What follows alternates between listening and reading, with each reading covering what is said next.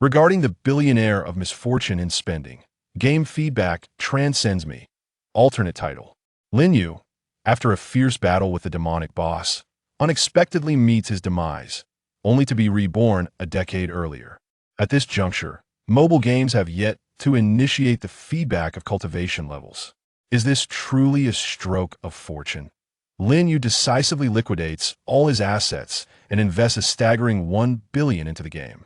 Consequently, he ascends to the pinnacle of every leaderboard within the game. As the game halts its recharge options and commences the feedback of cultivation levels, all players are left bewildered. I thought that fellow was merely a fool, yet he turned out to be quite the clever one. I believe that the Great Ascension stage was the highest realm within the game, yet he actually transcended to immortality through spending. As the narrative unfolds, all demonic bosses from the game materialize into the real world. Initially intent on dominating this realm and wreaking havoc, Lin Yu suddenly confronts them. You, the tiger demon, reveal your true form and guard my home. You, the fox demon, transform into human shape and await in the bedroom. You, the rabbit demon, skin yourself and take a dip in the pot. The rabbit demon, glancing at the tiger and fox beside it, is left dumbfounded. How can such a cute rabbit be consumed?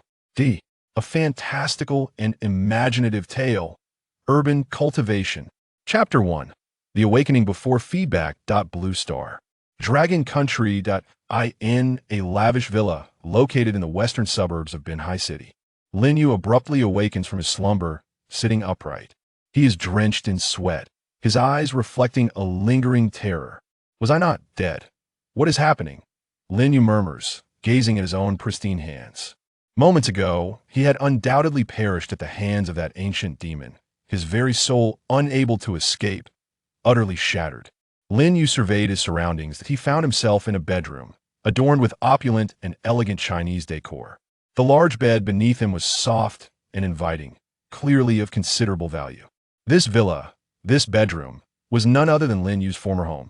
He had resided here since childhood.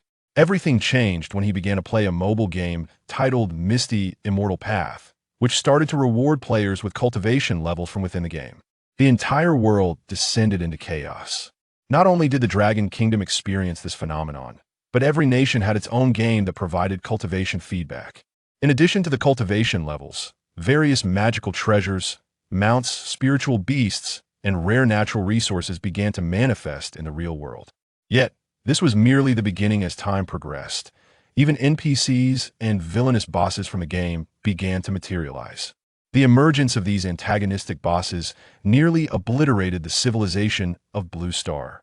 Players who had previously engaged with these cultivation-rewarding games began to confront the malevolent foes, but the bosses were overwhelmingly powerful, ultimately leading to the defeat of humanity's strongest warriors.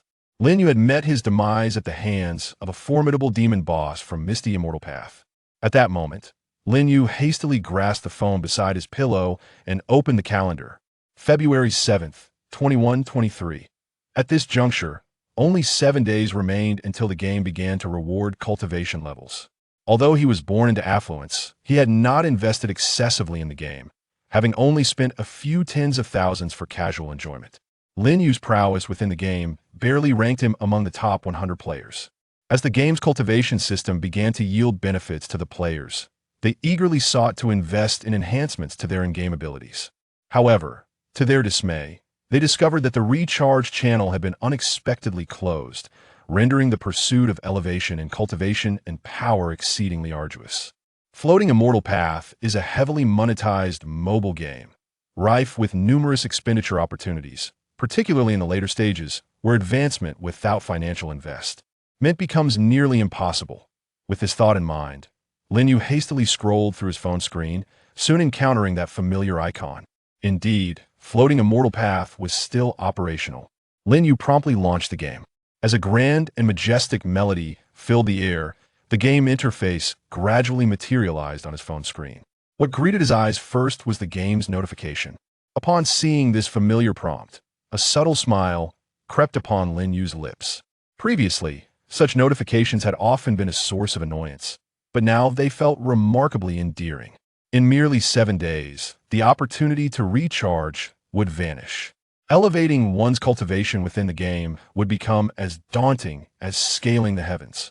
This was undeniably a tremendous opportunity for him. With resolve, Lin Yu decisively tapped the purchase button within the game. Following the transaction, his inventory was graced with items such as spirit stones. Lin Yu's character, named Chump, was a cultivator who had achieved the out-of-body stage. In the realm of the game, there exist 10 levels of cultivation, ascending from the lowest to the highest: chi refinement, heart movement, foundation establishment, golden core, nask, and soul, exit from body, spirit division, integration, void dome, and great ascension. At present, the pinnacle of cultivation within the game has reached the integration stage. It is rumored that this individual has invested several million in microtransactions. The game's VIP tiers have been elevated to the utmost level, the 10th tier of VIP.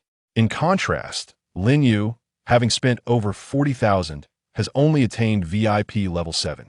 As a reincarnated individual, Lin Yu is acutely aware of the significance of the VIP levels. The VIP tier enhances a player's cultivation speed, with each level increase resulting in a 10% enhancement to the rate of cultivation. Additionally, when the game provides feedback on cultivation, it is also based on the percentage corresponding to the VIP level. For instance, with a VIP level of 7, Lin Yu would receive 70% of the cultivation feedback for his character's strength. In his previous life, Lin Yu received merely 70% of the cultivation feedback. The reason Lin Yu's VIP level is not particularly high is not due to a lack of funds.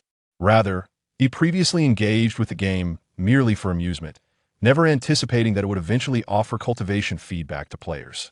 However, times have changed. Lin Yu began tapping on the screen. Upon opening the event button, a dazzling array of microtransaction options appeared before him. The Today's Special featured 3 tiers of packages, priced at 6 yuan, 128 yuan, and 648 yuan respectively. Without hesitation, Lin Yu purchased them all. Congratulations to the esteemed VIP 7 player, Chump, on successfully purchasing the game package, resulting in an increasio of 782 VIP experience points. You are now but a step away from ascending to the distinguished status of VIP 8. We hope you will persist in your endeavors on the path of cultivation. In the game, VIP points are essentially a reflection of the monetary expenditure, rather straightforward in nature. Lin Yu had previously invested over 40,000. To attain VIP 8, a total expenditure of 80,000 is required. After purchasing the Daily Special package, 3 new packages appeared in the same location, aptly named the Perseverance package, available in 3 tiers: 128 yuan, 648 yuan, and 1888 yuan. Without hesitation, Lin Yu decisively acquired all 3. Once those were purchased, a new package emerged, titled the Step-by-Step Ascend package, with tiers priced at 648 yuan, 1,888 yuan, and 5,888 yuan.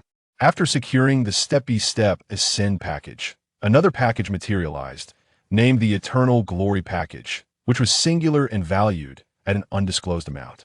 Lin Yu promptly indulged in yet another spending spree. In a mere minute, Lin Yu had expended over 20,000 within the game.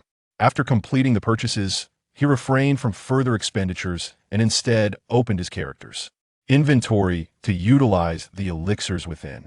With 7 days remaining before the game's recharge channel closes, he felt ample time at his disposal. Having not engaged with games for nearly a decade since the emergence of the game's bosses, Lin Yu now found it imperative to reacquaint himself with the mechanics.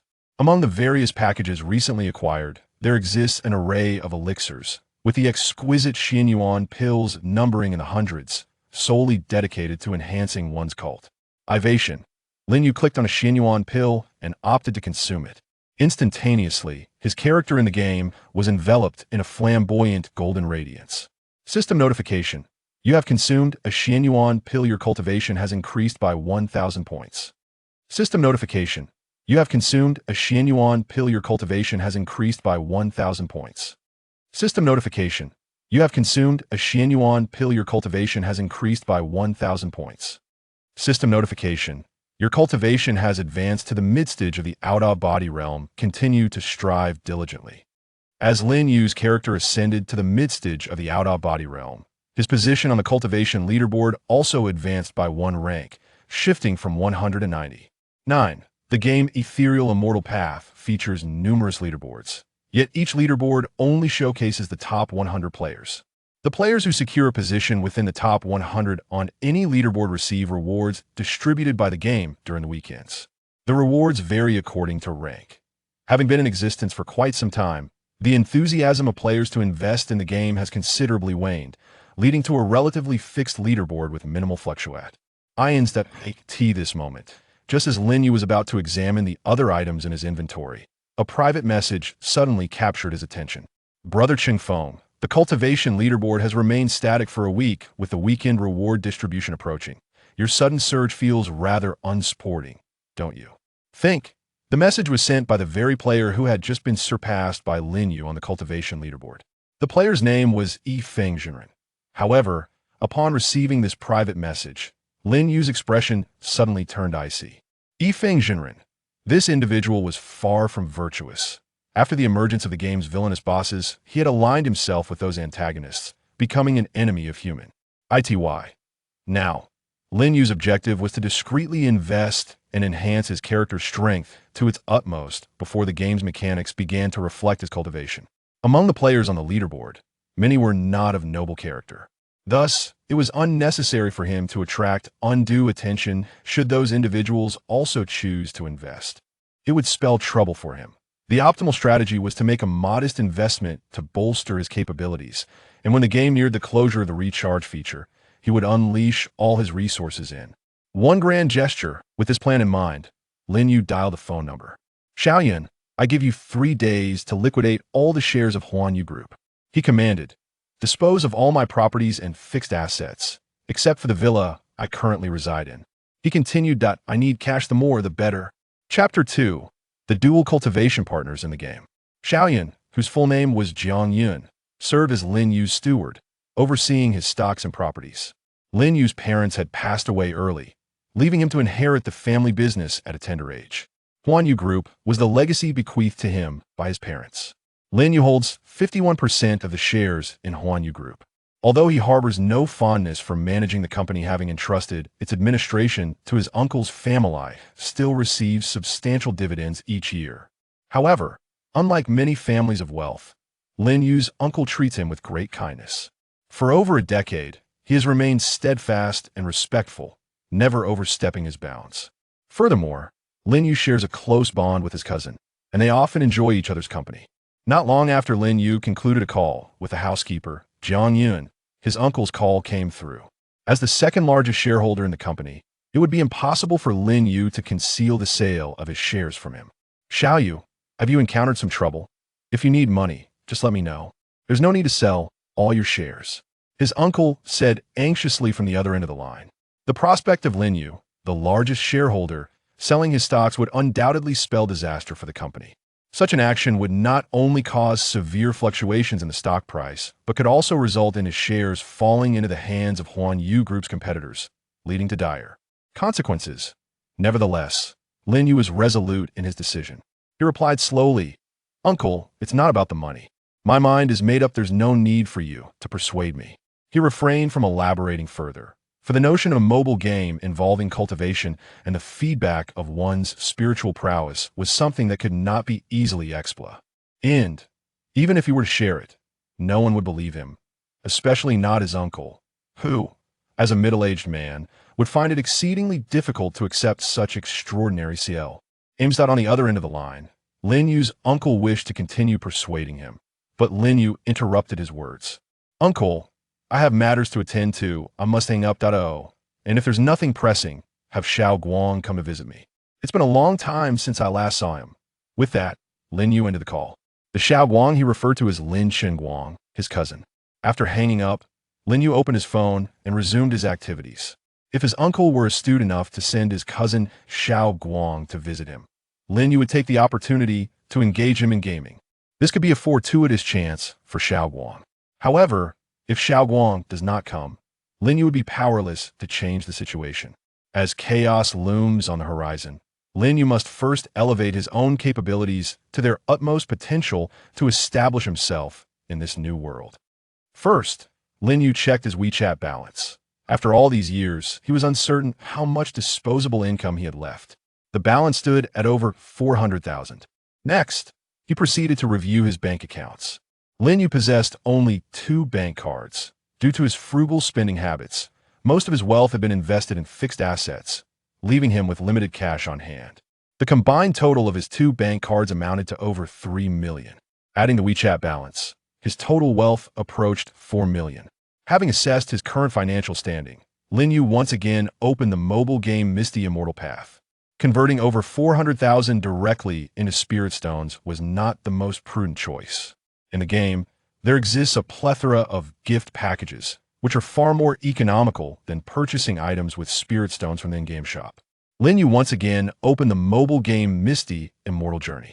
Previously, each time he launched the game, he would invariably encounter this screen.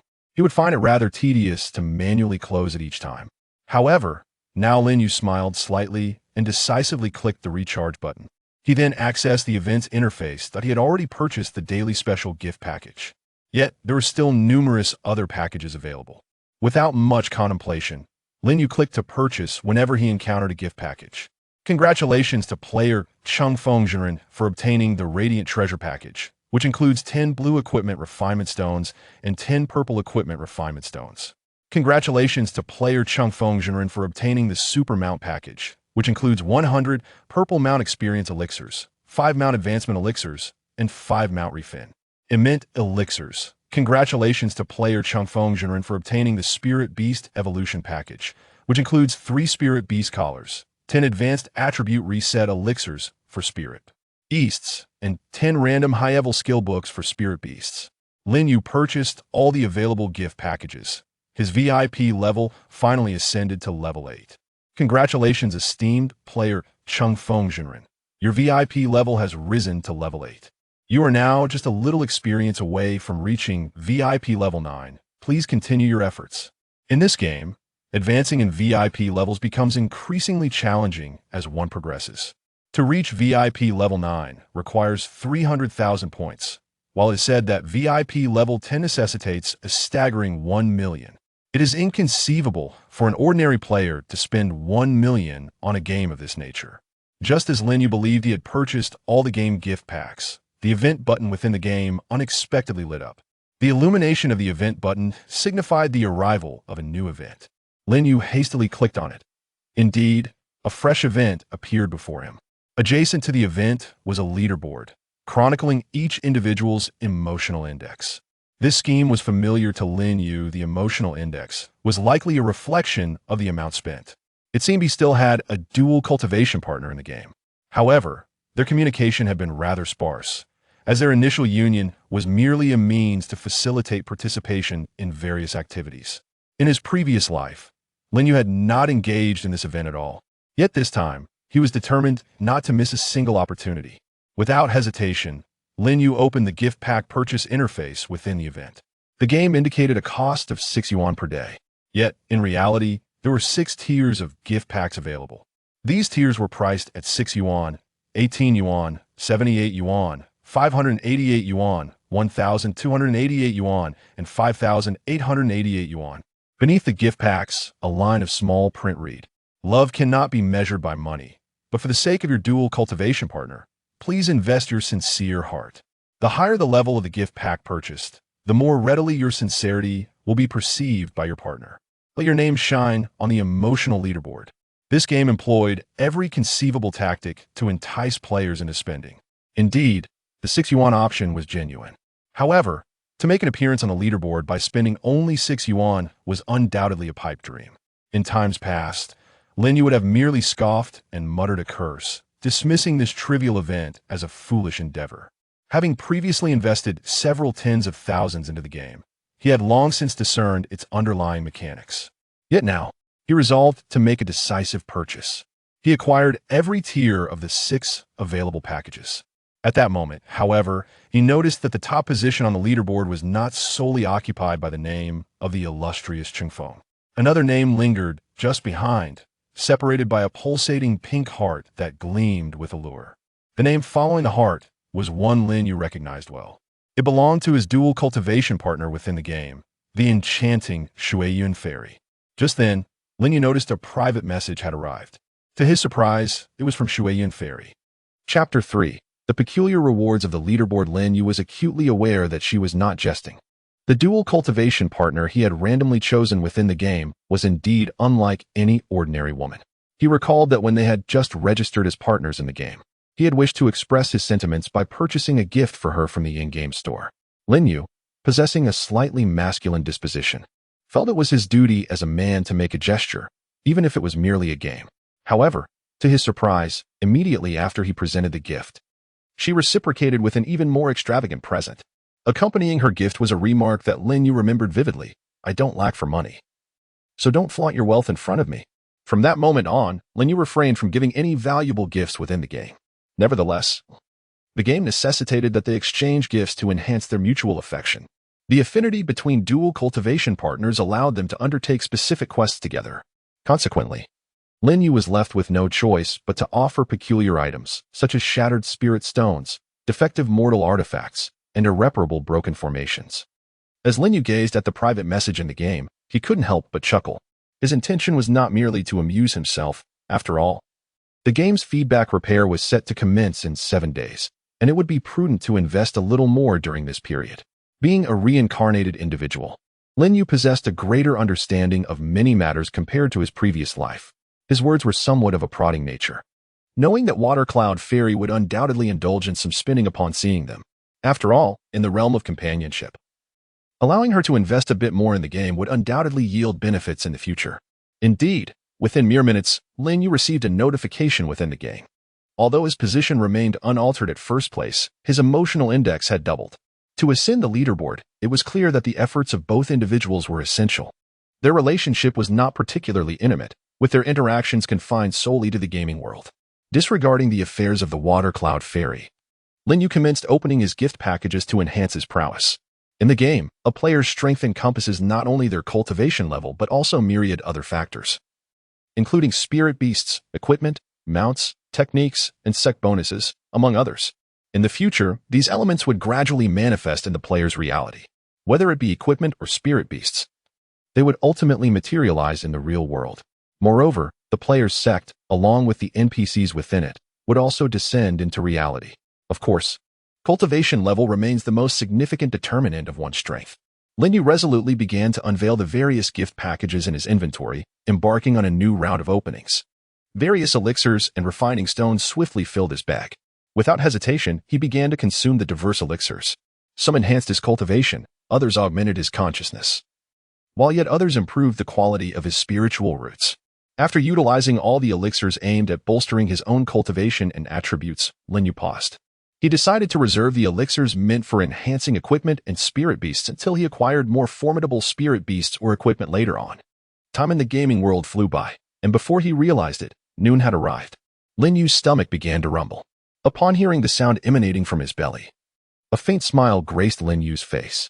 Since the feedback on the game's cultivation system, it has been quite some time since I last indulged in food, and even longer since I experienced the sensation of hunger. Rising from my bed, I made my way to the dining room. There, the housekeeper was diligently tidying up. Upon noticing my presence, she promptly greeted me with a smile and inquired, "Little Yu, what would you like for lunch?" Living alone in such a spacious villa, I naturally employed a housekeeper to handle the cooking and cleaning. She had been working for me for several years, and our rapport was quite amicable. I smiled back and replied, "Please prepare a bit more for lunch, perhaps some meat, as I am feeling rather hungry, having not eaten in nearly a decade." I found myself reminiscing about the pleasure of dining. "All right." The housekeeper responded cheerfully, quickly getting to work upon hearing my request for meat. Meanwhile, I took a seat at the dining table and retrieved my phone to check the official forum for Misty Immortal Journey. The forum was replete with valuable information, such as the most economical ways to recharge and the fastest methods to enhance one's combat power. Although I was quite affluent, I believed that money should be spent wisely. At that moment, a particular post captured my attention. Its title read, "Has anyone noticed that the rewards for the game rankings have improved significantly recently?" I clicked to read further. Most of the content lamented the game's imbalance, exacerbating the disparity between paying players and those who played for free. However, there were also some remarks that resonated with me. noting that the rewards for the top ranks across various leaderboards had indeed seen a substantial increase. For instance, this time, prior to midnight, the reward for securing the first position on the cultivation leaderboard is rather extraordinary, a semi-divine artifact, a flying sword. The number of such semi-divine artifacts in the entire game could likely be counted on one hand. To think that merely achieving the top rank would yield such a reward is astonishing. This is undoubtedly a boon for those who invest heavily in the game, while casual players receive nothing in return. If this continues, the disparity in power between paying players and free players will only widen. Furthermore, based on the calculations made by the original poster regarding the leaderboard rewards from recent weeks, it appears that the rewards for the top ranks next week will be even more extravagant. In his previous life, Lin Yu did not invest heavily. Thus, he paid little attention to the rewards for the top ranks. Now, it seems the game has begun to prepare for rewarding cultivation achievements. This time, he must seize all the rewards from the leaderboard. While Lin Yu was perusing the post, the dishes were gradually being served. There was a steamed base, braised pork, and large prawns, truly a sumptuous feast. In the comfort of his own home, Lin Yu felt no need for restraint and began to devour the meal voraciously. However, before he could finish, the doorbell suddenly rang. The housekeeper hurried to answer the door. Soon, Lin Yu could hear the sound of his housekeeper conversing with someone. Xiaoyan, come in quickly. Xiao Yu is dining in the restaurant. The visitor was Lin Yu's housekeeper, Jiang Yun. Although she served as a housekeeper, she did not reside in Lin Yu's villa, only coming over to report on important matters. Before long, a woman clad in a black suit and short skirt, with black stockings and framed glasses, appeared in the dining room. Jiang Yun is quite young, a year younger than Lin Yu. Yet, she has already graduated from a prestigious foreign university with a degree in finance. Not only is she strikingly attractive, but her professional knowledge is also exceptionally robust. This is precisely why Lin Yu entrusts her with the management of his assets. She is both captivating and capable. The only aspect that slightly irks Lin Yu is Jiang Yun's somewhat aloof demeanor. With her impressive credentials and beauty, such individuals often exude an air of coldness. Even in the presence of her employer, Lin Yu, she seldom displays a smile. Before long, Jiang Yun arrived at the dining area. Lin Yu was indulging in his meal, savoring a piece of braised pork. Boss, I wish to inquire face-to-face once more. Are you truly intent on liquidating all your shares and fixed assets? Jiang Yun stood before the dining table, her gaze fixed on Lin Yu as she asked earnestly. Chapter 4. The Leaderboard of Cultivation. Jiang Yun nodded, stating, given the substantial interests involved in your decision, it is imperative that I ask you directly. Lin Yu continued to enjoy his meal, tossing another piece of braised pork into his mouth. Jiang Yun's sense of responsibility is precisely why Lin Yu feels secure in allowing her to oversee his assets. She then added, however, liquidating such a large sum of cash at once is no trivial endeavor. The group has stringent regulations regarding the flow of shares for major shareholders, especially for one in your position as the largest shareholder. The time frame you have provided is rather tight. Attempting to liquidate everything within such a short duration could result in a depreciation of at least 20% from the actual value. Lin Yu waved his hand, interrupting Jiang Yun's report, and directly inquired, just tell me, how much cash can I obtain if I liquidate all my assets? He was indifferent to the intricate details involved. His primary concern was how much he could recharge before the feedback on his cultivation in the game Misty Immortal path commenced. Upon hearing Lin Yu's words, Jiang Yun sighed, realizing her boss was exceedingly impatient. However, she was well prepared. She retrieved several sheets of A4 paper from her bag and placed them on the desk in front of Lin Yu. I have roughly calculated that the total amount you can liquidate within 3 days is detailed on these sheets. Please take a look. Lin Yu picked up the papers and flipped to the last page, where he was confronted with a series of numbers. How many zeros are there? He inquired. Jiang Yun's expression darkened as she replied, 1 billion, precisely.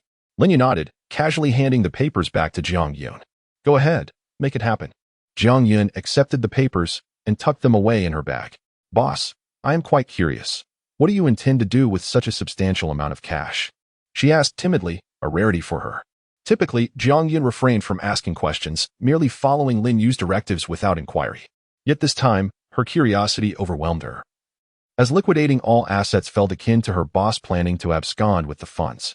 Nevertheless, as far as Jiang Yun was aware, her boss lived comfortably and had no enemies, rendering escape unnecessary. Jiang Yun's inquiry momentarily stunned Lin Yu. The The piece of braised pork he had been holding with his chopsticks suddenly slipped from his grasp, landing squarely on the fabric of his pajama bottoms. Lin Yu set down his chopsticks, reached down to retrieve the fallen morsel, and promptly placed it into his mouth. He then inserted 2 fingers into his mouth, slurping with gusto. "Ah, I have a project worth billions. Farewell," Jiangyan declared, turning on her heel to depart. Lin Yu, still chewing, turned to her and queried, "Won't you have a bite?" Yet, Jiangyan's silhouette had already faded from the villa's dining room. Reclining upon the plush expanse of his bed, Lin Yu reopened the mobile game Misty Immortal Path. Aside from the housekeeper preparing meals, he was alone, and thus felt free to indulge as he pleased without constraint. At midnight, the rewards for the game's leaderboard would be distributed. Given that the game had been operational for quite some time, the number of players willing to spend money had dwindled. This decline resulted in minimal fluctuations in the various leaderboards, with few paying any heed to the changes in reward distribution. The players discussing matters on the official forum represented but a small minority. Lin Yu was determined to secure this round of leaderboard rewards. Although he possessed a little over 4 million, it sufficed. In the realm of pay-to-win games, spending money proved far more advantageous than a year of diligent gameplay. If his funds fell short, he would simply invest another million. Lin Yu accessed the leaderboard within the game, delving into his analysis. Aspiring to claim the top position across all categories within a single afternoon felt somewhat unrealistic. Therefore, he resolved to focus solely on acquiring the rewards from the most lucrative segments. Lin Yu conducted some research and discovered that the most coveted reward on the cultivation leaderboard is a semi-immortal flying sword, accompanied by 10 golden refining stones. These 10 golden refining stones have the potential to elevate the semi-immortal flying sword to its utmost pinnacle. Weapons and magical treasures of the offensive category are the most effective means to enhance one's combat prowess. Therefore, Lin Yu is determined to obtain this semi-immortal flying sword. However, claiming the top position on the cultivation leaderboard is no trivial endeavor. Currently, Lin Yu's cultivation level stands at the mid-stage of the out-of-body realm, while the leading player in the game has already reached the early stage of the integration realm, leaving a significant gap to bridge, specifically the spirit division stage.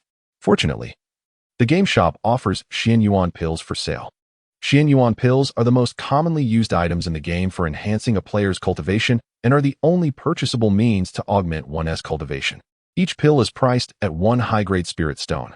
If one opts to purchase high-grade spirit stones directly, the cost amounts to 10 yuan each, with no discounts available. Thus, yuan pills are priced at 10 yuan apiece. Lin Yu has already exhausted his game gift packages, leaving him with no choice but to acquire these pills to boost his cultivation. Lin Yu further calculated the gap between his current cultivation and the integration stage. This data can be readily accessed on the official forum. Upon computation, Lin Yu realized that to reach the early stage of integration, he would require 50,000 yuan pills. Yet, even that would not suffice. With this in mind, Lin Yu resolved without hesitation. As he felt no remorse spending money in the game Misty Immortal Path, he opened the recharge panel and directly entered the amount for 100,000 high-grade spirit stones. Esteemed VIP 8 player, Riding the Wind, may I confirm your willingness to spend 1 million cash to purchase 100,000 high-grade spirit stones? A friendly reminder, once game items are sold, they are non-refundable. It must be said that the game Misty Immortal Path, despite having some financial pitfalls, is quite conscientious. At the very least, it alerts players when making substantial purchases. As a reborn individual, Lin Yu is acutely aware that the developers behind this game do not exist at all. Those games that receive feedback on cultivation from around the globe have no developers. How they came to be remains a mystery, even to Lin Yu. Gazing at the recharge button on his phone, Lin Yu decisively pressed it. 1 million is merely a trivial sum. There are still 10 billion to come. Esteemed VIP 8 player, the real person riding the wind, has recharged, and your VIP level has risen to 10. Please continue your efforts. Simultaneously, the VIP 8 above Lin Yu's character transformed into VIP 10. VIP 10 is already considered the highest VIP level in the game. Upon reaching this tier, future feedback on cultivation will be returned at a full 100%.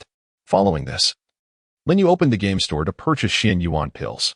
Esteemed VIP 10 player, the real person riding the wind. The number of yuan pills you wish to purchase exceeds your backpack storage limit. Would you like to use them directly? A faint smile graced Lin Yu's lips. Such a fortunate scenario. He was previously concerned that purchasing 100,000 yuan pills at once might complicate usage. Confirm. After Lin Yu clicked the confirm button, his game character was enveloped in a dazzling golden light. System prompt: you have used yuan pills, and your cultivation has increased by 1,000 points. The system notified: you have consumed a yuan elixir, and your cultivation has increased by 1,000 points. The system continued to inform: your cultivation has ascended to the late stage of the out-of-body realm. Please continue your efforts. Further, your cultivation has advanced to the late stage of the integration realm. Please strive onward. The golden glow of cultivation enhancement flickered for a full 2 minutes before gradually subsiding. Lin Yu's character in the game had now reached the late stage of the integration realm. He was but a single step away from breaking through to the void realm.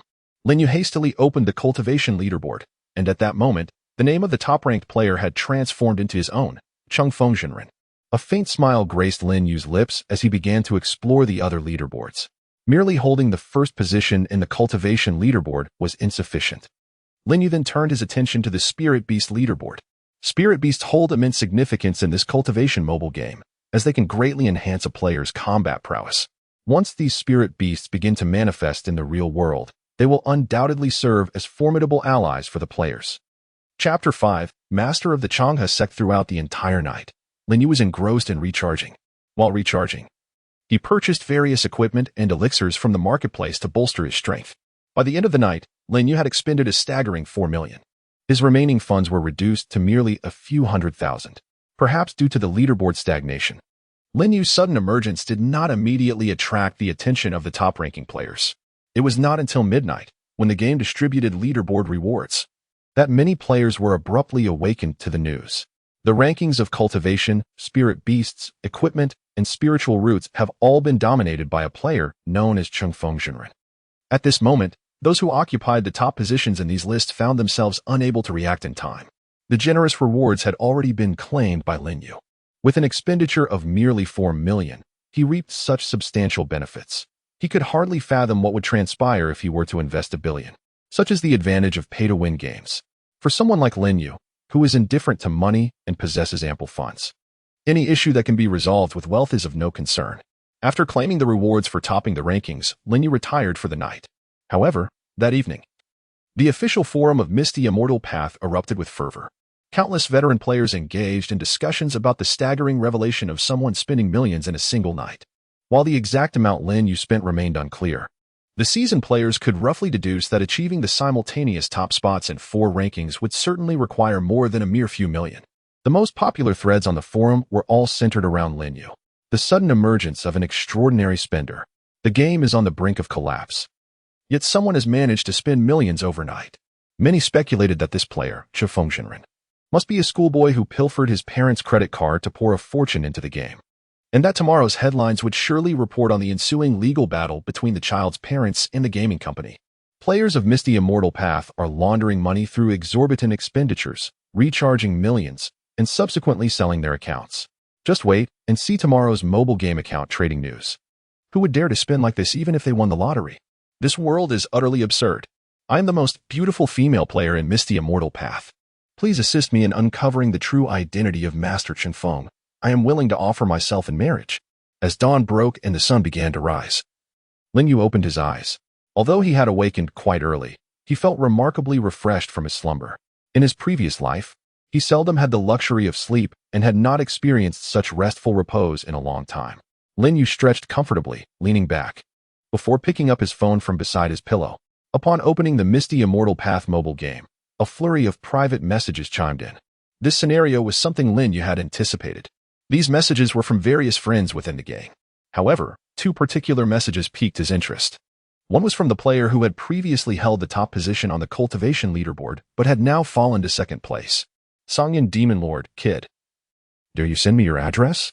Songyun Demon Lord was indeed the player who had once dominated the cultivation rankings. He was a practitioner of demonic arts. In Misty Immortal Path, players can choose to cultivate either celestial or demonic paths. However, following the demonic path does not inherently signify villainy, merely a divergence in their methods of cultivation. Lin Yu was certainly familiar with the name Songyun Demon Lord, for in his previous life, this individual was one of the players who allied with the demonic antagonists. Unlike Jinren, who ranked 100th, Songyun's cultivation was formidable, and his allegiance to the demonic forces had dealt a significant blow to the player's faction. However, at present, his cultivation is no longer the foremost. In the future, as long as he invests sufficiently, even if all other players yield to those demonic antagonists, he shall have no cause for concern. Lin Yu can already envision the exasperated expression on his face.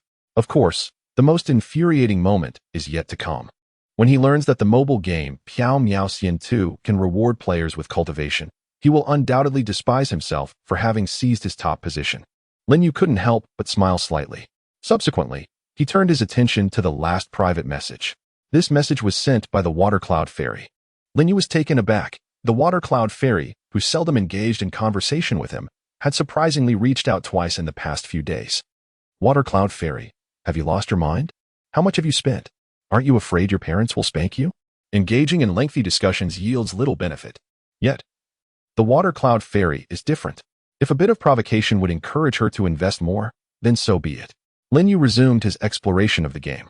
The rewards from the 4 first-place rankings yesterday were remarkably generous. Lin Yu decisively upgraded his game character once more. He donned all his equipment and consumed various elixirs that enhance cultivation and spiritual roots. After utilizing all the items, Lin Yu began to delve into other matters.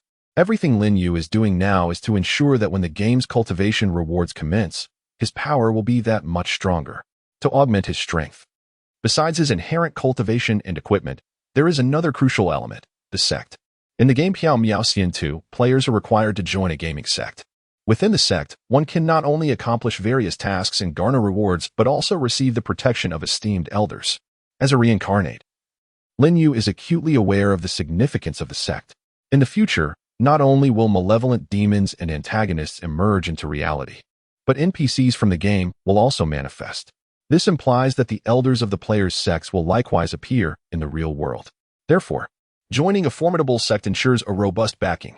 The sect to which Lin Yu belongs is a first-rate sect. In the mobile game Misty Immortal Path, the hierarchy of sects ranges from the lowest to the highest as follows: third-rate sects, second-rate sects, first-rate sects, super sects, and ultimately, the Holy Lands.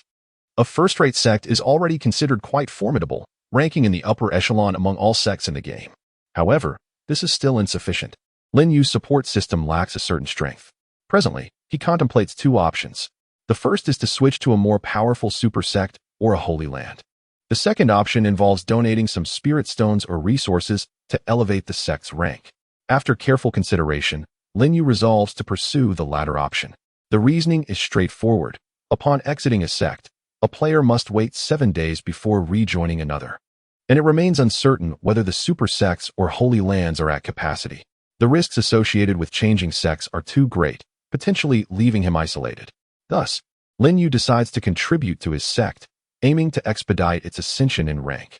Naturally, there is also another reason. From the moment Lin Yu began his journey in the game, he became a member of the sect known as Chang'e, achieving the highest level of intimacy with its leader. This signifies that the leader of Chang'e would never betray Lin Yu. Had he chosen a different sect, he would have had to invest considerable time to cultivate such a bond from scratch. Moreover, the leader of Chang'e is a righteous NPC. Most importantly, she is an exceptionally enchanting beauty.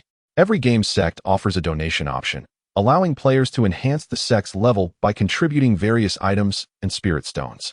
However, Lin Yu, as a reborn player, possesses knowledge that eludes other players. While donating items or spirit stones can bolster the overall strength of the sect, it does not empower any specific NPC within it. 100 beings at the nascent soul stage cannot compare to a single entity at the Great Ascension stage. Although Lin Yu is affluent, he is not one to squander resources knowingly. He has devised a more prudent approach. With determination, Lin Yu directed his character to seek out the leader of Chang'e, a female NPC named Jingxin Jinren. Clad in a Taoist robe, her graceful figure remained subtly discernible.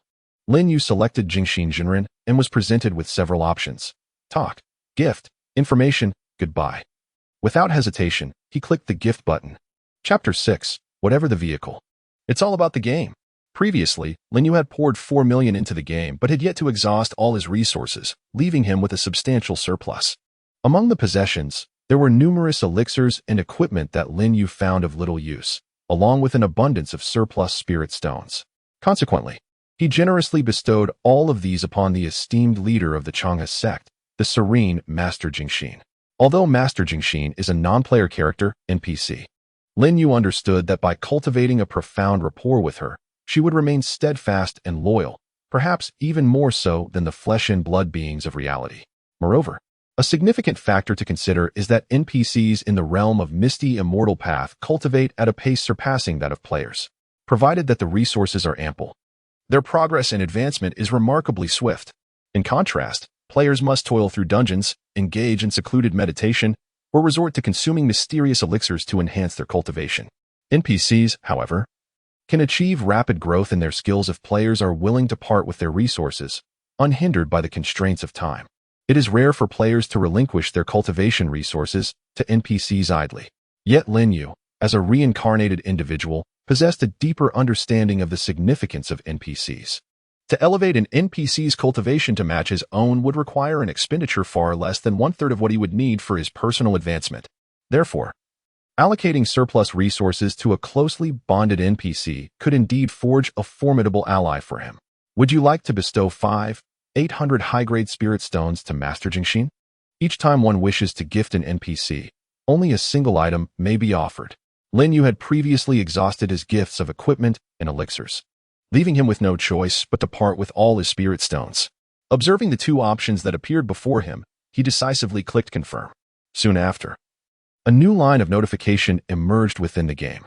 System notification: your intimacy with NPC Jingxin has increased by 5,800 points, reaching the requirement to unlock hidden intimacy levels. System notification: your intimacy with NPC Jingxin has reached a state of profound closeness. If you continue to enhance this bond, you may ultimately attain the level of life and death together. The specifics of hidden intimacy levels are left for players to explore. Upon seeing this notification, Lin Yu was momentarily taken aback. He had not anticipated that the intimacy with NPCs could possess hidden tiers.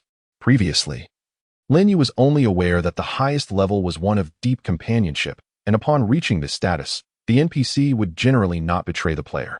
However, he was uncertain of the effects that would arise from achieving a state of profound closeness, and the notion of life and death together following it was entirely foreign to him. It seemed that once his substantial funds of 1 billion were credited, he would need to bestow even greater gifts upon Jingxin. Perhaps then, he could cultivate a formidable ally, one even more powerful than himself, yet utterly loyal. After indulging in the game for a while, Lin Yu decided to rise and partake in breakfast. His aunt had already prepared the meal. However, just as he was about to begin, guests arrived at the house. Before they even reached the dining room, their voices echoed through the air. "Brother, I haven't eaten yet. Have you prepared breakfast for me?" Hearing that familiar voice, Lin Yu couldn't help but smile. It belonged to his cousin, Xiaoguang, Lin Chengguang, with whom he shared a particularly close bond. Xiaoguang was 3 years younger than Lin Yu and had followed him around since childhood. Being an only child, Lin Yu had always taken care of his cousin, fostering a relationship that was exceptionally strong. Breakfast was naturally unprepared, as Lin Yu was unaware of Xiaoguang's visit that day. However, without any prompting from Lin Yu, the aunt began to prepare breakfast anew. Xiaoguang frequently dropped by for meals, and the aunt was quite accustomed to this routine. Soon, Xiaoguang appeared in Lin Yu's dining room. He was a plump boy, fair and tender, appearing somewhat younger than his actual age. Upon entering, he did not hesitate and promptly seated himself beside Lin Yu. "Brother, you..." Xiaoguang was about to say something when he caught Lin Yu's enigmatic smile. Instantly, a look of dismay crossed his face. "Brother, you wouldn't have guessed what I was about to say, would you?" Xiaoguang inquired with a wry smile. Lin Yu responded with a grin. "Is it that your father sent you as a negotiator to dissuade me from selling my company shares?" Xiaoguang nodded, pressing his lips together and giving Lin Yu a thumbs up. "Brother, you truly are insightful." Lin Yu had indeed anticipated this. After all, selling all his shares was a significant decision that his uncle would undoubtedly not overlook. Yet, he understood his nephew's character well. Hence, the most effective strategy was to send Xiaoguang. Nonetheless, Lin Yu couldn't help but chuckle inwardly. It seemed that his uncle did not know his cousin as well as he did. Given their close relationship, it was likely that Xiaoguang would not succeed in persuading him, but rather, Lin Yu would draw Xiaoguang into his own camp. "Xiaoguang, do you trust me?" Lin Yu asked. Xiaoguang eagerly nodded. From a young age, he had always placed his utmost trust in his cousin Lin Yu. "What are you talking about, brother? Even if I vomit in my pants, I will never drink 2.5 cups. Lin Yu hastily interrupted Xiaoguang, who had a penchant for speaking indiscriminately. Indeed, during their last drinking episode, he had vomited, but it was in the lap of his female companion. Xiao Guang, this time I am not asking you to drink, but to play a game. Play a game? What game? Lin Yu extended his hand towards Xiao Guang, instructing, take out your phone. Without hesitation, Xiao Guang handed his phone over to Lin Yu. There was no need for Xiao Guang to unlock it. Lin Yu effortlessly accessed it himself and swiftly downloaded the mobile game Misty Immortal Path. Isn't this the game you've always played? Xiao Guang inquired. Lin Yu nodded and lowered his voice deliberately, saying, you need to start playing this game right now. For the next few days, do nothing else. Whatever money you can gather, invest it all into the game to elevate your character's strength to its utmost potential. Do you understand? Xiao Guang appeared somewhat perplexed, not entirely grasping his cousin's intentions.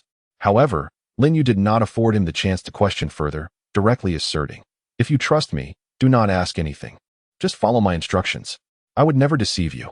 While Xiao Guang held a deep trust in his cousin, Lin Yu refrained from revealing the subsequent implications of the game on one's cultivation, deeming it too absurd. Hearing Lin Yu's earnest words, Xiao Guang could only nod in agreement. Throughout their lives, his cousin had never once led him astray. All right, I shall commence my gaming adventure now. Xiao Guang picked up his phone and launched the mobile game Misty Immortal Path, beginning to create his character.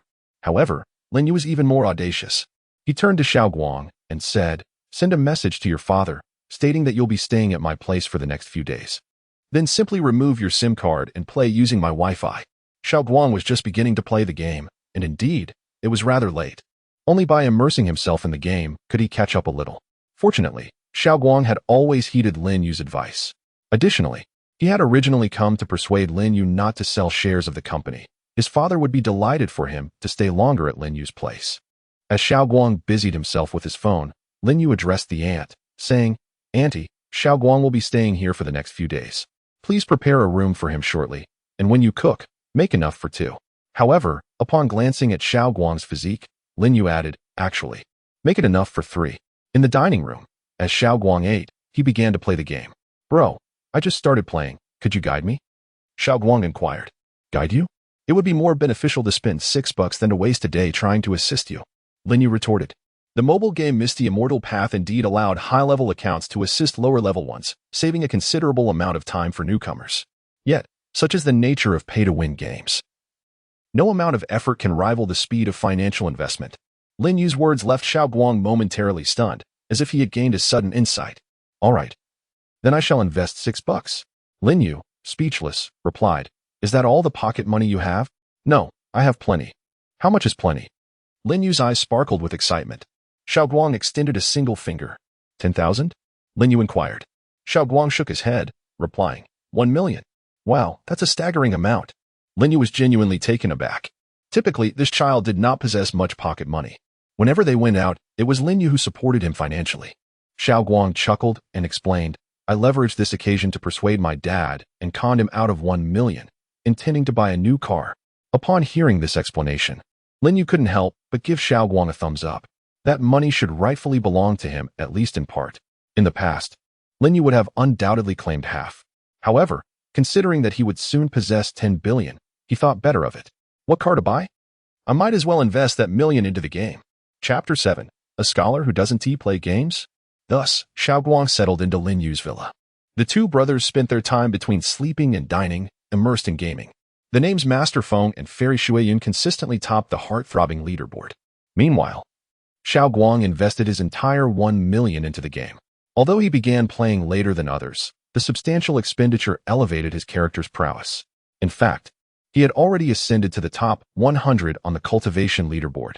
Had he not started playing so late, it would have likely been easy for Xiao Guang to break into the top 10 with that million. What is your in-game name? After a day of gaming, Lin Yu still had not added Xiao Guang as a friend, so he casually asked. Xiao Guang smiled slightly and replied, in the game, I'm known as Master Yu Shui.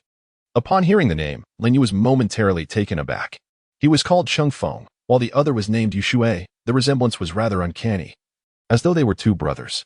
However, did you already know my in-game name? Lin Yu suddenly inquired. Although Xiao Guang was aware that Lin Yu had been playing a mobile game, he had never delved into the details. How did he know that his in-game name was Cheng Feng Zhenren? Taken aback by Lin Yu's question, Xiao Guang replied, what name? I am not aware. Lin Yu was left somewhat bewildered. You do not know that I am called Cheng Feng Jinren? Then why did you choose the name Yushui Jinren? Lin Yu pressed. Xiao Guang chuckled. Brother, I recently started dating a girl whose nickname is a Shui. Upon hearing this, Lin Yu's expression darkened. How fortuitous. It was merely a coincidence. He realized he had been overly sentimental. But then, Lin Yu furrowed his brow, as if recalling something. At that moment, Xiao Guang chuckled again and asked, Brother, did you used to have a girlfriend whose nickname was a foam? Get lost. Lin Yu exclaimed, kicking Xiao Guang in the rear. The emergence of Yushui Jinren ignited a fervent discussion on the forum of the game Misty Immortal Path. Many players examined Yushui Jinren's profile and discovered that it was a newly created account, just established. And yet it had swiftly ascended into the top 100 of the cultivation leaderboard, evidently at a considerable financial expense. Some estimated that it must have cost at least 1 million. Previously, Cheng Feng Jinren had spent several million to claim the top spot, and now, Yushui Jinren had invested 1 million to break into the top 100. Between the two events, there appears to be an inexplicable connection, particularly as the names of the two individuals seem to share some profound origin. In recent days, the forum has been predominantly abuzz with discussions surrounding these two matters. If there is no relation between the players, then I shall invert my name. My name is Wealthy Tyrant. The name of the individual above, when reversed, should be Poor Wretch, correct? I discern that the names riding the wind and ruling the water possess an intriguing significance, yet it is unfortunate for the two enchanting ladies involved. What does the individual above mean by ladies? Are they genuinely oblivious or feigning ignorance? One name signifies riding, while the other denotes ruling. Could it be any more apparent? Lately, the atmosphere of the forum has deteriorated. Let us instead deliberate on why these two players have invested such exorbitant sums of money. After all, this game seems to be on the brink of collapse. It cannot merely be that they are so idle as to squander millions on a game. This wretched game has been around for 2 years, with only a single server. If they could launch a new server, it would undoubtedly attract fresh players. 3 days passed in the blink of an eye, while Lin Yu and Xiao Guang concealed themselves within the villa, engrossed in their game. A momentous event unfolded in Binhai City. The Huan Yu Group, ranked among the top 3 in market value within the city, witnessed its largest shareholder hastily selling all his shares at a notably reduced price. Of course, it was not an excessively low price, merely slightly under the norm due to an overwhelming sense of urgency. Nevertheless, this triggered significant upheaval in the commercial sphere of Binhai City. At this moment, within an independent villa on the outskirts of Binhai City, a slightly overweight middle-aged man abruptly slammed his hand on the table after receiving a phone call, rising to his feet with an expression of distress etched upon his face. A middle-aged woman hurriedly entered, her concern evident as she inquired, "What is the matter, Old Lin? Why the sudden outburst?" The man, referred to as Old Lin, let out a heavy sigh and replied, "I asked Xiao Guang to persuade Xiao Yu, but there has been no word for 3 days, and he won't answer his phone. Now, it seems that Xiao Yu's shares have all been sold." Upon hearing this, the woman's face registered shock. So soon? It has only been a few days. Indeed, just 3 days. I cannot fathom why Xiao Yu is so eager to liquidate his assets. The middle-aged man pondered briefly before preparing to leave, declaring, "I must go find Xiao Yu in person." However, the woman restrained him. The change in the primary shareholder was undoubtedly a monumental event for Huan Yu Group. When Lin Yu was the largest shareholder, he remained indifferent to the affairs of the group, allowing his uncle to wield significant authority within Huan Yu Group. His words alone could dictate the decisions of the company, thus facilitating rapid development. Yet now, with a new primary shareholder, future decisions would likely hinge upon his opinions. After a moment's contemplation, the man ultimately halted his advance. He sighed once more and addressed the woman. "Please visit Xiao Yu to ascertain if he is facing any difficulties or issues. I shall manage the company matters." Although the middle-aged man was filled with indignation, Lin Yu was, after all, his own nephew. Moreover, his elder brother and sister-in-law passed away early, and he has always regarded Lin Yu as his own child. Despite the significant events unfolding within the company, he remains quite concerned for his nephew, Lin Yu. The woman cast a gentle glance at the man, nodded, and said, "All right. Do not fret. I shall go and check on Xiao Yu right away." Meanwhile, at the very moment Lin Yu's uncle received that phone call, Lin Yu too received a text message from the bank.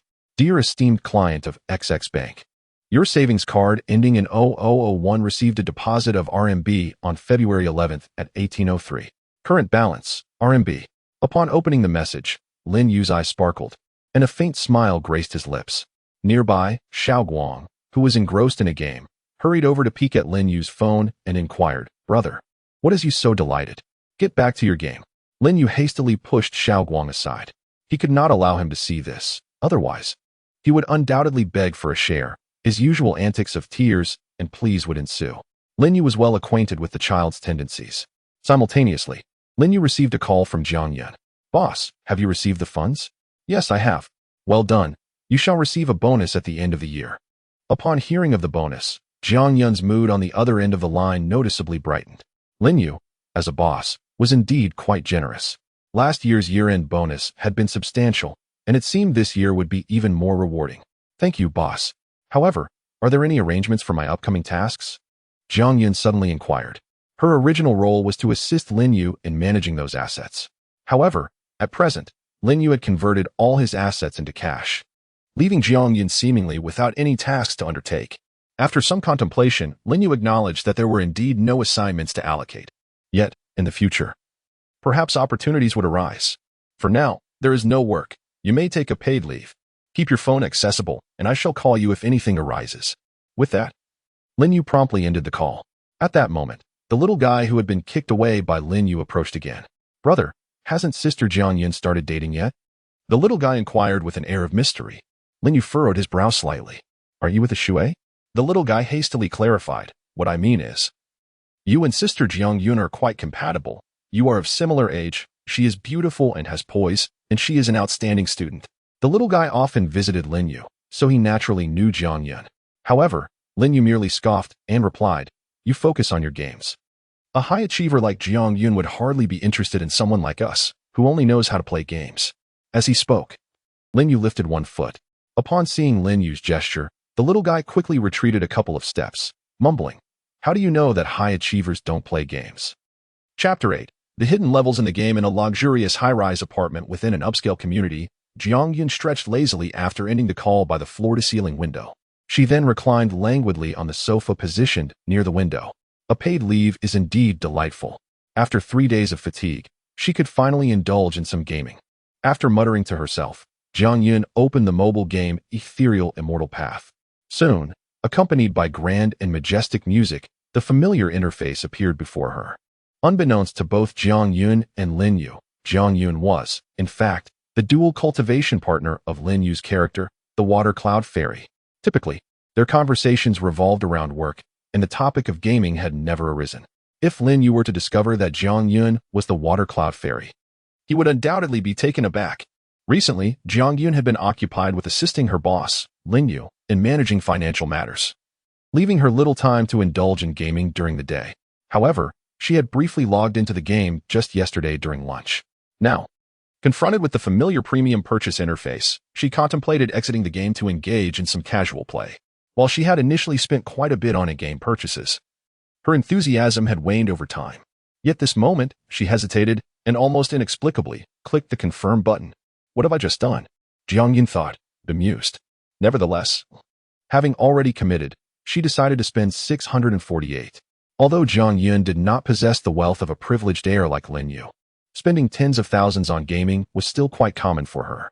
Of course, her willingness to invest was largely influenced by her in-game dual cultivation partner, the Wind Riding Master, who had recently taken to spending extravagantly. Jiang Yun was not one to take advantage of others, which left her feeling somewhat exasperated. However, her interest in spending began to rise slightly due to this situation. Since she had already joined the event, why not strive for the top spot? Jiang Yun is indeed a fiercely competitive individual. Otherwise, she would not have attained a VIP level of 7 in the game. In Lin Yu's villa, Xiaoguang's mother, who is also Lin Yu's aunt, finally arrived. However, her stay was brief. The primary purpose of her visit was to ascertain whether her nephew Lin Yu had encountered any troubles. Upon seeing the two of them thriving and evidently in good spirits, she departed with a sense of relief. She seldom concerns herself with matters at the company, and she has complete confidence in her son being with his cousin. After all, compared to her own son, Lin Yu demonstrates a far greater sense of responsibility. Once Xiaoguang's mother left, Lin Yu and Xiaoguang resumed their gaming. Xiaoguang's progress in the game has been remarkably swift.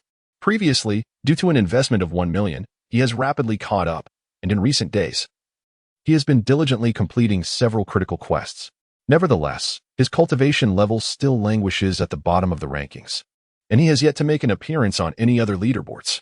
The time has simply been too short. Catching up in other areas remains a formidable challenge. As for Lin Yu, having played extensively, he realizes that the most effective means of enhancing his character's combat prowess is through financial investment. With 10 billion sitting idly in his bank account, Lin Yu must carefully contemplate how to allocate this considerable sum. He opened the forum for the mobile game Misty Immortal Path and retrieved a small notebook to commence his spending plan for in-game purchases. Given the potential for substantial expenditure, a detailed strategy is essential. At that moment, Xiao Guang quietly approached, always unable to sit still. Were it not for Lin Yu compelling him to engage in the game, he would not have remained so subdued. "Brother, what are you writing?" Xiao Guang asked, somewhat teasingly, as he leaned closer to Lin Yu. This time, Lin Yu did not hesitate. He swiftly delivered a kick that sent Xiao Guang sprawling. Stunned by Lin Yu's response, Xiao Guang exclaimed, "Brother, I was wrong. I'll go play the game right away. Please don't ask me for money. I'm completely broke." Having spent every last cent on the game, he was left with merely 1 million, all of which had been consumed in microtransactions. Until his mother next sent him his allowance, he would have to stay with his cousin. However, the prospect of receiving his allowance anytime soon seemed bleak, especially after just recently requesting 1 million. Observing Xiao Guang hastily opening the game and obediently immersing himself in it, Lin Yu couldn't help but smile slightly. In his previous life, although his uncle's family had survived under his protection, their fates were grim after his demise. Yet, this life was entirely different. Not only would his own strength surpass that of his former life, but even Xiao Guang had acquired commendable abilities. No one, no villain or monster within the game, could harm him or his family. Lin Yu spent an entire day contemplating how to allocate the 10 billion in cash, drawing from various resources on the official forum. Alongside his understanding of the game, he divided the 10 billion into several segments. Among these, the most crucial was enhancing his character's actual combat power, which was further subdivided into numerous categories: equipment, cultivation, spirit beasts, mounts, spiritual roots, techniques, elixirs, and so forth, with equipment and cultivation being of paramount importance. These two ventures represent the largest investments that Lin Yu intends to make. Beyond these, there exist certain external forces that significantly impact feedback within the game, such as sects and caves. A formidable cave not only provides players with substantial protective capabilities but also enhances their cultivation speed in the later stages. Indeed, after players receive game feedback regarding their cultivation, it does not imply that their cultivation is fixed. They can continue to cultivate in the real world, albeit at a considerably slower pace than in the game. Nevertheless, even the smallest gain is still a gain, and with a powerful cave at their disposal, players can slightly enhance their cultivation. That evening, Lin Yu secluded himself in his bedroom, locking the door, and commenced his investment. Although there remained 3 days until the game's recharge channel would close, he deemed it imprudent to wait until that time. Any unforeseen circumstances could lead to complications. Dear VIP 10 player, please confirm whether you have spent 100 million cash to purchase 10 million premium spirit stones. Note: game items sold are non-refundable. Lin Yu resolved to first acquire 100 million worth of premium spirit stones to purchase Xian Yuan Dan from the game store, aiming to elevate his cultivation to the highest level. Since the launch of the mobile game Piao Miao Xian 2, it marked the first instance of a player recharging in billions. Thus, even Lin Yu was taken aback when, after recharging 100 million, a notification appeared on the game interface that left him utterly astonished. Esteemed VIP 10 player, Chengfeng Jinren, congratulations on successfully recharging 100 million. You have activated the hidden VIP level cap, which extends to a maximum of VIP 12. Your VIP level has now ascended to VIP 11, and you require an additional 900 million to reach VIP 12. Lin Yu was utterly astonished. This game featured concealed VIP tiers. Upon reaching VIP 10, a player's cultivation feedback would be fully realized. Should one attain VIP 12, would it not mean a remarkable 120 feedback on cultivation? If, at that juncture, his cultivation were to reach the pinnacle of the Great Ascension stage, multiplying it by 120. Could it be? Chapter 9. Conquering the Blackwater Demon Cave Dungeon. Gazing at the game notification before him, Lin Yu's eyes sparkled with increasing intensity. A bold notion began to crystallize in his mind. In his previous life, after the game provided cultivation feedback, the most accomplished players barely reached the integration stage. The most formidable adversaries among the demons and villains were at the Great Ascension stage. The player's cultivation levels could not hold a candle to those of the demonic foes. Yet now, not only could he elevate his cultivation to the Great Ascension stage through monetary investment, but he also had the potential for a 120 feedback on his cultivation. Would this not enable him to surpass the Great Ascension stage? Furthermore, with 900 million remaining in his account, he could perfectly elevate his VIP level to 12. As if it were tailor-made for him. Was it possible that he could exceed the cultivation limit set within the game? What lay beyond the Great Ascension stage? The more Lin Yu pondered, the more exhilarated he became, taking a considerable time to gradually compose himself. Then, Lin Yu began to purchase Xin Yuan Dan from the game store. 10 million Xin Yuan Dan was sufficient for him to elevate his cultivation to the pinnacle of the Great Ascension stage. Esteemed VIP 11 player, Master Chump. The quantity of Xin Yuan Dan you have purchased exceeds your inventory limit. Would you like to use them directly? Without hesitation, Lin Yu clicked the Confirm button. Immediately, a familiar golden radiance enveloped his character. The system notifications began to flash incessantly. System notification: you have used Xin Yuan Dan. Your cultivation has increased by 1,000 points. System notification: you have used Xin Yuan Dan. Your cultivation has increased by 1,000 points.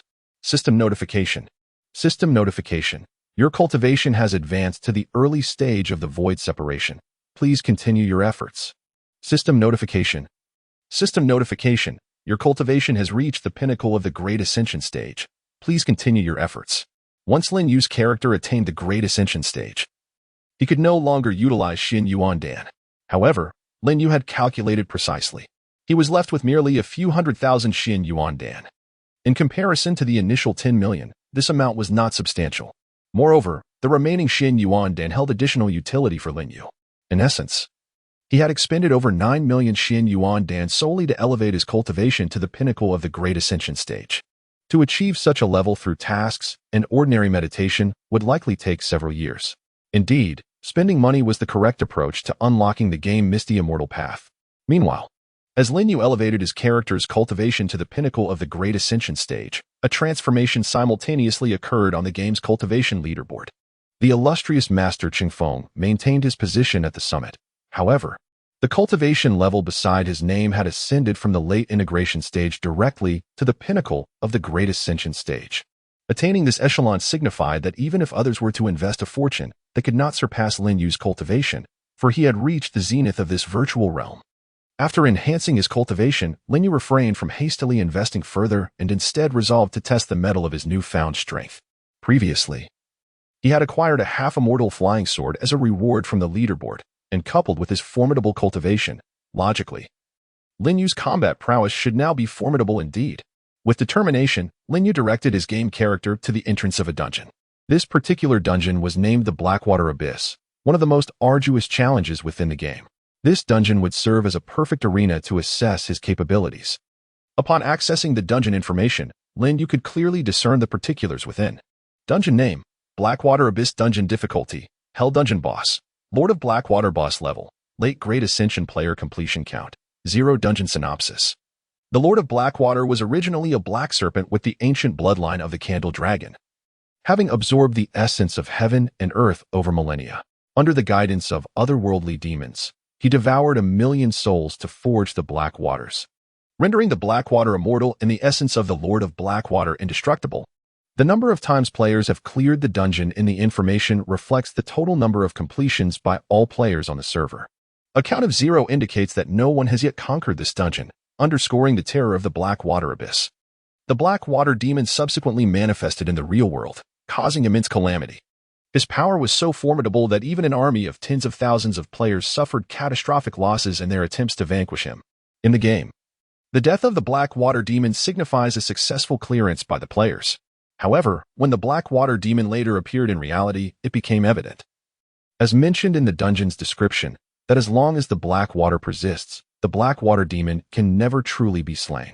The horror of the Blackwater demon is palpable. In his past life, Lin Yu was slain by the minions of the Blackwater demon. In that previous existence, Lin Yu's abilities were vastly inferior, far removed from the level of the Blackwater demon. Yet this time, Lin Yu's character has surpassed the Blackwater demon in power. Furthermore, he possesses a semi-divine artifact, a flying sword. Lin Yu feels confident that he can conquer this dungeon. Should he succeed in slaying the black water demon within the game, it would mean that he could confront him when he re-emerges in the real world. Lin Yu guided his character into the depths of the black water abyss. Upon entering, chilling wails echoed through his mobile device, reminiscent of countless souls lamenting. A truly terrifying sound. In his past life, the black water demon's presence in the real world was always accompanied by those endless cries, emanating from the dark waters surrounding him. It is said that the dark waters are formed from the souls he has devoured. The black water demon lord, having emerged into the realm of reality, is indeed a terrifying presence.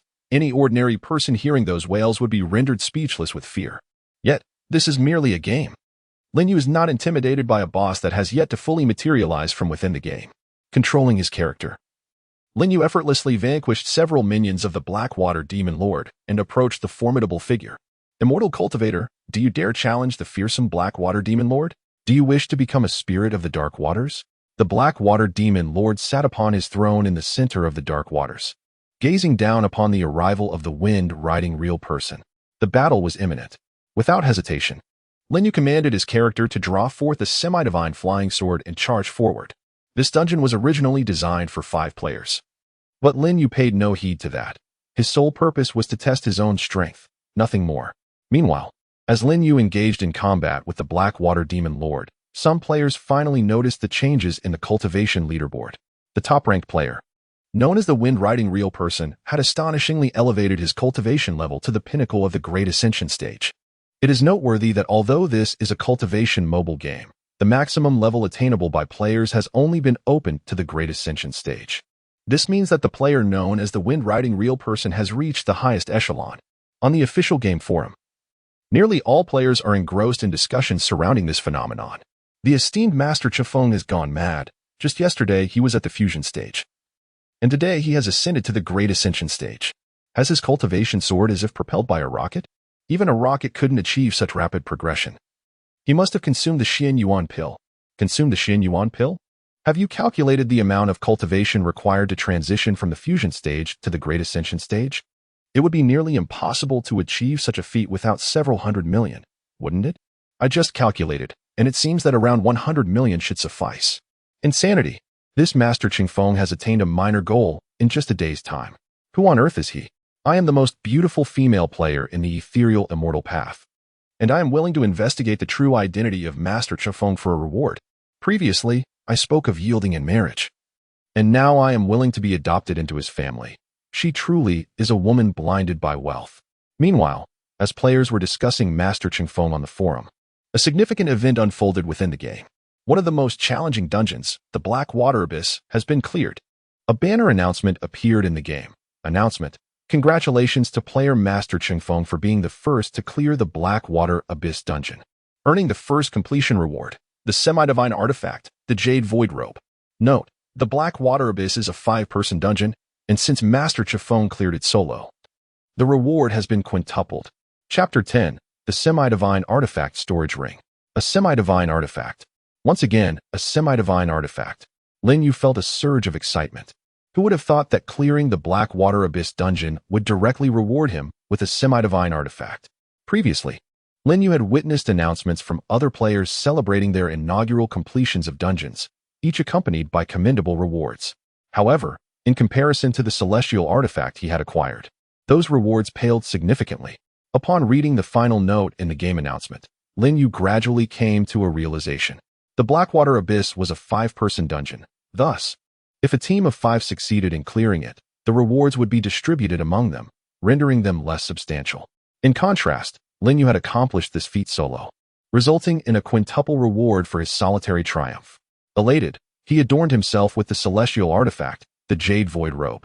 The robe, a delicate shade of azure, featured intricate black patterns at the cuffs and collar, while an emblem of the yin-yang fish adorned the back. Once clad in the Jade Void Robe, Lin Yu's character exuded an aura of true enlightenment, resembling a genuine sage. At this moment, Lin Yu possessed 2 celestial artifacts, a weapon and a robe. Within the entire game, the number of celestial artifacts was exceedingly scarce, seldom exceeding 10. These artifacts had been acquired by players who ranked among the top of the leaderboards, having invested considerable time and resources. Yet now, Lin Yu had suddenly discovered a novel approach. By leveraging his formidable cultivation, he could conquer previously uncharted dungeons for their inaugural rewards. The initial rewards were so generous that they surpassed the satisfaction of spending real money. Guiding his character, Lin Yu approached another dungeon. In the game, there were 5 dungeons with a difficulty level akin to that of the Blackwater Abyss, all of which had yet to be cleared by any player. Thus, Lin Yu resolved to dedicate the night to conquering these 5 dungeons. Rewards should be secured first. Further investments can wait until tomorrow. Dungeon name: The Fallen Kunlun Sanctuary. Dungeon difficulty: Hell. Dungeon boss: Corrupted Yuan. Boss level: Late Mahayana. Player completion count: 0. Dungeon synopsis: The Kunlun Sanctuary was once one of the 5 sacred lands of the cultivation realm. However, its master, in a bid to enhance his own powers, allied himself with foreign demonic gods, succumbing to darkness and ultimately plunging the entire sanctuary into the abyss. At this moment, Lin Yu was preparing to continue his journey through the dungeon when a sudden knock resonated at the door. Outside, Xiaoguang was knocking while calling out, "Bro, open the door. I know you're awake. I saw the server-wide announcement in the game." As Xiaoguang was also playing, he had naturally noticed the announcement regarding Chifeng conquest of the Blackwater Abyss. Lin Yu rose to open the door. Xiaoguang entered with an expression reminiscent of a mischievous thief, a peculiar smile adorning his face. "What's the matter?" Lin Yu inquired. Xiaoguang glanced at Lin Yu's phone, chuckling softly, and said, "Bro, you must have several semi-divine artifacts by now, right? Lately, not only are players on the game's official forum discussing Chifeng, but even the world chat channel within the game is abuzz with it." Thus, Xiaoguang was aware that Lin Yu possessed 2 semi-divine artifacts.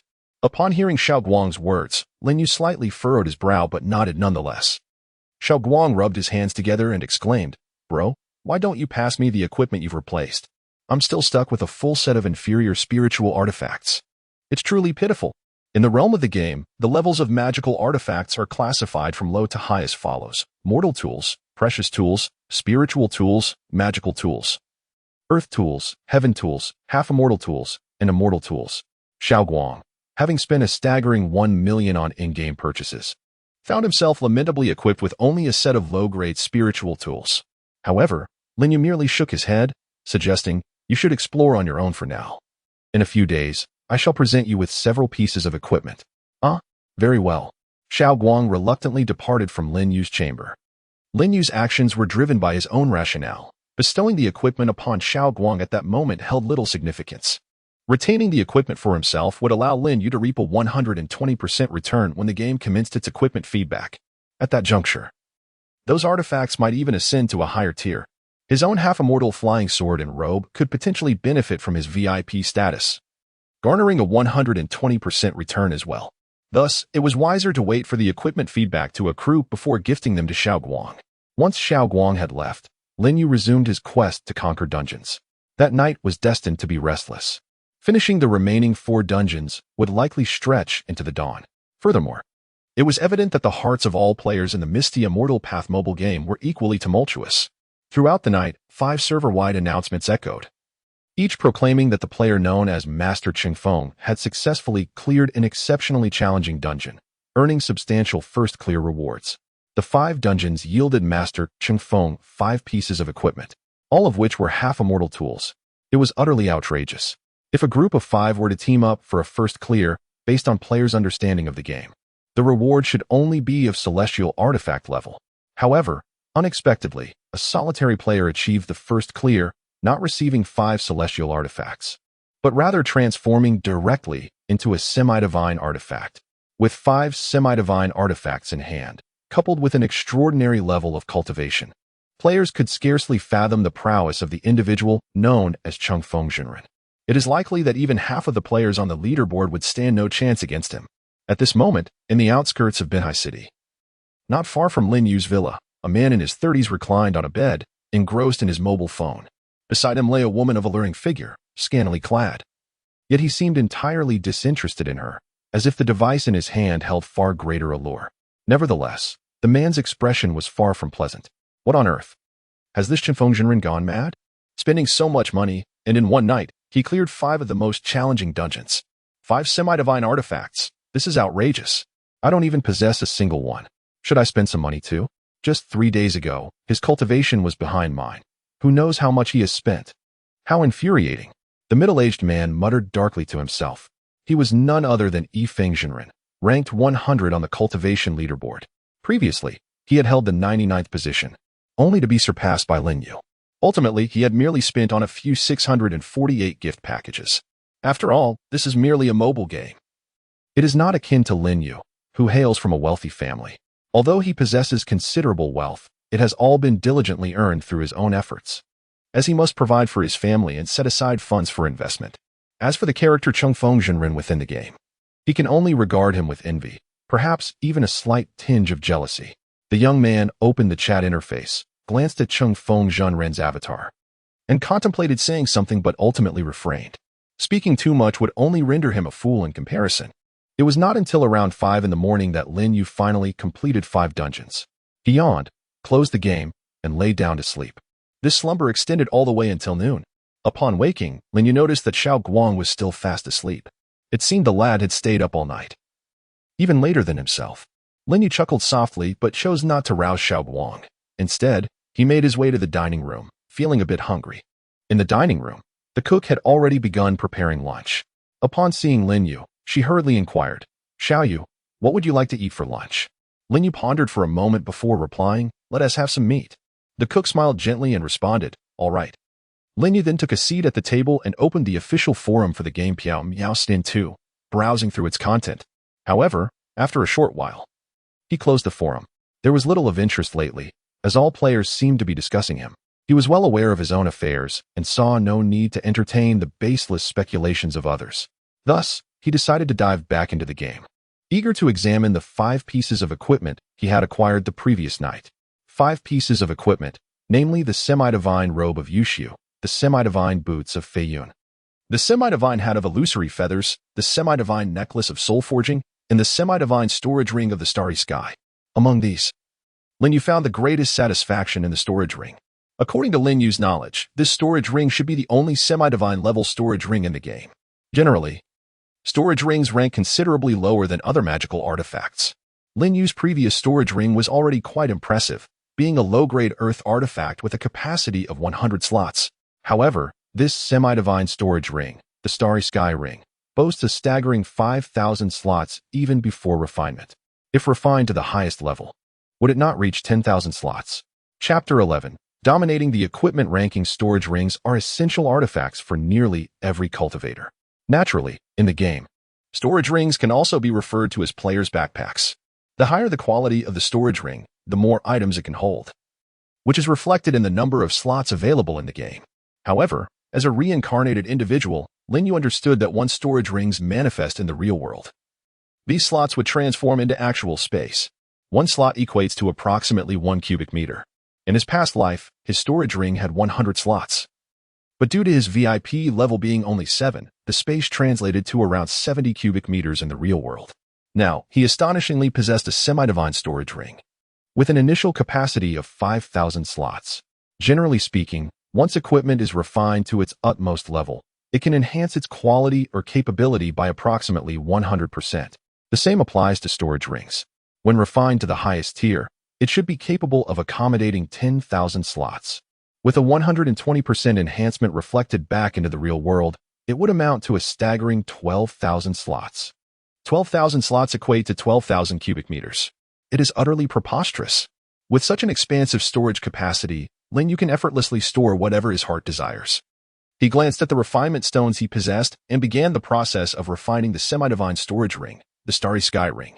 In the game Misty Immortal Path, refinement stones are categorized into 3 qualities: blue equipment refinement stones, purple equipment refinement stones, and the most expensive, golden equipment refinement stones. The primary distinction among these stones lies in their success rates. The blue equipment refinement stone boasts a success rate of 50%. Failure results in a 2-level decrease in the equipment's refinement tier. The purple equipment refinement stone has a 70% success rate, with failure causing a 1-level drop in the artifact's refinement tier. Finally, the golden equipment refinement stone guarantees a 100% success rate, eliminating any possibility of failure. As a premium game, it is deemed inadequate to lack a refinement stone that offers paying players a full success rate. However, golden equipment refinement stones are exorbitantly priced, remarkably so. Despite purchasing numerous game packages, Lin Yu possesses only a handful of these golden stones, most of which were rewards from securing first place on the last cultivation leaderboard. This illustrates the formidable challenge of obtaining golden equipment refinement stones. Yet, for Lin Yu, who is prepared to invest a staggering sum, this difficulty is virtually non-existent. In the game marketplace, golden equipment refinement stones are available for purchase, priced at 500 high-quality spirit stones each. Given that one high-quality spirit stone is equivalent to 10 yuan, the cost of a single golden equipment refinement stone amounts to 5,000 yuan. The maximum refinement level for any piece of equipment is 10. Typically, blue and purple refinement stones are utilized to elevate the level to around 6.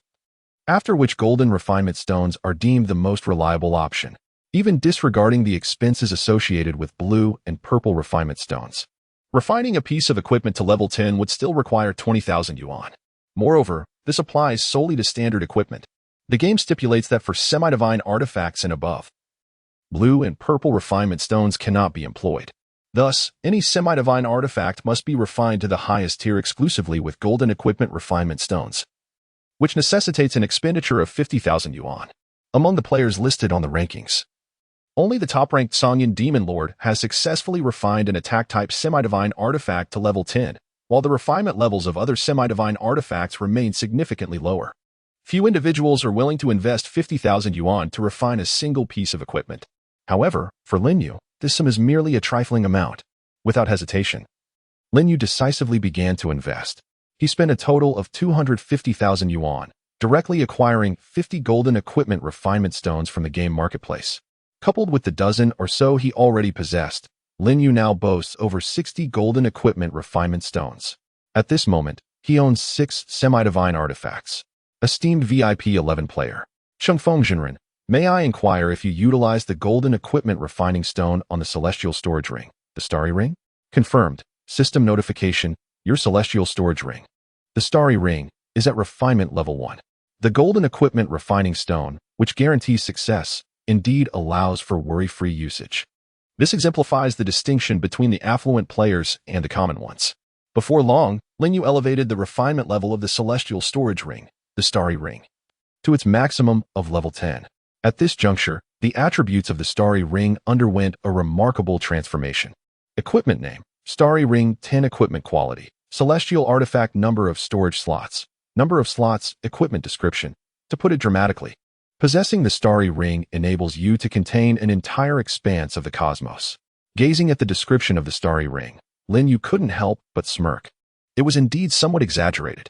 After refining the starry ring, Lin Yu proceeded without hesitation to enhance his other equipment, the Yushu robe, the Feiyan boots, the illusory feather hat, the soul-forged necklace, and the celestial sword, the Xuanshuang sword, which was the reward for ranking first in the cultivation leaderboard. In total, Lin Yu refined 6 celestial artifacts to level 10. Upon completing the refinements, Lin Yu opened the equipment leaderboard and couldn't suppress a smile. At that moment, he had virtually claimed the entire leaderboard for himself. Ranking first was none other than his celestial storage ring, the starry ring. The second spot belonged to his Xuanshuang sword. However, the third position was occupied by the celestial artifact, Sword of the Songyun Demon Lord, which, apart from Lin Yu's 6 pieces of equipment, was the only other celestial artifact refined to level 10. From the 4th to the 7th position, all the equipment belonged to Lin Yu. In the top 10 rankings, Lin Yu monopolized 7 spots, with both the first and second places being his own creations.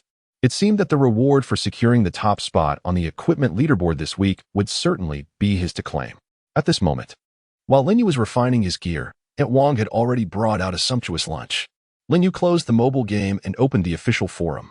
Devouring his meal while perusing the messages on the forum, savoring delectable food was indeed a source of immense joy.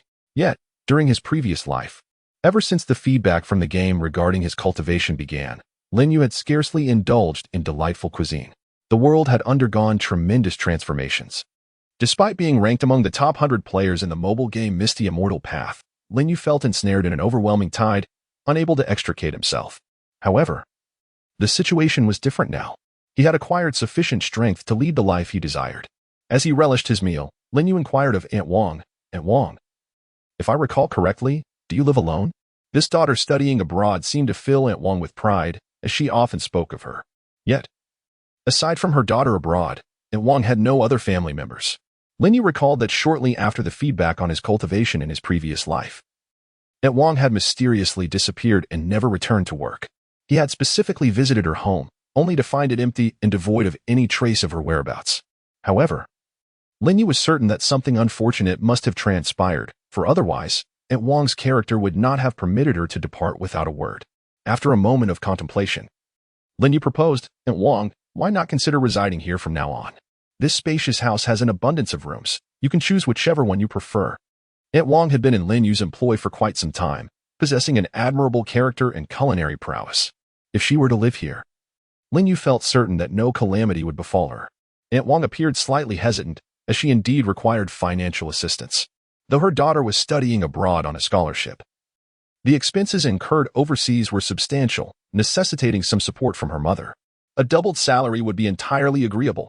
After pondering for a moment, Wang inquired, "Which room should I choose?" Lin Yu chuckled and replied, "Select any room you wish. There are plenty to choose from." Lin Yu felt elated, as this arrangement would prove mutually beneficial. Wang would gain a secure haven, while Lin Yu would secure the delightful prospect of enjoying her delectable meals. The current date was February 11th, and Lin Yu recalled vividly that the game would commence its feedback on cultivation at midnight on February 14th. This indicated that only 2.5 days remained. Lin Yu still had an unspent sum of 900 million. He remembered having watched a film in which the protagonist was tasked with expending 1 billion within a month. Lin Yu found the premise almost laughable. Was it truly so challenging to exhaust 1 billion? Not to mention 1 billion, even 100 billion could be effortlessly spent in mere seconds within the game. However, Lin Yu did not possess 100 billion. He only had 1 billion. Thus, it is essential to meticulously devise a plan on how to allocate resources to maximize the prowess of one's game character. Chapter 12, Sacred Beast, Inkchilan. The discussions surrounding the enigmatic figure, Master Chifeng, have proliferated on the official forum for the mobile game Misty Celestial Path. Nearly every thread is dedicated to him. As it seems that each day, Master Chifeng unveils new surprises, or perhaps frights, for the players. Lo and behold, Master Chifeng has once again made waves in the equipment rankings. He occupies 6 out of the top 10 slots, leaving little room for other players to breathe. Have you glimpsed the top-ranked equipment? The semi-divine storage ring is simply outrageous. My own storage ring holds a mere 50 slots, while his boasts an astonishing 10,000. To have the foremost position in the rankings occupied by a storage ring is indeed preposterous. This Master Chifeng must possess an abundance of wealth. How much does he intend to store in that ring, especially when it is refined to level 10? I digress. I must take my leave. I am off to assist the most beautiful female player in locating Master Chifeng's residence, for she has promised me a reward of 1 million. Oh my. I too wish to join the search. My father works in the household registration department. If I were to claim that I am Master Chifeng's brother, currently residing in the adjacent room of his house, would you believe me? At this moment, Lin Yu, the subject of much speculation among players, reclines comfortably on his bed. He once again opens the mobile game Misty Celestial Path. Indeed, this game seems to possess an intricate understanding of each player. At last, he realized he had been a fool. Lin Yu chuckled softly before decisively clicking to recharge. Upon viewing the contents of the gift package, Lin Yu couldn't help but nod in approval. The recharge package was indeed more economical than direct purchases of spirit stones. The worth of the items within the package undoubtedly surpassed 100,000, yet its price was merely 58,000. A commendable game. He purchased all 6 tiers. The names of the 2 individuals remained at the pinnacle of the popularity leaderboard. In total, they spent around 100,000. Subsequently, Lin Yu produced the paper he had written on that day. The sheet was densely filled with his spending plans. Below, it should pertain to spirit beasts. Lin Yu murmured to himself. Spirit beasts serve as the most advantageous aids in enhancing the combat prowess of cultivators. In nearly all cultivation games, spirit beasts hold significant importance. The mobile game, Misty Immortal Path, is no exception. Furthermore, to stimulate players' enthusiasm for spending, the spirit beast system within Misty Immortal Path is exceptionally abundant. The tiers of spirit beasts, ranked from lowest to highest, are ferocious beasts, demon beasts, rare beasts, celestial beasts, divine beasts, and holy beasts. The enhancement of spirit beasts can occur through upgrades, attribute boosts, and skill learning. In essence, spirit beasts represent an endless pit of investment. Of course, the most crucial factor remains the tier of the spirit beast. The highest tier obtainable in dungeons is the celestial beast level, albeit with a very low acquisition probability. To obtain higher-tier spirit beasts, there is but one method, the Spirit Beast Lucky Draw, reputedly the most exploitative and costly activity in Misty Immortal path. This event is a perennial fixture, refreshing once every month. The Spirit Beast Lucky Wheel event comprises 3 tiers, a single spin for 10 high-quality spirit stones, a spin for 100 high-quality spirit stones, and a spin for 1,000 high-quality spirit stones. It is rumored that with sufficient investment, one could draw a divine beast-level spirit beast from this auspicious wheel. However, this remains mere speculation. No player dares to venture into this perilous gamble. For the fundamental logic of the Spirit Beast Lucky Wheel dictates that for every million spent, the chance of obtaining a divine beast increases by 1%. In other words, one must first expend $1 million in this endeavor to secure a mere 1% chance of drawing a divine beast. Since the game's inception, only Lin Yu and a certain individual known as the Songyun Demon Lord have invested over $1 million. Moreover, it is crucial to note that all players familiar with the mobile game Misty Immortal Path understand one fundamental truth. A 1% chance of winning is essentially equivalent to none. A probability below 50% is mere jest, while an 80% chance is deemed fortunate. Lin Yu smiled faintly as he opened the Spirit Beast Lucky Wheel event. 1 million increases the chance by 1%. Thus, 100 million equates to 100%, a simple arithmetic problem even a primary school student could solve. Without hesitation, Lin Yu clicked the recharge button for the highest tier of the Spirit Beast Lucky Wheel. He then entered the amount he wished to recharge on the payment interface. 100 million. Esteemed VIP 11 player, Master Chow Feng. Are you certain you wish to recharge 100 million and spin the Spirit Beast Lucky Wheel 10,000 times? The sum Lin Yu intended to recharge was so immense that even the game's prompt seemed to transform into a question. The very essence of the game seemed almost unbelievable.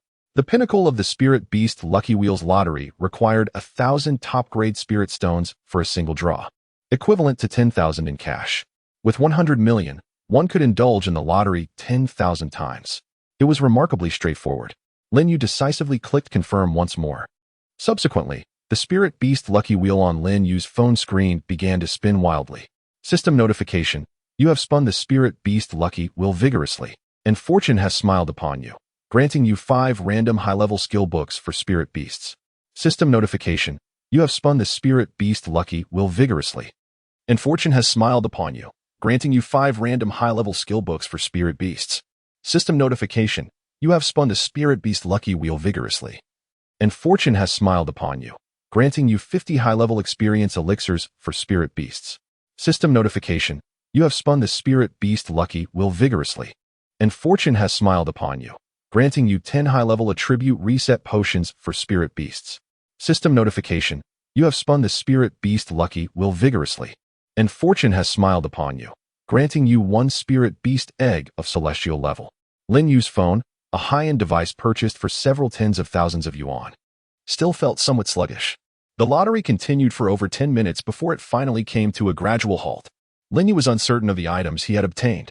Only after the conclusion of the lottery did he receive a text message from the bank indicating the deduction made. This illustrated just how congested the system had become.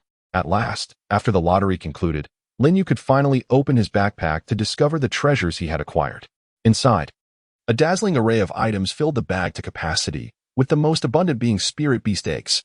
Other tomes of spirit beast skills and experience elixirs can be stacked and stored, yet the spirit beast eggs remain an exception. Consequently, a glance reveals a staggering number of spirit beast eggs, almost in the thousands. However, Lin Yu's gaze was immediately drawn to the egg at the very back. It was a spirit beast egg radiating a kaleidoscope of colors, distinctly different in shape from the others. Without needing to open it, Lin Yu instinctively understood the caliber of this egg. It appeared that he had not encountered an extraordinary stroke of luck. Rather, he had drawn this remarkable specimen only when the odds of acquiring a sacred beast reached a full 100%. Nevertheless, that was of little consequence. The outcome was what mattered. With excitement, Lin Yu's finger tapped on the spirit beast egg, and information about it promptly materialized before him. Name: Spirit Beast Egg Grade, Sacred Beast Species, Ink Chelan Hatching Time, 48 hours. Description: this is an Ink Chelan spirit beast egg. The description was rather perfunctory, yet it did little to dampen Lin Yu's exhilaration. Any citizen of the Dragon Kingdom would recognize that the name Ink Chelan signifies a spirit beast of exceptional pedigree. Without hesitation, Lin Yu placed the spirit beast egg into the incubation slot. The hatching interface then displayed a countdown for the successful incubation of the egg. Hatching countdown, 47, 59, 59. Lin Yu chuckled. There was no way he could wait a full 48 hours. In a pay-to-win game, as long as one is willing to spend, nothing is insurmountable. He opened the in-game shop and spent 300 coins to purchase a spirit beast maturation elixir. Though the name of this elixir sounded rather mystical, it was, in essence, merely an accelerator. Spirit beast ripening pill, when used, can instantly hatch a spirit beast egg without affecting the quality of the spirit beast. Chapter 13, Advanced Adventure Exploration. After using the spirit beast ripening pill, the countdown on the hatching interface immediately reset to 0. Lin Yu gently clicked, and a dark green light appeared beside his character. It was a pet that exuded an aura of majesty, with 2 horns atop its head and a body reminiscent of a lion, yet adorned with dark green scales. The size of the dark Qilin was not particularly large, reaching only to the waist of the Immortal Wind. However, this was merely a first-level dark Qilin. As the spirit beast level increased, its size would also change accordingly. At this moment, although the dark Qilin possessed exceptional quality, its level was still somewhat lacking. To enhance its combat prowess, it was imperative to elevate the dark Qilin's level. Lin Yu, without a moment's hesitation, resolved to elevate the power of this legendary holy beast to its utmost potential. Subsequently, he began to nourish the dark Qilin with spirit beast experience pills. Lin Yu had recently drawn many spirit beast experience pills from a lottery, sufficient to elevate the dark Qilin to its maximum level. In the game, the maximum level for spirit beasts is 100. However, the advancement of spirit beast levels is quite challenging, as evidenced by the spirit beast leaderboard. On the leaderboard, the highest ranked spirit beast was merely a level 60 Crimson Flame Tiger, which was only of the immortal beast tier. Yet, Lin Yu's dark Qilin, upon its emergence, effortlessly ascended to the pinnacle. Although its level had yet to be enhanced, its mere classification as a holy beast was enough to surpass all other spirit beasts. Soon, Lin Yu had expended all of his spirit beast experience pills. After all, Lin Yu had directly spent a staggering 100 million to participate in the lottery, thus acquiring a plethora of experience elixirs for his spirit beast, which allowed him to elevate to its maximum level of 100. Subsequently, Lin Yu embarked on a quest to draw various advanced skills for spirit beasts, as well as attribute elixirs. He devoted all the finest resources to nurturing this divine creature. After half a day's effort, by evening, Lin Yu had transformed this into an almost invincible entity.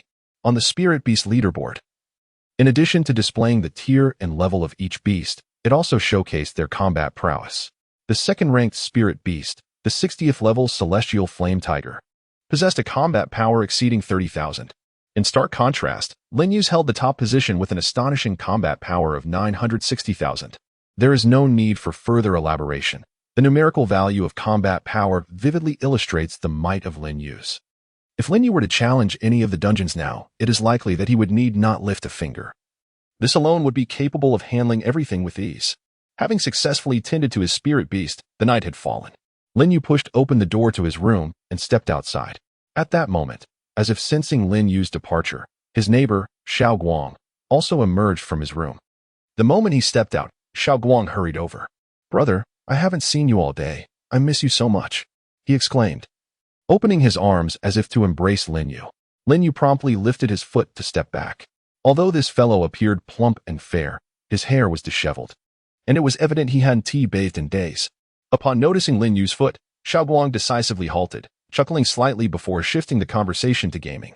"Brother, my spirit beast is so weak, only at level 18, and merely a demon beast tier. Could you lend me a hand?" Xiao Guang pleaded with a pained expression. Despite having spent 1 million on in-game purchases, most of that money had gone towards enhancing his cultivation. In other aspects, he remained rather feeble. This time, Lin Yu did not refuse. After all, he had an abundance of spirit beast eggs in his inventory. Giving him a few to use would not be a problem. Xiao Guang had been staying there for several days and had not mentioned seeking out his girlfriend, indicating that he had become somewhat addicted to the game Misty Immortal Path. Providing him with some advantages would likely help maintain his interest. "Let's go grab a meal, and I'll send you off while we eat," Lin Yu suggested. Instantly, excitement lit up Xiao Guang's face. "Brother, your ink Qilin is truly magnificent. Can it produce offspring?" Lin Yu's expression darkened as he replied. "Why are you so preoccupied with me? Focus on enhancing your own strength." Xiaoguang had been aware of Lin Yu's inkchilan from the moment it appeared, clearly having kept a close watch on his circumstances. With a chuckle, Xiaoguang leaned in closer. What tier of spirit beast will you give me? Do you have any holy beasts? Divine beasts would be great too. In the restaurant, as they dined, Lin Yu opened his phone and initiated a trade request with Xiaoguang. He placed a divine beast tier spirit beast egg on the table, along with several leftover spirit beast skills and experience elixirs. In the game, divine beasts were considered quite powerful as, aside from Lin Yu, the strongest players could only boast celestial beasts. Upon discovering the existence of divine beast eggs and an abundance of resources, Xiaoguang felt a profound satisfaction. He then proceeded to consume 3 bowls of rice. Eating so much, how will you manage to sleep tonight? Lin Yu inquired. With a dismissive snort, Xiaoguang retorted, sleep? I intend to carry this meal into tomorrow morning. Lin Yu had essentially concluded that Xiaoguang was utterly addicted. However, he himself was no exception, particularly with 800 million yet to be spent. This night was destined to be one of wakefulness. Lying in bed, playing games was the most comfortable option. Although Lin Yu's villa boasted a spacious study, he seldom ventured there. Leaning against the soft, plush headboard of his bed, Lin Yu launched the mobile game Mysterious Immortal Path. According to Lin Yu's comprehension of the game, there are 4 primary aspects that can enhance a player's strength: cultivation, equipment, spirit beasts, and martial arts. The first 3 had already been acquired through monetary investment. Thus, this evening, he aimed to elevate his martial arts. As a reincarnator, Lin Yu understood the significance of martial arts profoundly. Not only does it augment a player's strength, but possessing a formidable martial art allows players to enhance their abilities in the real world as the game's cultivation feedback is received. The stronger the martial art, the quicker the enhancement. Therefore, Lin Yu was prepared to invest significantly in martial arts. In the mobile game Mysterious Immortal Path, martial arts are classified into 5 tiers, ranging from the lowest to the highest: human level, earth level, heaven level, immortal level, and emperor level. There are 3 avenues to acquire martial arts within the game. The first, and simplest, is to learn from a sect. However, the sects only offer low-tier martial arts, which are fundamentally basic. The second aspect involves purchasing various event packages within the game. Occasionally, when the price of these packages is exorbitant, one may be fortunate enough to acquire celestial-level skills. The third aspect, which proves to be the most challenging and financially burdensome, pertains to the serendipitous encounters within the game. The term serendipity inherently suggests an element of chance. However, in the pay-to-win realm of Piao Miaoxian 2, it implies that the more one invests financially, the greater their fortune becomes. In other words, players who engage in zero or minimal spending are deemed unworthy of such encounters. Lin Yu accessed the serendipity interface, which was quite straightforward, showcasing numerous mountains and cliffs amidst a treacherous terrain. Players merely had to tap the screen for their characters to embark on explorations automatically. Each exploration, however, required the expenditure of exploration scrolls. These scrolls were categorized into ordinary and advanced types. An ordinary exploration scroll could be obtained for 1 high-grade spirit stone, while an advanced scroll cost a staggering 100 high-grade spirit stones, leading to a significant disparity in both price and the quality of discoveries. Without hesitation, Lin Yu decided to invest an additional substantial sum into the game. The mobile game Piao Miaoxian 2 caters to its players' needs, as typically. To engage in serendipitous explorations, one must first purchase high-grade spirit stones and then exchange them for exploration scrolls, a process that could be quite cumbersome. However, in practice, players can conveniently recharge directly within the serendipity interface, allowing them to utilize cash for explorations. This approach saves time and effort, albeit at a cost to one's finances. Dear VIP 11 player, Chung Feng Zhenren, would you like to spend a sum to purchase 10,000 advanced exploration attempts? Chapter 14. Assisting NPCs with financial contributions? Lin Yu did not hesitate and promptly clicked the confirmation button. Immediately following, the same lag that had occurred in the afternoon reappeared. Lin Yu's phone screen froze entirely. After a span of several minutes, it finally returned to normal. At this moment, Lin Yu realized that his 10,000 high-level adventure explorations had concluded. Suddenly, he noticed the envelope icon on his phone screen illuminating. Shortly thereafter, he received a system notification. Your package is full. Adventure rewards have been sent to your inbox. Please check. Upon opening his package, Lin Yu discovered that it was indeed filled to capacity. The entire 10,000 slots were occupied by spirit beast eggs and martial arts manuals. He had yet to process the Spirit Beast eggs he had obtained from the Spirit Beast lucky draw. At least half of the package S space was taken up by these eggs. Then he clicked on the ever-reclusive sect leader, the Tranquil Heart Master, who had never ventured outside the sect. Lin Yu decided to gift the unnecessary Spirit Beast eggs and various skills in one fell swoop to the Tranquil Heart Master. He was uncertain why the Tranquil Heart Master possessed such abundant storage space, yet after sending a considerable amount, she graciously accepted all of it. Lin Yu then opened his inbox and retrieved the martial arts manuals. Having expended 100 million, he ultimately acquired 2 Imperial-level manuals and 6 Celestial-level manuals, with the remainder being below the Celestial grade. He retained 2 Imperial-level and 2 Celestial-level manuals, subsequently gifting all the remaining manuals to the sect leader, Tranquil Heart Master. System notification: esteemed VIP 11 player, Ascending Wind, your intimacy level with Tranquil Heart Master has risen to the level of life and death together. Please explore the specifics of this level on your own. Once again, the journey of self-exploration beckons. Lin Yu, however, finds himself pressed for time, leaving no room for such adventures. Yet, merely hearing the term to live and die together conveys the profound bond between the two. Their relationship is undoubtedly robust. However, as for to live together and die together, it would suffice to simply live together, while the notion of dying together can be set aside. At that moment, Lin Yu's attention was suddenly drawn to the fact that Master Jingxin's cultivation had remarkably reached the pinnacle of the Void Realm. Just a couple of days prior, she had only been at the spirit separation stage. This indicated that after he had bestowed some items upon her, she had ascended 2 major realms. Such a leap seemed almost absurd. Is the path of cultivation truly this effortless? As a non-playable character, she cannot engage in monetary transactions. After a moment's contemplation, Lin Yu resolutely decided to invest a substantial sum of 100 million high-grade spirit stones, transferring the entire amount to Master Jingxin. Although she, as an NPC, cannot directly partake in such investments, he can assist her in this endeavor. This had been part of Lin Yu's strategy all along. Should other players catch wind of his actions, they would surely be astounded. Not only did he spend extravagantly on himself, but he also gifted an NPC an astonishing 100 million. It is likely that 99% of players would brand Lin Yu a fool, while the remaining 1% might clamor to become NPCs themselves. Having gifted Master Jingxin 10 million high-grade spirit stones, Lin Yu felt not a flicker of turmoil within. After all, having expended 100 million on cultivation techniques, he still possessed 700 million in cash. Bestowing 100 million upon Master Jingxin was inconsequential. Moreover, Lin Yu's intimacy with Master Jingxin had now reached the highest hidden level, to live and die together. When the intimacy between a player and an NPC reaches an unparalleled level, betrayal becomes virtually impossible. Currently, Lin Yu's intimacy with the serene Master Jingxin surpasses even 2 levels beyond that. If he does not bestow additional benefits upon Master Jingxin to elevate her cultivation to its zenith, it would be a squander of this intimacy. Lin Yu envisions that once the NPCs from the game manifest in the real world, he will undoubtedly possess an immensely powerful backing. It is even conceivable that their strength may eclipse his own. At that point, should anyone dare to provoke him, it is likely that Master Jingxin would neutralize the adversary before he even has to lift a finger. After gifting Master Jingxin the spirit stones, Lin Yu began to delve into the martial arts manuals within his backpack. Having invested a staggering 100 million in cash, the manuals appeared promising. The celestial-level techniques were reserved for Xiao Guang, while Lin Yu intended to utilize the 2 Imperial-level manuals. One is titled Hunyuan Xiandian, and the other Qinyan Sword Art.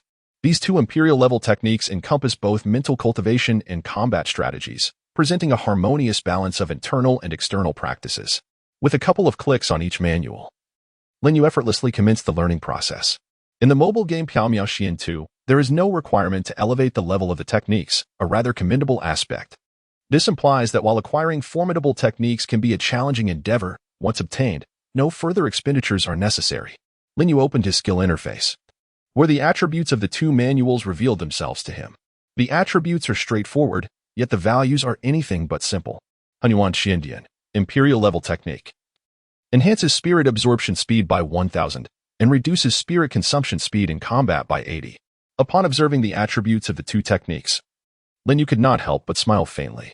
One technique enhances his cultivation speed, while the other augments his combat prowess. Both are undeniably impressive. Moreover, the Azure Cloud Sword technique inherently includes a skill, which, when it eventually manifests within him, he will automatically acquire. even in the realm of reality. He will be capable of executing the Azure Cloud9 styles. Some lower-tier techniques lack specific skills. Only those of heavenly grade and above possess such accompanying abilities. However, the skills associated with imperial grade techniques are certainly formidable, and Lin Yu eagerly anticipates their potential. Having completed his study of the techniques, the clock struck midnight.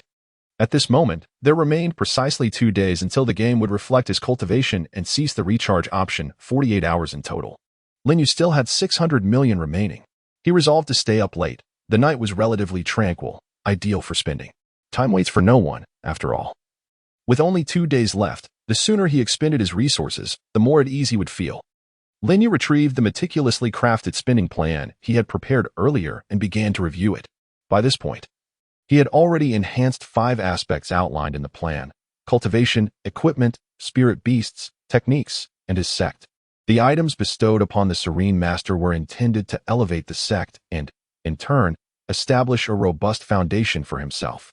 After perusing his proposal, Lin Yu made a decisive resolution. The next aspect to enhance would be his spiritual roots. The spiritual roots represent a crucial aspect within the game.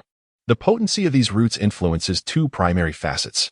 Firstly, it affects the speed at which players can cultivate their skills. This effect becomes significantly important when the in-game cultivation feedback manifests in the real world. After all, in reality, players must rely solely on their own efforts to enhance their abilities. The stronger the spiritual root, the swifter the cultivation, coupled with a superior cultivation method. The disparity in cultivation speed among players will gradually widen. Secondly, a player's spiritual root allows their attacks to carry additional attribute damage. Typically, players tend to focus on nurturing a specific attribute, maximizing the supplementary damage. The higher the tier of the spiritual root, the greater the additional damage. In the game, the tiers of spiritual roots, ranked from lowest to highest, are as follows: inferior, medium, superior, earth, heaven, immortal, divine, and Taoist spiritual roots. At this moment, Lin Yu possesses merely a heaven spiritual root, while the top of the spiritual root ranking is held by an immortal spiritual root belonging to a familiar figure, the Songyun Demon Lord.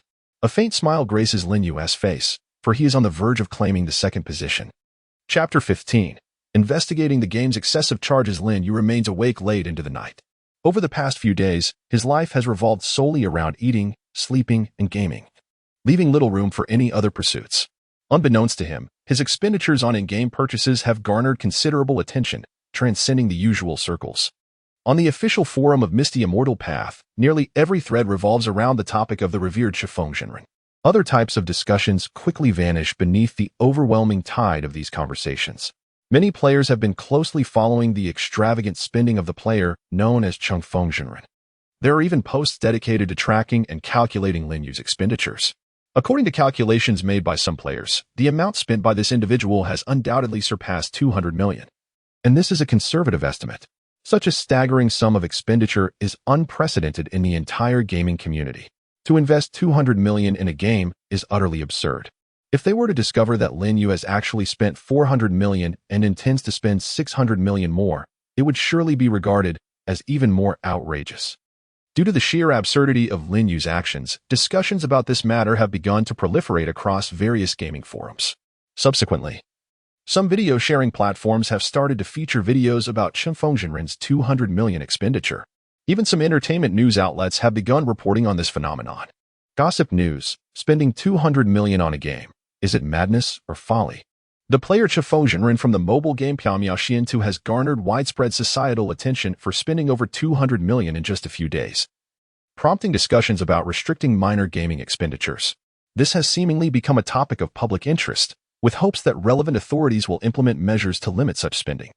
Urban Express: can you fathom what 200 million actually represents? 99% of the world's population will never encounter such a sum in their lifetime. Yet someone has managed to spend that amount on a game. In recent days, the issue of wealth disparity in society has once again captured widespread attention. Entertainment news: the 2 most trending phrases in recent days are 2 billion and Misty Immortal Path. In pursuit of understanding their significance, I personally downloaded the Misty Immortal Path mobile game and engaged in gameplay. I discovered that the game is replete with mechanisms designed to entice players into spending, particularly minors, who are easily captivated by the dazzling array of in-game purchases. It is my hope that relevant authorities will enhance their oversight, The Dragon Kingdom Game Regulatory Center has established a special task force to investigate issues related to excessive charges in games. In the office of the director of the Dragon Kingdom Game Regulatory Center, an elderly man, appearing to be in his 50s, sat behind his desk with a stern expression. Before him stood several staff members of the Regulatory Center, their heads bowed as if they were children who had committed a wrongdoing. With a sudden clap of his hands on the desk, the old man rose furiously. I tasked you with investigating the Misty Immortal Path game, and after a day, you have uncovered nothing? What are you doing? Are you fools? His anger was palpable. In recent days, news regarding the Misty Immortal Path game has proliferated online, and he is under considerable public scrutiny. Consequently, he was compelled to personally assign some of his most capable personnel to investigate this game. However, to his dismay, after one day, these trusted aides had reported no findings whatsoever. A young man, with a furrowed brow, remarked, "Director, we have explored every possible avenue to investigate this game. Yet it appears to be non-existent. Its registered address leads to a nursing home." The director, maintaining a stern expression, replied, "What of your professional expertise? An incorrect address signifies the illegitimacy of this game. How is its game license approved? How is the official forum's URL secured? And what of its bank account?" At this moment, the young man began to explain once more. "Director, we have scrutinized all these matters." You have investigated, yet uncovered nothing?" the director inquired. Puzzled, the leading young man nodded and said, "This game has never applied for a game license. Its license number is counterfeit, yet inexplicably, it has managed to launch. Furthermore, the official forum's URL has not been registered with the Internet Authority, and we are utterly baffled as to how it is accessible. As for the bank account, it does not belong to any bank. The funds that players recharge seem to have vanished without a trace." Lin Yu was entirely unprepared for the significant repercussions his spending would stir in society. Naturally, he had no time to concern himself with such matters. With less than 2 days remaining before the game's feedback adjustments and the cessation of recharge options, Lin Yu was compelled to devote all his energy to spending. He poured himself a cup of coffee to invigorate his spirits, then opened the spiritual root interface within the game. Players' spiritual roots encompass 5 attributes: metal, wood, water, fire, and earth. In general, players tend to focus their resources on a single attribute. Lin Yu, however, chose to enhance solely his gold attribute's spiritual root. Now, Lin Yu's gold spiritual root has ascended to the level of heavenly spiritual root. Upon reaching this exalted state, every attack Lin Yu executes inflicts an additional 800 points of gold attribute damage and accelerates his cultivation speed by 50%. The higher the level of the spiritual root, the greater the accompanying gold damage and the more significant the enhancement to cultivation speed. Naturally, if players possess sufficient energy, they may also elevate the levels of other spiritual roots concurrently. However, enhancing a second spiritual root demands twice the resources required for the first. Consequently, it is uncommon for players to advance multiple spiritual roots simultaneously. Yet, Lin Yu is far from an ordinary player. He decisively opted to invest financially, directly utilizing cash to elevate his gold spiritual root. Esteemed VIP 11 player, Master Chump, have you expended 9.83 million to elevate your gold spiritual root to the level of Heavenly Tao spiritual root? Confirm. Upon clicking confirm, Lin Yu's gold spiritual root began to shimmer incessantly, its values skyrocketing. Moments later, it gradually came to a halt. At this juncture, Lin Yu's gold spiritual root had indeed attained the level of Heavenly Tao spiritual root. Esteemed VIP 11 player, Master Chump, congratulations on upgrading your gold spiritual root to the Heavenly Tao spiritual root level. Gold Heavenly Tao spiritual root. Each attack inflicts additional gold attribute damage and grants a 100 increase in cultivation speed. The additional damage alone is remarkably formidable. I fear that if I were to venture into those instances now, a mere strike could vanquish those formidable bosses, as they are utterly incapable of enduring my additional damage. Yet, this is not the end of the tale. Lin Yu once again clicked on the enhancement button for his wood attribute spiritual root. Esteemed VIP 11 player, Chung Fengzhenren, would you like to spend 20 million to elevate your wood attribute spiritual root to the Tao level? Previously, elevating the gold attribute spiritual root to the Tao level merely cost over 9 million. Considering the enhancements Lin Yu had made earlier, it should total around 10 million. However, now, the cost to elevate the wood attribute spiritual root to its maximum level demands a staggering 20 million. The expenditure is double that of before. Nevertheless, Lin Yu remained undeterred. He decisively clicked the confirm button. Subsequently, the level of the wood attribute spiritual root began to ascend rapidly. Esteemed VIP 11 player, Cheng Fengzhenren. Congratulations on elevating your Wood Attribute Spiritual Root to the Dao level. Wood Attribute Dao level Spiritual Root. Each attack inflicts additional Wood Attribute damage, with a cultivation speed increase of 100. After enhancing the Wood Attribute Spiritual Root, Lin Yu proceeded to elevate the Water Attribute Spiritual Root, followed by the Fire and Earth attributes. Chapter 16. The Omen. Before game feedback. Before long, Lin Yu had elevated all 5 of his elemental spiritual roots to the Dao level. The expenditure on enhancing spiritual roots surpassed that of upgrading equipment and spiritual beasts. The second spiritual root cost 20 million, the third 40 million, the fourth 80 million, and the fifth consumed a staggering 160 million. In total, the sum expended amounted to approximately 310 million. Although the expenditure was considerable, the rewards were equally substantial. After elevating all his spiritual roots to the level of Heavenly Dao, Lin Yu's every attack would now encompass damage from the 5 elemental attributes, metal, wood, water, fire, and earth, each inflicting a staggering 10,000 points of damage. Cumulatively, this amounted to an additional 50,000 points of attribute damage. Yet, this was not the most significant aspect.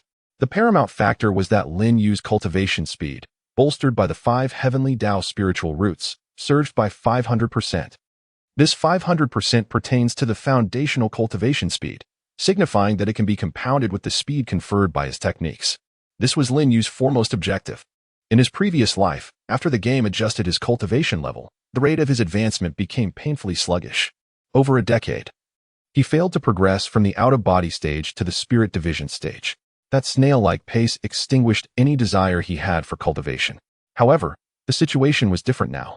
With the 5 elements Heavenly Dao spiritual roots, coupled with the enhancement of divine techniques, even after the game's adjustment, Lin Yu's cultivation speed in the real world would not be unduly slow. At this juncture, Lin Yu perused the rankings within the game. The means by which players could augment their strength were fundamentally limited to a few aspects, all of which Lin Yu had maximized.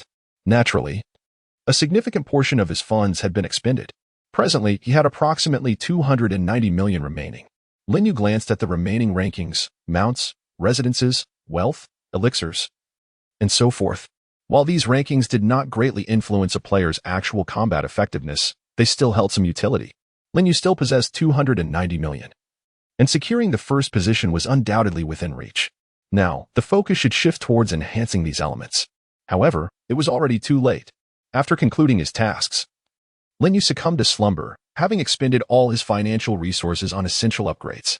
He enjoyed a restful night's sleep. In recent days, Jiang Yun had adopted the habits of a night owl. With Lin Yu's assets entirely converted into liquid cash, she found herself in a state of near unemployment, receiving only her salary. Consequently, Jiang Yun also began indulging in games during the night. At 3 in the morning, she remained awake, engaged in fierce battles within the game.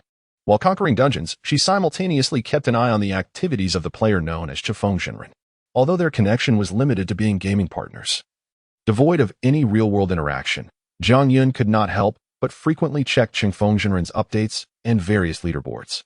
The reason for her concern was Cheng Fengzhenren's recent excessive expenditures in the game, which made it impossible to ignore. The top position on every leaderboard had been claimed by Cheng Fengzhenren. Just then, while Jiang Yun was immersed in her gaming session, a sudden phone call interrupted her. Inspecting the caller ID, she furrowed her brow slightly. What could my father possibly want at this hour? She murmured to herself. The caller was indeed her father, who rarely communicated with her, as he was a high-ranking official in the military of Longhua. When Jiang Yun expressed her desire to study abroad years ago, her father vehemently opposed the idea. Ultimately, she had clandestinely pursued her plans without his consent, which had strained their relationship during her time overseas. In Jiang Yun's recollection, her father was a stubborn man, impervious to reason. However, why would he call her at such a late hour? Jiang Yun answered the phone, and her father's voice echoed through the receiver. Yun, are you asleep? Not yet. I was just about to, she replied. Naturally, she had no intention of disclosing her plans to stay up late while conversing with her father. After exchanging a few pleasantries about their lives, her father revealed the true purpose of his call. Yun, I recall you playing that mobile game, Misty Fairy Path, correct? Jiang Yun was momentarily taken aback. She had no idea how her father knew about her playing that game. Confusion washed over her. In the dead of night, her father had called her to ask for guidance on a game? Had the sun risen in the west? A high-ranking official in the military playing a video game? It baffled her. Jiang Yun responded with a vague aha, and then the call abruptly ended. She simply could not comprehend what had transpired. How could her obstinate father possibly be interested in a mobile game? What could be the reason? Jiang Yun was left in the dark. Ultimately, she could only switch off her phone and lie down to sleep. In the capital city, in a family residential complex, Jiang Yun's mother gently massaged her husband's temples. As she did so, she inquired, "What on earth has been happening lately?" Yet these games had existed for quite some time. Our dragon country also has such games. It seems as though a terrifying web is brewing something sinister, a matter of great concern to the nation, which has entrusted me with the investigation. I recall that our daughter appears to be engaged in this game, so I shall summon her tomorrow to enlighten me.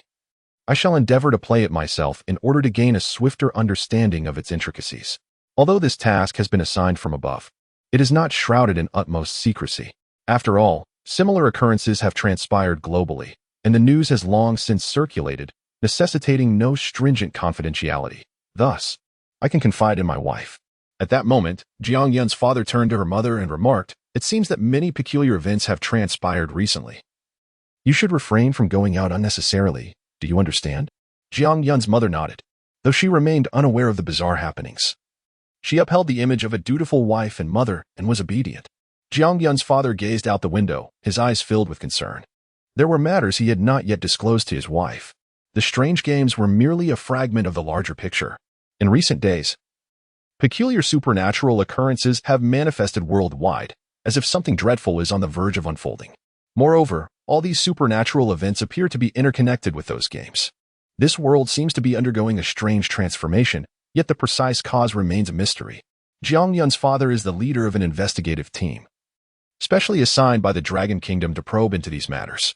Chapter 17. The Alchemist of Saint Level. The following morning, having only fallen asleep past 3 o'clock, I undoubtedly bore the marks of fatigue beneath my eyes. She merely applied some makeup to conceal her fatigue. After breakfast, Jiang Yun's father promptly summoned her to his study. He then retrieved his mobile phone. "I have already downloaded the game Misty Immortal Path. Please explain to me how to play it." Jiang Yun's father had clearly prepared for this. Although Misty Immortal Path is shrouded in mystery, it is surprisingly accessible through various download channels available in any app store. However, for a man nearing 60, the ability to adeptly navigate a smartphone is commendable. Yet his gaming skills lag behind. Moreover, the game possesses peculiarities that elude him, such as the significance of cultivation levels and other esoteric terminologies. The myriad of convoluted systems only adds to his confusion. Jiang Yun patiently began to elucidate these concepts: cultivation, equipment, spirit beasts, and techniques. She meticulously explained each system to her father and assisted him in creating an account. However, when she mentioned the necessity of spending a little money to enhance the gaming experience, her father declined. The elderly gentleman remained skeptical about investing in games. After approximately 3 hours of instruction, Jiang Yun found herself growing weary. Despite her exhaustive explanations, her father still struggled to grasp the game mechanics. While he held a significant position in his professional life, his gaming prowess left much to be desired. As Jiang Yun continued to guide him, demonstrating operations step by step, her father's character had merely reached the mid-level of qi refinement after 3 hours. Feeling fatigued, Jiang Yun decided to retreat to her bedroom for a brief rest. Having had insufficient sleep the previous night, her father called out to her, saying, "Lately, you should venture outside less. If you have no particular matters to attend to, why not stay home for a few days?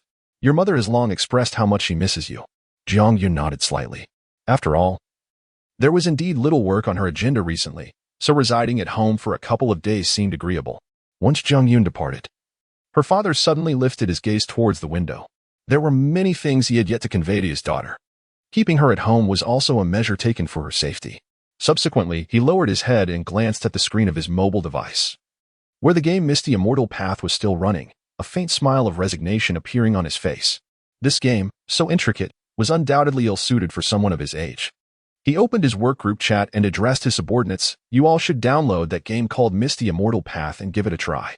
To know oneself and one's adversary is the key to victory in every battle. Utilize your downtime this evening. When we convene tomorrow morning, everyone must share their thoughts." The investigative team led by Jiang Yun's father was composed of young men he had brought from the military. They were all quite youthful and should be able to grasp the game's nuances. As midday approached, Lin Yu finally awoke. The previous day, Wang had also moved into the villa. Xiaoguang's gaming journey had gradually found its stride.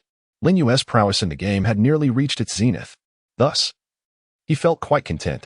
The only remaining task was to expend the remaining 290 million. Even a slight enhancement in strength was preferable to letting it linger. In the future, once the feedback from the game reaches the players, the significance of money in this world will diminish considerably. Only formidable strength will be the paramount factor for survival and comfort in the days to come. Lin Yu reclined on his bed and reopened the game. Confirmed. The cost-effectiveness is exceedingly high. However, Lin Yu had also attempted to exploit this gift package, but it could not be endlessly redeemed. After 3 attempts, logging in again would yield no further benefits. Consequently, the two consistently held the top position on the popularity leaderboard. Merely these endeavors had cost them hundreds of thousands. Yet, for Lin Yu, such an amount was but a trifling sum, as he had already invested over 700 million in the game. There were few areas left for enhancement. A day and a half was ample time. Lin Yu accessed the alchemy interface. Elixirs played a significant role in the game, with a myriad of varieties available. Some could heal wounds, others could help players break through barriers, and some could grant mortals eternal youth. Lin Yu intended to procure a selection of each elixir for future use when the game as feedback manifested in the real world. Crafting elixirs was considerably more convenient and would also provide an opportunity to refine his alchemical skills. To concoct elixirs, one requires recipes, which can only be obtained through 2 avenues, the official marketplace or various dungeons. Within the dungeons, an array of recipes can be discovered, varying in quality. This seems to be the sole aspect of the game that does not exploit players financially. Moreover, recipes are tradable. This implies that once players acquire a recipe, they can list it on the trading market to sell for profit. Many non-spending players earn their income through this means. However, merely possessing the recipes for elixirs is insufficient for successful alchemy. The most crucial element is the alchemical furnace. Higher-grade potions necessitate corresponding quality furnaces. To upgrade a furnace, one must invest financially. Lin Yu decisively spent money to elevate his furnace to the highest tier. Remarkably, this upgrade did not require an exorbitant amount. He spent just over 3 million. Subsequently, Lin Yu visited the official store to purchase all the recipes he had yet to learn. Then, he opened the trading market and selected various recipes. Regardless of the tier, Lin Yu acquired them all. After completing these preparations, he commenced his alchemical endeavors. While concocting potions, he simultaneously procured the necessary materials from both the store and the trading market. With sufficient funds, nothing is unattainable. Typically, alchemy demands considerable time investment. Yet, under Lin Yu's boundless expenditure, any wait could be expedited through financial means. Throughout the entire afternoon, Lin Yu engaged in a repetitive cycle of purchasing materials, crafting potions, and hastily bypassing waiting periods. His alchemist level gradually ascended. In the game, the levels of alchemist range from novice to advanced, beginner alchemist, intermediate alchemist, advanced alchemist, master alchemist, grandmaster alchemist, elixir emperor, and elixir sage. Previously, Lin Yu had little interest in alchemy, thus his level was merely that of an advanced alchemist. However, after an entire afternoon of relentless potion crafting, he elevated his alchemist level to that of an elixir sage. As the level of an alchemist rises, both the efficiency and quality of their concoctions experience significant enhancement. Lin Yu's rank on the alchemist leaderboard surged from beyond the 100th position to the very pinnacle, securing the coveted first place. On that afternoon, he expended a staggering 30 million, elevating his alchemist status to the highest echelon while amassing a vast array of elixirs across various tiers. These treasures are destined to manifest in the real world as the game progresses. That evening, after a modest meal, Lin Yu logged back into the game. Upon entering, he was greeted by an in-game notification. Esteemed VIP 11 player, Master Chifeng, your sect, the Chang'e sect, has experienced a tremendous surge in power, elevating its status from a first-rate sect to a super sect. The entire sect celebrates this achievement, and congratulations are in order for you, earning 8,000 cultivation points. A friendly reminder, should your sect advance further, it will attain the status of a sacred land.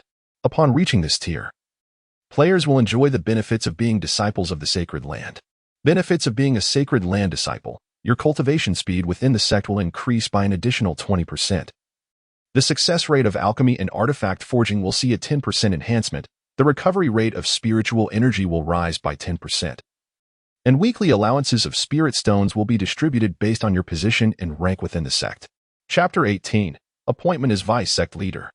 Lin Yu was astonished that in the brief span of a meal, his sect had undergone such a transformation. ascending from a first-rate sect to a super sect. He promptly maneuvered his character within the sect, and indeed, the sect leader, Master Jingxin, had reached the stage of Great Ascension. Lin Yu's investment in NPC enhancements proved remarkably effective. A Grand Master of the Mahayana stage, with whom the affinity has reached its zenith, ensures a formidable backing for oneself. Concurrently, as the tide rises, the elevation of the Longha sect's master has propelled the sect to the esteemed rank of a super sect. Yet, the transition from a super sect to a sacred land is no trivial endeavor. This elevation necessitates not merely the personal cultivation of the sect master, but the overall strength of the sect itself. Lin Yu cast a glance once more at the previous system notifications. The benefits that accompany the sect's ascent to the sacred land were revelations he had previously overlooked. Clearly, he must now make greater contributions to bolster the strength of the sect. Lin Yu accessed the sect's donation interface and proceeded to contribute cash directly. Having researched the requisite resources for upgrading from a super sect to a sacred land, he wasted no time in entering a substantial figure. 30 million. This sum was automatically converted into 300,000 high-grade spirit stones. Lin Yu promptly clicked the confirm button. Immediately, 2 system notifications appeared before him. System notification. Due to your outstanding contributions, your position within the sect has been elevated to that of a vice sect master. System notification. Your sect strength has significantly increased, and its rank has been elevated to that of a sacred land. You have received points in cultivation and the privileges of a disciple of the sacred land. The 80,000 points in cultivation were of little concern to Lin Yu, as he had already attained the pinnacle of his cultivation, rendering further growth impossible. What truly captivated his attention were the various enhancements afforded to him as a disciple of the sacred land. Moreover, Lin Yu never anticipated that he would ascend to the position of vice master of the Changha sect. Previously, he had never contributed to the sect, only bestowing gifts upon the master, the tranquil sage. Thus, his status had merely been that of an inner disciple. This rank was attained through the completion of tasks rather than through donations. Within the sect, the hierarchy of disciples is as follows: servant disciple, outer disciple, inner disciple, direct disciple, steward, elder, and vice master. Each sect may have but one vice master, which means Lin Yu now occupies a position just beneath the master, above all others within the Changha sect. At present, this status appears to hold little practical utility, as he cannot command the NPCs to act on his behalf. However, once the game integrates with reality, the scenario will transform entirely. At that moment, the entire sect will manifest in the real world, and as vice master, he will wield significantly greater authority. Lin Yu can envision the thrill of summoning countless disciples to overwhelm foes with a mere gesture, a sensation that promises to be exhilarating. With this in mind, Lin Yu decisively reopened the donation interface of the sect. After all, he is already the vice master, and his bond with the master, the tranquil sage, is one of shared destiny. The entire sect is virtually his personal domain. Therefore, why not contribute more? Lin Yu possessed 230 million, more than sufficient for his intentions. He decided to donate an additional 30 million. He entered the amount into the donation interface and clicked confirm. Upon completing the donation of 30 million, the Changha sect visibly flourished. In the backdrop of the sect, countless celestial cranes soared gracefully through the air, while on the ground, an increasing number of formidable spirit beasts frolicked. The number of NPC disciples within the sect also began to swell. In the mobile game Misty Celestial Path, the number of sects was abundant, nearly beyond count. Many sects were comprised of only a single player, with all others being NPCs. Lin Yu's sect, the River of Long, was one such example. Naturally, some sects boasted more appealing names or higher starting levels, attracting a handful or even dozens of players simultaneously. The game also featured a sect leaderboard. Previously, the River of Long had no chance of making the list. However, now, Lin Yu opened the sect leaderboard. And indeed, the River of Long had claimed the top position. Consequently, the majority of the top rankings in the game had become associated with Lin Yu, or directly involved him. After elevating his sect to the pinnacle of the leaderboard, Lin Yu glanced at the time. It was now 8 o'clock in the evening. Only 32 hours remained until Misty Celestial Path ceased to provide feedback on cultivation and closed the recharge channel. Time was of the essence. Lin Yu had to expend the remaining 200 million within these final 32 hours. Only by exhausting this sum could Lin Yu elevate his VIP level from 11 to 12. The significance of VIP levels was self-evident. Tonight was destined to be another sleepless night. Simultaneously, as Lin Yu continued to invest, discussions surrounding him on the official game forum showed no signs of waning. Instead, the The fervor only intensified. However, aside from the discussions surrounding Lin Yu, several other posts have emerged. Following the equipment rankings, this player Chengfeng has ascended to the top of the Spirit Beast rankings, the Martial Arts rankings, and the Alchemist rankings. Moreover, I suspect that the recent changes in the sect rankings are undoubtedly related to player Chengfeng. It is truly ironic that in a world where countless individuals in impoverished regions struggle for basic sustenance, there are those who lavishly spend billions in-game. Yet, what right do we have to mock how they choose to spend their own money? I refuse to believe that this player Chengfeng possesses his own wealth. He must undoubtedly be a scion of affluence. The money he spends is surely that of his parents. Isn't it foolish to argue otherwise? Isn't his parents' wealth essentially his own?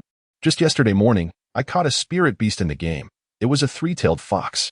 Later that afternoon, while accompanying my girlfriend, who stands at 1.7 meters, weighs 46 kilograms, has fair skin, and bears a striking resemblance to Angela Baby, to the zoo, I was astounded to spot a real fox with three tails. It looked exactly like the three-tailed fox I caught in the game. Do you think real foxes can actually have three tails? Perhaps the original poster is seeing things. How could a three-tailed fox exist in reality? The poster might be blinded by love. Are you all missing the crux of the matter? This is purely a post to flaunt. I'm an animal keeper in a zoo, specifically responsible for the aquarium. Yesterday, a fox keeper from our zoo was taken away by a group of individuals clad in black, and it is rumored that they also abducted a fox. Could it be the same fox mentioned by the original poster? Listening to your words, it feels as though we are living in a realm of immortals. My father, nearing 60, recently took an interest in the mobile game Misty Immortal Path, and he even mentioned that he has been going out less frequently. Could this be connected to what you have spoken of? Does the father above possess some insider knowledge? I await updates eagerly. Chapter 19. Feedback on the recent crisis. The following afternoon, Lin Yu slowly opened his eyes. He had slept until noon once again. For the past few days, Lin Yu had only awakened at midday, enjoying a remarkably comfortable slumber. In his previous life, aside from the initial phases of cultivating his abilities, life had become increasingly tense. Although Lin Yu was also a cultivator at the out-of-body stage in his past life, he was formidable even in the realm of ordinary humans, unafraid of any conventional weaponry. However, as the game progressed, the world transformed into a perilous landscape. The dungeons and formidable bosses in the game proved to be exceedingly challenging. Moreover, it was not merely the antagonistic bosses that posed a threat. There were also minor leaders, low-level monsters, and even duplicitous NPCs within the dungeons, each presenting their own formidable challenges. Numerous demons and malevolent cultivators have specifically targeted players of the cultivation world, plunging all players into a state of perpetual fear. The entire nation is virtually paralyzed. However, this turmoil extends beyond Long Kingdom. The entire world is engulfed in chaos. In his past life, Lin Yu, despite being a cultivator at the out-of-body stage, was constantly faced with the specter of battle. This incessant tension weighed heavily upon him, leaving the half-hearted cultivator utterly exhausted. Thus, in this new life, Lin Yu has relished the past few days, feeling a profound sense of comfort and joy. At this moment, he sat up in bed, shaking his head to dispel the chaotic thoughts swirling in his mind. In this lifetime, he would see if those arrogant demons dared to confront him again. Lin Yu murmured to himself. After investing several hundred million, his current strength is such that even if the demons from the game were to swarm him, they would stand no chance against him. Nevertheless, further investment is essential. The remaining 200 million in cash must be spent. This afternoon presents the final opportunity, as the recharge channel will close at midnight, after which the game will begin to recalibrate cultivation levels. With his phone in hand, Lin Yu rose from his bed and made his way to the dining room. To his surprise, he found Xiao Guang already ravenously devouring his meal. Upon entering, Lin Yu, puzzled, inquired, "Xiao Guang, what brings you up so early today?" Over the past few days, Xiao Guang had appeared utterly addicted to gaming, consistently rising later than Lin Yu. It was unexpected to see him awake before Lin Yu today. Could there be something afoot? Hearing his cousin's voice, Xiao Guang quickly turned his head. Lin Yu was momentarily taken aback by Xiao Guang's appearance. Xiao Guang's complexion was notably haggard, his eyes bloodshot, and he seemed extraordinarily fatigued. "Xiao Guang, are you all right?" Lin Yu inquired with genuine concern. Xiao Guang chuckled. "I haven't slept since noon yesterday. After mastering those 2 celestial-level techniques, I felt incredibly powerful and challenged several players of equal rank, winning effortlessly." Clearly exhilarated, Xiao Guang appeared undeterred by his exhaustion. Lin Yu couldn't help but smile wryly at the sight of him. This child has undoubtedly become completely addicted. If Uncle were to find out, he would likely administer a severe reprimand. Fortunately, there isn't much time left until the game's cultivation feedback begins. Once that happens, the entire world will recognize the immense strength gained by those who play this game, and Uncle will surely be relieved to know his son is among them. However, as of now, the cultivation feedback has yet to commence, and Xiao Guang remains an ordinary person. Continuing like this is not advisable. Upon hearing his cousin's admonition, Xiao Guang quickly offered an embarrassed grin. He had always been inclined to heed Lin Yu's advice, which often held more weight than that of his own parents. Nodding earnestly, he replied, "Yes, I'll eat my fill and then sleep, straight through until tomorrow." Despite his excitement, it was evident that he was struggling to cope. At that moment, however, Lin Yu suddenly shook his head slightly and said, "Set an alarm for yourself. Wake up before midnight. I have something important to discuss with you tonight." Upon hearing Lin Yu's words, Xiao Guang's face displayed a look of confusion. However, just as he was about to inquire further, Lin Yu interrupted him. "Do not ask too many questions. Simply follow my instructions. Some matters are indeed too cumbersome to explain. So it is preferable to wait until after midnight for Xiao Guang to comprehend them on his own. After midnight, the game will begin to respond to one's cultivation. It is best to remain awake at this time, for players, having just acquired immense power, may sometimes struggle to control it. In Lin Yu's previous life, he inadvertently demolished his villa while asleep during the cultivation feedback. He certainly did not wish for Xiao Guang to experience a similar fate, destroying his home in a dream. Xiao Guang could only nod in response, his expression still tinged with confusion. Lin Yu then took a seat at the dining table. Soon, Aunt Wang had prepared lunch for him. "Is the weather forecast predicting rain tomorrow?" Aunt Wang asked, her brow furrowed in curiosity.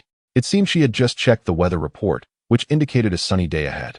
Lin Yu offered no elaborate explanation, but simply smiled and replied, "Weather forecasts can sometimes be inaccurate. Just do as I suggest." Seeing Lin Yu's insistence, Aunt Wang could only acquiesce. Generally, Lin Yu was kind and courteous to others, treating Aunt Wang with great respect. Nonetheless, as she was employed by him, she held his opinions in high regard. "All right, I shall head to the supermarket for supplies shortly," Aunt Wang said, starting to tidy up the kitchen. Meanwhile, Lin Yu continued to enjoy his meal heartily. There was indeed a reason for advising Aunt Wang to venture out less frequently. With the feedback from the game, many players have acquired formidable powers. However, the quality of these players varies significantly. Some are even small-time delinquents from society. In the early stages of game feedback, these individuals believe that their newfound strength granted them the license to act recklessly and engage in misconduct. Moreover, beyond these dangers, as the game feedback progresses, certain small creatures in Longhua have begun to exhibit varying degrees of mutation. The alterations in these creatures seem to stem from the increased presence of spiritual energy in the real world. This phenomenon resembles a revival of spiritual energy. The mutated animals pose a significant threat to ordinary people, especially during the initial days of game feedback when numerous incidents of animal attacks occur globally. Thus, Lin Yu advised Aunt Wang to take advantage of the afternoon, before the game feedback began, to stock up on provisions. By doing so, they could navigate through the perilous initial days with greater safety. This afternoon, Lin Yu planned to expend his last 200 million, elevating his VIP level to level 12 before the game feedback commenced. The task was daunting, but fortunately, Lin Yu had meticulously prepared for it.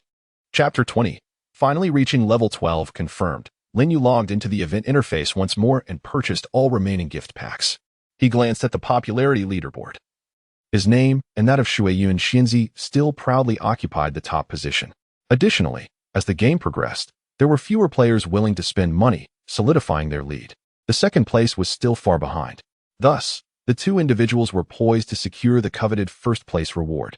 However, even at this moment, as Lin Yu's name adorned the top of the heartbeat leaderboard, he remained unaware of the nature of the prize awaiting him. The interface showcasing the leaderboard rewards featured a gift icon adorned with a question mark. With a gentle tap, Lin Yu activated the icon, prompting a line of small text to materialize on his smartphone screen. Countdown to heartbeat leaderboard prize announcement, 00256. Upon reading this notification, Lin Yu's eyes sparkled with anticipation. Was it not true that in just over 2 minutes, he would discover what the first-place reward on the heartbeat leaderboard entailed? He glanced at the time on his device. It was precisely 11:57 a.m. This meant that at noon, the heartbeat leaderboard rewards would be unveiled. Deciding to refrain from any other activities, Lin Yu resolved to wait and see what the reward would be, for it was merely a matter of 2 minutes. He placed his phone on the bed and proceeded to pour himself a cup of coffee. After setting down the cup, Lin Yu picked up his phone, and the clock struck 12. He hastily positioned the screen before his eyes, as the gift icon, once marked by a question mark, transformed into another symbol. Lin Yu's eyes widened with excitement. "What a remarkable reward!" he exclaimed. At that moment, the icon that once represented the reward morphed into the image of a miniature castle. This emblem was exceedingly familiar to Lin Yu. Any player of the mobile game Misty Immortal Path would recognize it. This icon signified a cave dwelling. Each player possessed their own unique cave, distinct from all others. In the realm of the game, the cave dwelling serves as a player's sanctuary, akin to a home in the real world. Cultivators reside within these abodes. While cave dwellings do not directly enhance a player's combat prowess, they offer a plethora of other functionalities. Within their cave, players can recuperate their stamina, meditate for cultivation, and engage in alchemy or artifact forging. Moreover, these dwellings possess a degree of defensive capability. Players can set up formidable protective arrays around their caves when adversaries seek to challenge them. These arrays can be employed to fend off such attempts. However, should the cave's level be insufficient, it becomes vulnerable to challenges from other players, even during the player's absence. Thus, the cave functions as a haven within the game. This is merely the role of the cave within the game context. Its true significance lies in the real world. As a reborn individual, Lin Yu is acutely aware of the importance of these dwellings. He has allocated a portion of his 200 million yuan in cash specifically for investing in the cave. The reason for postponing its enhancement is simply that the cave does not directly augment combat capability, making it slightly less critical compared to systems that enhance cultivation and equipment. Previously, Lin Yu possessed a cave of the 3rd tier within the mystical rank. In the mobile game Misty Immortal Path, cave levels are categorized into 4 major tiers: Heaven, Earth, Mysterious, and Yellow, each further divided into 9 subtiers. The lowest tier is the 1st rank of Yellow, while the highest is the 9th rank of Heaven. Acquiring a cave is quite challenging, often more so than obtaining formidable spiritual beasts. A splendid cave dwelling can often only be acquired through monetary investment during various activities. While there are cave dwellings available in the marketplace, the highest tier is merely at the 9th rank of the earthly grade. Lin Yu initially intended to directly purchase a cave dwelling from the game's store, thus eliminating the need to buy one from the marketplace. Consequently, Lin Yu was unable to immediately obtain the coveted cave dwelling reward from the ranking list. After a moment of contemplation, he reached a resolution. Since he could not acquire it at present, he decided to gather the materials necessary for enhancing the cave dwelling in advance.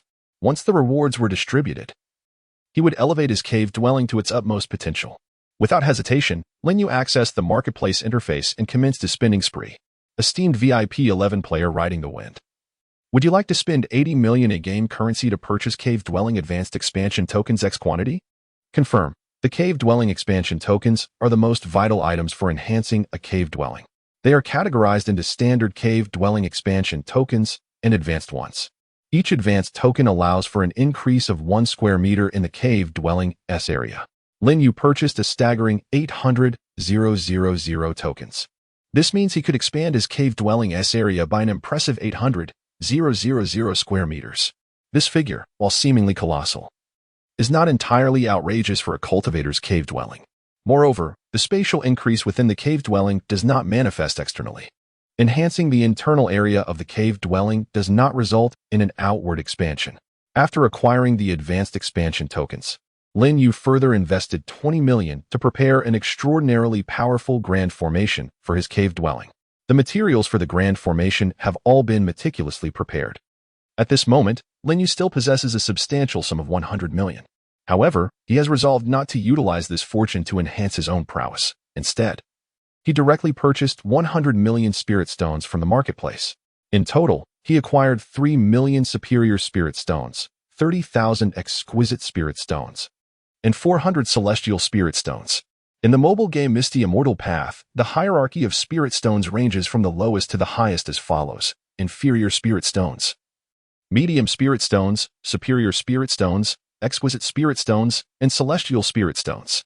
Among these, celestial spirit stones hold the utmost value, with a single celestial spirit stone being convertible to 100 exquisite spirit stones, and each exquisite spirit stone convertible to 100 superior spirit stones. Lin Yu's acquisition of these spirit stones is undoubtedly intended for future use in the real world, following the game's feedback. The significance of spirit stones for cultivators cannot be overstated. Whether it is for enhancing their cultivation, healing injuries, or employing them in the forging of weapons, formations, or alchemy, cultivators are inextricably linked to spirit stones. Moreover, during battles, spirit stones can replenish the vital energy consumed by cultivators. It can be asserted that the importance of spirit stones for cultivators surpasses that of food for ordinary individuals. After purchasing 100 million worth of spirit stones, Lin Yu ascended to the pinnacle of the wealth leaderboard. Simultaneously, upon completing his purchase, the game issued another system notification. System notification, congratulations. Your expenditure has reached 1 billion, elevating your VIP level to the highest hidden tier, VIP 12. Chapter 21. Those blossoms radiating beauty upon noticing the gleaming VIP 12 emblazoned above his gaming avatar's head. Lin Yu finally felt a profound sense of relief. With this, all expenditures had come to an end. His bank card now held merely a few $100,000. And combined with the current villa, this constituted Lin Yu's entire wealth. Yet, he remained unperturbed. As long as the game rewarded him with cultivation, money would be as worthless as scrap paper. A single high-grade spirit stone could be exchanged for at least 1 million in the real world. And he possessed 3 million high-grade spirit stones. Nevertheless, the crux of the matter lay in his own prowess. Rarely, Lin Yu set aside his phone, closing the game interface. Time in the gaming realm flew by. It was already 4 in the afternoon. With 8 hours remaining until the game rewarded cultivation, Lin Yu decided to take a moment to relax and rejuvenate, for many tasks awaited him thereafter. He pushed open the door and stepped into the villa's expansive courtyard. The yard was adorned with a plethora of flowers, plants, and trees. Having devoted himself to enhancing his gaming character's strength, Lin Yu now found solace in the vibrant flora surrounding him.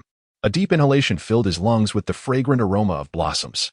Perhaps due to his prolonged absence from the garden, he suddenly perceived the flowers as strikingly beautiful, as if they had just been watered and were glistening with dew. At that moment, Aunt Wang wheeled a small cart to the entrance of the villa's courtyard. Lin Yu hurriedly greeted her with a smile and assisted Aunt Wang in pushing the cart inside. Just a few hundred meters from Lin Yu's villa stood a large supermarket where one could procure nearly anything, making Aunt Wang's grocery shopping quite convenient. However, she was somewhat puzzled as to why Lin Yu had suddenly asked her to stock up on supplies, considering that even inclement weather would not significantly hinder food procurement. This cart should suffice for our meals for a week, Aunt Wang remarked cheerfully. With 3 residents currently living in the villa, including Xiao Guang, whose appetite could rival that of 2, Aunt Wang had purchased a considerable amount of ingredients. As she spoke, she lifted her gaze to the sky, which was exceptionally clear and devoid of clouds. With a beaming smile, Aunt Wang looked back at Lin Yu and said, "It seems your weather forecast might be inaccurate." "Xiao Yu." Lin Yu gently shook his head and replied, "Whether my forecast is accurate will be revealed by midnight." As a reincarnated individual, Lin Yu was acutely aware of the weather for the coming days. He vividly remembered that on the very night when the game feedback occurred, there was a tumult of thunder and lightning, rendering the world akin to a hellish landscape. Following that, torrential rain would persist for 3 days. When the deluge subsided, the world appeared rejuvenated. Hearing Lin Yu's words, Aunt Wang remained somewhat skeptical, chuckling as she said, "Then I suppose I won't be able to sleep, waiting to see what happens at midnight." With that, she prepared to head to the kitchen to organize the freshly bought ingredients. At that moment, Lin Yu suddenly inquired, "Aunt Wang, have you just watered the flowers in the yard?" Aunt Wang was momentarily taken aback, then shook her head and replied, "I just moved in a couple of days ago and have been quite busy. I haven't even had the chance to water the flowers yet." Upon hearing her words, Lin Yu nodded slightly, yet still smiled as he remarked, "Oh, I thought these flowers looked so vibrant that you must have just watered them." Aunt Wang looked at the flowers in the garden with a hint of confusion and said, "They do seem to be more vibrant than a few days ago, but I truly haven't had the time to water them." As Aunt Wang spoke, Lin Yu seemed to ponder something. "Aunt Wang, I'm fine now. Please go ahead with your tasks," he said. Although Aunt Wang was uncertain why the flowers had become more vibrant, she dismissed it without much thought. Perhaps it was Xiao Guang who watered them? Lin Yu's thoughts diverged from Aunt Wang's. He knew Xiao Guang was not the type to take the initiative to tend to the flowers. Clearly, the changes in these blossoms appeared to be connected to the forthcoming game cultivation feedback that would arrive that evening. In his previous life, Lin Yu had scarcely paid attention to such matters. As time passed, each moment felt lengthened by his anticipation. At that moment, in the western suburbs of the capital city of Longhua stood a solitary 3-story office building. Below the office building, armed sentinels maintained a vigilant watch. In the conference room on the third floor of the building, Jiang Yun's father was presiding over a meeting. Approximately 20 individuals filled the room, aside from Jiang Yun's father. The attendees appeared relatively youthful, the eldest in their 30s and the youngest barely in their 20s.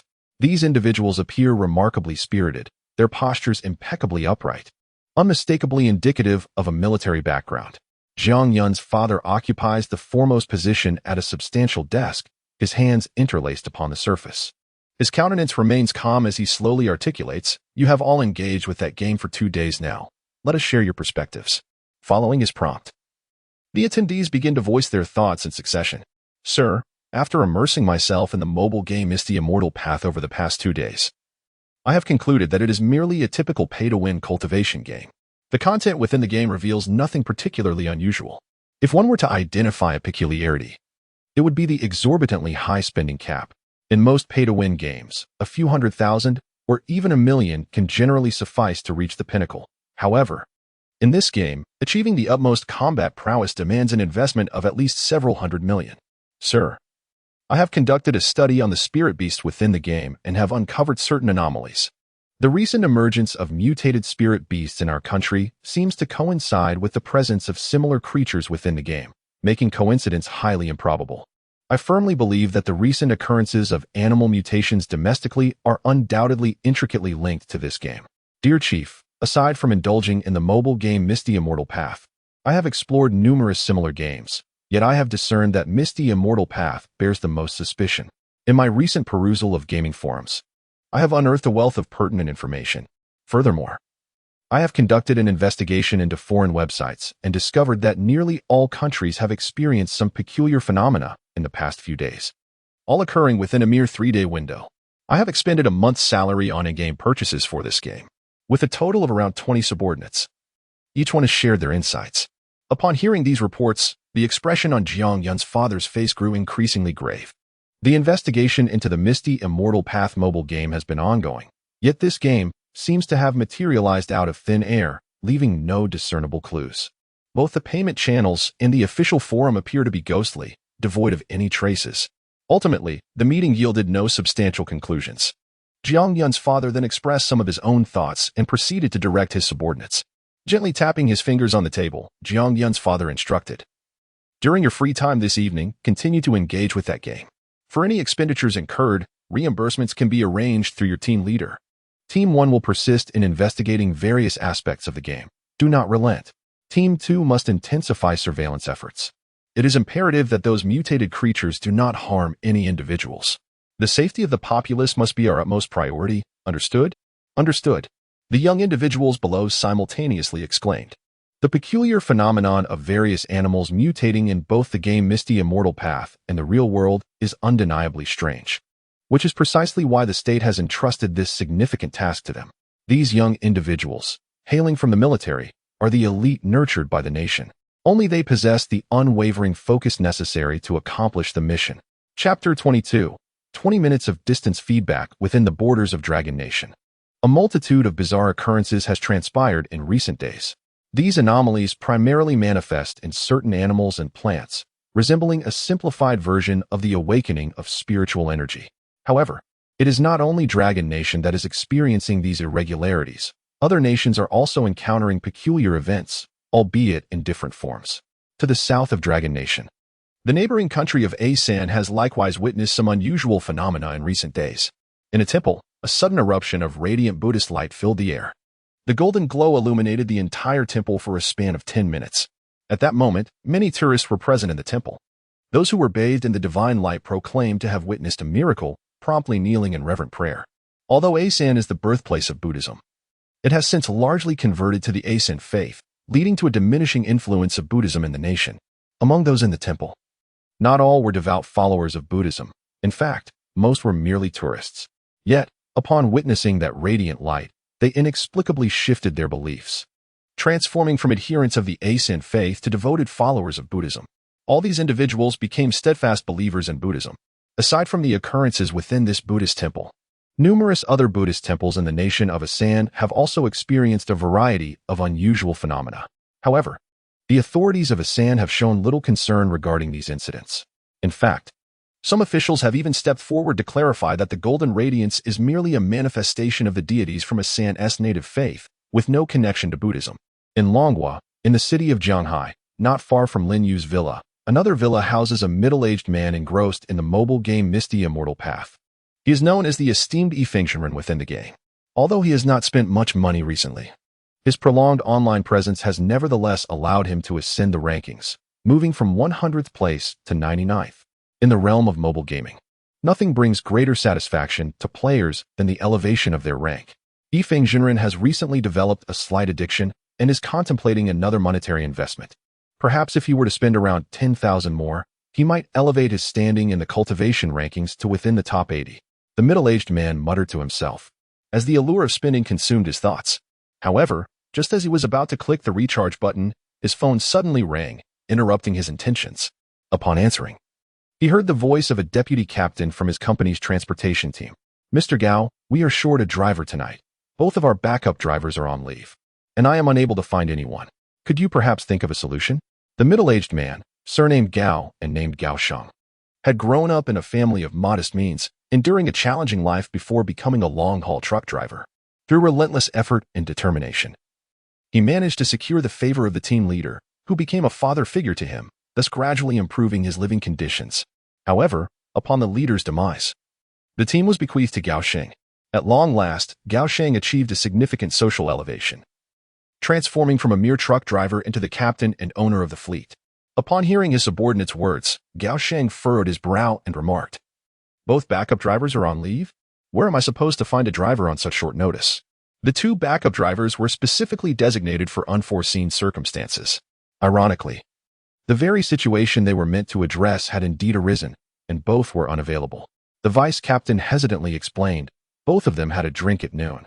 Once intoxicated, they were completely unfit to drive.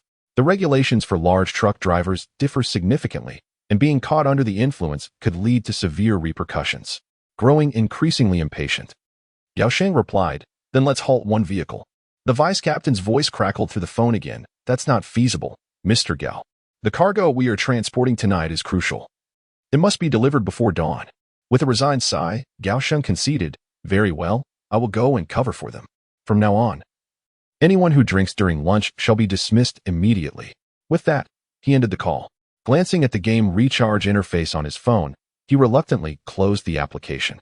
"I shall wait until tomorrow to recharge and enhance my skills," Gao Sheng mused inwardly. He then proceeded to the garage of his villa, climbed into his luxurious Benz, and sped towards the parking lot of his fleet. In just over 10 minutes, he arrived at the Team S base. Before long, a total of 10 large trucks set off toward the horizon. This journey requires a long haul, with an expected arrival at the destination by 5 o'clock the following morning. As a truck driver, the ability to endure sleepless nights is an essential skill, and Gao Sheng is no exception. Driving occasionally is not overly exhausting. It simply means refraining from indulging in games. Gao Sheng glanced at the familiar icon on his phone screen, suppressing the urge to play and make in-game purchases, and focused intently on the road ahead. As night began to envelop the world, the moon shone particularly round and bright tonight, while the stars in the sky appeared to twinkle even more brilliantly than usual. Gao Sheng's spirits were high as he listened to music, steering the truck toward his destination. Time flowed steadily onward. It was not until 11:30 that Lin Yu was stirred awake by the blaring alarm. Taking a brief nap in the evening would help stave off drowsiness in the latter part of the night, allowing him to better absorb the feedback from his gaming prowess. Lin Yu pondered for a moment before deciding to check on Xiao Pang in the adjacent bedroom. Should this fellow remain asleep, he might inadvertently gain formidable power in his dreams, potentially causing Lin Yu some unforeseen troubles. Lin Yu knocked on Xiao Pang's bedroom door, and the latter, still bleary-eyed, opened it. Indeed, the child had not yet fully awakened. "Freshen up a bit and come to the study with me," Lin Yu instructed. Xiao Pang, still in a daze, nodded without questioning the reason. Lin Yu, holding his phone, proceeded to the study first. Before Xiao Pang arrived, Lin Yu did not open the game. Instead, he accessed the official forum.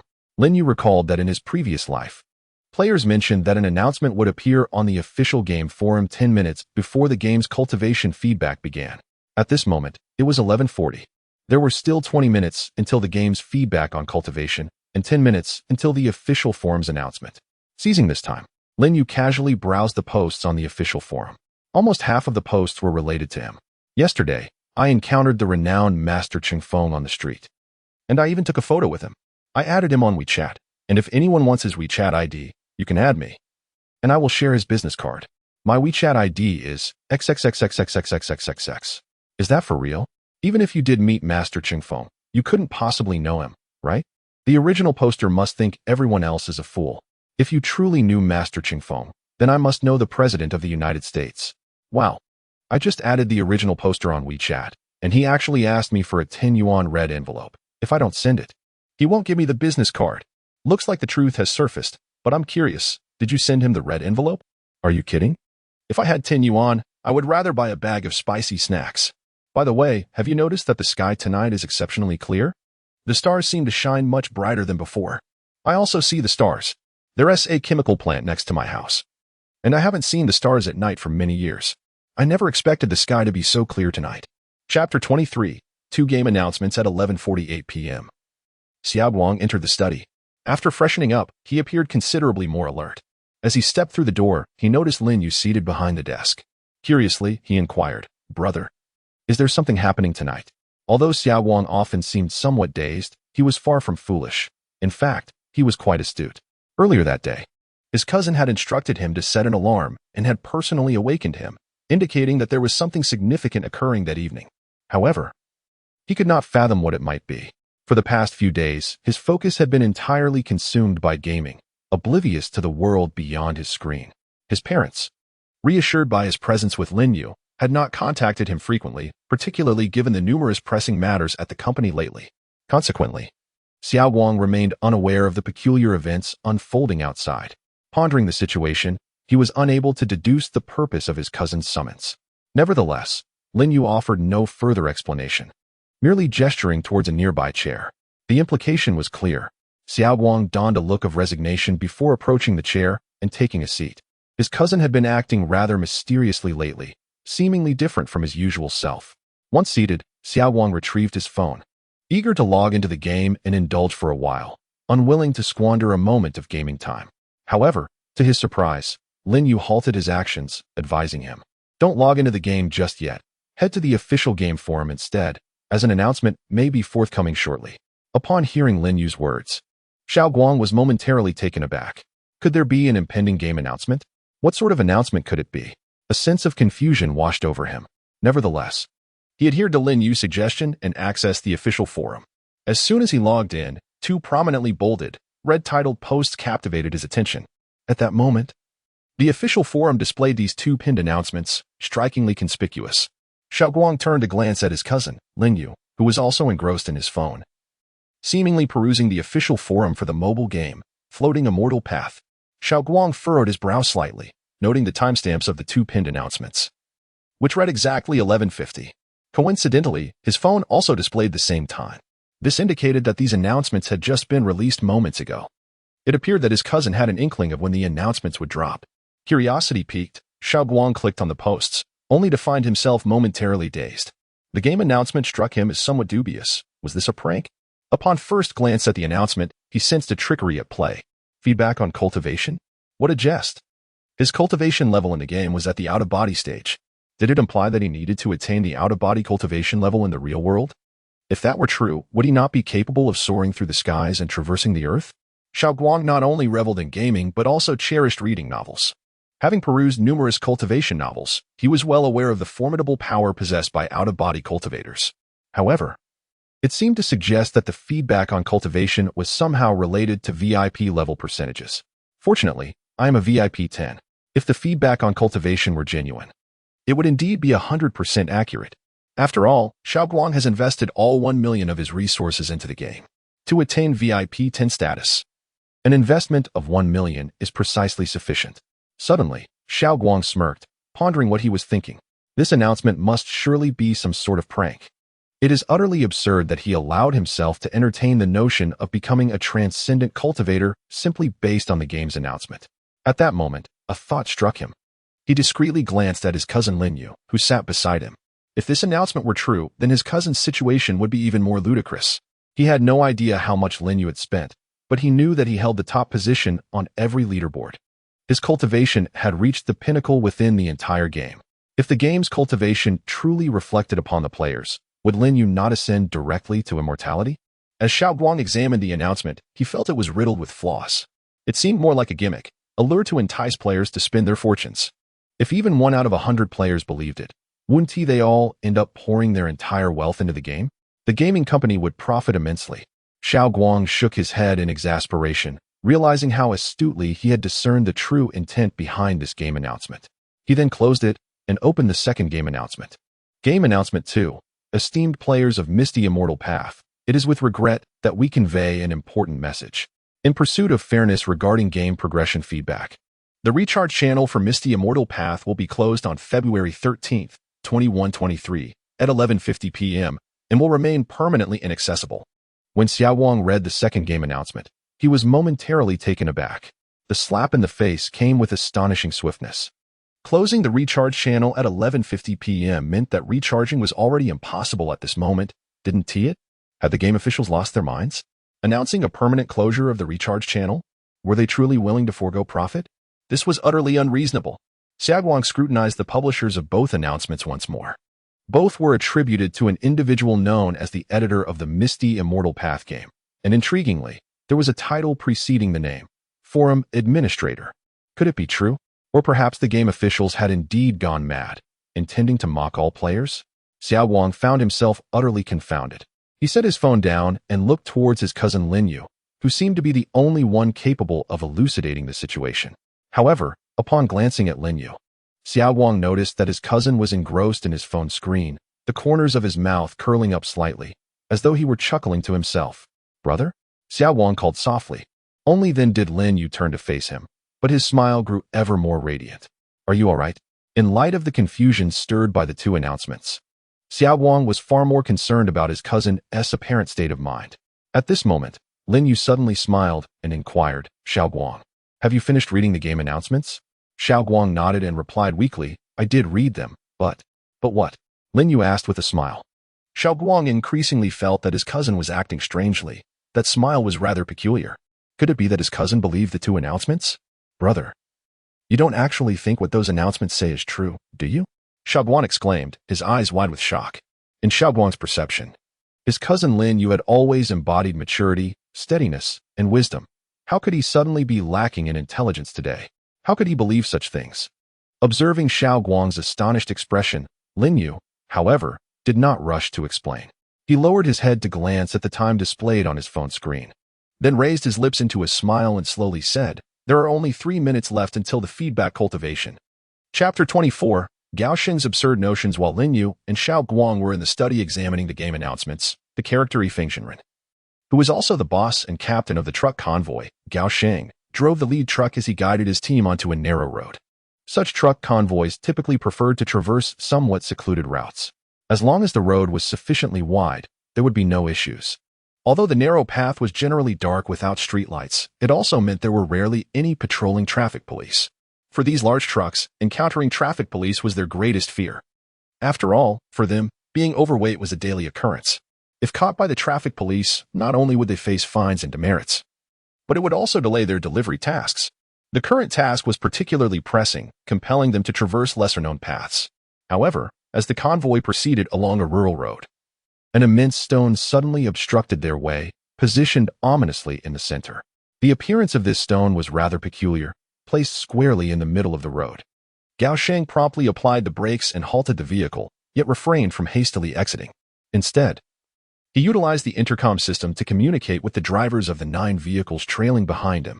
"There is a stone obstructing the road ahead. Proceed with caution," Gaosheng uttered, squinting his eyes in a cold demeanor. Having once been a truck driver himself, he had weathered numerous tempests and knew instinctively that the presence of this stone was no mere coincidence. His right hand instinctively reached beneath the adjacent seat. Retrieving a baseball bat, an essential item for long-haul truckers frequently traveling at night, serving as an effective means of self-defense. After a brief wait, observing that the exterior remained still, he conveyed through the intercom to the other drivers, "Arm yourselves and disembark. Gather at the front." With that, Gaosheng opened the door and stepped outside. Shortly thereafter, the remaining 9 truck drivers converged before him. All were seasoned veterans, recognizing that the stone ahead was indeed suspicious. At that moment, The drivers were suddenly alerted by the sound of numerous footsteps surrounding them. Two drivers, wielding flashlights, hastily illuminated the vicinity, and upon doing so, their hearts sank with dread. A throng of individuals suddenly descended upon the scene, numbering at least 20 or 30. Each person wielded gleaming implements such as machetes and steel pipes. And the gravity of the situation was unmistakable. They were evidently well prepared. This motley crew encircled the 10 truck drivers, including Gao Sheng, with an air of menace. At the forefront was a young man with bleached hair, who stepped into the beam of Gao Sheng's headlights, clad in tattered denim, with a cigarette dangling from his lips. He bore an expression of audacious bravado, despite his youth. "You lot have been using this road for over half a month, sneaking through every night. The quality of our village's roads was already poor, and your trucks have only worsened the damage," he proclaimed, flicking the cigarette but at Gao Sheng's feet with a casual arrogance. Upon hearing the young man's words, Gao Sheng quickly grasped the underlying message. It was glaringly evident. This was an extortion attempt. Traveling these back roads at night always harbored the risk of such encounters. Gao Sheng's countenance grew increasingly grave. It seemed that blood would have to be shed if he were to escape unscathed. Narrowing his eyes, he cautiously advanced a couple of steps and directly inquired, "How much do you want?" In the dead of night, with the evident numerical advantage held by the opposing group, Gao Sheng recognized that it was wiser to acquiesce than to provoke further conflict. He had matured into a businessman, no longer the reckless youth he once was. In his earlier days, he would never have displayed such trepidation. He considered that if he offered a lesser amount, he might appease them, but if they demanded more, it could lead to a disastrous confrontation. The yellow-haired man in front suddenly cracked a smile and raised 3 fingers. 3,000? Gao Sheng inquired. Upon hearing this figure, the 20 or so individuals around them burst into laughter. 3,000 was indeed somewhat amusing. It was late at night, and each person would only receive a little over 100, hardly enough to cover their labor. 30,000, the yellow-haired man proclaimed loudly. Gao Sheng's expression remained cold and unchanging. 30,000 was a figure he had anticipated. With 10 trucks delivering goods simultaneously, he could earn over 100,000. Conceding 30,000 to appease the other party was, albeit reluctantly, acceptable. "Very well, then, 30,000, Gao Sheng replied. At this, the surrounding 20 or so individuals laughed heartily once more. Meanwhile, the yellow-haired man took a couple of steps forward, the headlights illuminating his almost grotesque face, rendering it somewhat terrifying. "What I meant was 30,000 per truck," he asserted, brandishing the weapon in his hand with an air of arrogance. Upon hearing this, Gao Sheng's expression darkened entirely. 30,000 per truck meant 300,000 for 10 trucks. Did they truly see him as an ATM? Fury surged within Gao Sheng, his face reddening with anger. He suddenly recalled his youthful days when he could take down 7 or 8 individuals like the yellow-haired man single-handedly. He surveyed the surrounding adversaries. These fellows were merely a bunch of petty thugs. Despite their numbers, they appeared somewhat feeble. Although his side comprised only 10 men, each was robust and formidable. In a confrontation, the outcome was uncertain. A little bloodshed would likely send those thugs fleeing in terror. Goldman involuntarily tightened his grip on the baseball bat. At that moment, the blonde in front of him seemed to sense something, and he too gripped his makeshift weapon with fervor. It appeared as though a brawl was imminent. However, just then, a bolt of lightning suddenly illuminated the sky, a colossal flash that seemed to traverse the entire expanse above. Immediately following, a deafening clap of thunder erupted, reverberating in everyone's ears. Boom! In an instant, torrential raindrops cascaded from the heavens. The surrounding fields resonated with the sound of splattering droplets. The previously clear sky was abruptly shrouded in dark clouds. Amidst the electric flashes and thundering roars, the blonde seemed startled by the thunder, jolting him momentarily. Yet, he quickly regained his composure, brandishing his weapon and charging towards Goldman. Despite his lack of physical strength, he possessed an inner ferocity. After all, one does not ascend to the role of leader among such ruffians without it. However, as the blonde lunged toward Goldman, intent on scoring the first blow, Goldman stood there as if frozen, rooted in place like a deer caught in headlights. The relentless downpour obscured the blonde's vision, leading him to mistakenly believe that his ferocity had rendered his opponent paralyzed with fear. Yet, unbeknownst to him, following the colossal lightning strike, Goldman's body began to swell dramatically, akin to an inflated balloon. In mere seconds, Goldman's form experienced a series of bizarre expansions and contractions. Observing the blade descending towards him like a snail inching along, an absurd thought suddenly dawned upon Goldman. It seemed to him that he could effortlessly evade that knife. No, With a mere lift of my hand, I could effortlessly block that knife with the baseball bat in my grasp, and with a swift motion, I could shatter my opponent's skull. Chapter 25. Jiang Yun's father becomes young. In the home of Jiang Yun's parents, she was lying in bed, engrossed in a game when, through the bedroom window, she suddenly caught sight of a colossal flash of lightning. Almost immediately, the resounding thunder echoed in her ears. Jiang Yun hastily set aside her phone and approached the window. She recalled that just moments ago, the sky had been clear and bright. How could it suddenly be thundering? Even more astonishing was that after the thunder, raindrops began to patter against the window. The heavens seemed to change their countenance faster than she could herself. Jiang Yun shrugged, preparing to return to her bed and resume her game on her phone. However, at that moment, she found herself inexplicably halted, standing motionless by the edge of the bed. Then, something even more terrifying transpired. She felt an intense swelling within her body, not the kind associated with a full stomach, but rather as if every part of her being were akin to an inflating balloon. Her brain, limbs, and chest all bore the overwhelming sensation of impending rupture. A flicker of fear surged within Jiang Yun. What was happening? Was she on the brink of death? This demise seemed too dreadful. As peculiar thoughts swirled in her mind, she suddenly felt the swelling sensation dissipate. It came swiftly and left just as quickly. But before a smile could grace her face, her body began to swell once more. Finally, that sensation of inflation vanished completely. Although Jiang Yun felt as though she had undergone a myriad of experiences, the entire process had merely lasted less than 2 seconds. Within that fleeting moment, her body transformed multiple times. It is essential to clarify that the sensation of inflation did not imply that her body suddenly expanded like a balloon. Rather, it was a subtle change, scarcely perceptible from an external viewpoint, yet intensely felt by Jiang Yun herself. As soon as the metamorphosis concluded, she began to feel an unusual strangeness. The world before her appeared somewhat hazy. Having been engrossed in a game, she had kept her glasses on. As she was slightly nearsighted, the glasses enabled her to see more clearly. However, now, despite wearing them, her vision remained indistinct, akin to not wearing glasses at all. Perplexed, Jiang Yun extended her hand to remove her glasses. To her astonishment, everything became remarkably clear upon their removal, far clearer than when she had worn her corrective lenses. What was happening? Had her myopia miraculously vanished? As a well-educated individual, Jiang Yun held a firm belief in science, yet the situation baffled her. She had not undergone any corrective surgery. Thus, it seemed implausible that science could account for the sudden improvement of her eyesight. She glanced at her hands and then shifted her gaze to a painting hanging on the wall of her bedroom, eager to assess the extent of her restored vision.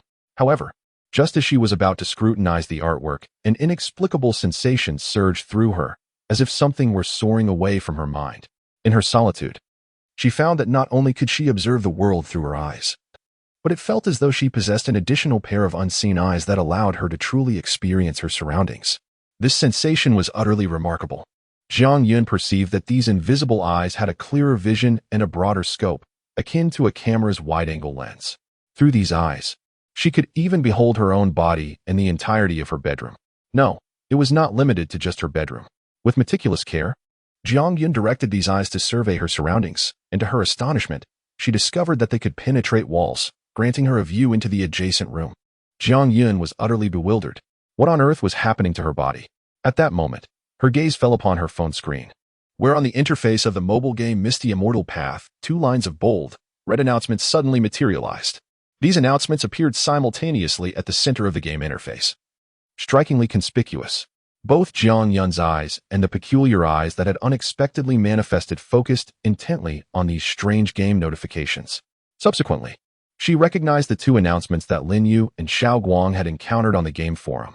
Both the official game forum and within the game itself displayed these announcements, albeit the latter would reveal them 10 minutes later. During Lin Yu's previous life, he had not played the game that evening and was thus unaware of the announcements within the game. He only knew they would be posted on the forum, which is why he had ventured there with Xiao Guang to check for updates.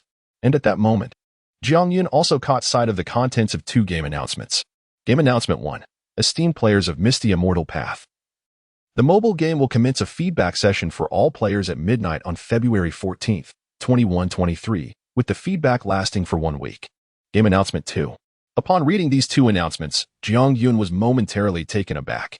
Had it been at another time, she would have undoubtedly dismissed them as mere pranks, much like Xiao Guang would. However, at this moment, The peculiarities of her own body surged to her mind. Her eyesight had inexplicably improved. Could it be that she had received the feedback of game experience and transformed into a cultivator? Surely, a cultivator would not suffer from myopia. Moreover, the sudden appearance of an additional pair of eyes, could it be her spiritual consciousness? As a seasoned player of Misty Immortal Path, Jiang Yun was well aware of what spiritual consciousness entailed. Yet, this was all too fantastical. She could only describe the situation as surreal. Everything felt profoundly unscientific. At that moment, an alarming thought struck her. Her father had previously played this game as well. With this realization, Jiang Yun hastily set her phone aside and rushed out the door. Considering her father's age, could he be in danger? A wave of concern washed over her. She reached for the doorknob to her bedroom, but just as her hand made contact, the door suddenly shattered into splinters. Jiang Yun stared at her hand in disbelief, a look of astonishment crossing her face. Was this the power of a cultivator? She had exerted no force, yet the wooden door had disintegrated. However, at that moment, Jiang Yun could no longer focus on examining her own body. Instead, she hurried to her father's room and gently pushed the door open. In the pitch-black bedroom, Jiang Yun's father seemed to sense the presence of an uninvited guest, and the instincts of a soldier prompted him to sit up straight and switch on the light. However, upon realizing that his daughter was the one who had barged in, he was momentarily at a loss for words. "Why are you running around at this hour?" he thought, initially assuming she had mistakenly entered the wrong room. Yet, it soon became apparent to him that something was amiss with Jiang Yun's expression, which bore a mix of shock and delight. "Dad, your hair. What happened to your hair?" Jiang Yun exclaimed. "What about my hair?" Her father responded, perplexed. "Your hair has turned black," she said with astonishment. After all, Jiang Yun's father was nearly 60 years old, and a significant portion of his hair had long since turned white. Yet now, astonishingly, every strand had reverted to black. Moreover, Jiang Yun noticed that her father's face seemed to have fewer wrinkles. Upon hearing her words, Jiang Yun's father, somewhat bewildered, reached out to touch his hair. But as he extended his hand, he was taken aback. His hand felt remarkably more agile. The once loose skin on the back of his hand appeared to have tightened somewhat. At that moment, the conversation between Jiang Yun and her father finally roused her mother, who had been sleeping nearby. Jiang Yun's mother opened her eyes, glanced at her daughter, then at her husband, and a look of astonishment flickered in her drowsy gaze. She widened her eyes and gazed at her husband, saying, "Lao Jiang, am I seeing things? How have you become so youthful?" Jiang Yun's father, however, was oblivious to that exhilarating sensation. His time spent playing the game was rather brief, and his cultivation level was merely at the initial stage of heart movement. Originally, Jiang Yun had only guided her father to the mid-stage of qi refinement. Later, her father, in pursuit of work, played alone for several hours, even investing 6 yuan to elevate his VIP status to level 1. It was precisely due to this small investment that he received a feedback in cultivation from the game. For a VIP, level 0 does not yield such rewards. Yet, even a mere 10% feedback from the initial stage of heart movement made Jiang Yun's father feel as though he had shed several years. Neither Jiang Yun nor her father felt inclined to continue sleeping. They made their way to the living room, exchanging their feelings about the experience. In the meantime, Jiang Yun's father hastily dialed his subordinates. There were around 20 young men in his investigative team, and he had commanded them all to play the mobile game Misty Immortal Path. Being young, they surely excelled at gaming, and their cultivation levels would undoubtedly surpass his own. "Everyone, assemble at the office immediately," he ordered in the WeChat group.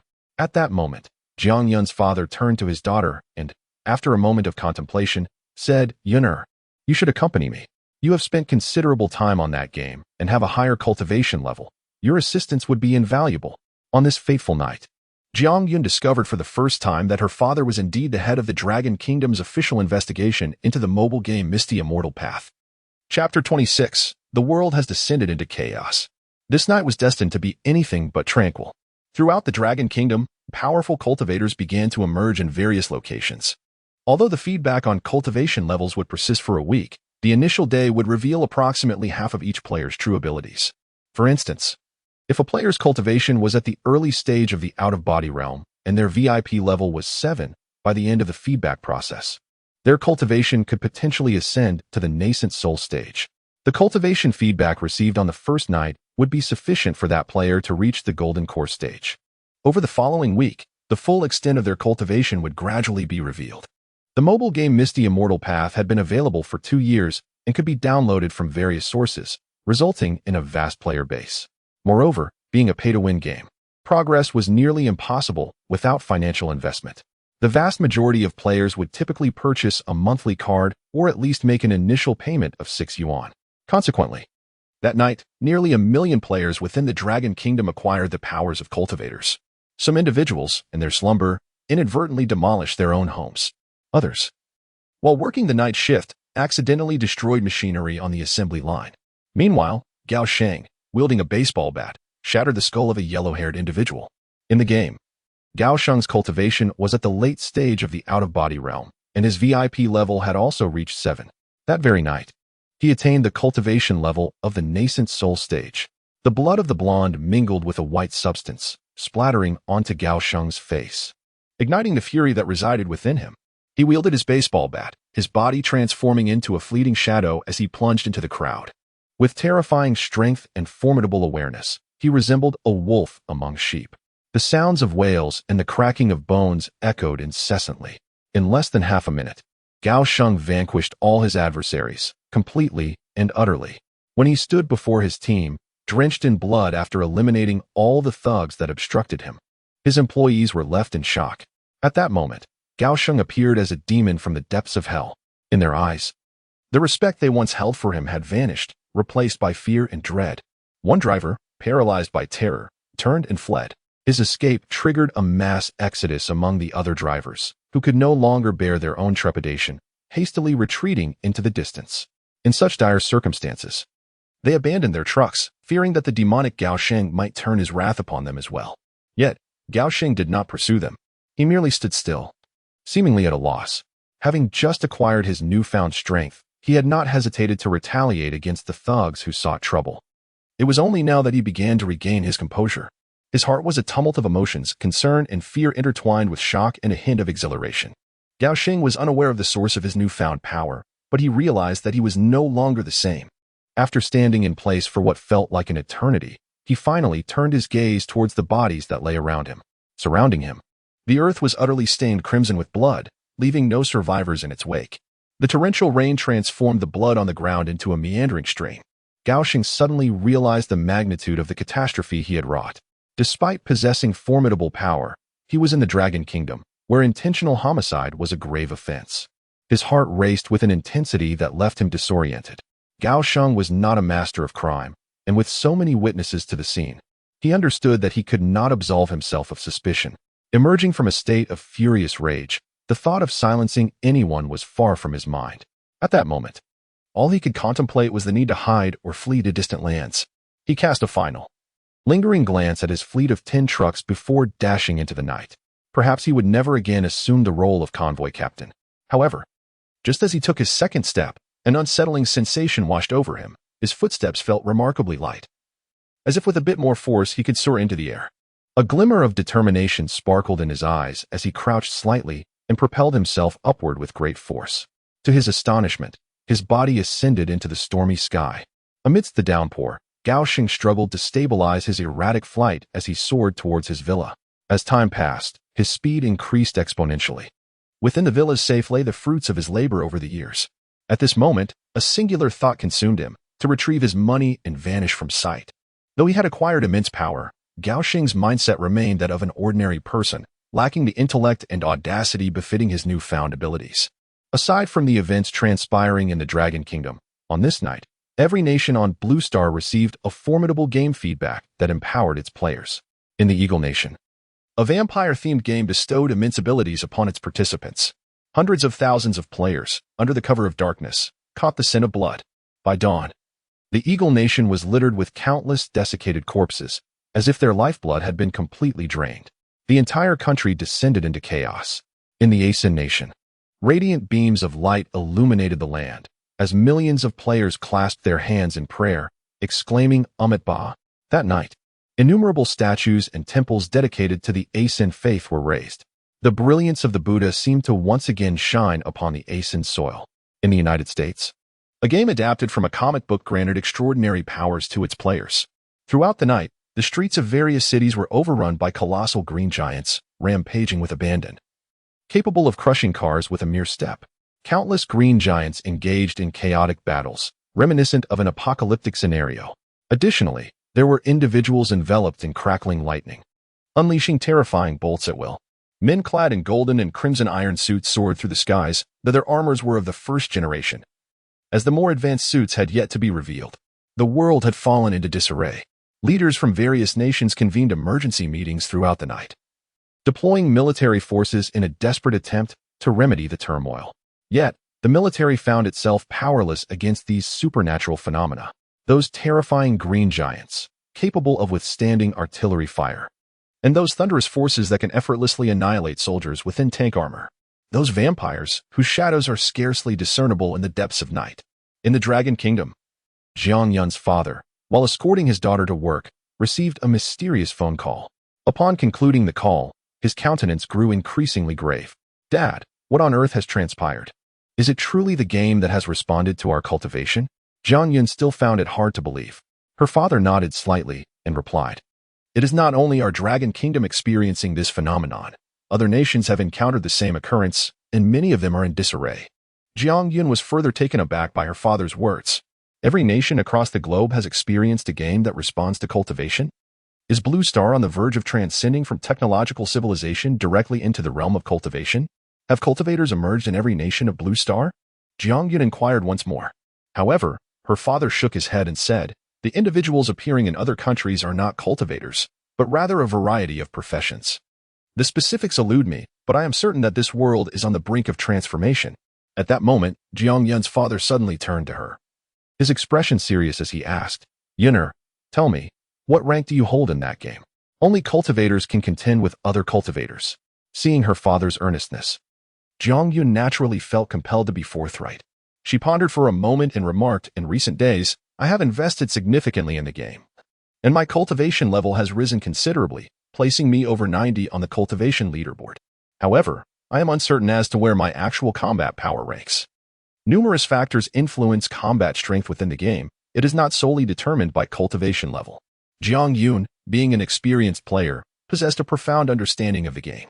In the realm of gaming, cultivation serves merely as a foundation. The true determinants of combat prowess encompass various elements, such as equipment, spirit beasts, and techniques. At this juncture, Jiang Yun suddenly paused, struck by a thought. She recalled someone. That individual had been excessively spending in the game lately, not only elevating their cultivation level, but also achieving the top rank in all aspects that could affect strength. A notion surged within Jiang Yun's mind. If the game were to fully reflect cultivation back to the players, would that not render that individual invincible?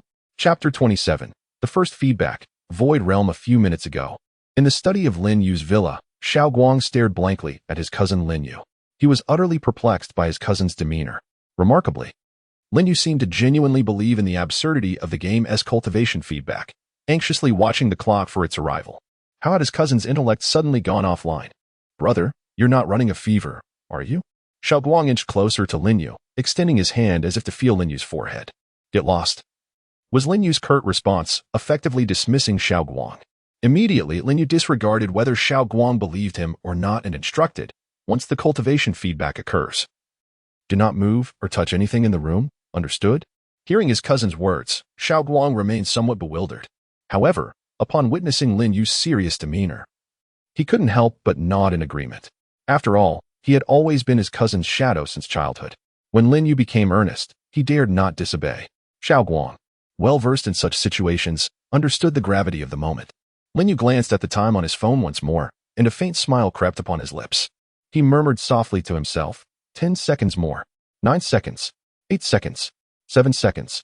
Xiaoguang found himself drawn to the countdown, his heart beginning to brim with anticipation. It seemed that his cousin's earnestness instilled a modicum of belief in the announcement. 3 seconds. 2 seconds. 1 second. Boom. Suddenly, a tremendous clap of thunder resonated through the sky. Xiaoguang stumbled slightly and hurriedly looked out the window. A colossal lightning bolt appeared to traverse the entire expanse of the heavens. Yet, Lin Yu appeared unfazed, his composure unyielding, and his smile only grew more pronounced. At that moment, Xiaoguang felt an odd sensation as if his body was beginning to swell. His already plump figure seemed to expand further, and his face became rounder. However, the expression on Xiaoguang's face was one of sheer terror. Anyone in such a predicament would likely be overwhelmed with fear. The sensation of inflation felt as though his body might burst apart at any moment. Yet, Lin Yu remained untroubled. He remained seated quietly, a smile gracing his face, seemingly unfazed by the peculiarities of his physical state. This marked the second occasion for Lin Yu to undergo such an experience. Instead of fear, he felt a sense of relaxation. After his rebirth, having waited for 7 days and expended all his resources, Lin Yu had placed all his bets on this. Should the game in this lifetime fail to yield the cultivation benefits as it had in his previous life, all his efforts would be in vain. Fortunately, the mobile game Misty Immortal Path did not disappoint him, and the promised cultivation rewards arrived as expected. A wave of relief washed over Lin Yu. The anomaly in Xiao Guang's body lasted merely 2 seconds before it subsided. In a hurry, he cast a glance at his cousin Lin Yu. Yet, Lin Yu remained motionless in his chair, his body undergoing continuous inflation and deflation. Lin Yu's cultivation was vastly superior to Xiao Guang's, although only 3 levels separated them. The demands for cultivation values increased exponentially as one progressed deeper into the realm of immortality. By comparing their respective cultivation values, Lin Yu's was undoubtedly hundreds of times greater than Xiao Guang's. The time required for the first feedback of cultivation would likewise be considerably longer. The unusual sensations in Lin Yu's body persisted for a full half-minute before finally concluding. At that moment, he slowly rose to his feet, a spark of brilliance flashing in his eyes. He gently clenched his fist, and a series of crackling sounds erupted. Lin Yu silently savored the moment, his excitement intensifying. Just from this initial feedback, he had surpassed the pinnacle of his previous life as cultivation. At the initial stage of the Cave Void realm, Lin Yu found himself at this very level of cultivation.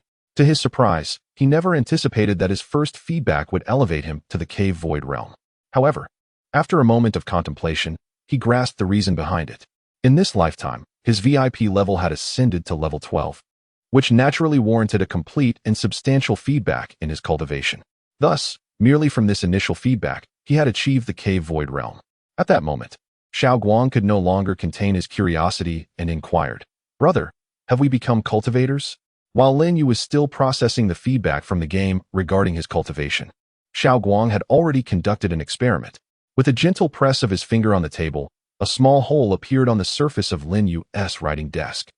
Observing the astonished expression on Xiao Guang's face, Lin Yu glanced down at the diminutive hole, his countenance darkening as he remarked, "This desk cost me $1 million." Xiao Guang's face paled, and he hurriedly covered the small hole with his hand, a sheepish grin on his face as he exclaimed, "Brother, I didn't mean to. I can't afford $1 million." Lin Yu gazed at Xiao Guang's hand, which had left an imprint embedded in the desk, and sighed. It was at that moment that Xiao Guang realized, albeit unintentionally, that he had created a handprint on the writing desk, his face growing increasingly awkward. After giving Xiao Guang a disapproving glance, Lin Yu proceeded to step outside. Within his villa, there was a spacious gym, an ideal place for him to acclimate to his newfound physicality. Xiao Guang trailed behind his cousin Lin Yu as they made their way into the gym. Lin Yu was in no rush to experiment with his abilities.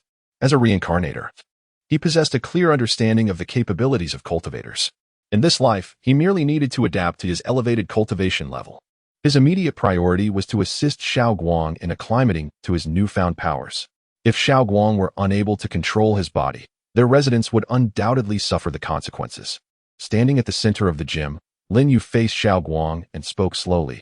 "The physique of a cultivator is vastly different from that of an ordinary person. Your task now is to adjust to your current body. Let me guide you on how to do so." Xiao Guang nodded eagerly. At this moment, he was no longer inclined to ponder the myriad of chaotic questions that flooded his mind. It was evident that his transformation into a cultivator was a foregone conclusion. Instead of delving into the reasons behind it, he preferred to envision the future. First, you must learn to utilize your spiritual perception to observe your surroundings. Close your eyes.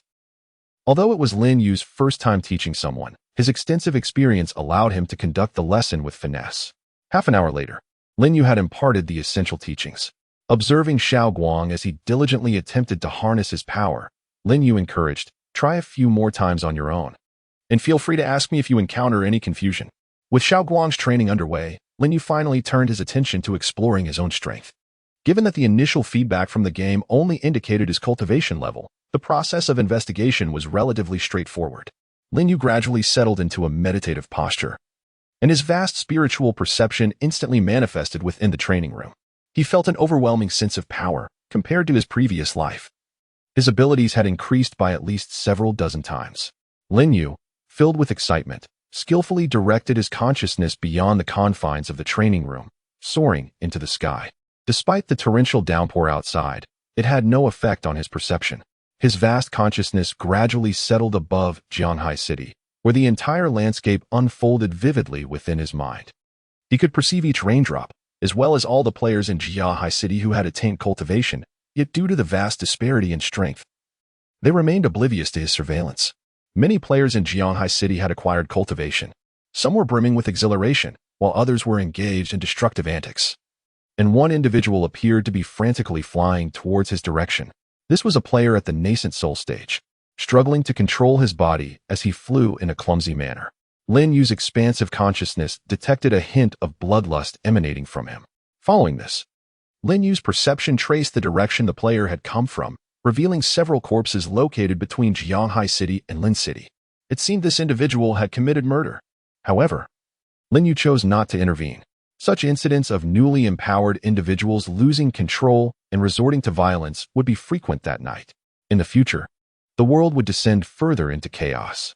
Lin Yu's intention was not to assume the role of a world police officer. He had two primary objectives: to safeguard his family and to ensure he would never repeat the past, refusing to allow the malevolent bosses that would eventually manifest in the real world to obliterate his existence. Chapter 28, Heavenly Stage. Ninth grade cave abode. The power of consciousness in the void realm exceeded Lin Yu's expectations. Lin Yu's consciousness nearly envelopes the entirety of the Dragon Kingdom. This is merely the realm of void opening. He dares not contemplate the extent to which his awareness will amplify once his cultivation is fully restored.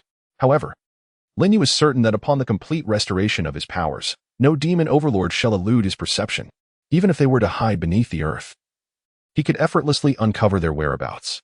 As these thoughts flitted through his mind, Lin Yu found himself increasingly exhilarated. In his previous life, those demon overlords had often plunged him into despair. Now, in this life, it is their turn to face hopelessness. Cultivators possess myriad abilities. Yet, at present, the game has only reflected his cultivation level. Various magical artifacts and spirit stones have yet to be restored, and even the cultivation techniques remain unrevealed. Thus, many of a cultivator's powers remain dormant. Currently, Lin Yu possesses only a handful of abilities. First is longevity. The higher the cultivation level, the greater the lifespan.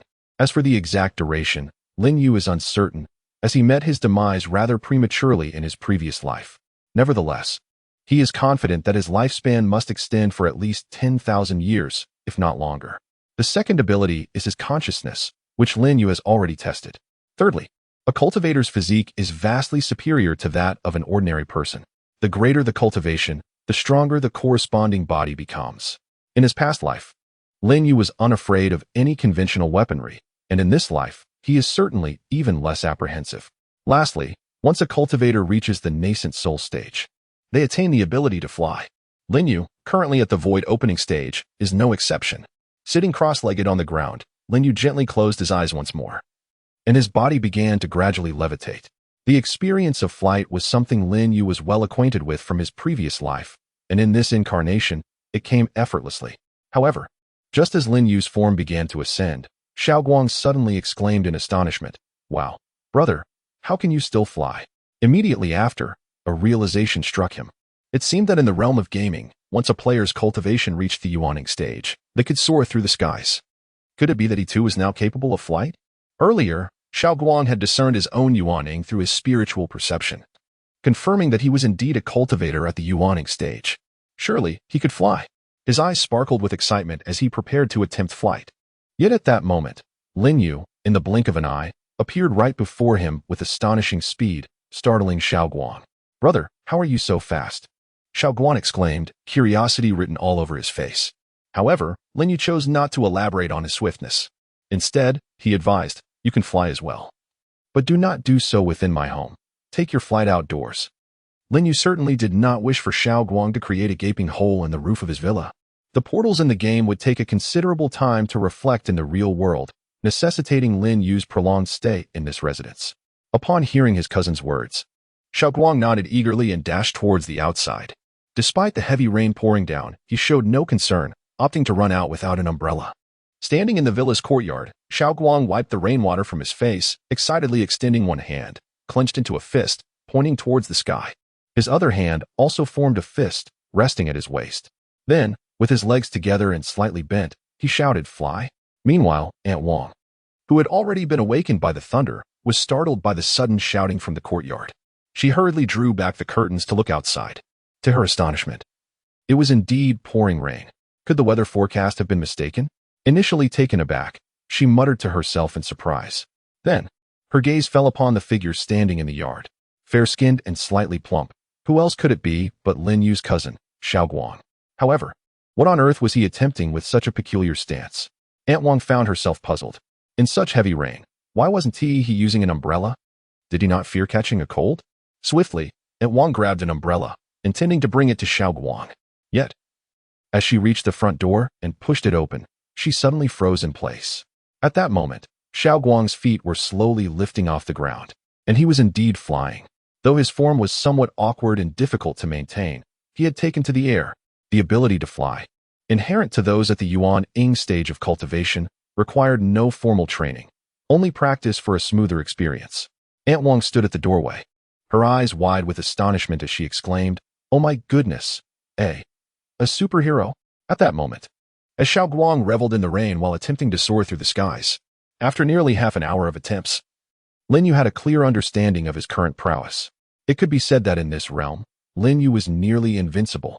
This was still the initial phase of cultivation feedback. A week later, once all the cultivation was fully returned to the player, Lin Yu would become even stronger. Everything was proceeding precisely according to Lin Yu's meticulously crafted plan, without a hint of deviation. Sitting at his desk, he picked up his phone and launched the mobile game Misty Immortal Path. There were only 7 days left to play Misty Immortal Path. After the cultivation feedback concluded, the game would be permanently shut down. In essence, there remained just these final 7 days to enhance one's strength within the game. However, the potential for improvement in this brief period was minimal, as the in-game recharge channel had already been closed. Without additional investments, advancing one's cultivation was exceedingly arduous. Moreover, the total number of players eligible for cultivation feedback had already been determined. Thus, even if someone registered a new account to join the game, they would be unable to enhance their VIP level and, consequently, gain access to the game's feedback. The feedback ratio for VIP 0 players was a mere 0. Yet, Lin Yu was different. There were still numerous avenues for him to improve. Beneath the castle icon, there was a button labeled Claim. Without hesitation, Lin Yu clicked on the Claim button. Almost instantly, he received a notification from the game. Upon reading the notification, Lin Yu felt a surge of excitement. A Heavenly Realm 9-tier cave abode. He hurriedly opened the cave abode interface. At this moment, Lin Yu's cave abode within the game had undergone a magnificent transformation. Ethereal energy swirled all around, resembling a veritable paradise. In his previous life, Lin Yu's cave dwelling was merely of the 3rd rank in the Xian tier. Due to his relatively low VIP level, upon its manifestation in the real world, it transformed into a 9th rank in the Huang tier. The Huang tier represents the lowest level among the 4 grand tiers of heaven, earth, Xian, and Huang. Nevertheless, despite its modest rank, Lin Yu was elated by the transformation of his cave dwelling into the real world. Even a 9th rank Huang cave dwelling vastly surpassed his current villa. Now astonished, Lin Yu found himself in possession of a 9th rank in the Tian tier, and with his VIP level still at 12. He pondered the potential rank his cave dwelling would attain upon its return to reality. As a reincarnator, he could hardly fathom the magnificence of his future dwelling. After all, the cave dwelling that ranked first in his past life was merely a 9th rank in the D tier, a considerable tier beneath his current abode. At that moment, Lin Yu was not idle. He accessed his backpack interface and began utilizing the advanced cave dwelling expansion vouchers he had previously purchased. System prompt. Would you like to simultaneously use an advanced cave dwelling expansion voucher to enhance the size of your dwelling? Confirm. Chapter 29. The Management Bureau of Cultivators with 800,000 advanced cave dwelling expansion vouchers. That equates to an astonishing 800,000 square meters. Coupled with the original space of the 9th rank Tian cave dwelling, Lin Yu's cave dwelling would undoubtedly exceed 1 million square meters. This figure may not seem particularly intuitive. However, a comparison reveals its immense scale. A standard football field measures over 7,000 square meters, meaning the internal area of Lin Yu's cave dwelling could accommodate more than 100 football fields. Lin Yu could not help but feel a surge of excitement. A cavern exceeding the size of 100 football fields, allocating one of those fields for a bedroom, seemed utterly reasonable. A bed as grand as a football field itself would pose no issue either. Now, that would truly be a luxurious suite. Lin Yu had always cherished the comfort of a plush bed. At that moment, an image suddenly flickered in his mind. The water cloud fairy. She was his sole companion in the game, though he remained unaware of her true identity in the real world. In his previous life, Lin Yu had not actively sought out the water cloud fairy, nor did he know what had become of her. The reason for his inaction was straightforward. Initially, his focus was solely on enhancing his cultivation, leaving little room for such thoughts. Later, when the monsters and bosses from the game began to manifest in reality, Lin Yu found it exceedingly difficult to ensure his own safety, let alone search for the water cloud fairy. However, this life was different. Not only had Lin Yu acquired the ability to protect himself, but his strength could also grow to become unparalleled in the world. Perhaps, in this life, he might have the chance to encounter the water cloud fairy. Of course, if she insisted on residing in his grand suite, he would be at a loss. Lin Yu chuckled lightly, recognizing it as a mere jest with himself. In the game's affection leaderboard, they stood tied for first place, indicating that the water cloud fairy also possessed a celestial-level cave dwelling of the 9th tier. Although her abode could not possibly rival his in size, creating a spacious suite would undoubtedly be feasible. Lin Yu shook his head slightly, casting aside the chaotic thoughts swirling in his mind. In this life, his mood was entirely different from that of his past. After all, with invincible strength came a sense of profound relaxation. At that moment, Lin Yu began to enhance the defensive array surrounding his cave dwelling.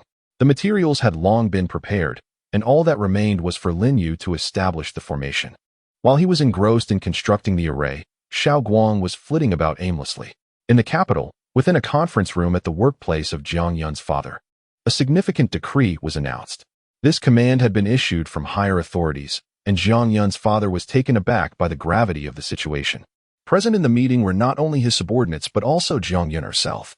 She was somewhat bewildered, having thought she was merely accompanying her father on an outing. Little did she know that upon revealing her prowess in the game during their car ride, her father would insist on her joining his organization, dragging her into the conference room without further ado. Jiang Yun felt a mix of confusion and resignation. After all, he was her father, and it was difficult for her to refuse him. At the head of the conference table, her father spoke slowly. By now, you all should have heard some news regarding the events that transpired at midnight. However, the reality is far more grave than you can imagine. It is now confirmed that the mobile game called Misty Immortal Path has indeed endowed a portion of its players with genuine cultivation power, some of whom possess formidable abilities. According to police reports, the number of calls made tonight has exceeded the usual volume by tenfold. Incidents of violence and injury have erupted across the nation. Although the exact statistics on the number of players engaged in Misty Immortal Path are yet to be determined, it is estimated that the figures are substantial. A directive has been issued from above. Our original unit has been disbanded, and a new organization has been established, named the Immortal Cultivators Management Office, abbreviated as the ICMO. I have been appointed as the inaugural director. Now, let us compile your VIP levels and cultivation statuses within the game. The young men gathered in the conference room have all played the mobile game Misty Immortal Path, and most have invested financially.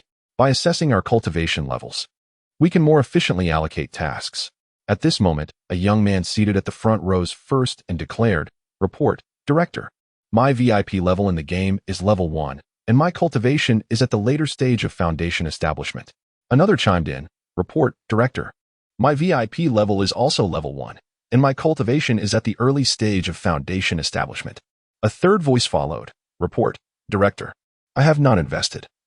My VIP level is level 0, and my cultivation is at the later stage of chi refinement." Another stated, "Report, Director. My VIP level is level 5, and my cultivation is at the later stage of golden core." Upon hearing this, the others were momentarily taken aback. What a stroke of luck for this individual. The situation has become quite apparent. The higher one's cultivation level and VIP status within the game, the greater the rewards one receives. The reports continued. Out of a total of 20 individuals, 3 had not invested, while 2 achieved VIP level 5, both at the golden core stage. The remaining individuals had VIP levels below 5, with their cultivation statuses also beneath the golden core stage. After the report concluded, Jiang Yun's father suddenly turned to her, seated nearby, and spoke slowly. Please introduce yourself to everyone, and then report your VIP level and cultivation in the game. In the presence of so many people, all of whom were subordinates of her father, Jiang Yun refrained from contradicting him. Instead, she elegantly presented her report. Director, my name is Jiang Yun. My VIP level in the game is level 8, and my cultivation is at the late stage of the out-of-body realm. A VIP level of 8, and a cultivation level that was astonishingly high. They were all familiar with the mobile game Ethereal Immortal path and understood that advancing in cultivation becomes increasingly challenging. The golden core stage is a significant threshold.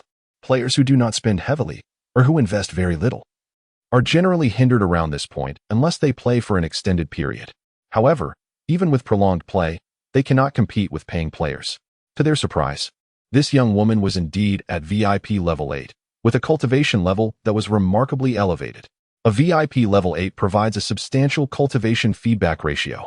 After all cultivation feedback was completed, it was estimated that her cultivation was at least at the early stage of the out-of-body realm. The 20 young individuals gazed at Jiang Yun with envy. She smiled graciously and then took her seat again. Her VIP level had only recently been upgraded. At that moment, she couldn't help but think of that name once more. It seemed she ought to be grateful to him. At this juncture, Jiang Yun's father finally announced a new directive. From this moment forth, Jiang Yun officially joins our Repair and Management Institute as a special advisor. Although she is my daughter, I believe in appointing the capable regardless of personal ties. At this pivotal moment, the addition of a formidable cultivator will undoubtedly exert a profoundly positive influence on our institute's endeavors. Upon hearing Jiang Yun's father's declaration, a resounding applause erupted from the audience. In truth, Jiang Yun's father harbored a selfish motive, carefully considering his daughter's feelings. Had it been another individual, he would likely have appointed them as the deputy director without hesitation. However, assuming the role of deputy director would irrevocably bind one to the institute. Conversely, the position of special advisor seems akin to that of an external consultant, with considerably less obligation. Should Jiang Yun choose to withdraw in the future, it would be a simpler matter. Thus, the foundational team of the Repair and Management Institute began to take shape. Subsequently, Jiang Yun's father issued his first command. Our institute's strength remains insufficient. To confront the impending crisis, we must continue to augment our power. Henceforth, all members are to exhaust every means at their disposal to reach out to acquaintances who are players of Misty Immortal Path, inviting them to join our institute, while ensuring the integrity and background of those invited.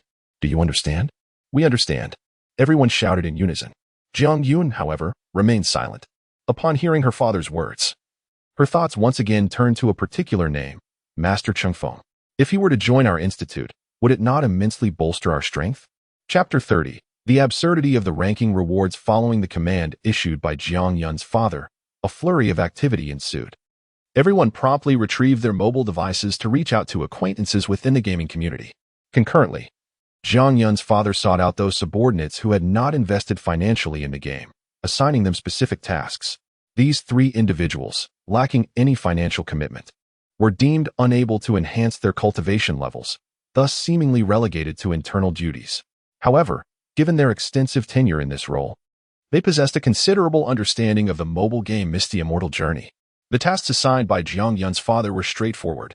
They were to advertise recruitment across various platforms.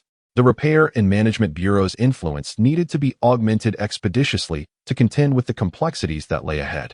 Under normal circumstances, such a state-affiliated entity would not engage in rampant recruitment. However, given the unique circumstances, exceptions had to be made. Soon enough, recruitment notices began to appear on various job platforms, including the official forum for Misty Immortal Journey. The moment the recruitment post emerged on the official forum, it ignited fervent discussions among players. Was this recruitment information genuine? The Immortal Cultivator Management Bureau? It appeared credible, showcasing the government's swift response, having just addressed cultivation feedback. An organization for managing cultivators was already established. Truly commendable, our great dragon nation. Yet, this recruitment announcement failed to mention any benefits or compensation details, leaving players curious about the potential for social insurance and housing funds.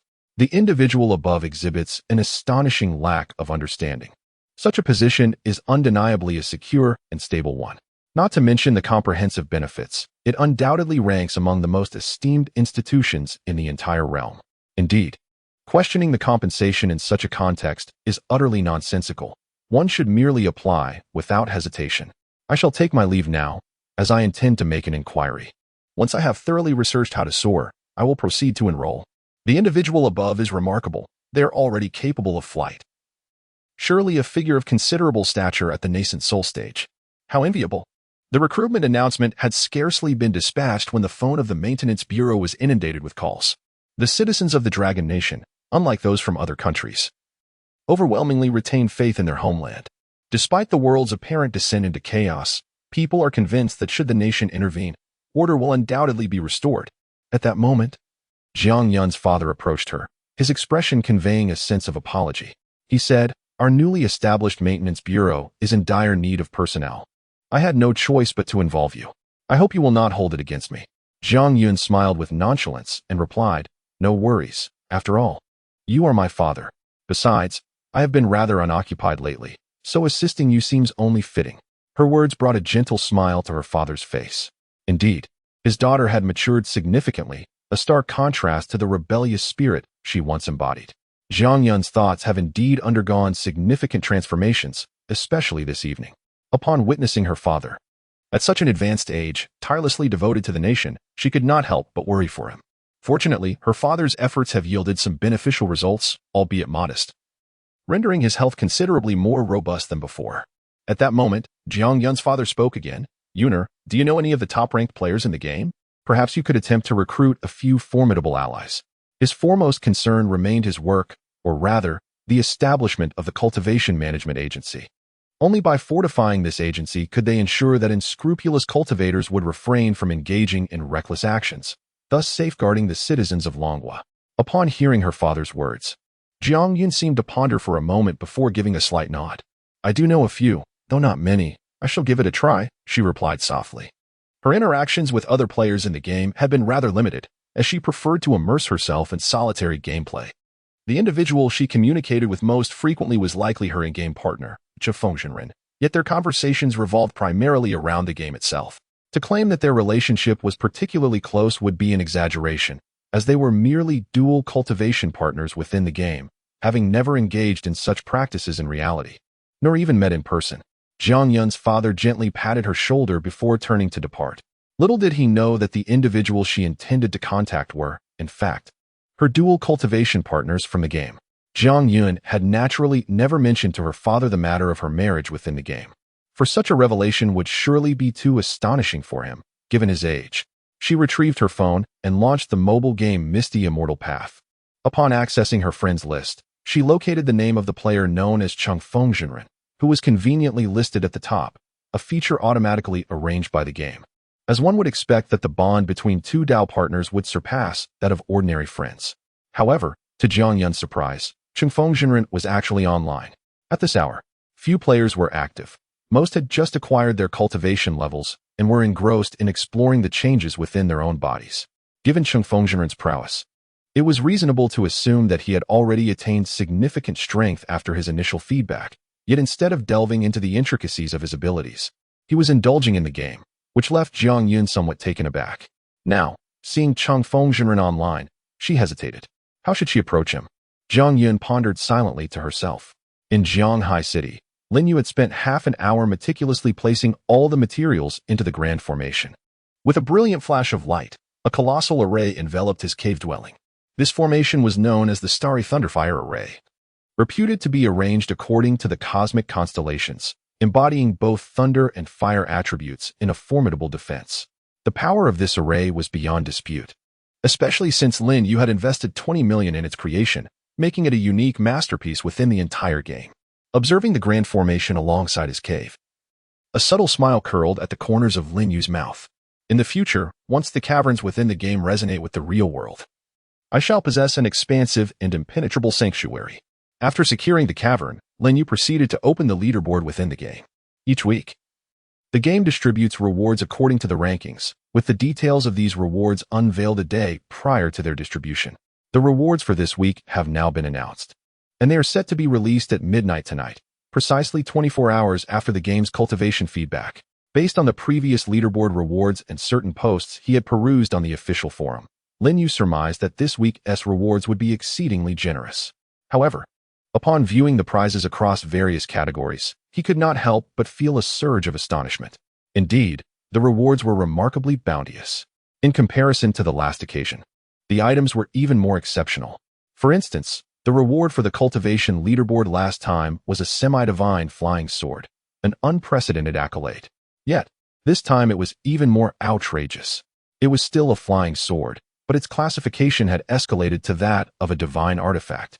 Just imagine the power of a divine flying sword refined to level 10, augmented by a feedback rate of 120%. Lin Yu found himself increasingly eager with anticipation.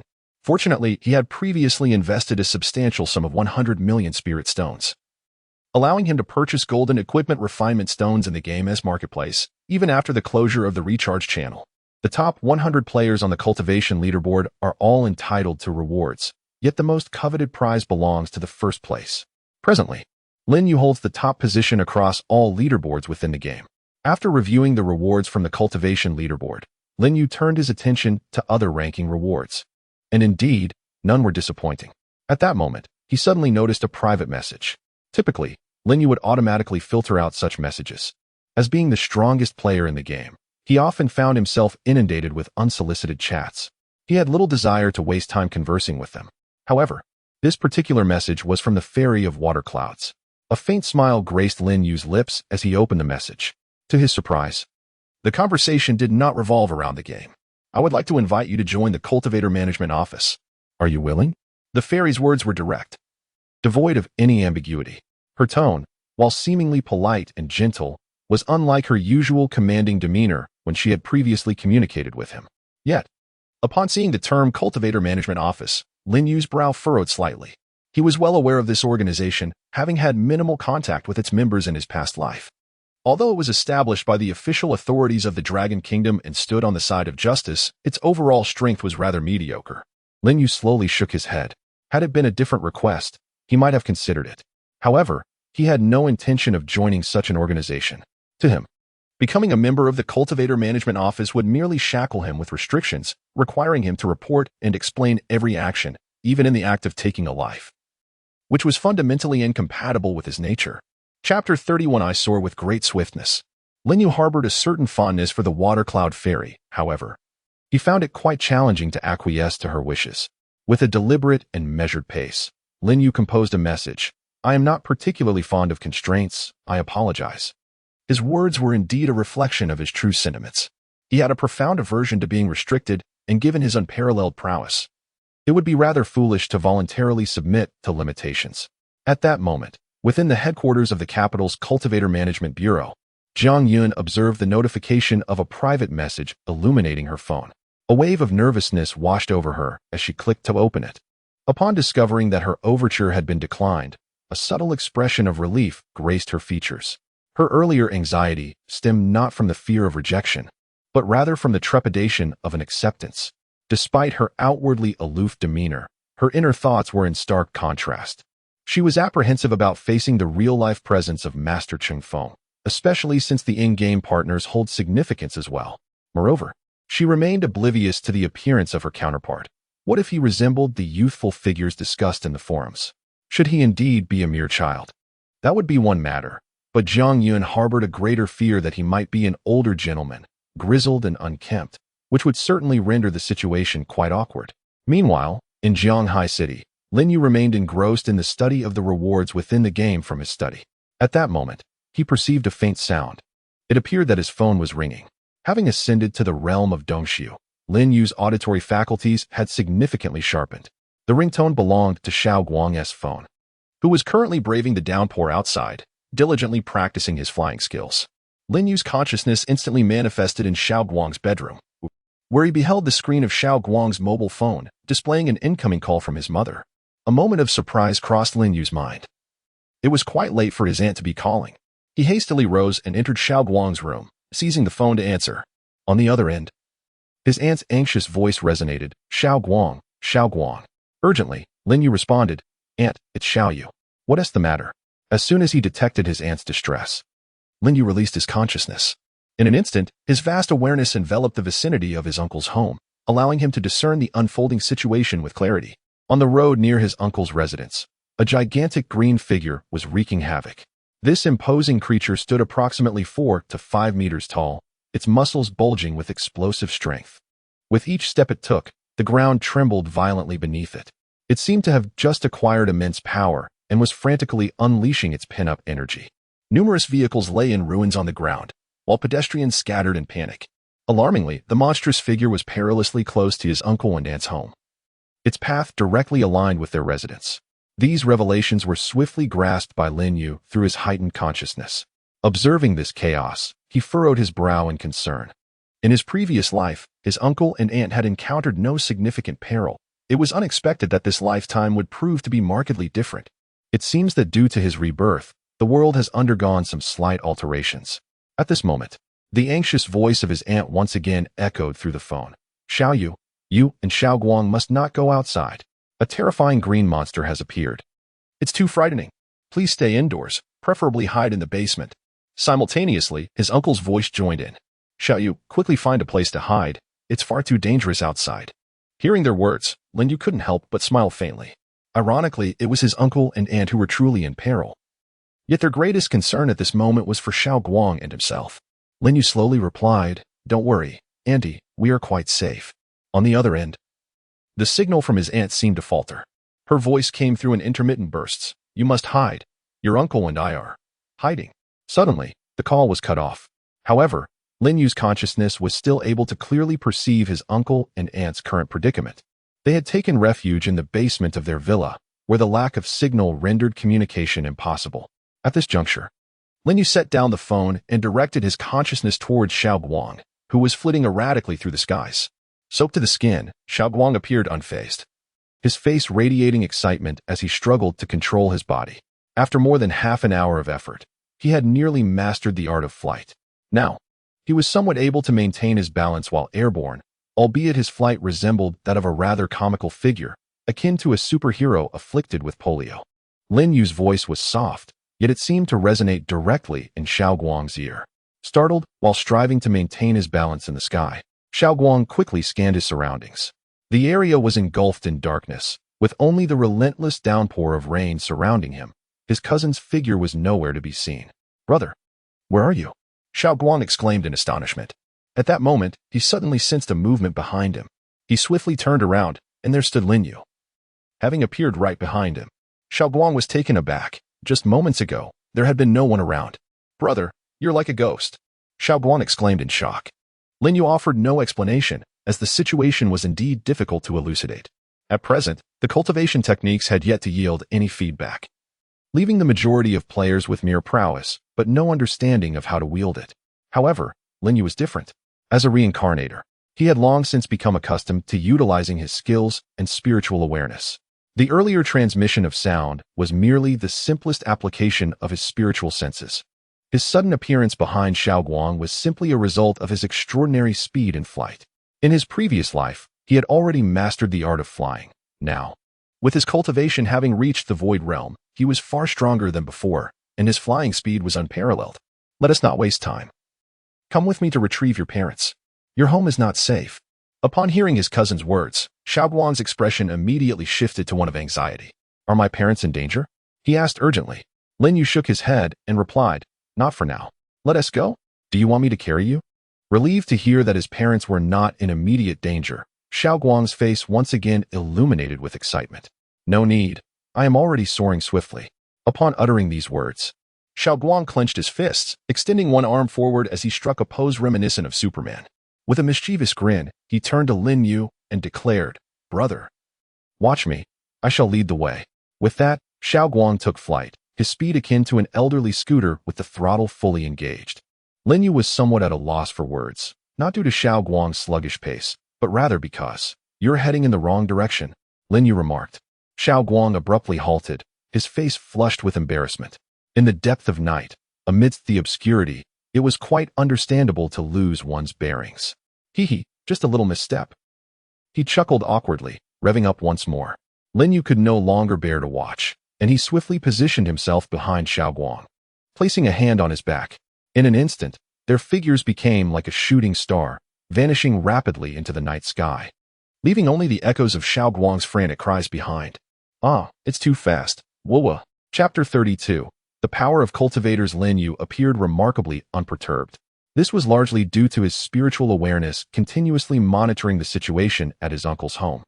That large green figure was familiar to Lin Yu as well. In his previous life, he had crossed paths with such beings. They were characters from a game feedbacked by America. Upon receiving their newfound strength, it seemed that the minds of those large figures were also influenced, filled with thoughts of destruction. This individual might be a foreigner, and perhaps he had played that very game. It is not uncommon for individuals from the Dragon Kingdom to have experienced foreign games.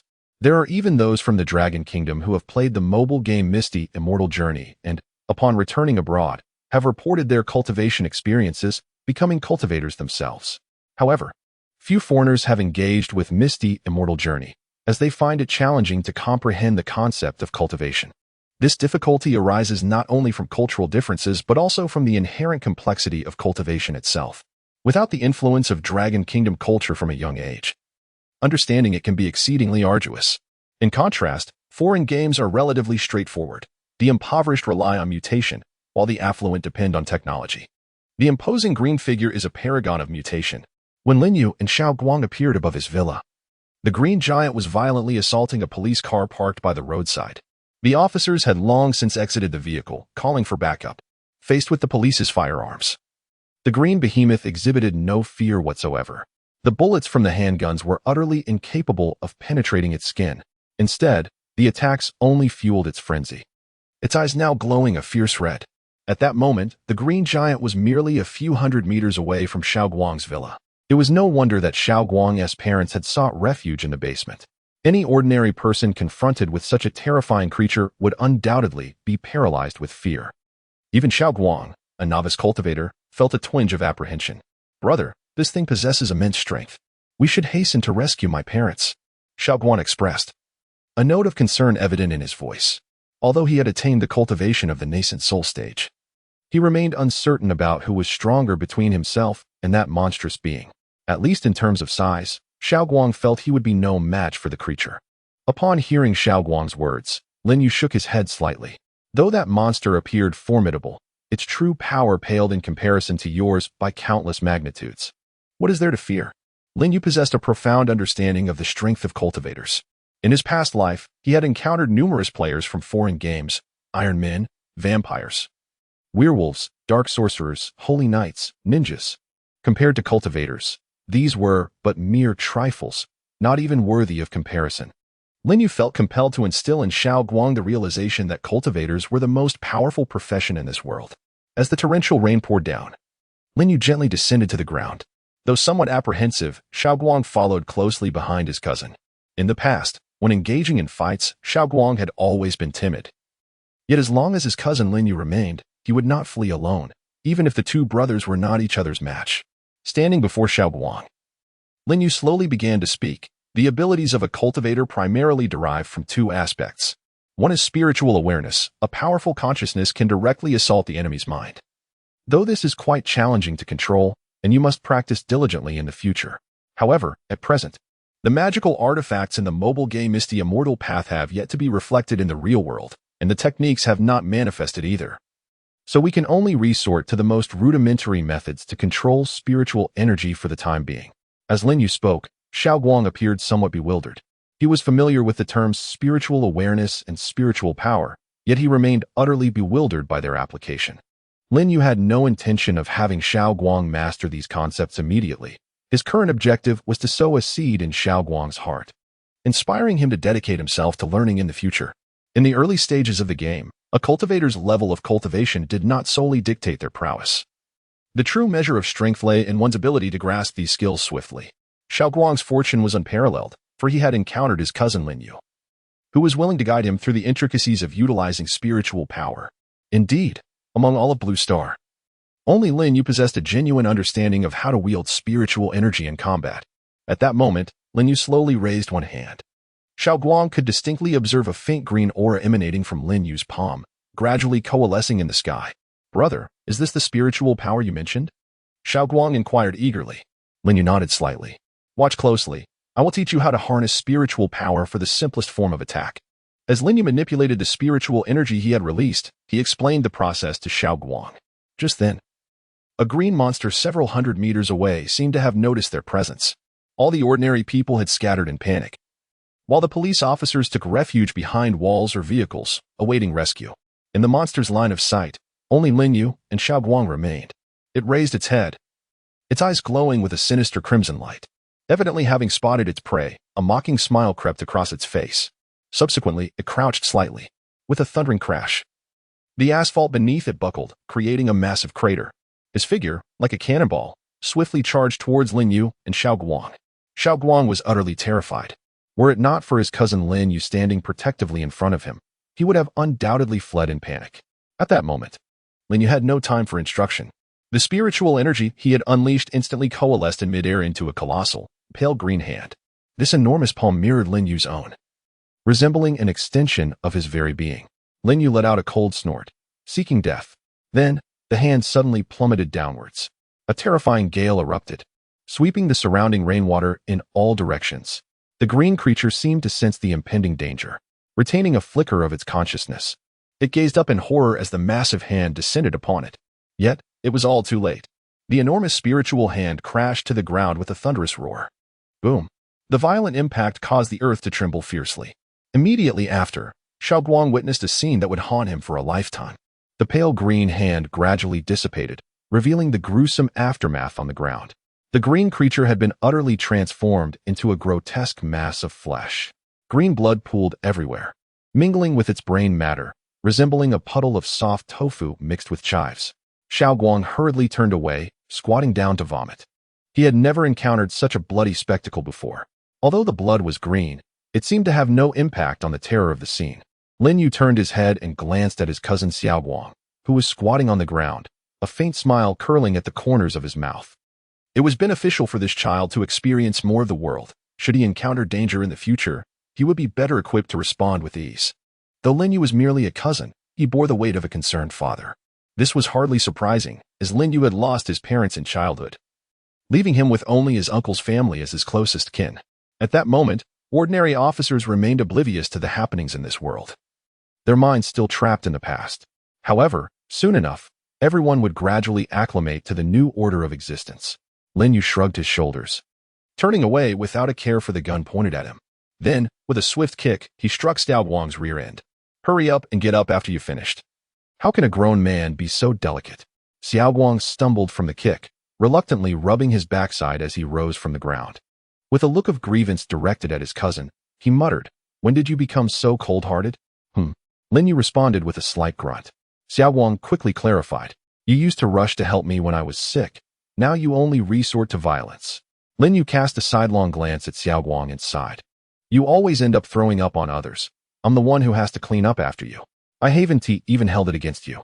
Upon hearing Lin Yu's words, Xiaoguang chuckled softly a couple of times, and without further ado, hurriedly made his way towards his villa. Meanwhile, behind Lin Yu, the two officers wielding firearms were taken aback, noticing that the two individuals seemed to completely disregard their presence. They found themselves in a perplexing predicament, as opening fire on the duo was out of the question. After all, it was they who had assisted in neutralizing the terrifying green creature. The image of that enormous green hand still haunted them. After Lin Yu and Xiaoguang departed, the officers hastily rushed to the spot where the two had been standing. There, they were confronted with the ghastly sight of the green giant, its form a gruesome tapestry of red and white. Having never witnessed such a horrific scene, the officers covered their mouths and retched. After a moment, one officer, pale-faced, turned to his companion and inquired, "Did the body camera capture the appearance of those two?" The other officer nodded vigorously and glanced at the body camera affixed to his chest. It appeared to be intact and functioning normally, clearly having recorded the visage of the two individuals moments earlier. The officers exchanged glances, nodding slightly in agreement. Since they had successfully captured the individuals' likenesses, they decided against pursuing them for the time being. Upon returning to the station, they could easily ascertain the identities and addresses of the two from the footage. Before long, the backup they had called for arrived at the scene, surrounding the lifeless form of the green giant with numerous police vehicles. Everyone present struggled to comprehend how such a terrifying and formidable creature could be effortlessly reduced to a mere pulp by a single human. They knew this incident would need to be reported to their superiors. Simultaneously, it is essential to present the situation recorded by the law enforcement camera to one's superior. As a multitude of police vehicles arrived, Lin Yu and Xiao Guang were already en route to Lin Yu's villa, seated in Xiao Guang's father's car. The duo managed to locate Xiao Guang's parents, who were hiding in the basement.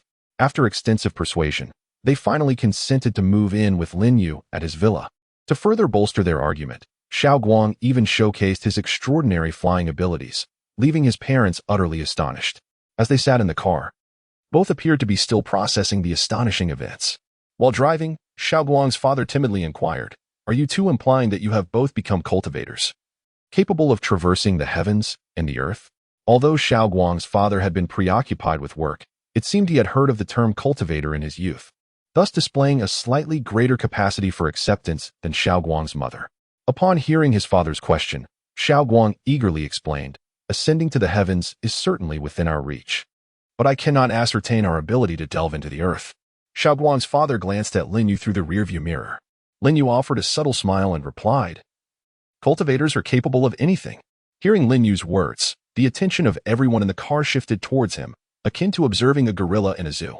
Xiao Guang could not help but give his cousin a thumbs up, impressed by his bravado. The distance between the two families was not significant, allowing them to arrive in under half an hour. Subsequently, Lin Yu instructed Aunt Wang to prepare a room for his uncle and aunt, and Xiao Guang's family settled into Lin Yu's residence. Given the feedback from the gaming experience, the initial nights were undoubtedly fraught with insecurity. Many cultivators have yet to acclimate to their suddenly formidable physiques, resulting in frequent accidental harm to others. Hence, it is most prudent to allow my uncle and aunt to reside in my home for a few days. Meanwhile, at the Xiqing police station in Jiahai City, two officers entered their superior's office. This night, it was clear that rest would elude them. Throughout Zhanghai City, chaos had erupted in numerous locales. Moreover, they had just received a report of a massacre in the outskirts, where 20 lives had been claimed.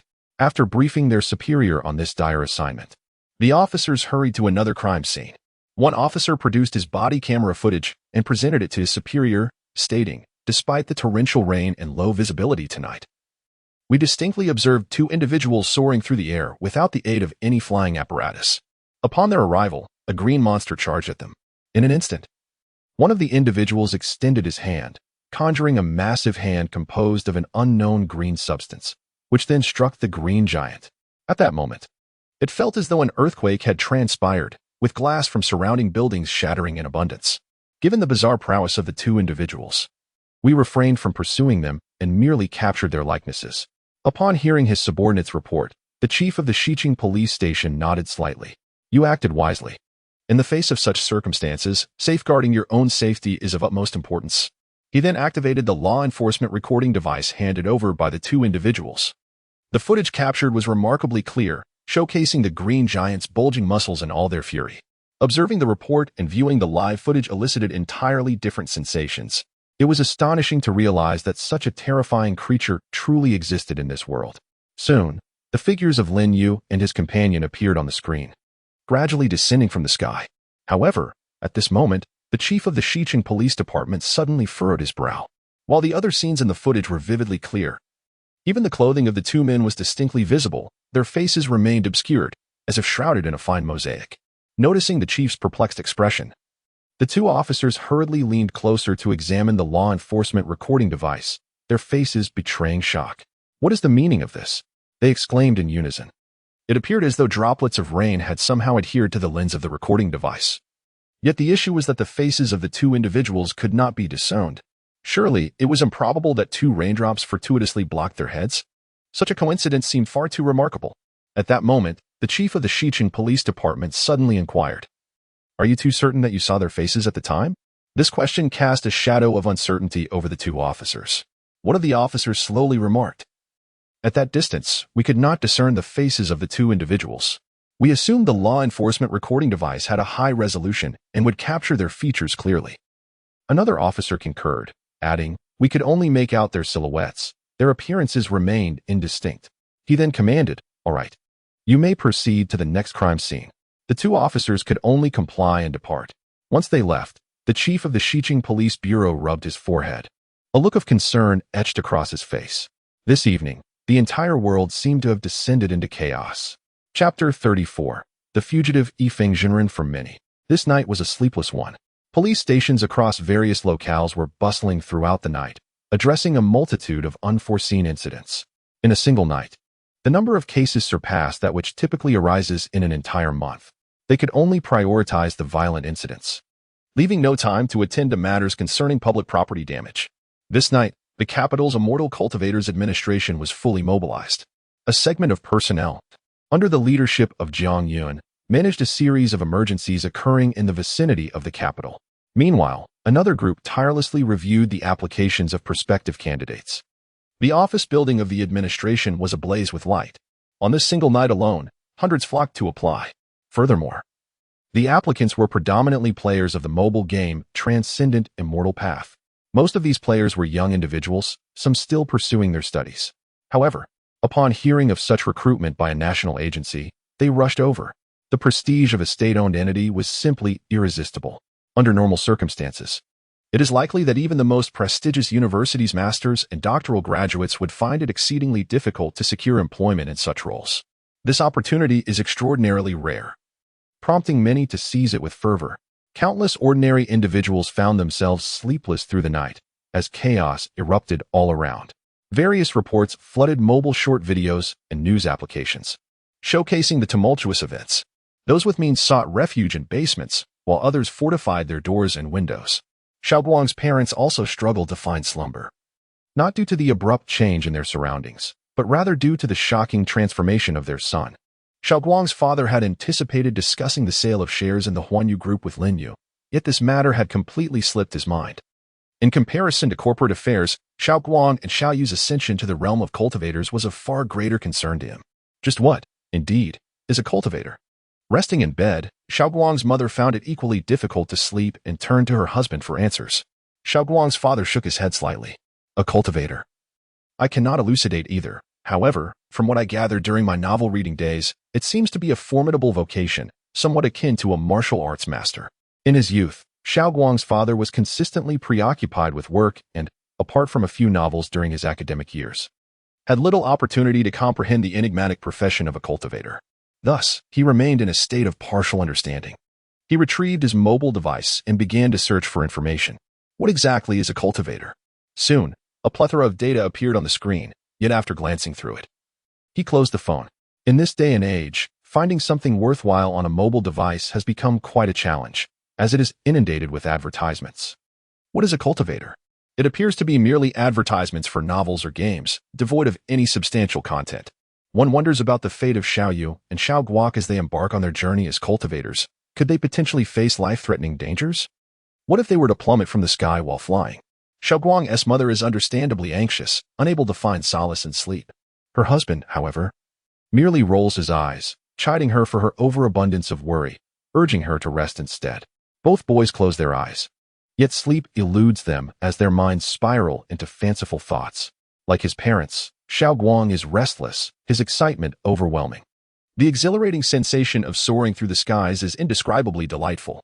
He finds himself daydreaming of gliding through the heavens with his girlfriend, a Shui, treating the clouds as their grand bed, while she joyfully shouts his name, Yu Shui, Yu Shui, hurry, Yu Shui. The notion is utterly romantic. That night, Lin Yu experiences the most restful slumber. The feedback from his gaming cultivation arrives as expected, and his fortune of 1 billion has been entirely spent. The loved ones he cares for remain safe and sound. It is, without a doubt, a perfect beginning to this life. However, in stark contrast to Lin Yu's splendid start, the esteemed Master Yifeng faces a more challenging predicament.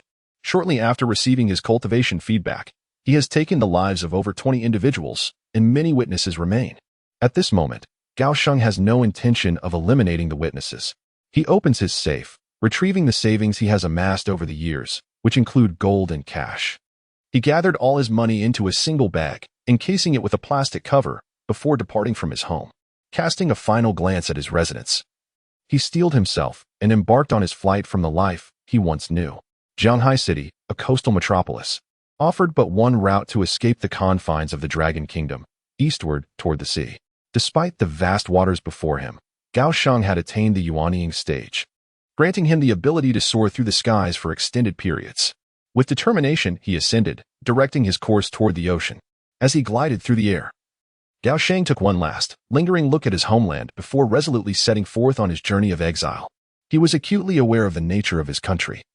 Even with his newfound strength, any transgression would inevitably lead to arrest and prosecution. Despite being a Yuanian cultivator, he knew he could not contend with the formidable mechanisms of the state. Within the realm of the mobile game Misty Immortal Path, his cultivation level ranked approximately 100. With numerous players in the Dragon Kingdom possessing superior strength and greater cultivation feedback. However, the scenario would shift dramatically once he reached foreign shores. Armed with his current Yuanian prowess, he would undoubtedly find himself unmatched against any adversaries. With all his possessions secured, he skimmed the surface of the sea. Hastening toward the eastern island nation, he was cautious not to ascend too high, fearing collision with aircraft, as he had yet to master the nuances of aerial maneuvering. The prospect of an airplane appearing unexpectedly filled him with dread, and, more critically, ascending too high could draw the attention of satellites. By skirting the ocean's surface, he alleviated such concerns. Unbeknownst to him, however, the island nation he sought was far from a sanctuary.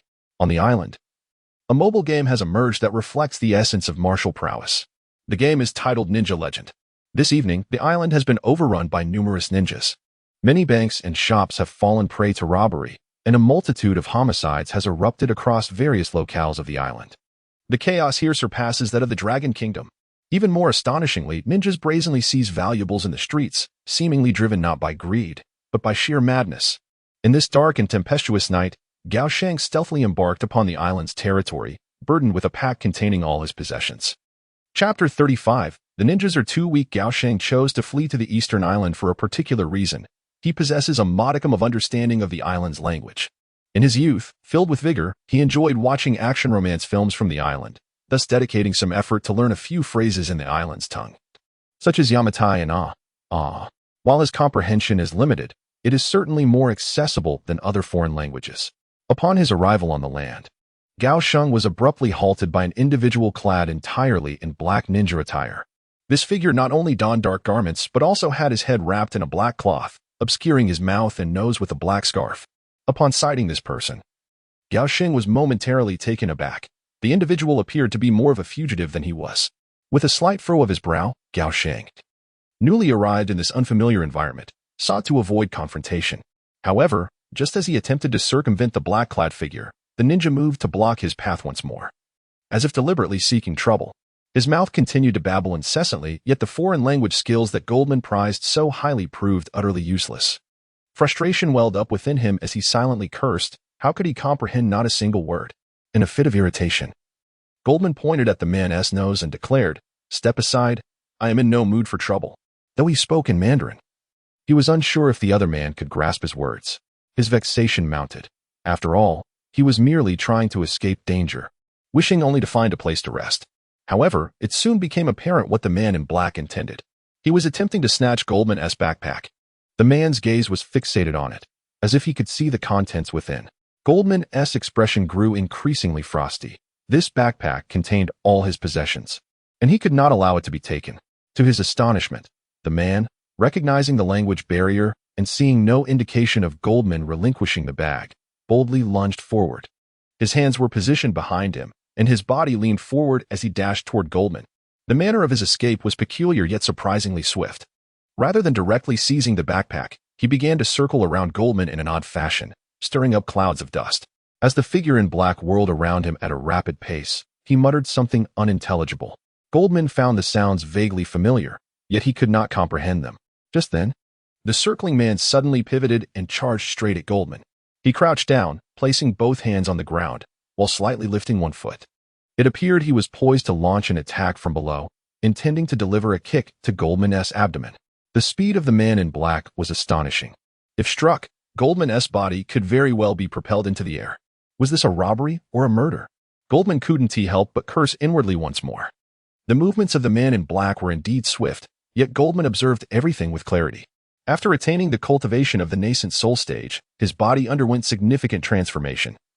Even his vision had improved remarkably. Had it not been for the feedback from the game regarding his cultivation, Goldman would have certainly been unable to perceive the actions of that man in black.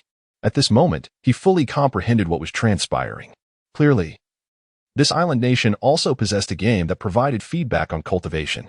The individual before him was likely a player of that cultivation feedback game. A ninja, perhaps? Goldman mused inwardly. He had never been fond of the childishness of animated series, yet he recalled certain characters in the romantic action films from that island nation, where some female leads portrayed ninja roles, albeit with different attire. The ninjas in the films were dressed more scantily, unlike this individual who was so thoroughly covered. Although the man in black moved swiftly, to Goldman, it felt as though time had slowed down. He narrowed his eyes slightly, furrowed his brow, and then suddenly lifted one of his feet. Though he was not seeking trouble, he was not afraid of it either. Goldman muttered softly. Following that, his lifted foot came crashing down. Bang! Crack! Just as the man in black was poised to deliver a powerful kick to Gao Sheng's abdomen. Intending to send him soaring into the sky, Gao Sheng's foot preemptively landed upon the man's leg. With a single strike, he shattered the black-clad man's limb. The man's motion abruptly ceased, as he could hardly fathom that his proud martial prowess had been so effortlessly countered by his adversary. Clutching his injured leg, he writhed on the ground, howling in agony. At that moment, an even more astonishing scene unfolded. Before the astonished gaze of the man in black, Gao Sheng's body began to levitate gracefully into the air. The man was left in a state of shock. How formidable must a flying ninja be? Having never encountered a practitioner of the mystical arts, he assumed Gao Sheng was akin to himself, a mere ninja, for ordinary humans could not fly. However, Gao Sheng offered the man no time for further contemplation. With a piercing gaze, he suddenly plummeted from midair. Boom! His feet landed squarely upon the chest of the man in black, causing it to cave in instantaneously. Blood gushed from the man's orifices, and he perished in an instant. Gao Sheng cast a final cold glance at the lifeless body on the ground before turning to vanish into the depths of the night. Gao Sheng was no meek individual. Furthermore, since that man had glimpsed his visage, failing to eliminate him could lead to future complications. In this island nation, Gao Sheng's mindset was entirely different from that in the Dragon Kingdom. He bore no psychological burden in taking a life. With his backpack slung over his shoulder, he strolled slowly towards the city. After such prolonged flight, he found himself somewhat fatigued and yearned for a comfortable end to rest. Of course, before that, he needed to locate a bank to exchange some currency. As he walked, Goldman murmured to himself, ninjas are indeed too feeble. They are truly only suited for the silver screen. In the early morning, Lin Yu gradually opened his eyes. The soft, plush bed beneath him remained exceedingly comfortable. After reclining a bit further, he reached for his phone resting on the pillow and began to browse. His past experiences indicated to him that the previous night must have been extraordinarily eventful.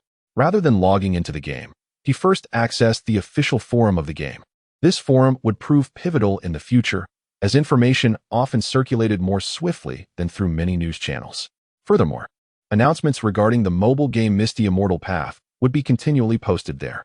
The mobile game would completely shut down after the feedback period for cultivation concluded, but the official forum would remain operational. Upon entering the forum, Lin Yu noted that the number of posts had reached a staggering 999.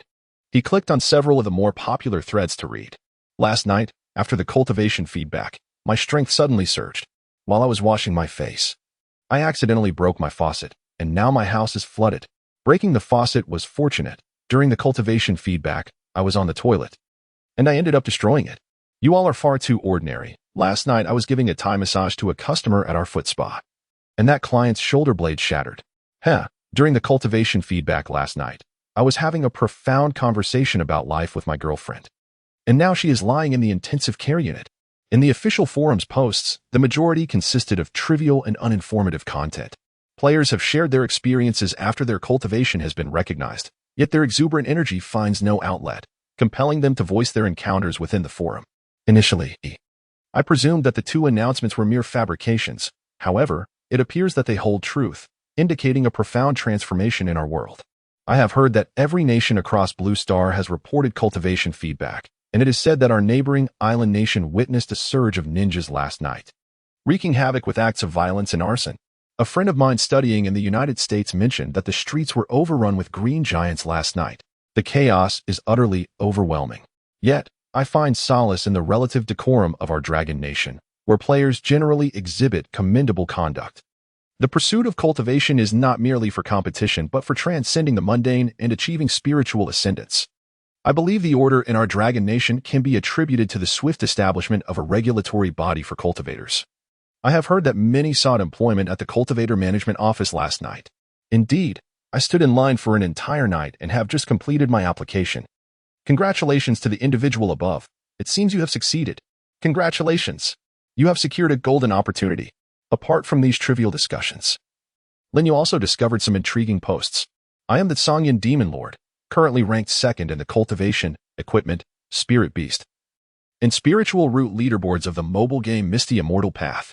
I am now establishing a cultivator organization named Xiaoyao Palace with the aim of exchanging experiences and sharing resources. Aspiring individuals are warmly welcome to join. This post has garnered considerable attention, and numerous responses follow. Upon reading this post, Lin Yu's expression shifted noticeably. The three characters of Xiaoyao Palace were certainly familiar to Lin Yu. In his previous life, the Songyan Demon Lord had also established Xiaoyao Palace. Initially, everything appeared to be normal. However, as the demonic bosses from the game infiltrated the real world, Xiaoyao Palace swiftly transformed into a mere accomplice for those fiendish entities. Nonetheless, this time, circumstances differed slightly from his former existence. In his previous life, the Songyan Demon Lord had dominated the game's rankings, holding the top position with formidable prowess and exceptional charisma. Yet in this life, after Lin Yu's reincarnation, he had usurped the top ranks, eclipsing all others.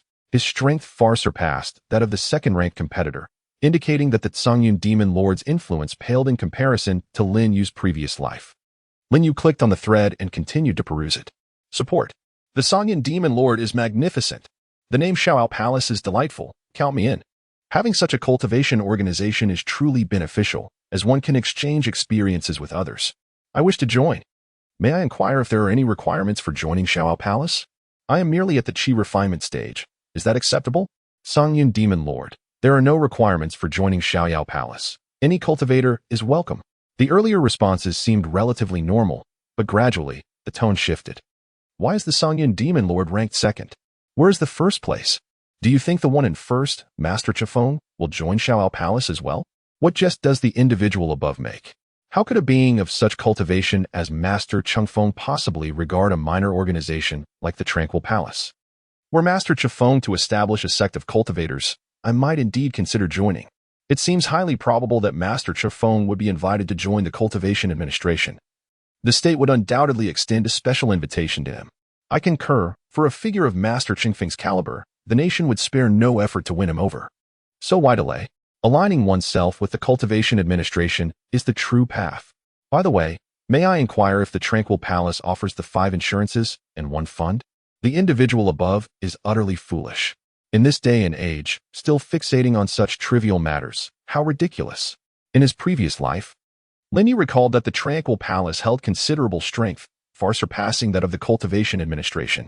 Yet, in the present context, devoid of the prestigious reputation of topping the various game rankings, the allure of the Songyan Demon Lord's Tranquil Palace seems to have diminished significantly. Nevertheless, Lin Yu would continue to keep a watchful eye on the affairs of the Tranquil Palace.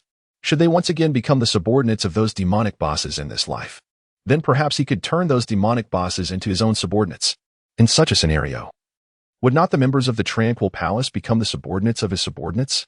The thought of such an image brought a subtle smile to Lin Yu's lips. If only his strength were formidable enough that none would dare oppose him, then everything would become infinitely simpler. After perusing the posts on the forum, Lin Yu closed the official forum and launched the mobile game Ethereal Immortal Path. Though there is little left to enhance within the game, logging in each morning has become a cherished routine for Lin Yu. However, upon opening the game, he found himself feeling somewhat disoriented. The absence of those enticing microtransaction options rendered the gameplay rather monotonous. It appeared that the number of players had significantly increased within the game's city. Lin Yu observed a plethora of low-level characters, clearly newly created. It seemed that following the events of the previous night, many had come to recognize the formidable power of cultivators, prompting them to download Piao Miao Xian 2 in a bid to catch the last train to becoming a cultivator. Yet, many of them remained oblivious to a crucial fact. The cultivation feedback within the game was contingent upon VIP levels. With the closure of the recharge channels, these newcomers would forever be unable to elevate their VIP status. The feedback ratio for VIP 0 was a resounding 0%. Perhaps they were aware that their chances of receiving cultivation feedback had vanished, yet they clung to hope regardless. Subsequently, Lin Yu guided his character to the sect. With little else to occupy his time, he thought it prudent to check on the progress of his sect leader, Jing Xinjianren.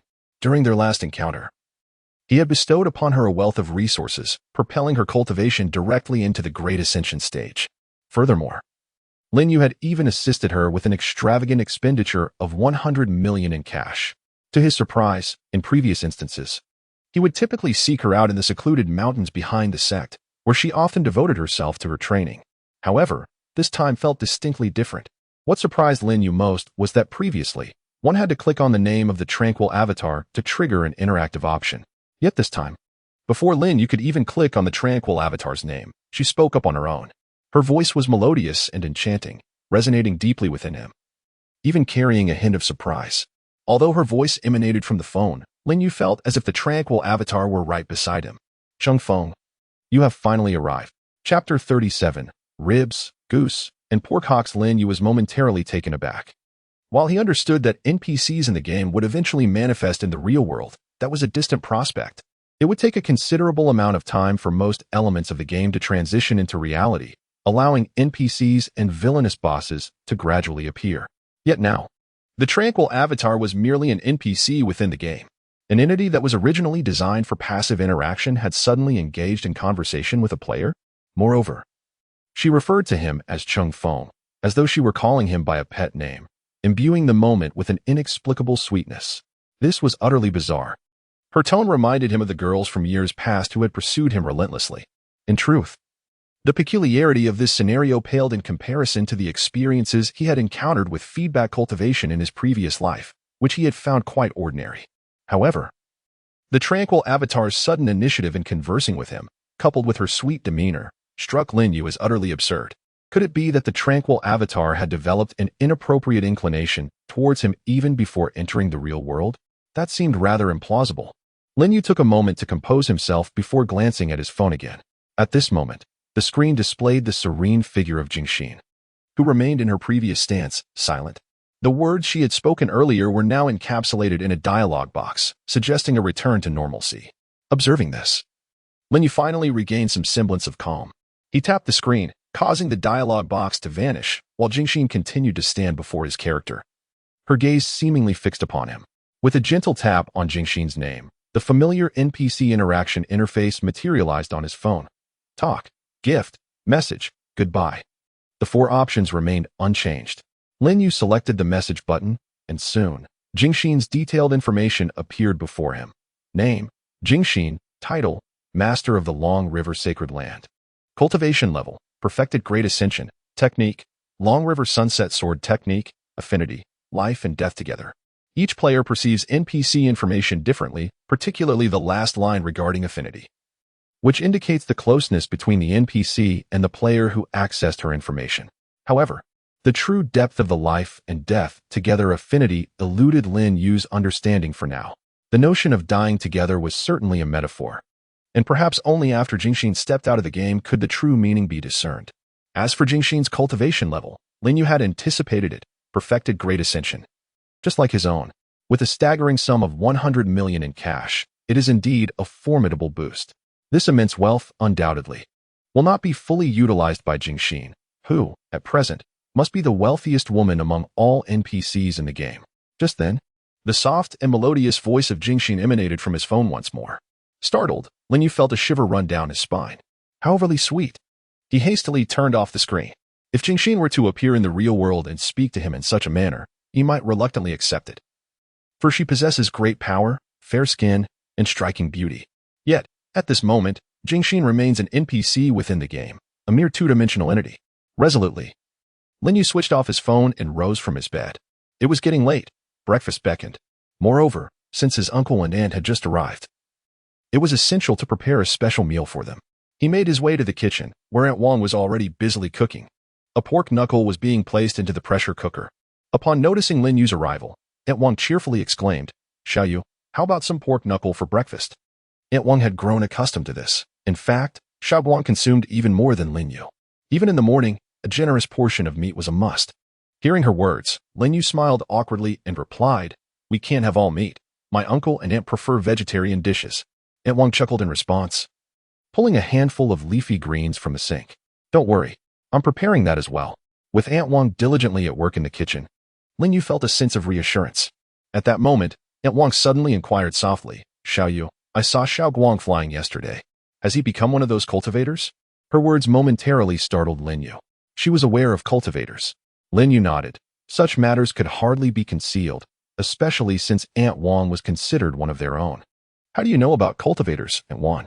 Lin Yu asked, puzzled. Aunt Wang smiled mysteriously and replied, My daughter called me last night. She said that in America. Many people were flying in the sky, and she also came across news online about the Dragon Kingdom, mentioning the presence of cultivators and warning me to be cautious. After a moment's reflection, Aunt Wang added, But what should I be cautious about? Xiao Guang isn't dangerous at all. Aunt Wang, who was not proficient in navigating the internet and had only encountered Xiao Guang as a cultivator, found it hard to perceive any threat. Xiao Guang, with his chubby figure, appeared rather clumsy while flying, certainly not embodying danger. Upon hearing Aunt Wang's explanation, Lin Yu understood. It seemed Aunt Wang's daughter had witnessed those players who had translated their gaming prowess into reality. However, in the early stages of game feedback, the situation in America was far more perilous than in the Dragon Kingdom. After pondering, Lin Yu addressed Aunt Wang. If your daughter needs any assistance, please do let me know. Perhaps I might be of help. Aunt Wang smiled and nodded. Thank you, Xiao Yu. You have already done so much for our family. In truth, Aunt Wang held a deep gratitude towards Lin Yu, for his salary was significantly higher than that of an ordinary caregiver, at least 3 times more. The funds are more than sufficient to cover my daughter's expenses during her studies abroad. At that moment, the sudden sound of footsteps echoed from outside. Lin Yu's uncle and aunt had also arisen. They seemed to have overheard the conversation in the kitchen and entered together. As soon as they stepped through the door, Lin Yu found himself momentarily bewildered. The two of them bore dark circles under their eyes, resembling pandas. It was evident that they had not enjoyed a restful night. This was hardly surprising, considering they had been startled the previous evening and subsequently learned that their son had become an immortal cultivator. It would be remarkable if they managed to sleep at all. Upon entering the kitchen, they too appeared taken aback. They were greeted by the sight of a large portion of pork knuckle peeking out from the pressure cooker. Xiao Yu, do you eat this every morning? Lin Yu's aunt inquired with a hint of astonishment. Before Aunt Wang could finish her sentence, Lin Yu hastily interjected. Sometimes. Speaking the unvarnished truth may not be the wisest choice. He patted his belly with a grin and replied, It's just what I enjoy. I've gained a bit of weight these past few days. His aunt glanced down at Lin Yu's slightly protruding belly and let out a cold laugh. Xiao Yu, spare Xiao Guang your cover. He's nearly as plump as a pig.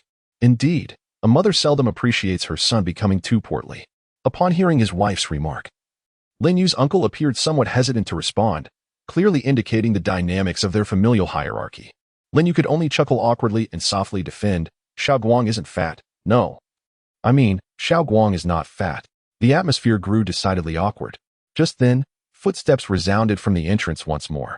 Xiao Guang, rubbing his bleary eyes, ambled into the room. Before he even opened his eyes, he mumbled, Aunt Wang, I'm hungry. Is the pig trotter ready? In Chapter 38, the Reform Institution is indeed a commendable establishment. In the dining room of Lin Yu's villa, the pig trotter ultimately did not make an appearance. Throughout the breakfast, Xiao Guang buried his head in his food, remaining silent. Lin Yu, on the other hand, responded cheerfully to the numerous inquiries from his uncle and aunt. Naturally, their questions revolved not around how much meat Xiao Guang had consumed over the past few days or how many pounds he had gained, but rather about cultivators and the mobile game Misty Immortal Path. Their curiosity was palpable. For individuals of their generation, the concept of cultivators was undeniably novel. Xiao Yu, are you suggesting that Xiao Guang invested the entire 1 million into the game, which is why he has become so formidable? Xiao Guang's mother asked Lin Yu. Lin Yu slightly nodded in affirmation. Xiao Guang lowered his head even further, as if trying to hide within the folds of his own flesh. However, the anticipated reprimand did not materialize. Xiao Guang's mother merely nodded, showing no intention of chastising her son. Meanwhile, Xiao Guang's father exhibited a hint of excitement, raising a hand as if to slap the table emphatically. Yet, as his hand approached the edge, he tempered his motion, ultimately placing it gently upon the table.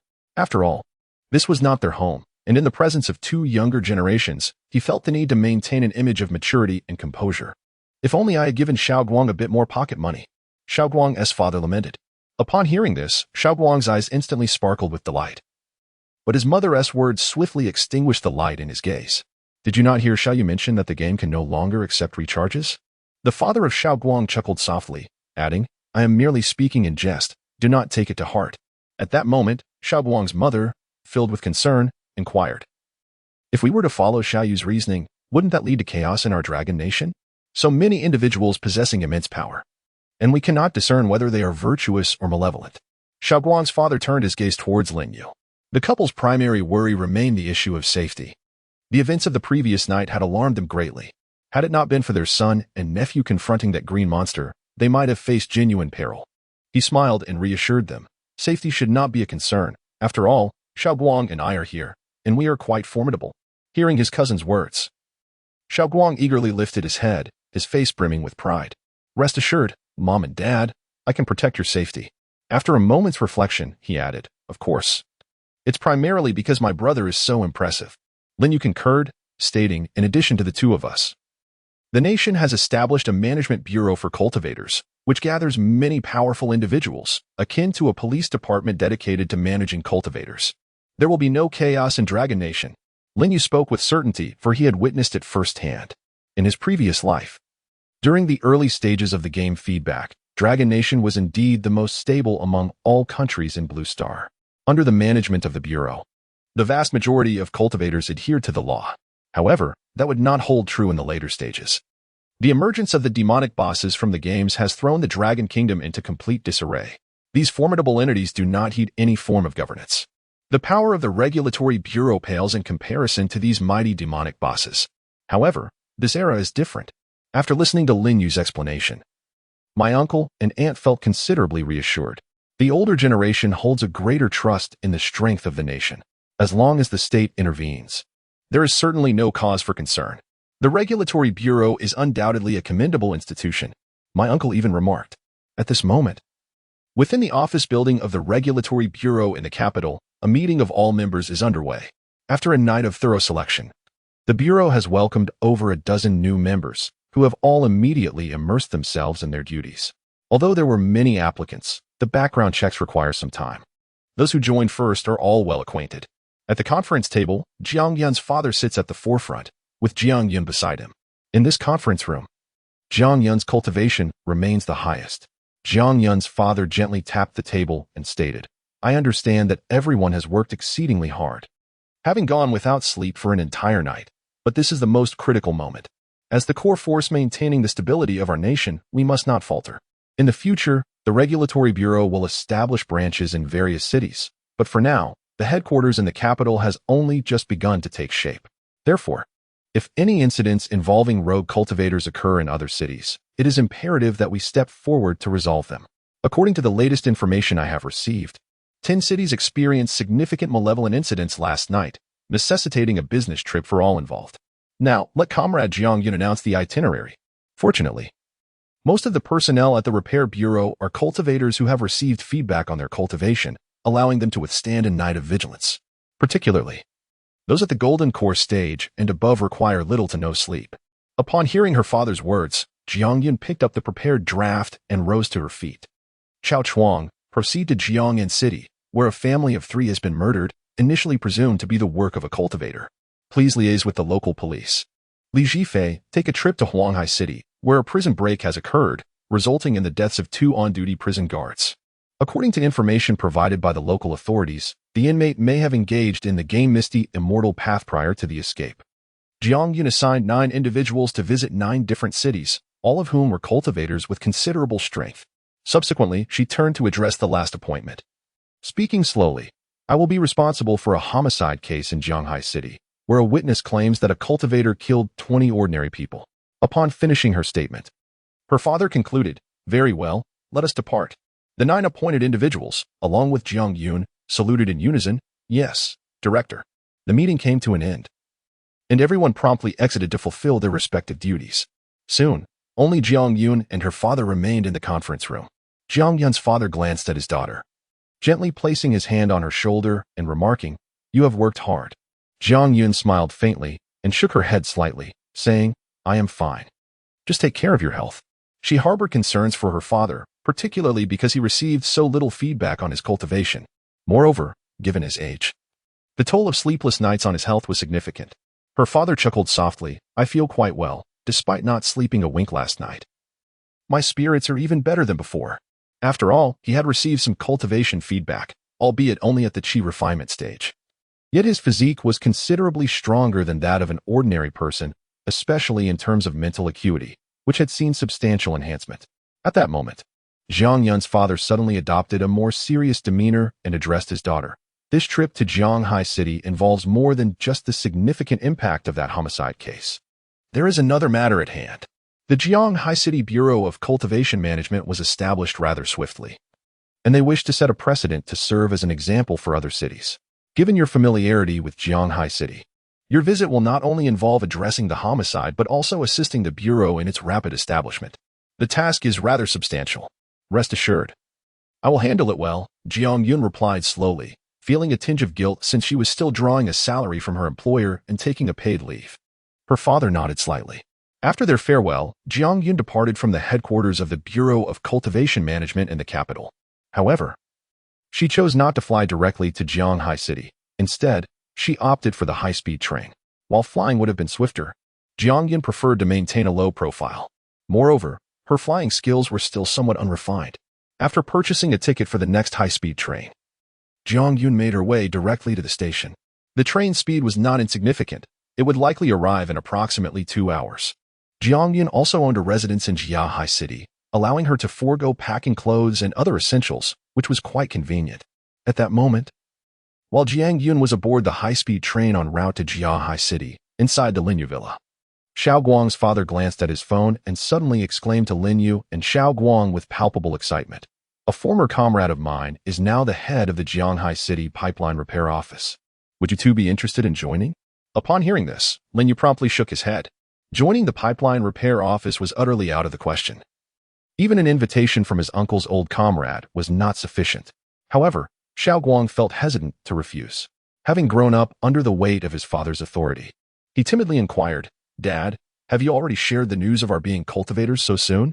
Chapter 39, Second Feedback, Ascension Stage. After Xiao Guang uttered this remark, it was finally his father's turn to feel awkward.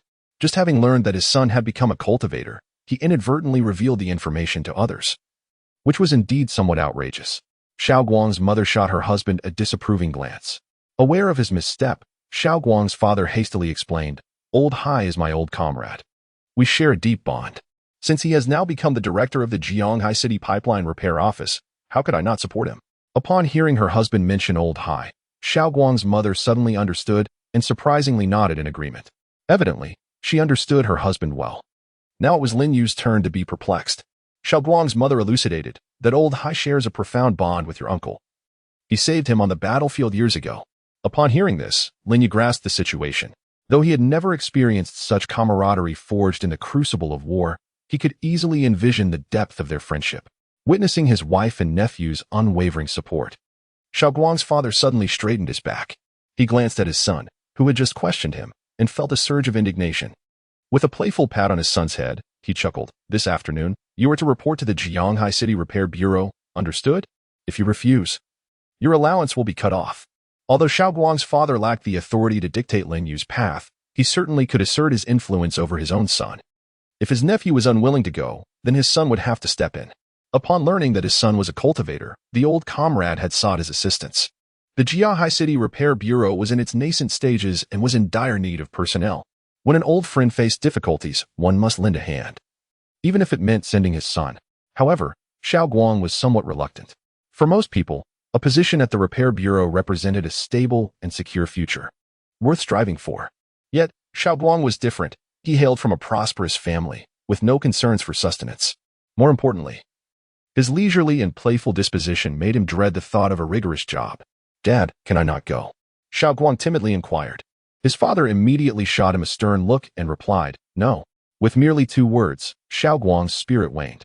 At that moment, his mother stepped in to mediate, saying, "Your father merely wishes for you to assist your Uncle Hai by boosting the numbers.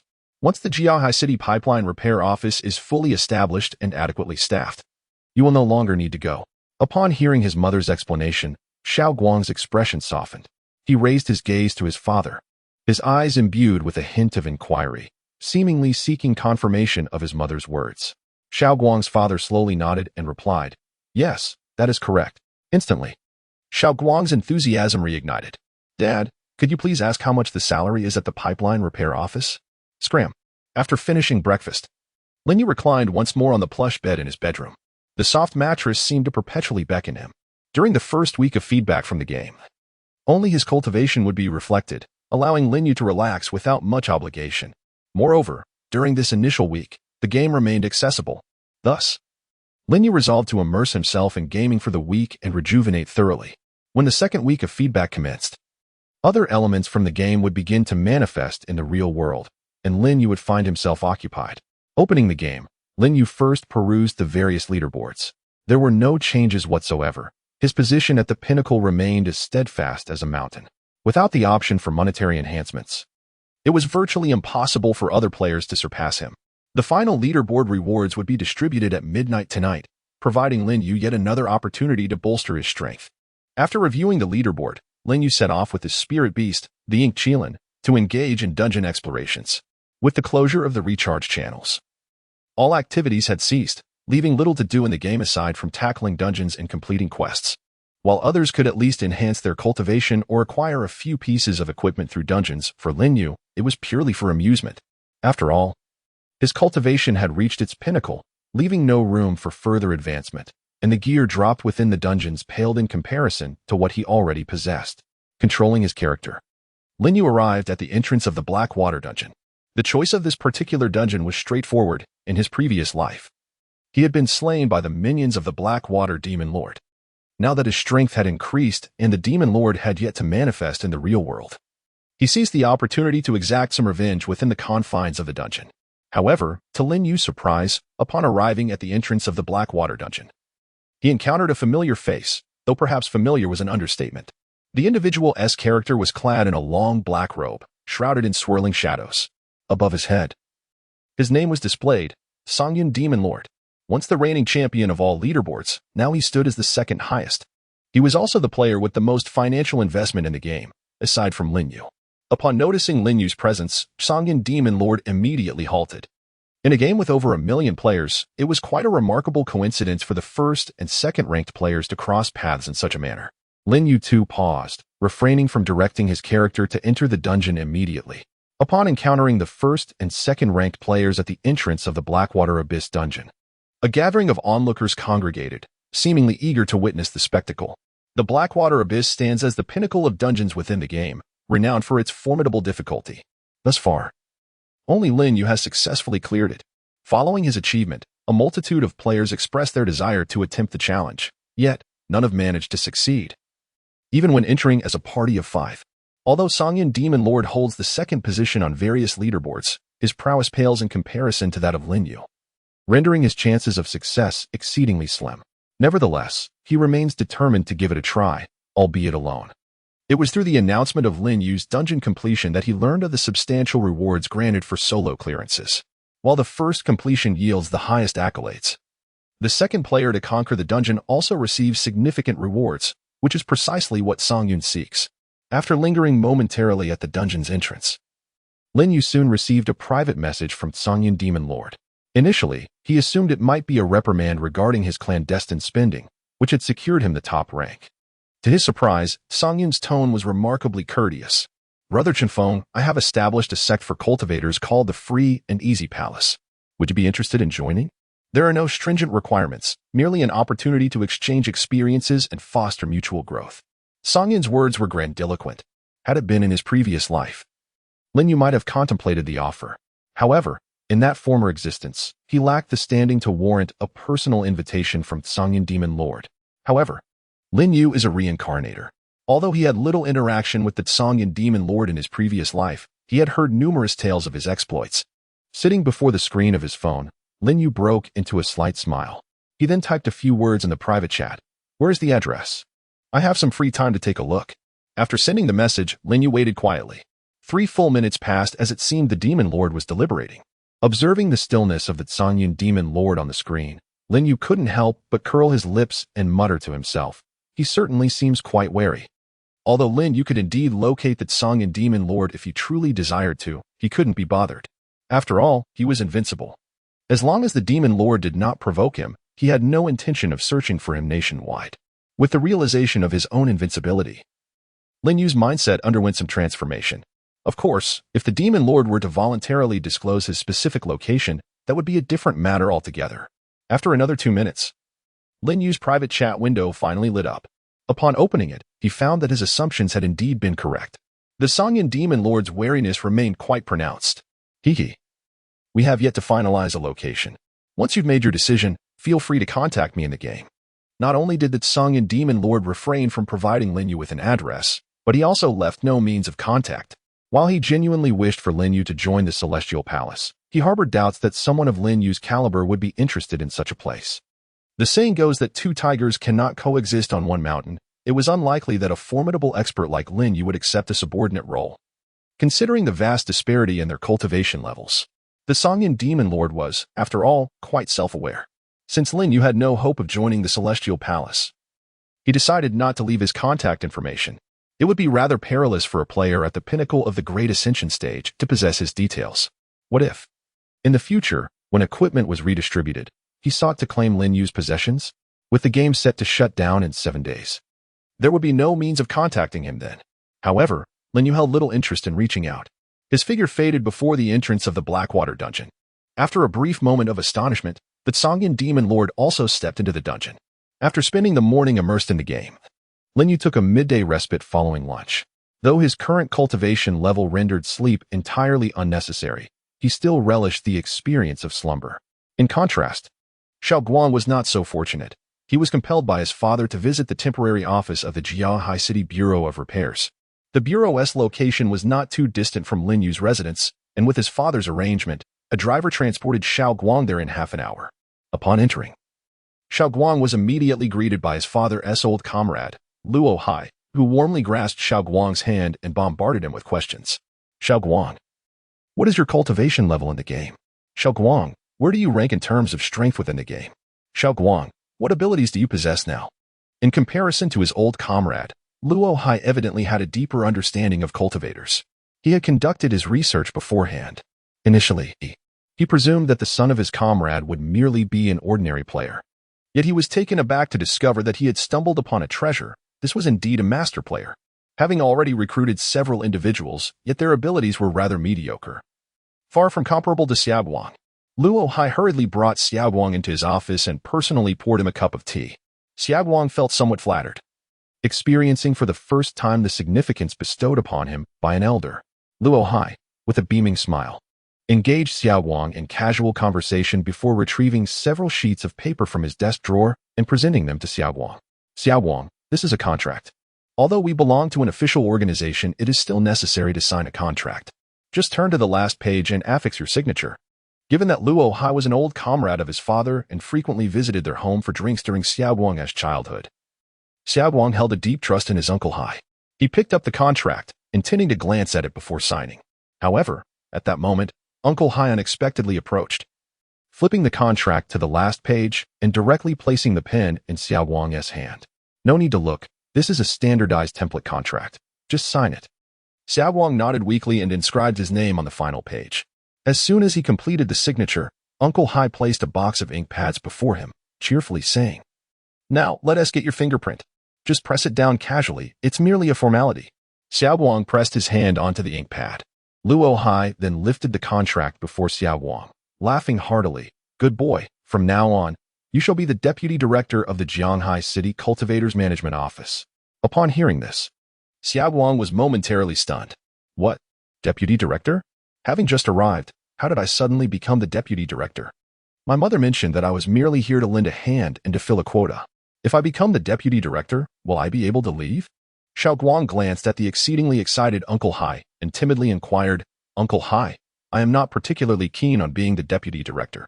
If I take on this role, will I still be able to resign?" Upon hearing Xiao Guang's words, Uncle Hai's expression shifted dramatically.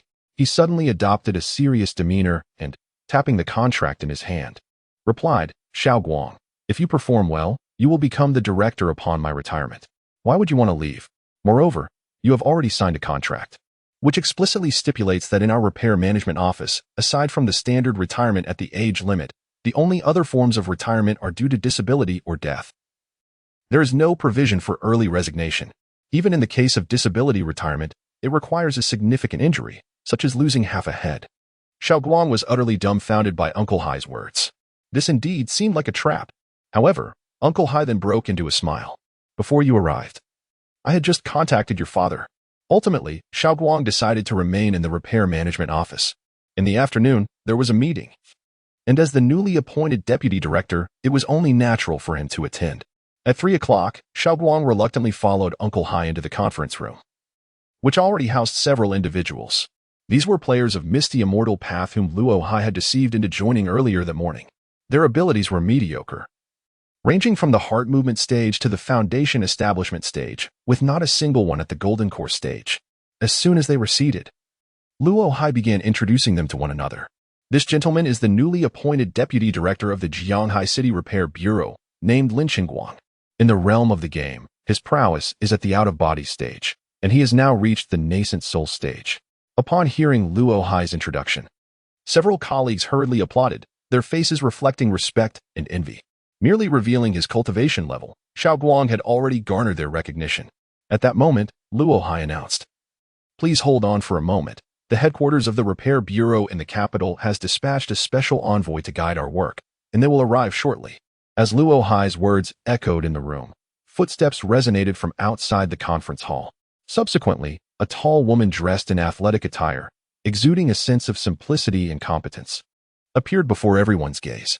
However, upon seeing this figure, Xiaoguang was momentarily taken aback. He abruptly rose from his seat, exclaiming, "Sister Yun, is it really you?" Later that evening, Lin Yu browsed through the official forum before logging back into the game. The clock was nearing midnight. However, Lin Yu was not in a hurry to play. Instead, he set his phone aside, quietly awaiting something. As the clock struck 12, he suddenly felt that familiar sensation of swelling within himself.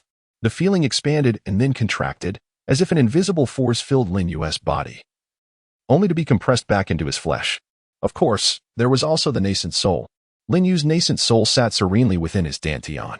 As the nascent soul of a cultivator at this stage had just developed, it appeared quite small, resembling that of a child. Yet Lin Yu's primordial infant bore an uncanny resemblance to himself, with exquisitely defined features that made it appear as though he were merely a diminutive version of Lin Yu. Like his corporeal form, Lin Yu's primordial infant engaged in a rhythmic cycle of inflation and deflation.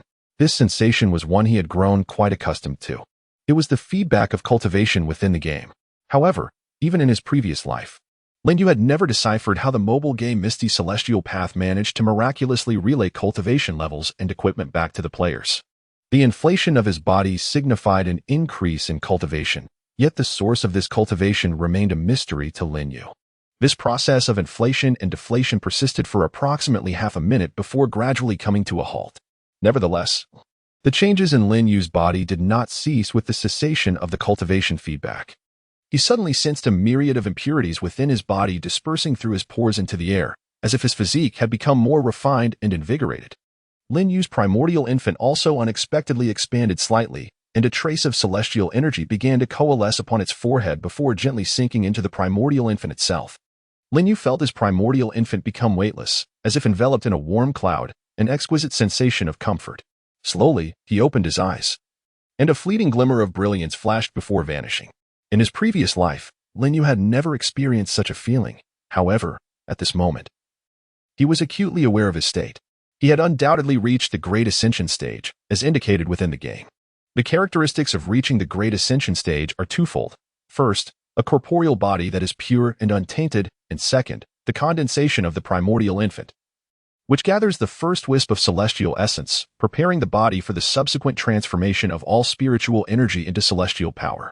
Moreover, once this wisp of celestial essence enters the body, it bestows numerous benefits upon the primordial infant. Lin Yu did not anticipate that merely the feedback from his cultivation on the following day would elevate him to the Great Ascension stage. Although he had only reached the initial phase of this stage, Lin Yu could already perceive a significant enhancement in his strength. If the rate of cultivation feedback continued at this pace, he felt that he would attain the mid-phase of Great Ascension by tomorrow, the late phase by the day after, and the ultimate perfection of Great Ascension by the third day. This was merely the first 5 days of cultivation feedback, which would last a total of 7 days. Thus, could he truly transcend the limitations of the highest cultivation rank in the game, leveraging a feedback ratio of 120%? Lin Yu's eyes sparkled with anticipation. At that moment, while Lin Yu was receiving his cultivation feedback, All the premium players in the Immortal path were also experiencing their own cultivation feedback. However, in contrast to Lin Yu's prolonged feedback, theirs was fleeting. Even the second-ranked player, the Songyan Demon Lord, experienced only 4 to 5 seconds of feedback during his second round. Once the feedback concluded, Lin Yu assessed his current cultivation and strength. Compared to his previous state in the Void Realm, his spiritual awareness now encompassed an area at least twice as expansive. The entirety of the Dragon Kingdom lay within the reach of his awareness, and even the neighboring nations were no exception. Lin Yu resolved to observe the circumstances of the surrounding countries. Lin Yu's divine consciousness swiftly ascended above the eastern island nation. At this moment, it was midnight in the Dragon Kingdom, while the island nation had already entered the early hours of the morning. However, the atmosphere on the island was tumultuous. Lin Yu's expansive awareness allowed him to perceive numerous figures clad in black traversing the streets. Their movements were decidedly furtive, alternating between frenetic leaps and concealment within the shadows cast by street lamps. Although their demeanor resembled that of thieves, one could not deny their remarkable agility. Particularly in a city located near the western coast of the island, two factions of these black-clad individuals were embroiled in a fierce clash. Their skills were mediocre, yet their numbers were substantial, and their attacks were ruthless. Each black-clad fighter wielded a gleaming katana, striking mercilessly at the vital points of their adversaries, showing no signs of restraint. It was at that moment that Lin Yu's divine consciousness detected an intriguing individual. This person was situated in a 2-story building adjacent to the battlefield, which appeared to be a guest house. The reason Lin Yu took note of this individual was simple. He realized that this person was, in fact, a cultivator. Moreover, one of considerable strength. The resting place of this cultivator was alarmingly close to the fray. Soon, 2 black-clad fighters surged past his door, their fierce struggle resulting in the shattering of his room's entrance. Lin Yu could distinctly observe a flicker of malevolence suddenly manifest in that individual's gaze, as his body gradually levitated, soaring outward. To his surprise, he was a master at the nascent soul stage. Lin Yu mused inwardly. At that moment, Lin Yu's consciousness perceived the immortal practitioner soaring towards the 2 men in black, muttering in the ancient language of dragons, "Damn it. Why is it so difficult for me to catch a wink of sleep?" Chapter 40. The final ranking rewards. Gao Sheng was truly beside himself with rage. All he desired was a moment's respite in his hotel room. Yet that seemed an unattainable luxury. Upon his arrival in this island nation, he was besieged by those flea-like men in black, who audaciously snatched his backpack. Now, within the confines of his hotel room, those same men had shattered his door. How could these men be so relentlessly tenacious? What offense had he committed against them? Gao Sheng felt an overwhelming need to unleash the fury that had been festering within him. Rising from his bed, he strode purposefully towards the tumult outside. Inside the room, the 2 men who had demolished his door were still embroiled in a fierce struggle. Their weapons had seemingly vanished, and they were entangled in a desperate embrace, fiercely gripping each other's throats, their faces flushed and eyes bloodshot. Gao Sheng did not spare them a glance. As he passed by, he casually seized a broomstick resting against the wall. With a flick of his wrist, he hurled it with tremendous force. The broomstick shot forth and lodged itself into the back of one of the black-clad men, piercing through to emerge from his chest. The sheer power of the throw caused it to impale the other man as well. Astonishingly, the 2 assailants were now skewered together by a mere broomstick. The might of the immortal practitioner was, for the first time, unveiled in this island nation. Even Gao Sheng himself was taken aback by his own formidable strength. He glanced at his palm, a glimmer of cruelty flickering in his gaze. Having taken the lives of 2 individuals, he found himself remarkably composed. At that moment, it seemed as though a profound transformation had occurred within him. Previously, during his time in the Dragon Kingdom, the act of eliminating those petty thugs had not been a deliberate choice. Rather, it was an impulsive reaction born of uncontrollable rage following his recent acquisition of power. However, now he resolved to heed the call of his true self, seeking solace in violence to quell his inner turmoil and fury. Gradually, Gao Sheng emerged from the confines of the room. Outside, 2 factions of cloaked figures were embroiled in a bloody battle, their motivation shrouded in either ideological differences or territorial disputes. Ascending to the second-floor corridor, Gao Sheng's body began to levitate, propelling him directly above the battlefield. His arrival halted the conflict among the ninjas, primarily due to the ostentatious manner in which he made his entrance. Unbeknownst to them, the ninjas mistook him for one of their own, unaware of his true identity as a practitioner of the mystical arts. The sight of a ninja capable of flight, without any external aid, filled them with trepidation regarding his potential strength. At that moment, Gao Sheng moistened his parched lips, surveying the assembled ninjas before him, and slowly uttered, "If I eliminate you all, no one shall disturb me." The ninjas, perplexed by his words, soon grasped the sheer terror emanating from a practitioner who had fully unleashed the demons within. The speed and stealth that these ninjas took pride in paled in comparison to Gao Sheng, a cultivator at the nascent soul stage, rendering their efforts akin to mere child's play. His immense spiritual awareness enveloped the entire battlefield, enabling him to effortlessly locate any of the shadowy figures, whether concealed in the darkness or hidden within refuse bins. If they attempted to flee, the looming presence of Gao Sheng would immediately manifest behind them. How could running possibly outpace flying? Ultimately, the two factions of dark-clad figures unexpectedly united, displaying an unprecedented solidarity. In less than 3 minutes, they were nearly annihilated by Gao Sheng. Blood splattered across his face as he soared through the air, one hand grasping a writhing heart. Below, a dark-clothed man knelt on the ground, incessantly pleading for mercy, trembling as if paralyzed by fear. Gao Sheng spared his life, instead casting a disdainful gaze upon him, a cruel glint flickering in his eyes. "Take me to your boss, or your leader," Gao Sheng uttered coldly. Although his rage was palpable, his mind remained astutely clear. The organized demeanor of the dark figures suggested the presence of a formidable organization behind them. Every organization has its leader or master, and Gao Sheng intended to strike at the heart of the matter. However, after listening to the incessant babbling of the dark-clad man below, Gao Sheng found himself utterly confounded. Damn it, he couldn't comprehend a word of what he was saying. No, it was not just him. He could not even grasp the meaning of his own words. In Jianghai City, within the confines of a villa bedroom, Lin Yu was indifferent to the massacre perpetrated by cultivators in the island nation. He directed his consciousness away from the island and ventured into several neighboring countries. To the west, numerous paladins and swordsmen emerged among the players, while to the south, the nation of Asan saw the rise of some Buddhist practitioners. Other nations were also inundated with players reporting their prowess within the game. However, Lin Yu paid little attention to the feedback from players of other games who had achieved a certain level of cultivation. Except for a few who practiced Buddhism and had commendable strength, the others were simply not on the same tier as cultivators. Lin Yu then picked up his phone and opened the mobile game Misty Immortal Path. He navigated to the leaderboard, and indeed, the rewards were now available for collection. His primary concern was, of course, the cultivation leaderboard, which held the utmost significance among all rankings, offering the most exceptional rewards. Upon opening the cultivation leaderboard, Lin Yu's eyes were immediately drawn to a resplendent flying sword radiating with a spectrum of colors. The sword's design was both ancient and majestic, shimmering with brilliance. Unmistakably a treasure of extraordinary quality. Without hesitation, Lin Yu clicked to claim it. Instantly, a flying sword appeared in his inventory. Artifact name, Dust Cleaving. Artifact type, Flying Sword. Artifact rank, lower grade immortal weapon. Artifact description, capable of severing the minutest dust below and vanquishing immortals and deities above. Though Lin Yu had anticipated this moment, he could not help but feel a surge of astonishment upon reading the artifact's description. Capable of severing the minutest dust, vanquishing immortals and deities. Just hearing this phrase underscored the immense power of this flying sword. After all, it was the first immortal weapon in the game, and it was only natural for it to possess formidable strength. After examining the dust-cleaving sword, Lin Yu proceeded to claim the rewards from the leaderboard. The next leaderboard he accessed was the equipment leaderboard. At this moment, he realized that the first position was no longer held by a starry ring, but rather by the dust-cleaving sword.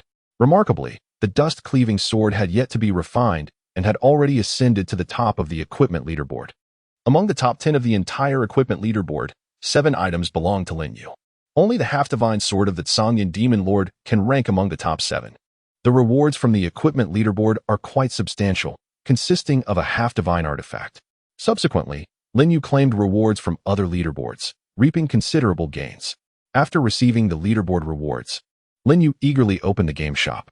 His primary objective was to refine his immortal artifact, the dust-cleaving sword, to the highest level. Other players, upon acquiring powerful artifacts, might find themselves unable to purchase refining stones in the shop due to a lack of funds. However, Lin Yu was different. He had amassed a significant quantity of spirit stones, allowing him to freely purchase golden equipment refining stones in the shop. Distinguished VIP 12th player, Chifengzhenren. Would you like to spend 5,000 high-grade spirit stones to purchase 10 golden equipment refining stones? Confirm. Chapter 41. Is Jiang Yin a cultivator? Lin Yu had previously acquired a total of 100 million spirit stones, with 3 million being high-grade. Spending 5,000 high-grade spirit stones to purchase golden equipment refining stones was remarkably easy. Following the acquisition of the golden equipment refining stones, Lin Yu hurriedly began refining his immortal artifact, the dust-cleaving sword. Distinguished VIP 12 player, Chifengzhenren, would you like to use golden equipment refining stones on the low-grade immortal artifact, the dust-cleaving sword? Confirm system notification. Your low-grade immortal artifact, the dust-cleaving sword, has reached refining level 1, accompanied by a flash of multicolored light from his inventory. The refining level of Lin Yu's dust-cleaving sword had transformed to 1.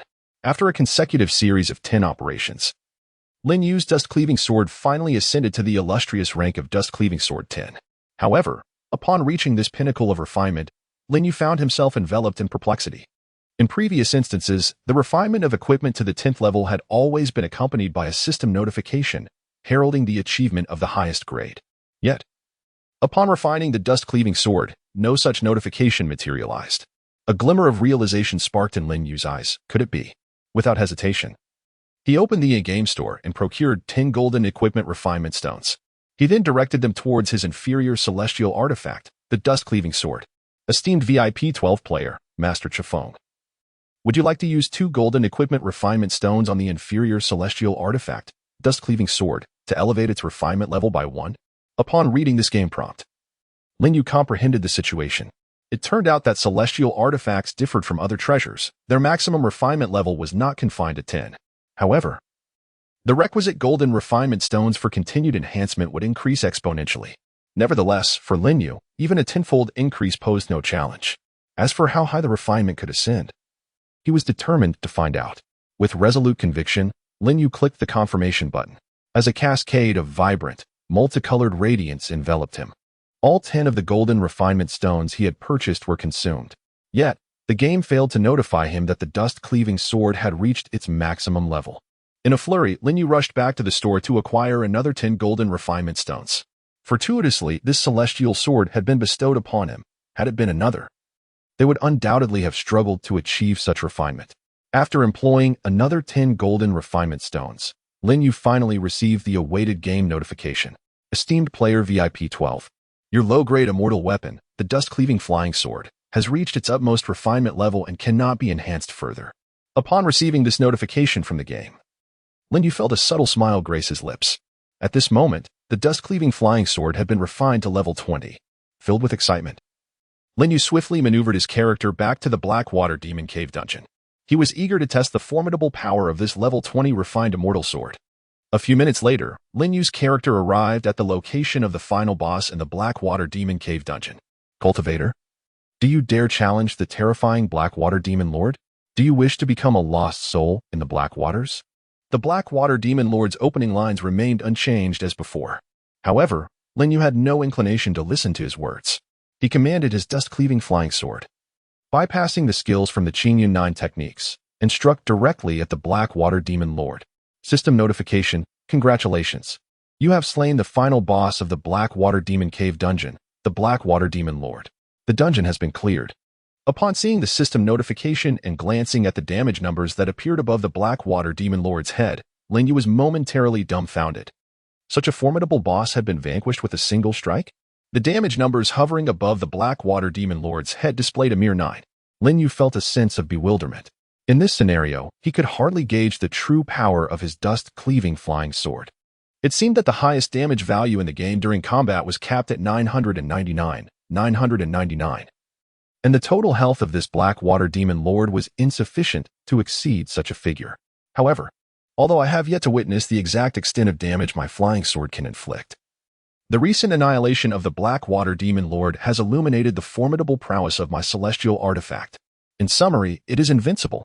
Simultaneously, as Lin Yu acquired the Zhanshan flying sword, a fervent wave of discussion erupted on the official game forum.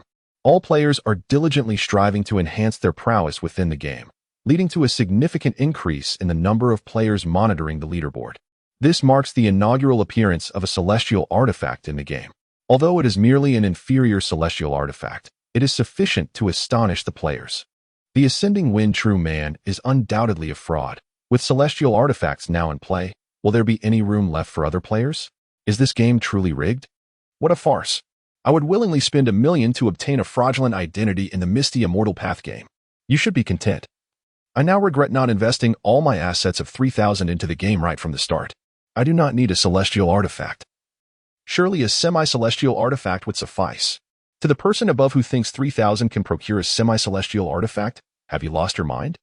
Acquiring a semi-celestial artifact will likely cost tens of thousands, and as for a true celestial artifact, that goes without saying. Have you noticed that the artifact belonging to the Wind Rider has been refined to level 20? It is simply ludicrous. At 1 o'clock in the morning, as Lin Yu was organizing the rewards he had just received from the game leaderboard, Xiaoguang, possessing considerable cultivation, was not in any immediate danger, given that the game's equipment had yet to yield any feedback. Therefore, Lin Yu had no concern for Xiaoguang's safety and did not monitor his movements. Brother, are you asleep? Xiaoguang gently inquired from outside Lin Yu's bedroom door. Normally, he would have barged in without hesitation. But with Xiaoguang's parents currently residing in Lin Yu's villa, he had suddenly adopted a more polite demeanor. I'm awake. Come in, Lin Yu replied. Upon hearing Lin Yu's words, Xiaoguang hurriedly pushed the door open and entered, excitement bubbling within him. Brother, guess who I saw today? Engrossed in his game. Lin Yu was hardly in the mood to guess. Without looking up, he casually asked, Who? Xiaoguang leaned closer to Lin Yu, lowering his voice conspiratorially. Sister Yun. I saw Sister Yun. Noticing Lin Yu's lack of surprise, Xiaoguang quickly elaborated, I encountered Sister Yun at the Jiahai City Repair Bureau. She is actually a cultivator. At these words, Lin Yu finally lifted his head, a hint of astonishment gracing his features. What? Jiang Yun is a cultivator? Does that mean she is also a player of the game Misty Immortal Path? Lin Yu had always assumed that Jiang Yun, a high-achieving student, would not indulge in such games. Upon seeing his cousin's spirited demeanor, seemingly intrigued, Xiaoguang chuckled and continued his discourse. Lin Yu was taken aback to encounter Sister Yun at the Jiahai City Bureau of Repair. Not only was she an adept cultivator, but her prowess was formidable. And she appeared to hold a significant position, dispatched by the headquarters of the capital's Bureau of Repair. After a brief pause, Xiaoguang seemed to recall something and added, By the way, brother, isn't Sister Yin your employee? It seems she has changed jobs. Chapter 42, Jiang Yin, the Water Cloud Fairy? Lin Yu was momentarily stunned by Xiaoguang's words. Change jobs? The real world was transforming into a fantastical realm, and who would still concern themselves with such matters? Moreover, a job change seemed fortuitous, as he had no tasks to assign her, his own assets having been invested into the game. Furthermore, the significance of future assets had diminished. As more elements from the game began to manifest in reality, the most valuable currency in the Dragon Kingdom would inevitably become spirit stones. These spirit stones would supplant cash and gold, emerging as the paramount form of currency. There was no way he could entrust the management of spirit stones to Jiang Yun. With his Starry Sky Ring, he could comfortably store a plethora of spirit stones. A job change? How splendid. Yet, Lin Yu was unprepared for the revelation that Jiang Yun was also a cultivator. He inquired, Is she still in Jiahai City? Xiaoguang nodded and replied, After the meeting. She went to inspect the crime scene. There has been a homicide in Jiahai City, reportedly committed by a cultivator, resulting in around 20 fatalities. The location Xiaoguang referred to as likely the very place Lin Yu had observed. At this moment, Lin Yu inquired with a hint of confusion. Why didn't you accompany them? Given Xiaoguang's prowess, he should have undoubtedly ranked among the top at the Jiahai Municipal Repair Office. Thus it was only natural for him to join as well. Lin Yu shrugged. Couldn't you just send a message on your phone? Upon hearing his cousin's words, Xiaoguang realized that his little scheme had been uncovered. Indeed, no one understood him better than Lin Yu in this world. After a moment's thought, Xiaoguang replied, They don't give me pocket money, so I can only stick with you. Lin Yu let out a wry smile. This child truly was a talent. Upon hearing Lin Yu's statement, Xiaoguang's eyes suddenly sparkled with a sense of hope. Yet, that light quickly dimmed. Hope was instantly shattered. Expelled? Not a chance. Mimicking Lin Yu's earlier gesture, Xiaoguang pouted. Expulsion? The repair office doesn't expel anyone. They only retire them. Moreover, I am currently the deputy director and the heir apparent to the future directorship. Who would dare to expel me? Lin Yu was not at all surprised to learn that Xiaoguang had become the deputy director of the Jiahai Municipal Repair Office. After all, Xiaoguang's capabilities were formidable, and the office would certainly value him, doing everything possible to retain him. With a cheerful grin, Lin Yu patted Xiaoguang on the shoulder, encouraging him, Hang in there, The peace and stability of Jiahai City will depend on you in the future. Lin Yu nodded, saying, go on, take advantage of these few days while the game is still up. Every bit of progress counts. Xiao Guang had previously invested $1 million in the game, and the resources he purchased had yet to be fully utilized. As long as the game remained operational, there might still be an opportunity to enhance his strength. Xiao Guang, eager to play the game, failed to notice the deeper implications behind his cousin Lin Yu's words. Lin Yu had no intention of disclosing the imminent shutdown of the game to anyone else, as doing so would risk revealing his identity as a reincarnator. While his power could be exposed, the secret of his rebirth was best kept to himself. Following the second feedback on his cultivation, Xiao Guang's strength had indeed improved, and he had grown more accustomed to his abilities. Thus, despite the clock striking past 1 in the early morning, Xiao Guang felt no weariness. After his departure, Lin Yu placed his phone beside his pillow, and his vast consciousness swiftly ascended to hover above Jiahai City. In an instant, his awareness darted towards the outskirts of the city. Within less than a second, he spotted a familiar figure, Jiang Yun. At that moment, she was meticulously examining the crime scene. The bodies on the ground were gradually being removed by the police, yet the metallic scent of blood lingered ominously in the air. Furrowing her brow, Jiang Yun diligently scrutinized every nook and cranny. Unbeknownst to her, Lin Yu's consciousness had arrived, for his cultivation had reached a level far surpassing hers. Not only did Lin Yu observe Jiang Yun, but he also discerned her cultivation level, the nascent soul stage. It was astonishing that, with only 2 feedbacks from the game, she had attained such a level. This implied that her cultivation within the game must be at least at the out-of-body stage. The number of out-of-body cultivators within the entire game was scarce, and female characters were even rarer. In the realm of the game, the gender of characters is determined by the player's real name authentication ID, leaving players devoid of the autonomy to select their character's gender. Thus, the female avatars in the game are predominantly representative of female players in reality. Lin Yu suddenly contemplated a possibility. Jiang Yun? Shui Yun? Could it be mere coincidence? He mused inwardly. The resemblance between these 2 names was striking. Moreover, when considering the cultivation level of the Water Cloud Fairy, it intriguingly aligns with Jiang Yun's current prowess. Could it be that Jiang Yun is indeed the dual cultivation partner of his in the game, the Water Cloud Fairy? In a previous life, after the feedback from the game, Lin Yu's existence became devoid of any intersection with Jiang Yun. It appeared she had relocated to the city where her parents resided. He was taken aback to discover that she had joined the Bureau of Regulation.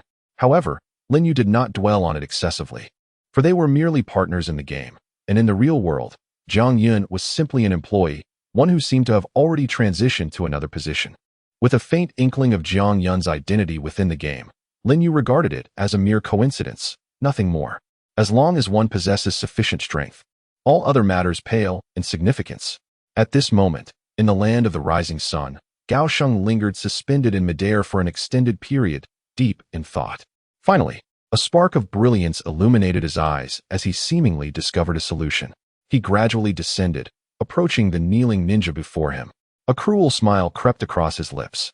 Then, amidst the frantic expression of the ninja, he clasped his hand upon the ninja's crown. An immense surge of consciousness instantaneously flooded into the ninja's mind. Although the cultivation techniques within the ethereal immortal path have yet to yield any responses, and Gao Xing is unfamiliar with soul-searching spells, he has nonetheless attained the nascent soul stage. With his formidable spiritual consciousness, he can accomplish a multitude of tasks, such as probing into the memories of his adversaries. However, this method of memory exploration is rather crude. When his vast spiritual awareness surged into the mind of the ninja, the latter immediately succumbed to a blank stare, frothing at the mouth uncontrollably. The overwhelming spiritual force obliterated his brain, leaving Gao Sheng with merely a fragment of memory. Yet, this fragment was sufficient. The ninja crumpled to the ground, his body convulsing incessantly. His mind had been rendered utterly useless. Subsequently, Gao Sheng slowly lifted his gaze towards the city ahead. At the heart of the city, the tallest structure appeared to be the lair of this ninja's leader. Gao Sheng's form gradually ascended, soaring towards the towering edifice. Chapter 43. Do cultivators require morning practice? It must be said that Gao Sheng possesses a remarkable aptitude for cultivation. At the very least, his ability to extract memories is quite extraordinary, especially considering he has only been a cultivator for a mere day, yet has already mastered this skill. This places him above the majority of cultivators in terms of innate talent. In less than 2 minutes, Gao Sheng arrived at the rooftop of the high-rise building. His spiritual perception revealed an exceedingly opulent presidential suite at the top of the edifice. Inside the lavish room, there lay a large bed occupied by a man and a woman. It seemed as though the two had just engaged in an intense bout of exercise. Both of them soundly asleep. Standing atop the building, Gaosen ultimately refrained from resorting to brute force to shatter the rooftop below, for he held a fondness for this tranquil penthouse suite. Here, he could rest undisturbed. Gao's son soared to the side of the edifice, delivering a swift kick that shattered the living room's glass, allowing him to glide inside. The clattering of the glass roused the man on the bed, who deftly retrieved a handgun from beneath his pillow. He stealthily descended from the bed, casting his gaze towards the living room.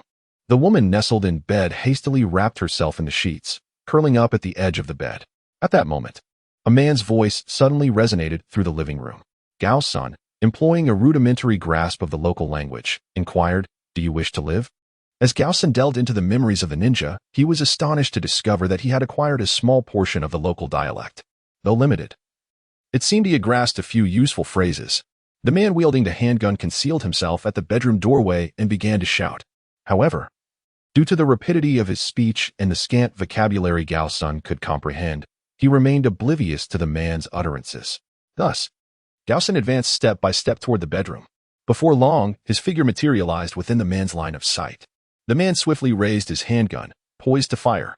Yet, just as his finger pressed the trigger, Gaosen's form inexplicably vanished before his eyes, only to reappear right before him. With one hand, Gaosen seized the handgun. Applying a slight pressure, a sharp click ensued. The hardened pistol, along with the man's 2 fingers, was crushed. The excruciating pain drove the man to howl in madness. At that moment, Gao Shang suddenly turned his gaze toward the woman on the bed. He disregarded the man who knelt on the floor, clutching his wounded hand with a pained and twisted expression, and instead approached the woman directly. A subtle smirk graced Gao Shang's lips, reminiscent of a ravenous wolf that had spotted its prey. Abruptly, he yanked the sheets off the woman and lunged toward her. The pent-up emotions and frustrations he had harbored over the past few days finally found their release. In the room, the man observed that Gao Shang seemed not to pay attention to him and prepared to slip away quietly. But just then, a flash of light abruptly cut through the air. A steel pin pierced through his other palm, its momentum unyielding, nailing his hand to the wall of the bedroom. He recognized that pin, for it was the very one he had placed on the bedside table. On the bed, Gao Shang gasped for breath, uttering in broken island dialect, "Move again, and I will kill you." 60 minutes later, Gao Shang sat at the edge of the bed. The woman, enduring the pain coursing through her body, trembled as she helped Gao Shang put on his clothes. He slowly rose to his feet and approached the window, admiring the night view of the island. Then he addressed the man still pinned to the wall by the pin. "I need someone. Bring your people here." Gao Shang exuded an aura reminiscent of a demon from hell, instilling a sense of dread even in this man, who had risen to become the leader of a ninja gang through sheer ruthlessness. Even within her heart, there was not a flicker of rebellious thought. He hurriedly suppressed the excruciating pain that pierced to the bone, and, with his hand that had lost 2 fingers, he struggled to pick up the phone that lay on the ground and dialed the number of one of his subordinates. He had many other subordinates as well. On the very first night of the Ninja Game's feedback, he had taken the initiative, leveraging his considerable strength and terrifying financial resources to establish his own ninja organization. Like the Tsangyan Demon Lord, he aspired to build a formidable force and secure a foothold at the onset of this chaotic era. However, he never anticipated encountering a demon like Gao Shang. Addressing his subordinate on the phone, he commanded, "Gather everyone at the top of the Metropolis building." After approximately 10 minutes, individuals began to arrive at the Metropolis building. Upon witnessing their leader so tragically impaled against the wall, his subordinates immediately sought to intervene. However, he halted them. He possessed enough self-awareness to recognize that seeing Gao Shang crush a handgun with bare hands and move with such speed that his eyes could barely register, let alone fly, made it abundantly clear that he could never contend with such a demon. Even if all his subordinates charged at once, it would make no difference. He could only hope that his subservience would persuade the other party to spare him. As the first subordinate entered, Gao Shang's excitement surged. He approached the individual, extending his hand to rest upon the top of his head. In an instant, his violent consciousness obliterated the other's awareness. Fragments of shattered memories, combined with a few phrases in the island language, constituted Gao Shang's entire harvest. Goldman Sachs has discovered a method to circumvent its inability to comprehend the language of the island. A series of lifeless bodies emerged in the presidential suite atop the metropolitan skyscraper. The smile upon Goldman's visage gradually morphed into a manic expression. Ultimately, after extinguishing the lives of a dozen individuals, Goldman ceased his bloodshed. He turned his gaze towards a man impaled against the wall with a steel pin and spoke slowly. His accent impeccable. "You are quite impressive. From this day forth, you shall be my slave." Goldman glanced at the woman on the bed, then looked down upon the man kneeling at his feet, and finally cast his eyes over the city beyond the window. Though diminutive, it resembled a kingdom, a realm solely belonging to him. "Tell me, how many members remain in the ninja organization here?" Goldman inquired, hands clasped behind his back as he stood by the window. With a slight smile, he turned around and declared, "Have your men ascertained their whereabouts? By tomorrow morning, they shall become my slaves." As dawn broke, Lin Yu promptly pushed open the bedroom door and stepped outside. Despite a sleepless night, Lin Yu appeared remarkably invigorated, devoid of any signs of fatigue upon his countenance. As a cultivator at the Great Ascension stage, sleep and sustenance had become entirely unnecessary for him. However, for Lin Yu, eating was no longer a mere necessity for survival. Instead, it resembled a form of indulgence. Having gone a decade without food in his previous life, he had developed a certain longing for it. Moreover, Aunt Wang's culinary skills were undeniably exceptional, which was one of the reasons Lin Yu had invited her to reside in his villa. Nevertheless, upon entering the kitchen, Lin Yu noticed that Aunt Wang's complexion appeared somewhat unfavorable this morning, seemingly fatigued. Curiously, he inquired, "Aunt Wang, did you not rest well last night?" Aunt Wang offered an apologetic smile and replied, "I called my daughter last night, but she did not answer, which caused me to sleep rather late." Following this, Aunt Wang added, "I will prepare breakfast quickly. It should be ready in about 10 minutes. Hearing her words, Lin Yu furrowed his brow and asked, "Did your daughter also not answer the phone this morning?" Aunt Wang nodded, a hint of concern etched on her face. Although her daughter was studying abroad in the United States, they spoke on the phone daily, and she had never before failed to answer. At that moment, Lin Yu suddenly asked, "Aunt Wang, which university is your daughter attending in the United States?" Oblivious to Lin Yu's intent, Aunt Wang hurriedly responded, "She is at NYU." Struggling to maintain a smile, she added, "That's fine. The beef in the pot will taste better if it simmers a bit longer." As Lin Yu was about to step out, he coincidentally encountered Xiao Guang emerging from the bedroom. "Brother, where are you going?" Xiao Guang paused slightly. "Morning exercise? Do cultivators need to practice in the morning?" Chapter 44. What could be so swift? In his previous life, Lin Yu had also visited the United States. But that time was during the mid-phase of game feedback, when he had already acquired powerful artifacts. With the power of magical artifacts, Lin Yu could soar from the Dragon Kingdom to the distant shores of America in just a few minutes. However, on this occasion, he found himself devoid of such tools. Yet, in contrast, his cultivation was incomparable to that of his previous life. The speed achievable at the Great Ascension stage was a mystery to Lin Yu. The only way to ascertain it was through trial. As he stepped outside, his figure instantly ascended into the sky, piercing through the clouds. His vast spiritual consciousness enveloped the great distance ahead. When Gaoxing fled the Dragon Kingdom, he dared not ascend too high, but Lin Yu was unperturbed. His awareness allowed him to distinctly perceive all the flight paths above the ocean, mapping out everything along his trajectory with clarity.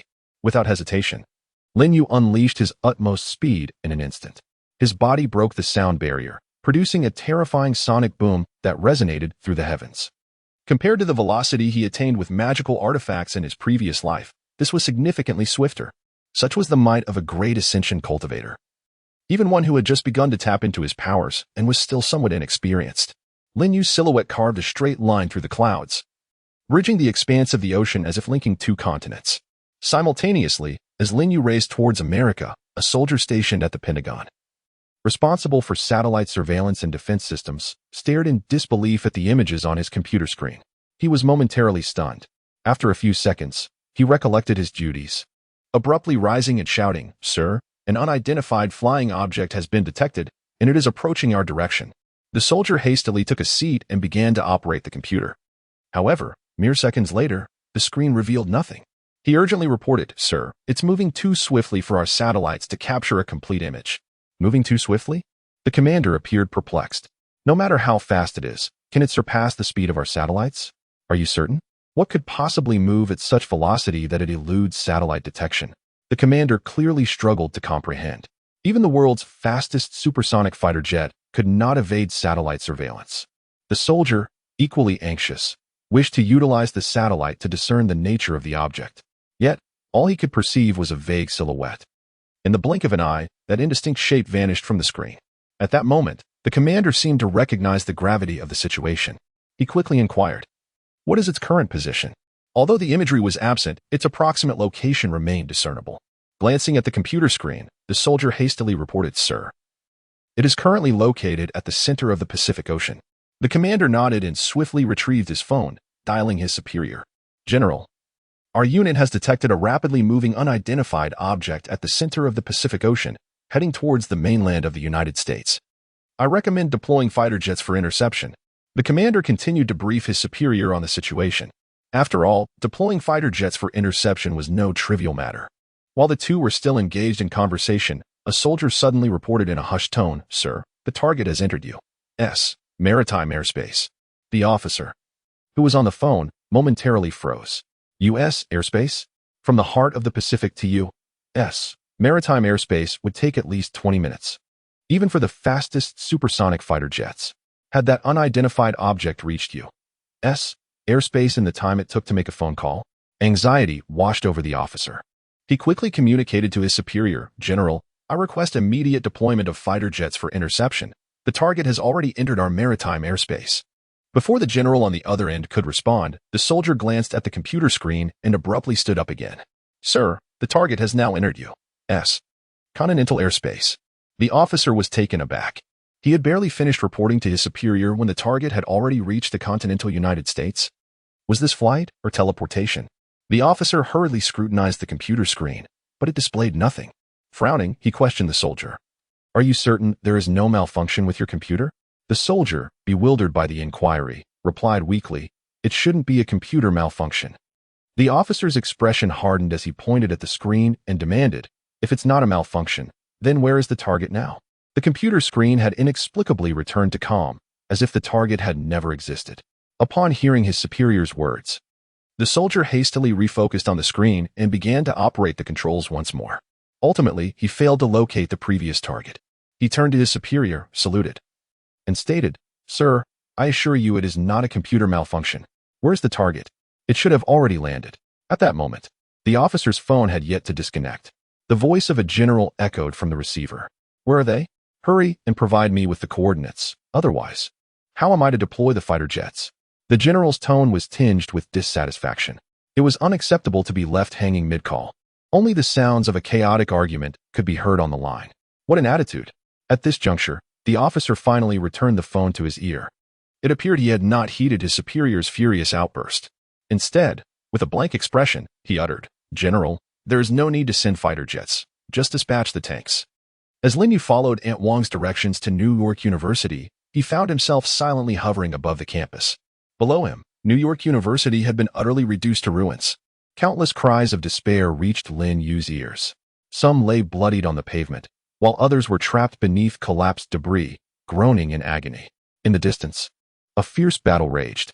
The combatants were a group clad in iron battle suits, facing off against a horde of green giants. These green behemoths resembled those Lin Yu had encountered in Shanghai City. Each side numbered around 6 or 7 individuals, yet the destruction they wrought was profoundly terrifying.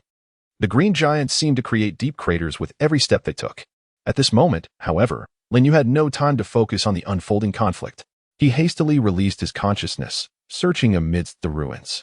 The appearance of individuals from the Dragon Kingdom was still relatively easy to discern. Moreover, Lin Yu had seen a photograph of Aunt Wang's daughter, so locating her should not pose much difficulty. Indeed, within mere seconds, Lin Yu spotted her figure beneath the rubble of a collapsed building. At that moment, she was huddled in a corner, trapped in a cramped space, surrounded by fallen floors and bricks, rendering the situation quite perilous. Fortunately, it appeared that she bore no significant injuries. Seeing this, Lin Yu felt a wave of relief wash over him. Had he not arrived, the rescue efforts would likely have taken so long that she might have been found lifeless. Lin Yu shrugged slightly, although he was not particularly fond of joining organizations like the Regulatory Bureau. It must be acknowledged that the Bureau played a significant role in preventing the Dragon Kingdom from descending into chaos, unlike other nations. Without hesitation, Lin Yu's immense spiritual energy surged forth. Chapter 45. Mr. Magnet and the Green Giant. Now that Lin Yu had arrived, Aunt Wang's daughter's life was assured. Even in the face of a nuclear attack, Lin Yu's current strength would suffice to protect her effortlessly. Thus, he felt at ease. His vast spiritual energy swiftly penetrated the debris, reaching Aunt Wang's daughter's side. At that moment, she was on the verge of despair. Surrounding her was an abyss of darkness, rendering her unable to see even her own hand. Buried too deeply, she could not hear a single sound from the outside world. What filled her with the greatest hopelessness was that her phone had been lost amidst the chaos, leaving her completely unable to communicate with the outside. In this confined space, fraught with uncertainty and the looming threat of collapse, she dared not move an inch. Even as her limbs grew stiff from maintaining the same posture, she remained utterly still, oblivious to the passage of time. Suddenly, amidst the inky darkness, she sensed an entity materializing beside her, enveloping her in a gentle embrace akin to soft cotton. Almost immediately, she felt her body being lifted slowly upwards, instilling a profound fear within her.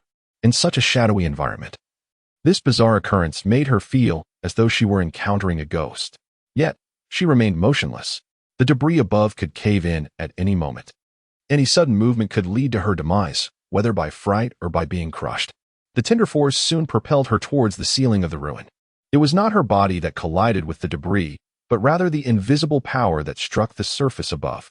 Terror gripped her heart. Was she truly destined to be crushed? However, astonishment quickly replaced her fear, as the force accelerated, swiftly lifting her higher into the air. The wreckage continued to collapse. Yet the protective layer surrounding her spared her from any harm. What on earth was this phenomenon? In less than 5 seconds, she found herself once again gazing upon the azure sky. Overcome with joy, she wept tears of relief. Simultaneously, she beheld a figure suspended mid-air, reminiscent of the celestial beings from mythological tales. Although she was unaware of how this individual had rescued her, she felt an overwhelming urge to express her gratitude. However, just as she was about to express her gratitude, a sudden, thunderous sound of footsteps echoed from a distance.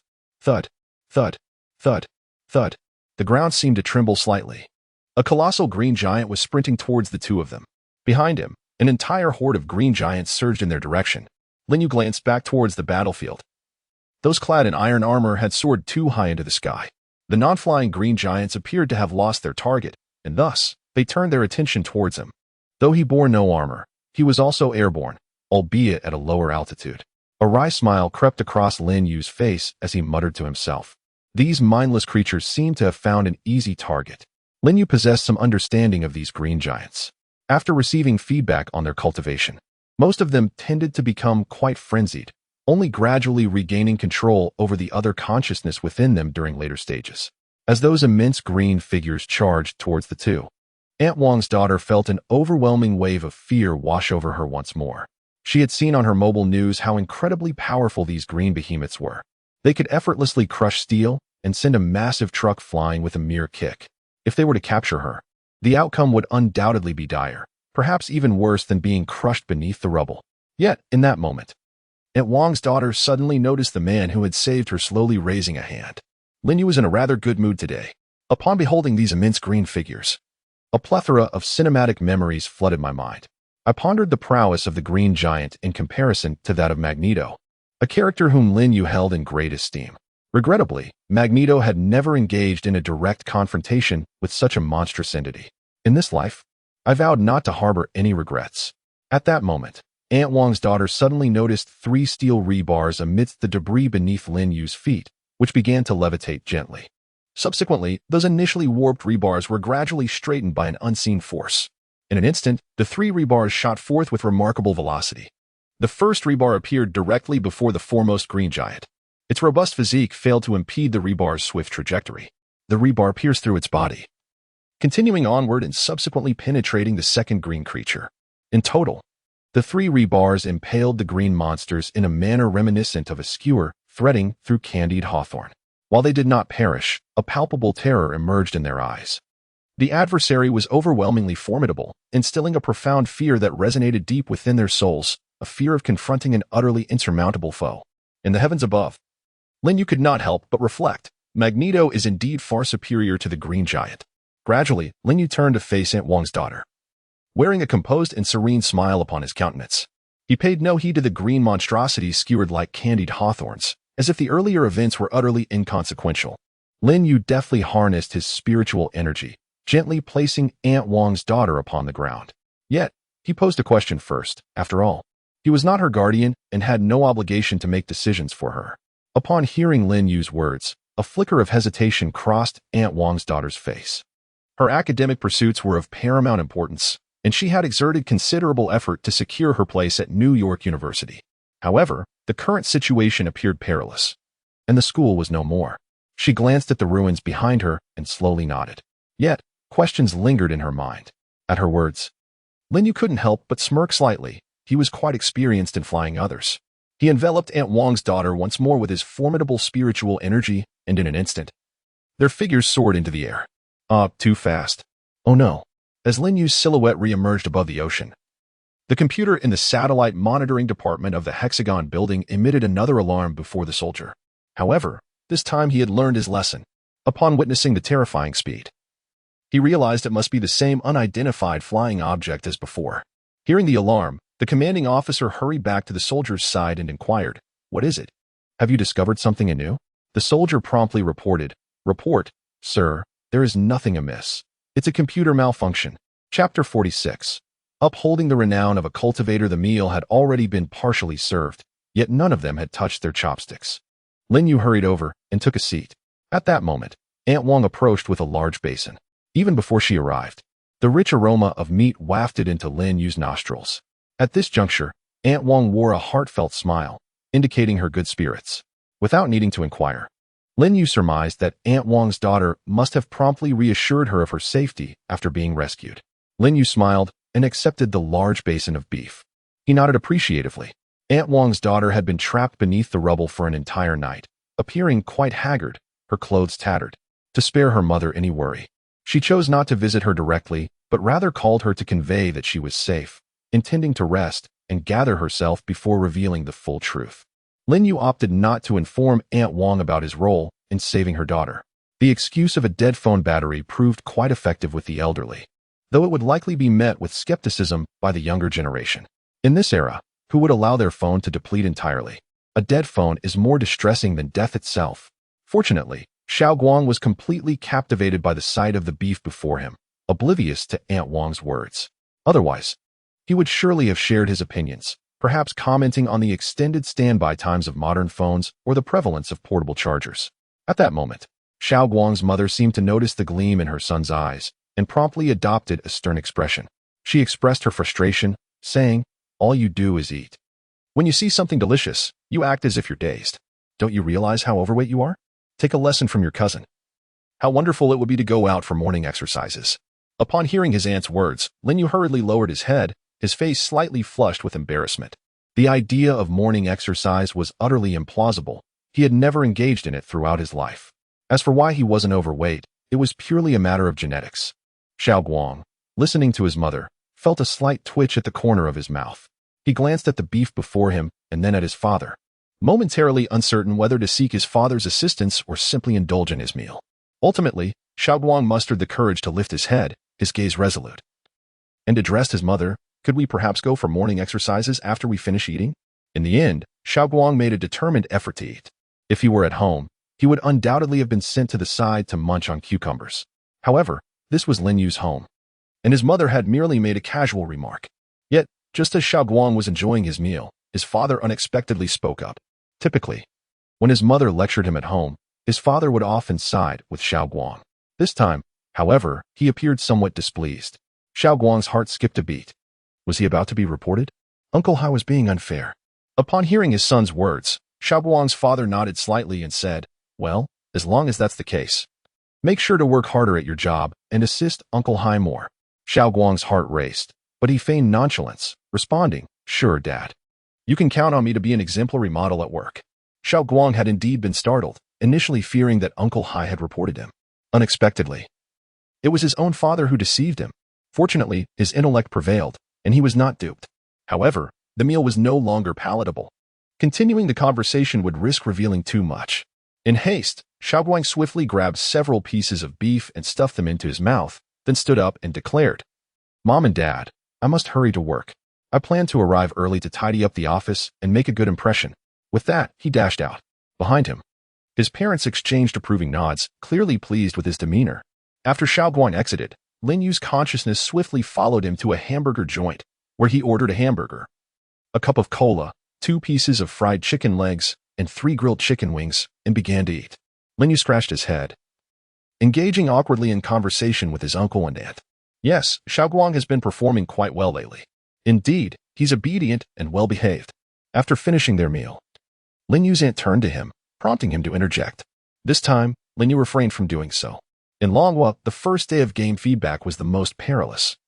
Thereafter, players became accustomed to their cultivation levels, facing considerably less danger. Moreover, his uncle and aunt's residence was not far from his own. Even if danger arose, he could manage. Lin Yu nodded and replied, "All right, if anything comes up, just give me a call." Resolving to let it go, he assumed a carefree attitude. Lin Yu smiled and nodded, effectively agreeing to the matter.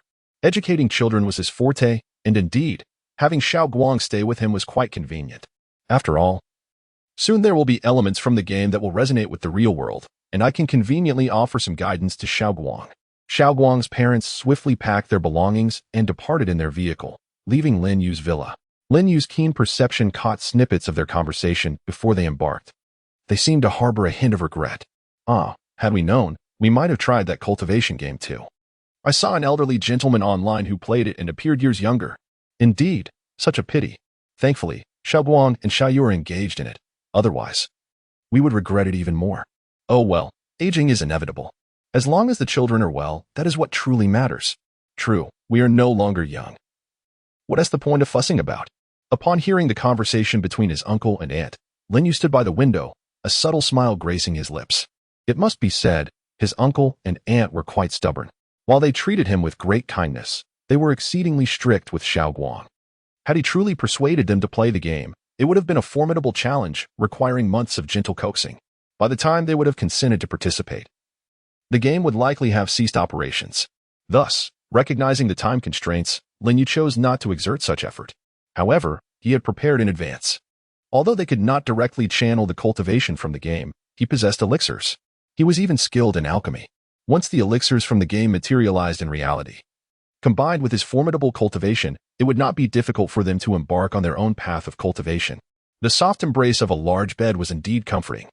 Perhaps, once his cave abode's essence permeated the real world, he should commission a grand bed for his own bedroom. In both novels and games, cultivators toiled daily in pursuit of a fleeting opportunity to attain immortality. However, Lin Yu is different. Having experienced the trials of a previous life, he yearns for a more comfortable existence in this one.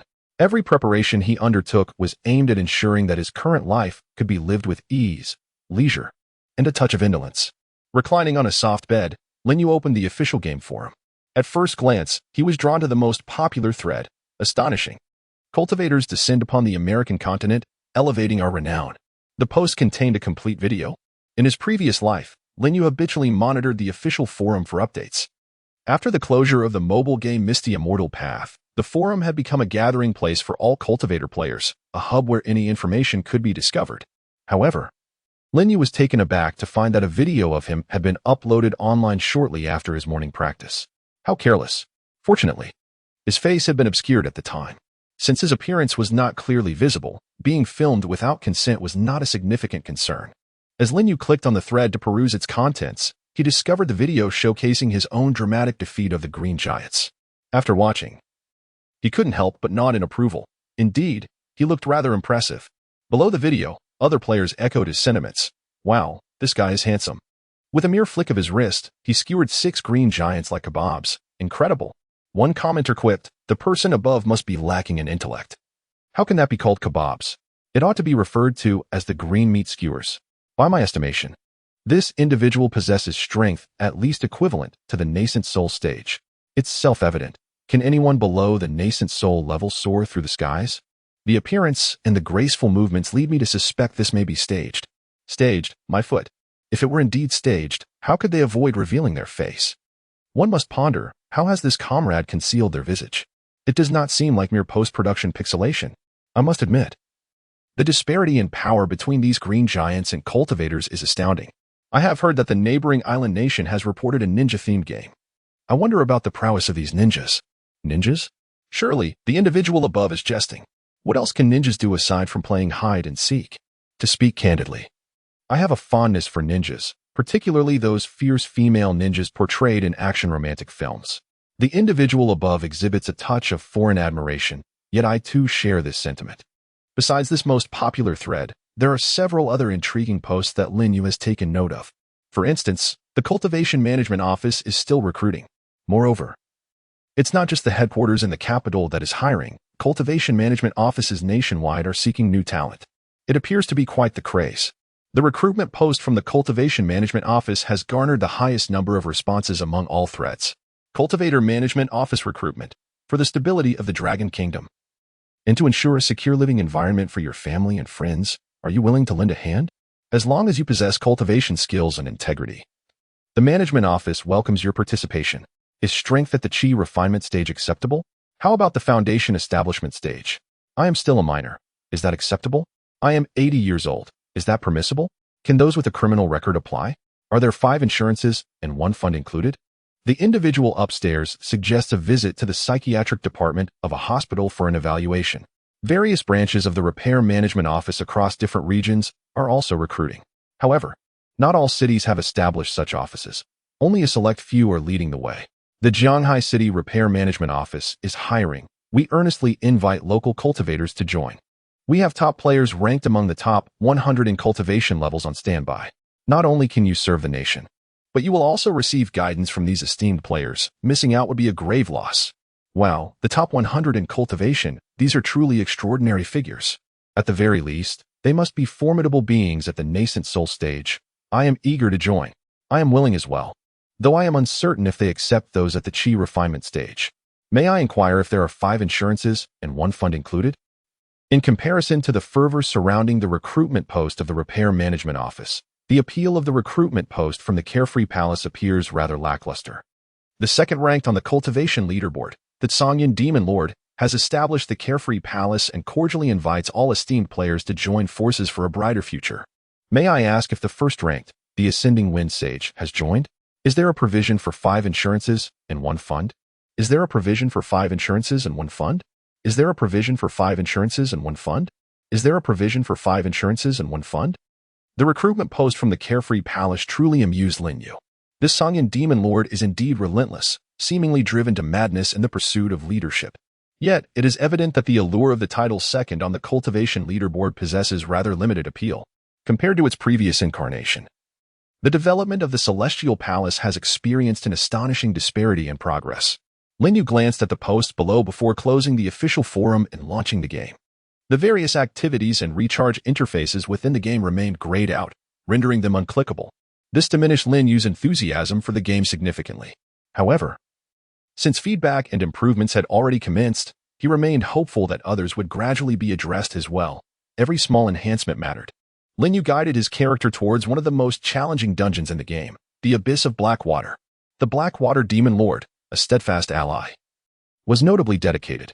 Immortal, do you dare to challenge the terrifying Blackwater Demon Lord? Do you wish to become a lost soul in the dark waters? Meanwhile, in the United States, a high-level, highly confidential meeting was taking place in a small conference room within the Pentagon. Only 5 individuals attended, their military insignia indicating their senior ranks. At that moment, a video was being displayed on the large screen in the conference room. This footage unmistakably showed Lin Yu defeating the formidable green giant. An eerie silence enveloped the room.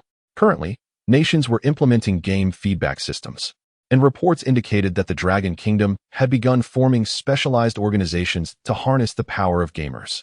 In this regard, we must not lag behind. Let us hear your perspectives. As the man concluded his statement, the attendees began to voice their opinions, sparking fervent discussions. If the Dragon Kingdom could unite its gamers, so too could we. If one were to assemble an army entirely composed of those green giants, it would undoubtedly be invincible in land combat. Invincible? If they were truly invulnerable, could they be casually dispatched by an Eastern individual in such numbers? Do not elevate others while diminishing our own spirit. Can those steel rods eliminate the green giants, yet inflict harm upon the Iron Man? Our assembled team will assuredly encompass more than just the green giants. The game reported by our nation boasts a far richer array of professions, offering us a significant advantage over their singularly focused games. I believe it is not too late to take action and form our own coalition of gamers. Not just not too late, but with sufficient investment to rally those players. we would undoubtedly be tenfold stronger than the players from Longhua. Upon hearing the discussions of his subordinates, the man seated at the highest position nodded slowly.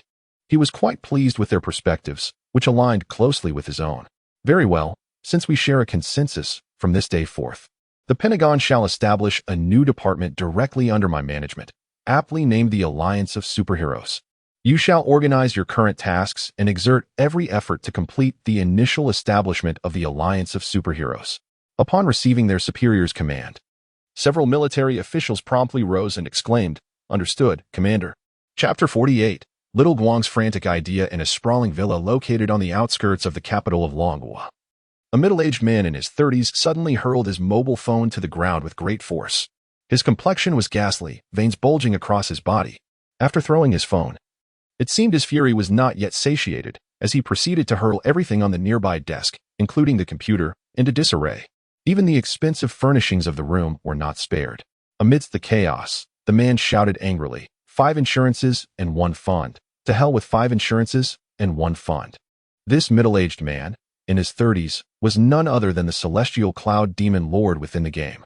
He had once dominated the leaderboards, relishing in the admiration and envy of fellow players. However, suddenly, a certain player named the Wind Riding Master emerged, obsessively spending, and surpassed him on all the rankings. To his dismay, the game's recharge channel unexpectedly closed. Who could have anticipated that a pay-to-win game would suddenly cease to seek profit? Even more despairing was the revelation that the game began to redistribute cultivation levels. Though he had been fortunate enough to reach his current level, the sudden appearance of the Wind Riding Master snatched away his top position, leaving him unable to swallow the bitterness within. Subsequently, he resolved to utilize his vast wealth and resources, coupled with his formidable cultivation, to establish an organization solely comprised of cultivators. In this way, he could assume the role of leader, commanding respect and authority. Yet, every time he posted a recruitment notice, there were always inquiries about whether the Wind Riding Master had joined. Even more infuriating were the repeated questions about the 5 insurances and 1 fund. To hell with 5 insurances and 1 fund. This is a cultivator's organization. What powerful cultivator would care for 5 insurances and 1 fund? Upon witnessing the furious countenance of the celestial cloud demon lord, a timid subordinate in the room ventured to speak. "Boss, given the numerous inquiries regarding the 5 insurances and 1 fund, why don't we include that in our recruitment post?" Although the hiring process had not proceeded smoothly, the celestial cloud demon lord, with his considerable prowess and resources, had managed to recruit a few subordinates. This particular subordinate was tasked with posting the recruitment notices. However, upon hearing his words, the celestial cloud demon lord was seized by irritation. He felt as if he were ensnared by the very notion of the 5 insurances and 1 fund, a term that repulsed him. Yet, as his mind churned, an idea sparked within him. Perhaps his subordinate's suggestion was not entirely without merit. He was affluent enough to be indifferent to such matters. But many other players might not share that luxury. What if not everyone in this world harbored ill intentions? What if they genuinely valued the 5 insurances and 1 fund rather than using the term merely to vex him? After a moment of contemplation, the celestial cloud demon lord slowly nodded and said, "All right, let us give your suggestion a try." Upon realizing his proposal had been accepted, the subordinate's face lit up with excitement. He hastily retrieved his mobile phone to begin composing the post. Ordinarily, he would have utilized a computer, but it had recently been shattered by the celestial cloud demon lord, leaving him with no choice but to use his phone. Fortunately, it was not a cumbersome task. Celestial cloud demon lord, ranked 2nd on the prowess leaderboard, has established the Leisure Palace, inviting all esteemed players to join us in forging a prosperous future. A solemn declaration. We offer 5 insurances and 1 fund. We offer 5 insurances and 1 fund. We offer 5 insurances and 1 fund. According to the average salary in the capital area, contributions are made at 3 times the rate. The post has been published, and the responses beneath it are evidently more numerous than before. However, upon reading the comments, the Lord of Tsangyun felt a pang of regret. Is it feasible to possess the strength of the initial stage of chi refinement? What about the mid-stage? Is it straightforward to withdraw from the housing fund in the capital? With all the benefits provided, what is the salary? Has the renowned Master Chungfeng, ranked number 1 in cultivation, joined? After perusing the comments for a while, the Lord of Tsangyun lost interest. Nowadays, there are few individuals online with sound reasoning. The true source of his regret, however, was not the peculiar queries within the post, but rather the moment when those who had traveled from various parts of the country to apply drawn by the promise of benefits, began arriving at his villa. It was at this point that regret fully took hold of his mind. The applicants were, quite frankly, an unsatisfactory lot. The most formidable among them was merely at the mid-stage of chi refinement, while the lowest realm in the game is the chi refinement stage itself. Not a single one of them had even reached the late stage. Soon enough, the Lord of Songyun discerned the crux of the issue. Truly powerful players would undoubtedly not be swayed by trifling benefits. With their level of cultivation, earning money would be a simple matter. Conversely, those who prioritize such benefits are likely financially constrained. Lacking funds inhibits their ability to invest in the game, resulting in low cultivation levels. It is a vicious cycle indeed. Ultimately, those players who are preoccupied with the benefits of social insurance and housing fund, yet possess little skill, gravitated towards him, rendering his carefree palace akin to a charitable institution. Observing the increasingly somber expression on his leader's face, the subordinate began to feel a sense of unease. The suggestion regarding the social insurance and housing fund had originated from him. He cautiously approached the Songyun Demon Lord and inquired, "Boss, should I expel them all?" The Songyun Demon Lord pondered for a considerable duration before letting out a deep sigh. The number of subordinates was limited, and they were worth cherishing. Let them stay. It is better than having none at all. After all, these individuals are cultivators. Even the least among them surpasses ordinary folk. As for the social insurance and housing fund, it won't cost much. Upon hearing the Songyun Demon Lord's words, the subordinate felt a wave of relief wash over him. Understood. Boss, I shall assist them in settling down immediately.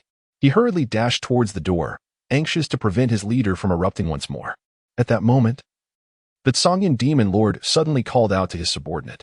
The latter halted abruptly, a sheen of sweat forming on his brow. The Songyun Demon Lord spoke slowly. Remove the mention of social insurance and housing fund from the recruitment post. Around 11:50 p.m., he rushed into Lin Yu's bedroom. Xiao Guang chuckled foolishly, scratching his head as he said, "I haven't seen my girlfriend, a Shui, for several days. I was thinking of being more affectionate tonight." Several times? Xiao Guang chuckled again, raising a finger. Once. All night. Lin Yu replied, exasperated. "Are you aware that there will be a cultivation feedback at midnight?" Upon hearing his cousin Lin Yu's inquiry, Xiao Guang's eyes gleamed with excitement, and he offered a mysterious smile as he replied, "Of course I know. I am also aware that the body can swell dramatically multiple times. I had planned to let my girlfriend experience the delightful sensation of this bodily expansion at midnight." Upon hearing these words, Lin Yu finally comprehended why their uncle and aunt preferred to remain uninvolved. This lad truly lacked common sense. The challenge of education was indeed formidable. Lin Yu let out a soft sigh, picked up his phone, and opened the official game for him. Soon, he located a post he had previously encountered. Lin Yu presented his phone to Xiao Guang, who, puzzled, took it and began to read. During the cultivation feedback last night, I was engaged in a discussion about life with my wife, and now she lies in the intensive care unit. Chapter 49. Goldman Sachs' frantic notions. After perusing the post, Xiao Guang fell into a contemplative silence, a hint of trepidation washing over him. He lifted his gaze to his cousin, a sense of gratitude swelling within him. Xiao Guang felt an irresistible urge to sincerely express his thanks. "Brother, get lost." "All right then." Though Xiao Guang did not fulfill his heartfelt wish, there existed another individual in the world who shared his sentiments. Master Feng, Goldman Sachs. At that moment, at 11:50 in the evening, Goldman Sachs, clad in a soft and comfortable white bathrobe, sat on the sofa by the floor-to-ceiling windows of his presidential suite atop the Metropolitan Building, holding a glass of red wine and savoring a gentle sip. Tonight, the scenery beyond the window appeared particularly enchanting. During the day, he had, with his formidable cultivation and the intelligence gathered from numerous subordinates, subdued the largest ninja organizations on the entire island nation. He did not unleash a massacre. Rather, he merely intervened, eliminating a few thousand disobedient ninjas. Subsequently, these inherently servile ninjas became his loyal followers. Of course, Gao Sheng did not concern himself with their loyalty, for his prowess far surpassed theirs. He was akin to a giant who had entered the realm of dwarfs. Even their disloyalty rendered them no match for him. His immense strength bestowed upon him a profound self-assurance. At that moment, a knock echoed at his door. Gao Sheng smiled slightly, and, in a dialect more refined than that of the islanders, beckoned, "Enter." The door was slowly pushed open from the outside, and 5 female ninjas stepped into the room. However, their attire was markedly different from that of other ninjas, featuring less fabric and subtly revealing crucial areas. Gao Sheng nodded in satisfaction. This was the appearance he had envisioned for ninjas. The subordinate at the entrance hastily closed the door with great respect. The 5 female ninjas lined up within the room, while Gao Sheng downed a glass of red wine. A single small glass, worth hundreds of thousands, was to him no different from a soda from a fast food joint. Yet, he preferred red wine, for it represented a way of life, while the latter signified mere indulgence. Raising his wrist, he glanced at his watch. It was now 11:55. Only 5 minutes remain until the third cultivation feedback. Time is of the essence. Goldman smiled faintly and addressed the female ninja in the room. Go. At midnight. Within the confines of Lin Yu's villa bedroom, he gently set down his phone, awaiting the inevitable in silence. Suddenly, Lin Yu's consciousness perceived something descending swiftly from the heavens. It then rapidly coalesced around him, enveloping him entirely like a colossal shroud. Almost immediately, some of these intangible entities penetrated his skin, coursing through his pores and entering his very being. This portion seamlessly fused with his flesh and blood. Another segment traversed his dantian, making its way into his primordial spirit. As these formless essences infiltrated his body, Lin Yu felt both his primordial spirit and physical form begin to swell with remarkable alacrity. The degree of this engorgement was not pronounced. It merely felt as though his body were being expanded, despite the actual change in size being minimal. Soon after, his body began to contract, only to swell once more.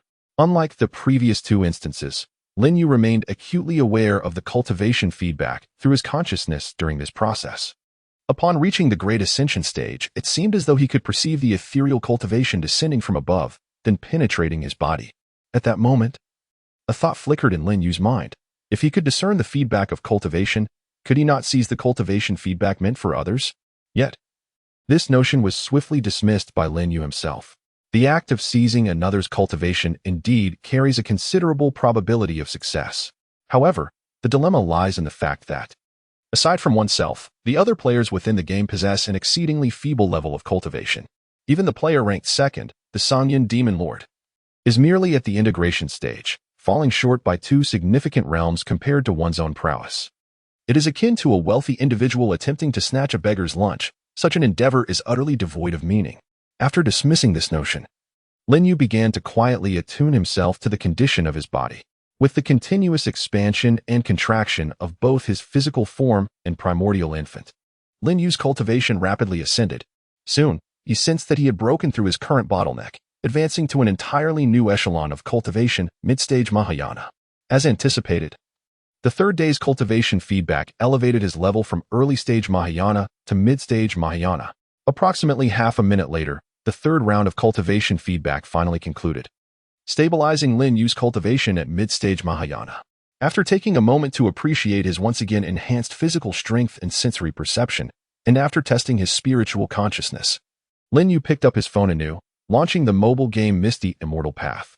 As the frequency of cultivation feedback increased, the impending closure of Misty Immortal Path drew nearer.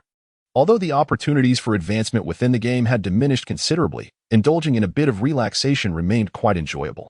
Subsequently, Lin Yu guided his game character to the entrance of the Blackwater Demon Cave dungeon, where a throng of players bustled about.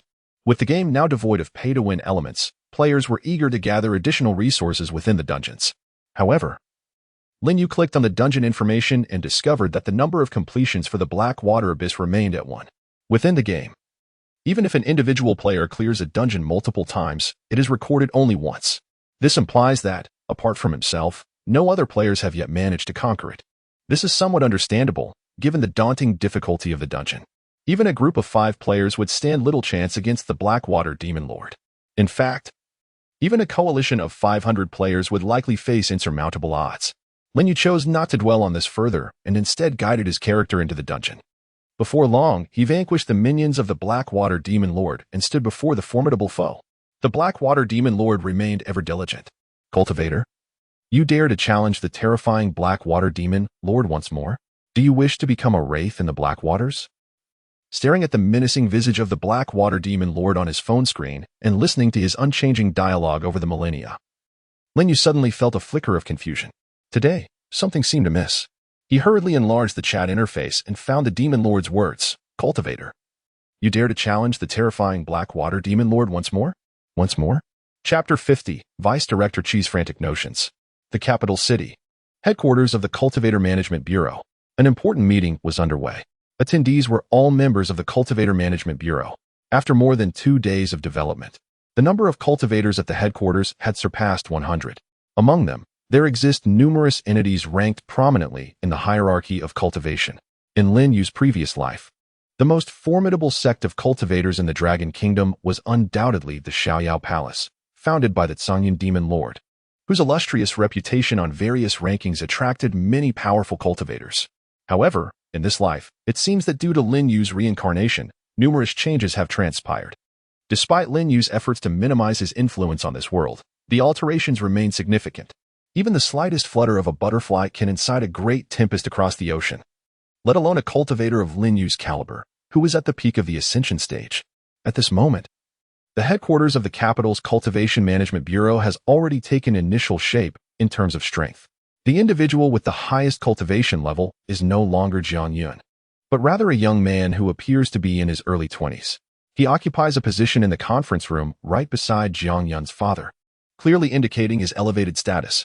Even Jiang Yun, as a special consultant, finds herself beneath him in rank. At this juncture, Jiang Yun's father, seated at the center, slowly commenced the meeting by stating, "Today's agenda consists of 2 main topics. The first pertains to how we should prepare in advance for the feedback of various elements from the game into the real world in 4 days' time. The second concerns the acceleration of the construction speed of the local cultivation management offices across different regions. As an official entity of the Dragon Kingdom, the Bureau must operate with the same diligence as other governmental bodies, preparing in advance and even proposing multiple contingency plans to ensure thorough preparedness." After delivering his opening remarks, Jiang Yun's father entrusted the authority to preside over the meeting to the young man. He turned to the young man in his 20s seated beside him and smiled, saying, "Now, regarding these 2 topics, let us invite our newly appointed Deputy Director of the Bureau of Cultivation Management, Deputy Director Qi Cha-Ching, to lead the discussion." Upon hearing Jiang Yun's father's words, the man named Qi Cha-Ching slowly rose, his face adorned with a smile as gentle as a spring breeze, and said, "Hello everyone. Some of the new colleagues may not yet be familiar with me, so allow me to reintroduce myself." As Qi Cha-Ching spoke, he discreetly observed Jiang Yun from the corner of his eye, his gaze imbued with an unusual significance. At that moment, Jiang Yun appeared somewhat distracted and did not notice the peculiarity in his eyes. However, the other cultivators present were keenly aware of Qi Cha-Ching's interest in Jiang Yun. It seemed they all shared a tacit understanding, as his infatuation was rather conspicuous, and he did not bother to conceal his fondness for her. Qi Cha-Ching cleared his throat lightly, seemingly nudging the distracted Jiang Yun to pay close attention to his oration. Oh no! It should be to listen to his discourse. Ahem. Attracted by the sound of his cough, Jiang Yun realized she had drifted off and immediately displayed a hint of contrition on her face. Although Qi Cha-Ching did not look at Jiang Yun this time, his consciousness remained acutely aware of her every move. As Qi Cha-Ching introduced himself, a wave of astonished gasps erupted from the audience. Some newly joined cultivators were utterly astonished. Ranked 10th on the cultivation leaderboard, he could almost be considered one of the 10 most powerful individuals in the entire Dragon Kingdom. This power. It is estimated that the combined strength of everyone in the entire Repair Institute cannot rival his. Even with the addition of consultant Jiang Yun, they would still be at a disadvantage. In their gazes, envy was unmistakably evident. Meanwhile, after Qi Cha-Ching introduced himself, the admiration for Vice Director Qi's affection for consultant Jiang Yun was further solidified among the attendees. It was truly a case of beauty and talent. A match made in heaven. The conference room erupted with enthusiastic applause. Unaware of the thoughts swirling in the minds of her colleagues, Jiang Yun joined in the clapping. At that moment, however, Qi Cha-Ching did not immediately broach the topics on the agenda for the day. Instead, he turned, his face adorned with a confident and charming smile, and addressed Jiang Yun. "Having recently arrived, I am not yet well acquainted with the capabilities of our headquarters in the capital. I have heard that consultant Jiang Yun possesses formidable skills. Would you be so kind as to introduce yourself? Understanding everyone's capabilities would greatly assist me in my future endeavors and our forthcoming discussions." Qi Cha-Ching's words seemed to carry a certain weight. Moreover, Jiang Yun was indeed the highest-ranking individual in terms of cultivation at the headquarters, aside from Qi Cha-Ching himself. Jiang Yun was taken aback but nonetheless offered a polite introduction. "My name is Jiang Yun. In the game, I am known as the Water Cloud Fairy, and I currently hold the 90th position on the cultivation leaderboard." Upon hearing Jiang Yun's introduction, the assembled cultivators were momentarily stunned. Although Jiang Yun had introduced herself previously, she had not disclosed her ranking on the cultivation leaderboard nor her name in the game. This time, her introduction was notably more detailed. Rank 90 in cultivation. This presence is already a source of great terror for players of lesser skill. The arena erupted once more in fervent applause. However, upon hearing Jiang Yun mention the name Shuiyun Xinzi, Qi Chaqing appeared somewhat distracted. His hands barely touched as he clapped, yet he remained oblivious to this fact. Shuiyun Xinzi, why does that name resonate so profoundly? It feels as if she is the dual cultivation partner of the first-ranked Chufeng Jinren. No, she is indeed the partner of Chufeng Jinren. The top position on the heartbeat rankings belongs to Chufeng Jinren and his dual cultivation companion, Shuiyun Xinzi. She is the partner of Chufeng Jinren, the one and only Chufeng Jinren. Qi Changqing's mind raced, as if a tempest had erupted within. The primary reason for his joining the headquarters of the capital's cultivation administration was none other than Jiang Yun. In terms of appearance, physique, and demeanor, she was the most exquisite woman he had ever encountered. He yearned to pursue Jiang Yun, although he had yet to initiate his romantic endeavor. He had never concealed his intentions, and nearly all his colleagues at the headquarters were aware of it. In fact, due to the polite, sunny, and formidable persona he had deliberately cultivated, even the head of the administration, Jiang Yun's father, seemed quite pleased with him.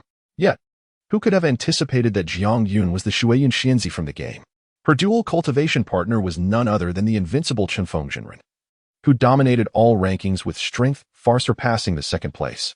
Damn it, how careless I have been. It is imperative to enter the game and verify the truth.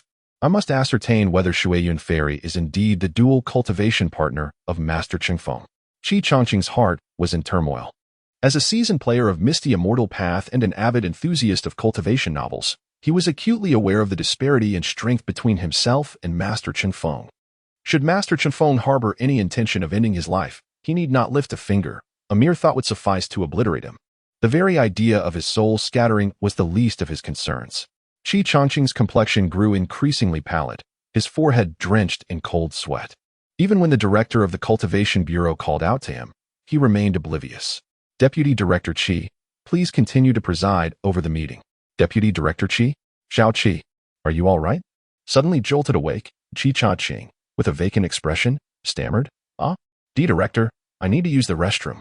He disregarded his image entirely and hurriedly exited the conference room. As soon as he stepped out, he hastily retrieved his phone and launched the Misty Immortal Path mobile game. His fingers trembled as he attempted to access the excitement leaderboard. However, all the activity interfaces within the game had turned gray, rendering them unresponsive. How could I have forgotten this? Qi Changqing felt as anxious as an ant on a hot pan. Chapter 51. I am not acquainted with Master Chingfeng ultimately. Qi Chaqing confirmed his suspicions. He called a friend who also played the Misty Immortal Path mobile game. The friend is a classmate of his in reality, and they both enjoyed playing the mobile game Misty Immortal Path together, sharing a strong bond. Qi Chaqing, clutching his phone, stealthily made his way to the restroom like a thief. Once the call connected, he hurriedly inquired, Brother Sun, I need to ask you something. On the other end, his classmate's languid voice emerged, seemingly still in bed. What is it? I have no idea where your girlfriend was last night. Qi Chaqing furrowed his brow, sensing something amiss. However, his urgency left no room for contemplation. He swiftly replied, I'm not asking about that. I've broken up with her. What I want to know is, are you familiar with the character Water Cloud Fairy in the game? Qi Chaqing indeed had a girlfriend before. No, he had several, but all those relationships had ended. Just then, upon hearing the name Water Cloud Fairy, a cacophony of sounds erupted from the phone, as if it had fallen to the ground.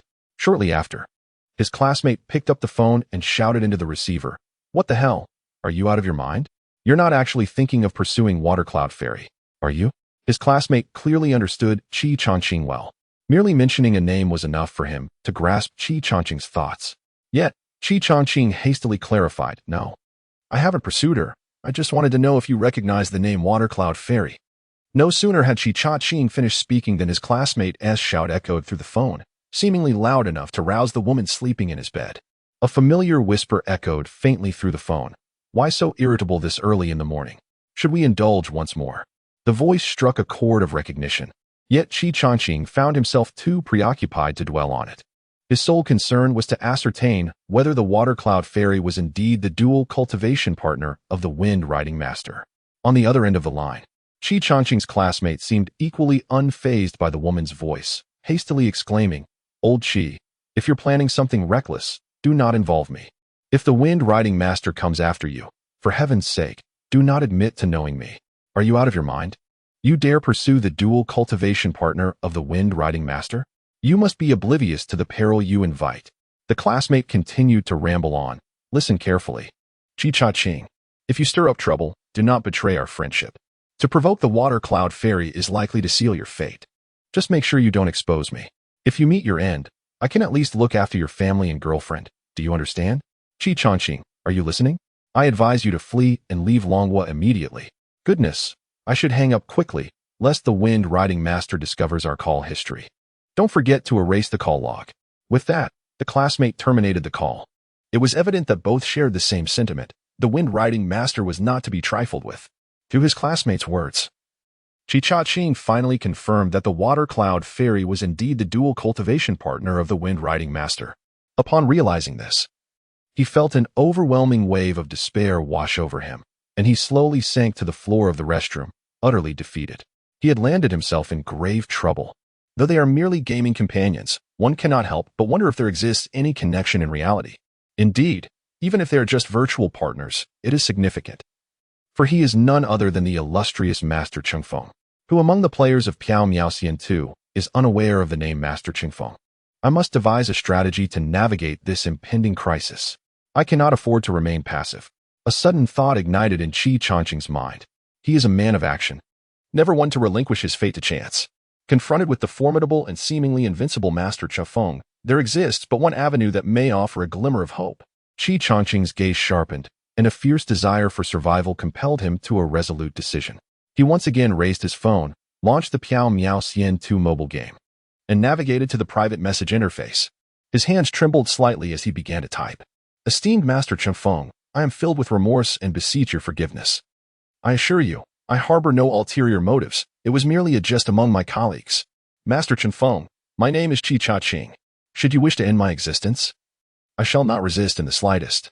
However, if you choose to spare me, I vow to repay your kindness with unwavering loyalty. Ready to face any peril on your behalf." Qi Changqing composed an extensive message, ultimately addressing it to Master Chengfeng. At that moment, he noticed that Master Chengfeng was online. His fingers quivered as he pressed the send button, and then he exhaled a long breath. Perhaps his feigned politeness and sunny demeanor were mere facades, but his decisiveness and audacity were undeniably authentic.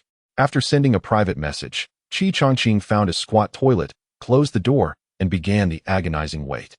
In the conference room of the headquarters of the Repair Bureau, the meeting was still in progress. No one was aware of the whereabouts of Deputy Director Qi, however. The meeting could not be postponed due to his absence. Jiang Yun's father could only helplessly suggest, "Let us not wait any longer. We shall continue the meeting and discuss the second agenda item." Advisor Jiang Yun will preside over the meeting. Within the conference room, numerous cultivators from the Repair Bureau engaged in fervent discussions. It soon became evident that to expedite the establishment of the headquarters and its branches across various regions, the primary focus should be on recruiting powerful upper-tier cultivators. For instance, with formidable figures like Jiang Yun and Deputy Director Qi at the headquarters, their presence would significantly attract ordinary cultivators. Similarly, the Repair Bureau in Jianghaisher was progressing rapidly due to the presence of the formidable Deputy Director Lin Yu. The allure of powerful individuals is indeed impactful. At that moment, a cultivator proposed an intriguing idea. If we follow this line of reasoning, what if we were to recruit the strongest player in the game, the esteemed Master Chengfeng, to our bureau? Would we then not have any trouble attracting talent or fostering development? Upon hearing this suggestion, the eyes of everyone in the room brightened with interest. In the realm of the mobile game Piao Miaoxian 2, Master Chengfeng was widely acknowledged as the most powerful, surpassing countless tiers of strength. As the words of the cultivator resonated, attendees in the conference room began to realize the implications of mentioning Master Chengfeng's name. Then, they gradually turned their gaze towards Consultant Jiang Yun. It seemed that Consultant Jiang had mentioned her in-game name as Water Cloud Fairy.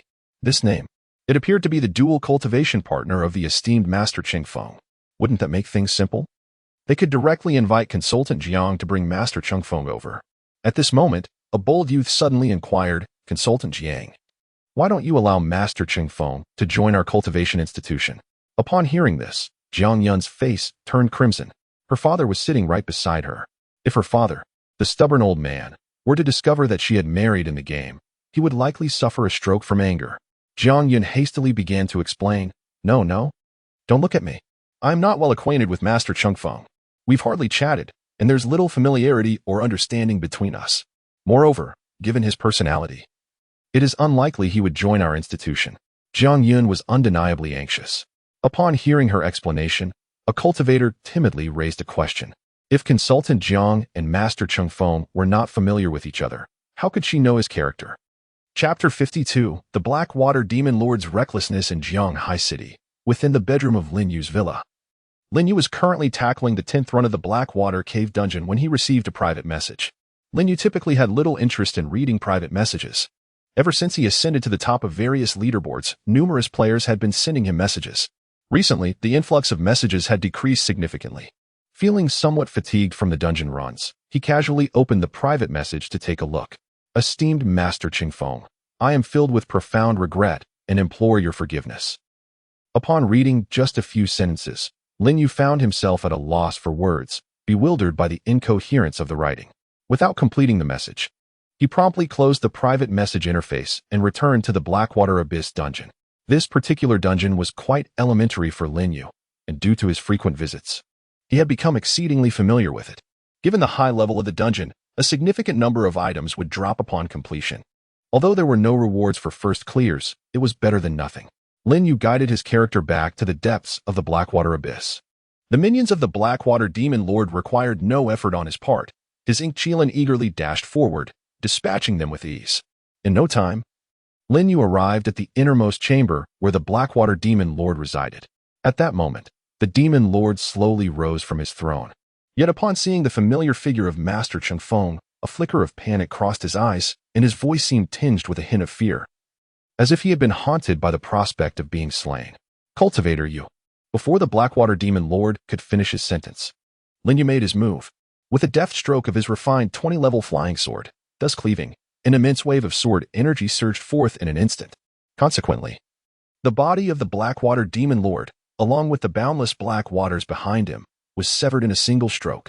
Ever since the game's cultivation system began to yield feedback, the NPCs and demon bosses within the game had started to awaken their own consciousness. However, they were still unable to escape the confines of the game's control. The Dark Water Demon Lord continued diligently reciting those two lines, repeatedly meeting his demise only to resurrect once more.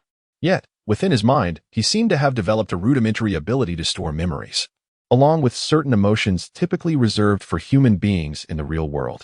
In his previous life, Lin Yu had never paid heed to such matters.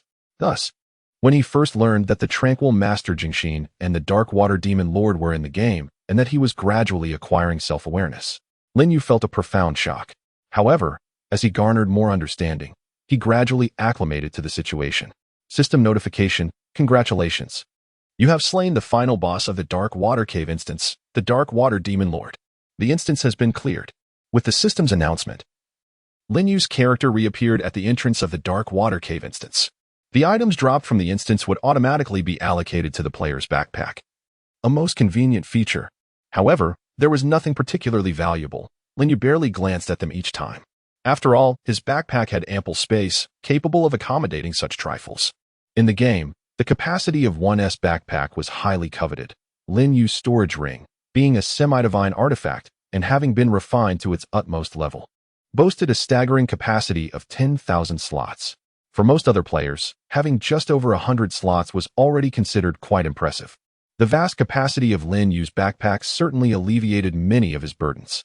Throughout the entire day, Lin Yu tirelessly farmed the Dark Water Cave instance.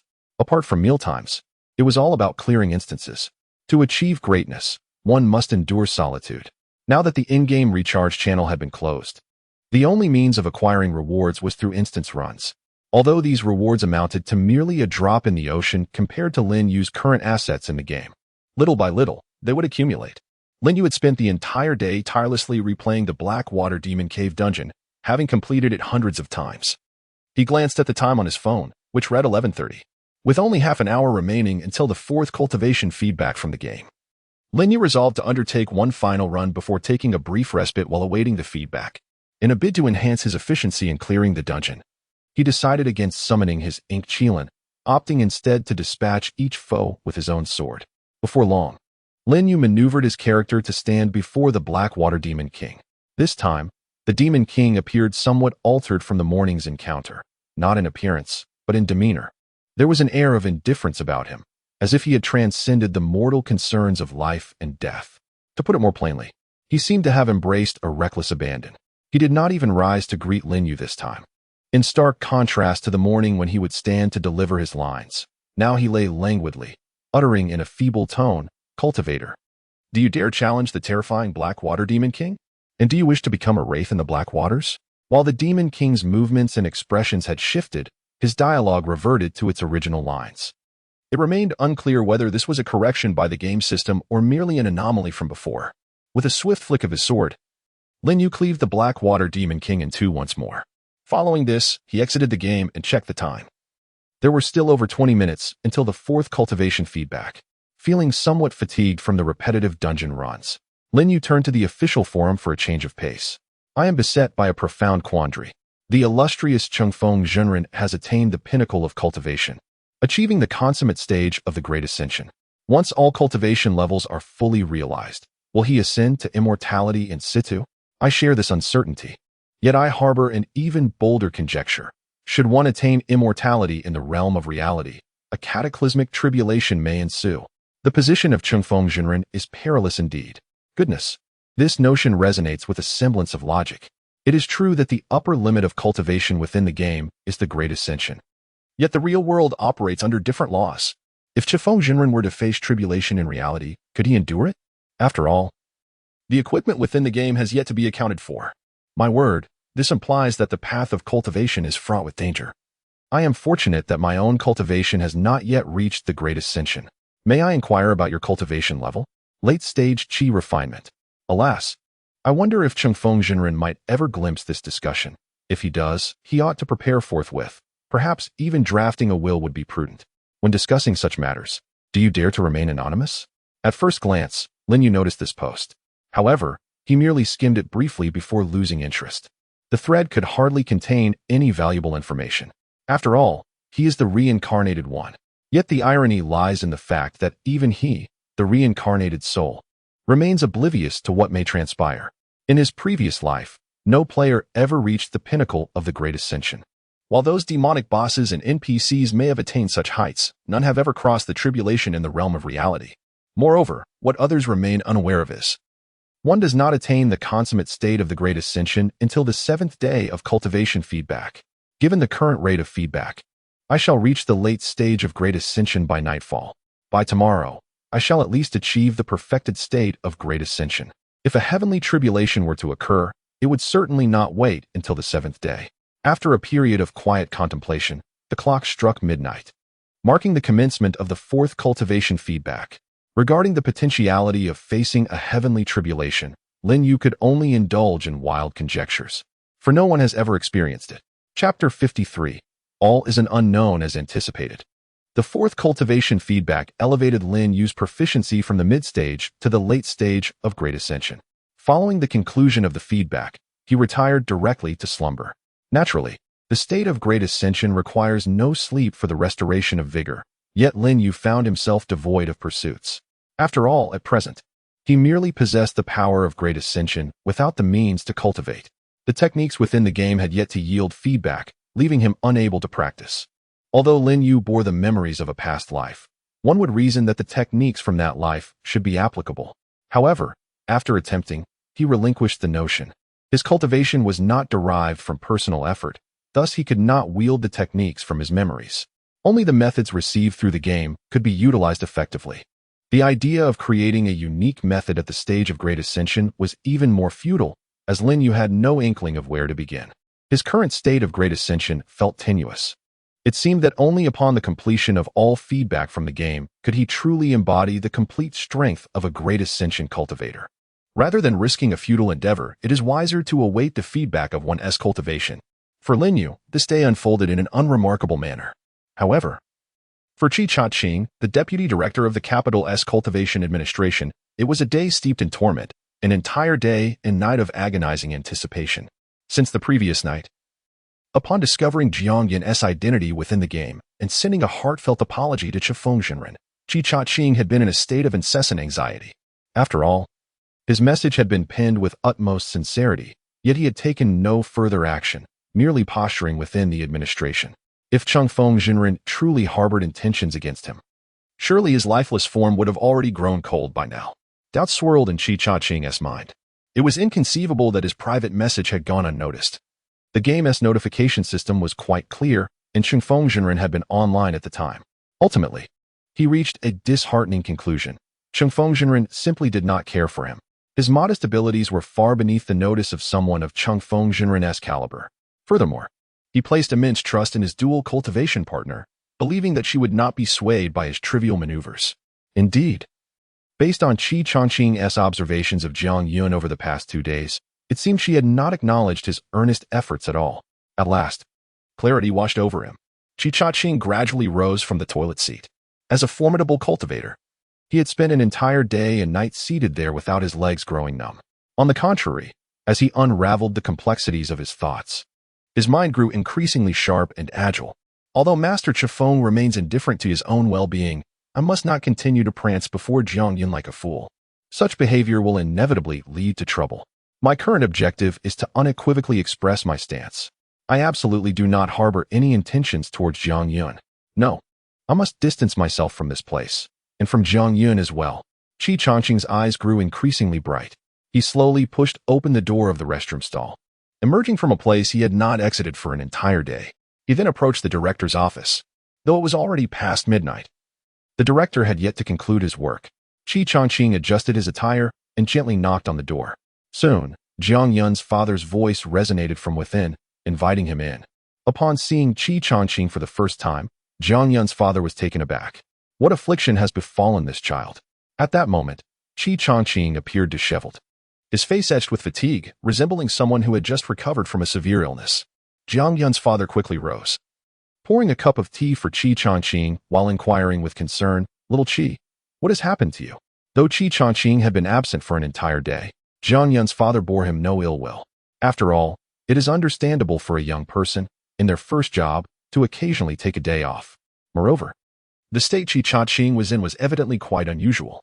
As he offered the cup of tea, a peculiar odor wafted into his nostrils. Cough, cough. "Little Qi, where have you been? You seem to carry an odd scent." Jiang Yun's father expressed his observations with considerable tact. The aroma was reminiscent of having just fallen into a toilet. However, at that moment, Qi Chaqing could hardly be bothered by such trivialities. He took the teacup and hurriedly began his report. "Director, I have something I wish to discuss with you," Qi Chaqing said, slightly anxious. "Oh, what is it?" Jiang Yun's father inquired. Qi Chaqing articulated the words he had long contemplated. "Director, I am still too young. I am not yet capable of fulfilling the role of deputy director at the headquarters of the Repair and Management Institute. I must seek experience at the grassroots level to refine my abilities. After much consideration, I believe that remaining in the capital will not afford me the growth I require. I wish to venture to other cities where, devoid of your protection, I can expedite my development. The vast expanse of the Northwest would be ideal. The area is large, and my skills are adequate to handle various situations, allowing me to leverage my swift flying speed effectively. Director, I implore you to grant me permission to proceed to the Northwest immediately and immerse myself in the foundational work of the Repair and Management Institute." Qi Chaqing's words resonated with conviction and urgency. Jiang Yun's father found merit in his reasoning, yet sensed an underlying dissonance. Ultimately, gazing into Qi Chaqing's resolute eyes, he slowly nodded in acquiescence. After all, it was not a resignation, merely a relocation. A brief period of training away did not pose any significant issues. Before Jiang Yun's father could finish his thought, Qi Chaqing promptly stood at attention, legs together, back straight, and executed a somewhat imperfect military salute. Having spoken, he exited the director's office.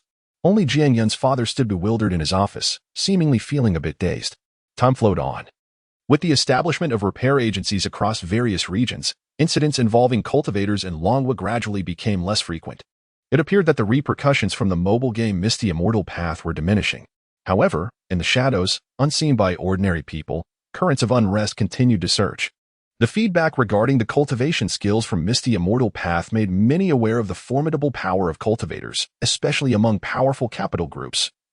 who began to extend olive branches to these practitioners, as the spiritual stones and equipment in the game had yet to yield any feedback.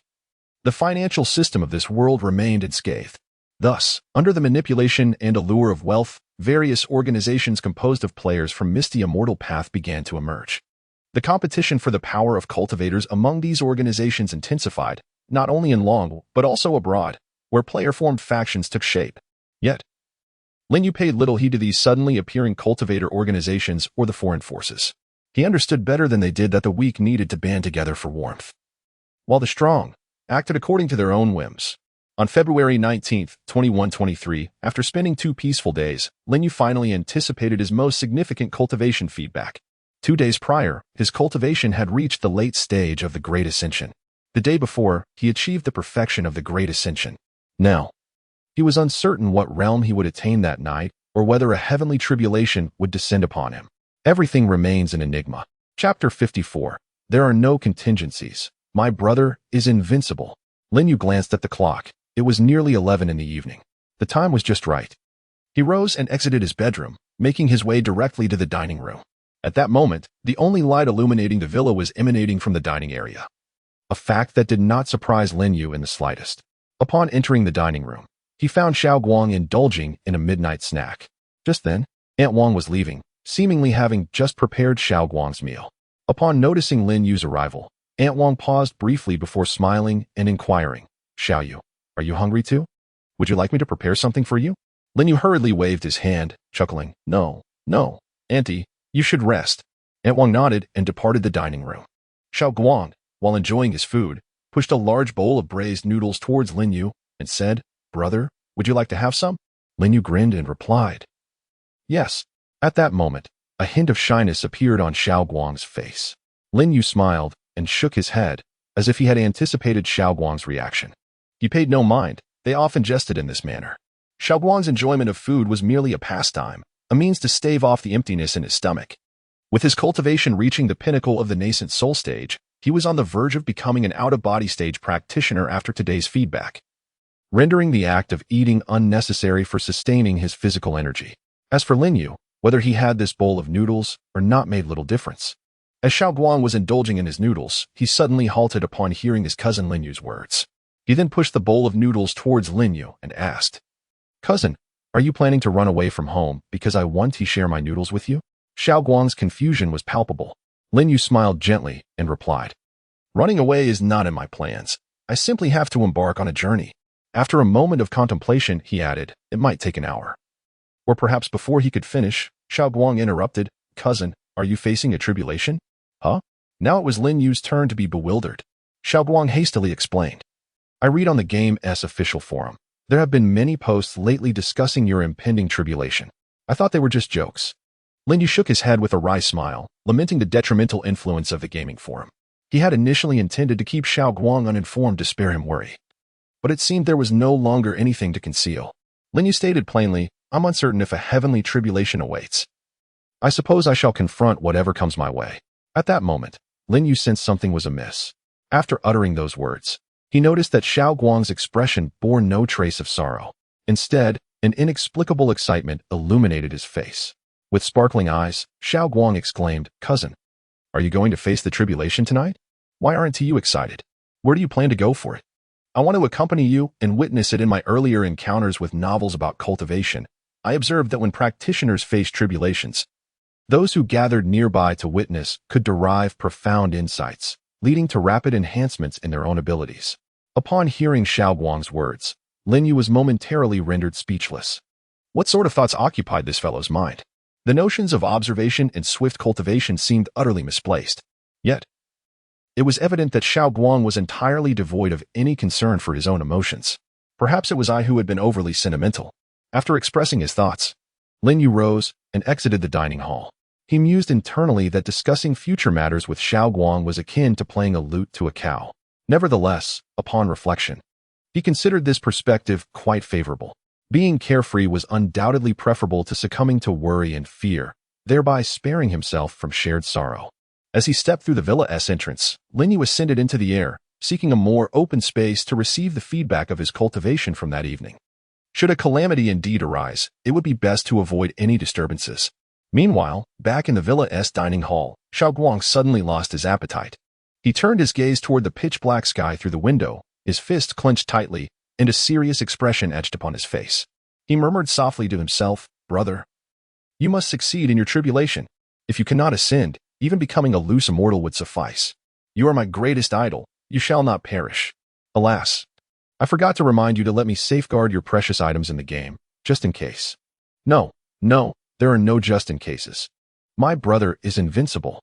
Lin Yu, with his vast spiritual awareness, swiftly located an uninhabited isle. He then descended upon this desolate island. At this moment, only a few minutes remained until the 6th feedback of cultivation in the mobile game Misty Immortal Path. Lin Yu casually selected a stone on the island and seated himself. He retrieved his mobile phone and opened the game Misty Immortal Path. Lin Yu meticulously stored all the equipment, spirit stones, and various supplies from his character into the mailbox. The game's mailbox system is remarkably efficient, capable of storing a substantial amount of items. Many players often resort to this system as a temporary solution when their inventory is insufficient, provided the storage duration does not exceed 7 days. After placing nearly all his belongings into the mailbox, Lin Yu entered Xiaoguang's game ID, Yushui Jinren, in the recipient section. However, he refrained from pressing the send button just yet. This was merely a precautionary measure on Lin Yu's part. Should a heavenly tribulation truly descend and the in-game equipment prove ineffectual, he would promptly click send. Even if he were to perish beneath the heavenly calamity, Xiaoguang would be able to safeguard himself and his family with the items Lin Yu had entrusted to him. As for how to confront the heavenly tribulation, Lin Yu acknowledged his lack of effective strategies. After all, he was merely a novice in the realm of Great Ascension. This was evident merely by his posture.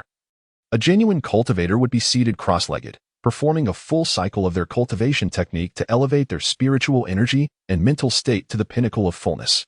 As Lin Yu sat upon the large stone, legs crossed, one hand grasped a mobile phone while the other flicked away an ant that had crawled onto his trousers. At that moment, he suddenly sensed the reappearance of those peculiar substances in the sky. It was not merely above his head. A similar phenomenon was manifesting over the distant city as well. However, the anomaly above him was considerably larger. The largest ones observed by others appeared no bigger than a ping-pong ball, whereas his loomed several times larger than his own villa. A sense of foreboding washed over Lin Yu as he uncrossed his legs and slowly rose to his feet. This time, as he attuned to the feedback of his cultivation, he felt an acute sense of caution and tension, far more pronounced than before. Chapter 55. A sword reaching the heavens, annihilating all. Accompanied by the descending entities, he once again experienced the sensation of his body swelling. This feedback from his cultivation felt exceptionally intense. The feeling of expansion was more potent than ever. With each cycle of inflation and contraction, Lin Yu gradually perceived that the spiritual energy within him had reached a certain critical threshold. With successive contractions, the energy seemed to be compressed to its utmost limit, as if it could no longer be further contained. Lin Yu even sensed a stiffness beginning to envelop his body. Just then, a sudden clap of thunder erupted with ferocity. Boom! Was it the heavenly tribulation? Had the time truly come? Lin Yu hastily lifted his gaze towards the heavens. The sky above was almost entirely shrouded in dark clouds, with not a single star visible. Even the surrounding air felt heavy and oppressive. A sense of impending storm loomed in the air, yet Lin Yu felt an unsettling dissonance. Above him, dark clouds gathered. But they bore little resemblance to the ominous tempest he had envisioned. They appeared merely as ordinary storm clouds. Moreover, although he had just heard the rumble of thunder, there was no accompanying flash of lightning. Was this truly the situation? At that moment, Lin Yu's peripheral vision caught sight of his phone screen flickering incessantly. Was it lightning? His device, poised to send an email to Xiaoguang, remained on the inbox interface, yet behind it, something seemed to pulsate and flicker ceaselessly. Suddenly, Lin Yu became aware of peculiar sounds emanating from his phone, eerily reminiscent of the thunder he had just heard. Boom. Crack. Boom. Huh? Lin Yu was momentarily taken aback. At the same time, as he glanced around in confusion, the 6th round of spiritual feedback had concluded. He felt his body teetering on the brink of an explosion, overwhelmed by an intense pressure from the surging spiritual energy. However, at that moment, he had no time to contemplate his physical state. As the sounds from his phone were far too bizarre, it seemed that the very first clap of thunder he had heard had originated from his device. Hastily, Lin Yu exited the inbox interface. The email he had intended to send was automatically saved to his drafts, along with the equipment and spiritual stones attached. Upon closing the inbox, Lin Yu finally beheld the visuals of the game. At that moment, his game character floated in the air, while the screen of his mobile device revealed a game world seemingly engulfed in darkness. Above, a vortex of ominous clouds swirled slowly, streaked with silver lightning that darted through the chaos, occasionally colliding to form even more formidable bolts. Thunder rumbled as these flashes emerged from the darkened sky. Below Lin Yu's character, a figure became discernible, clad in a flowing robe of cream hue, billowing wildly in the howling wind, revealing her graceful silhouette. This figure was none other than his most cherished NPC in the game, the revered master of the Longha Sanctuary, Jinxinjinren. Strangely, Lin Yu's character was not situated within the Longha Sanctuary, but rather in the wild, making the appearance of the sanctuary's master here all the more surreal.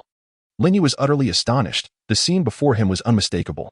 It seemed that while he faced no tribulation in the real world, the game world was on the brink of a cataclysm. Could it be that such trials do not manifest in reality? Or perhaps his cultivation in the real world was somehow influencing his character's prowess in the game. Lin Yu found himself at a loss for answers. Yet, at this moment, the most pressing concern was to endure the impending tribulation. He sensed that the trial within the game bore equal significance for him. Just then, amidst the deafening roar of thunder, a soft and gentle voice resonated through his phone speaker, reaching his ears. It is the voice of the esteemed Master Jinxin. Chifeng, where are your magical treasures? Lin Yu could even faintly discern a trace of concern etched upon Master Jinxin's face. She was worried about him. However, this was neither the time for Lin Yu to be astonished nor to focus on Master Jinxin's expression. Upon hearing her words, Lin Yu realized that although his game character stood majestically in midair, exuding an aura of dominance, he was devoid of any magical artifacts. The robe he donned was merely an ordinary Taoist garment, insufficient to qualify as a treasure. His feet were bare, lacking even the simplest of footwear. Moreover, the flying sword that should have circled around him was conspicuously absent. Upon this realization, Lin Yu comprehended the situation. He had previously stored all his equipment in the mailbox, intending to send it to Xiao Guang, yet had neglected to retrieve it. At this moment, he felt as vulnerable as if he were confronting a heavenly tribulation in his natural state. Should he be struck down by the celestial calamity and fail the tribulation, it would indeed be a source of great amusement. In a flurry, Lin Yu hastily accessed his mailbox interface and retrieved all his gear, swiftly adorning himself with the items once more. Instantly, the character of Jinxin in the game underwent a remarkable transformation. His robe transformed from a mere garment into the refined, fully leveled semi-immortal robe, the Yushu robe. On his feet, he donned the fully refined semi-immortal boots, the Feiyin boots. All other magical artifacts were likewise equipped. The dazzling, 20-level lower-grade immortal artifact, the Zhanshan flying sword, glimmered brilliantly as it gracefully orbited beside him. To describe the transformation of Jinxin at this moment as akin to trading a bird's gun for a cannon would not be an exaggeration. After Lin Yu had donned his new equipment, the worry that had been etched on the face of Master Jinxin finally dissipated, replaced instead by a faint smile that curled at the corners of his lips. Had it not been for Lin Yu's remarkably acute vision, a gift bestowed upon him since he ascended to the Great Ascension stage, he might have overlooked this subtle transformation. Observing Master Jinxin's demeanor instilled in Lin Yu a profound sense of assurance regarding his impending tribulation, although it was his first encounter with such trials. Master Jinxin, as an NPC, would undoubtedly possess greater insight than he did. With a resounding crack, the tempest of thunderclouds above the head of Master Chifeng seemed to have finally coalesced. Within the stormy skies, endless bolts of lightning intertwined to form a colossal silver dragon. The majestic creature writhed within the clouds. In Lin Yu could distinctly discern its horn and whiskers, crafted entirely from crackling lightning, along with its piercing, icy silver eyes. At that moment, the silver thunder dragon plunged fiercely towards Lin Yu. He dared not be complacent and swiftly summoned his skill controls, pressing down on his most formidable ability, the ninth form of the Qingyi N9 styles. This marked Lin Yu's inaugural use of the Qingyi N9 styles, and he commenced with its most potent form. As he activated the skill, his low-grade celestial weapon, the Zhanshan flying sword, erupted with an overwhelming radiance of pure white sword light. The screen of his device became blindingly bright, as the terrifying brilliance of the sword completely eclipsed the silver glow of the dragon, rendering it as insignificant as an ant beneath the might of his blade. The sword light soared towards the heavens. It seemed as though there was no end in sight. Immediately, the sword radiance ascended from below, slicing through the colossal thunder dragon that was about to descend upon the esteemed Master Chifeng, cutting through the tumultuous storm clouds behind it. and cleaving the entire sky of the cultivation world within the game. Chapter 56, the initial stage of human immortal realm in the game Piao Sten Tuesday. The entire world appeared to suddenly fall into a profound silence. The sun gradually emerged, casting its warm glow upon Master Chengfeng. Within the game's visuals, Master Chengfeng tilted his head slightly, gazing up at the heavens. The silver dragon had vanished without a trace. The storm clouds were cleaved in two by the sword radiance, revealing the radiant sunlight above. Simultaneously, the storm clouds began to dissipate slowly. It remained uncertain whether they had fulfilled their purpose or were simply repelled by that transcendent sword. In any case, even before the tribulation had fully descended, it had already drawn to a close. Suddenly, enchanting melodies echoed throughout the game world. Ethereal celestial sounds resonated as if from a paradise. The bright sunlight enveloped Master Chengfeng, bestowing upon him a golden cloak. His form appeared to shimmer with a resplendent golden hue. At some point, the tranquil Master Jingxin had vanished from his original position, leaving no trace. The celestial music and the golden radiance in the sky lasted but a fleeting moment before fading away. Meanwhile, in the game, Master Chengfeng seemed to have undergone a subtle transformation. Just then, Lin Yu noticed that the cultivation world displayed on his phone screen appeared to be undergoing a cataclysmic transformation. The earth seemed to stretch outward. The mountains appeared to rise ever higher. The river has become increasingly broad, and even the sky appears to stretch further into the horizon. It seems as though the entire gaming world is expanding at an astonishing rate.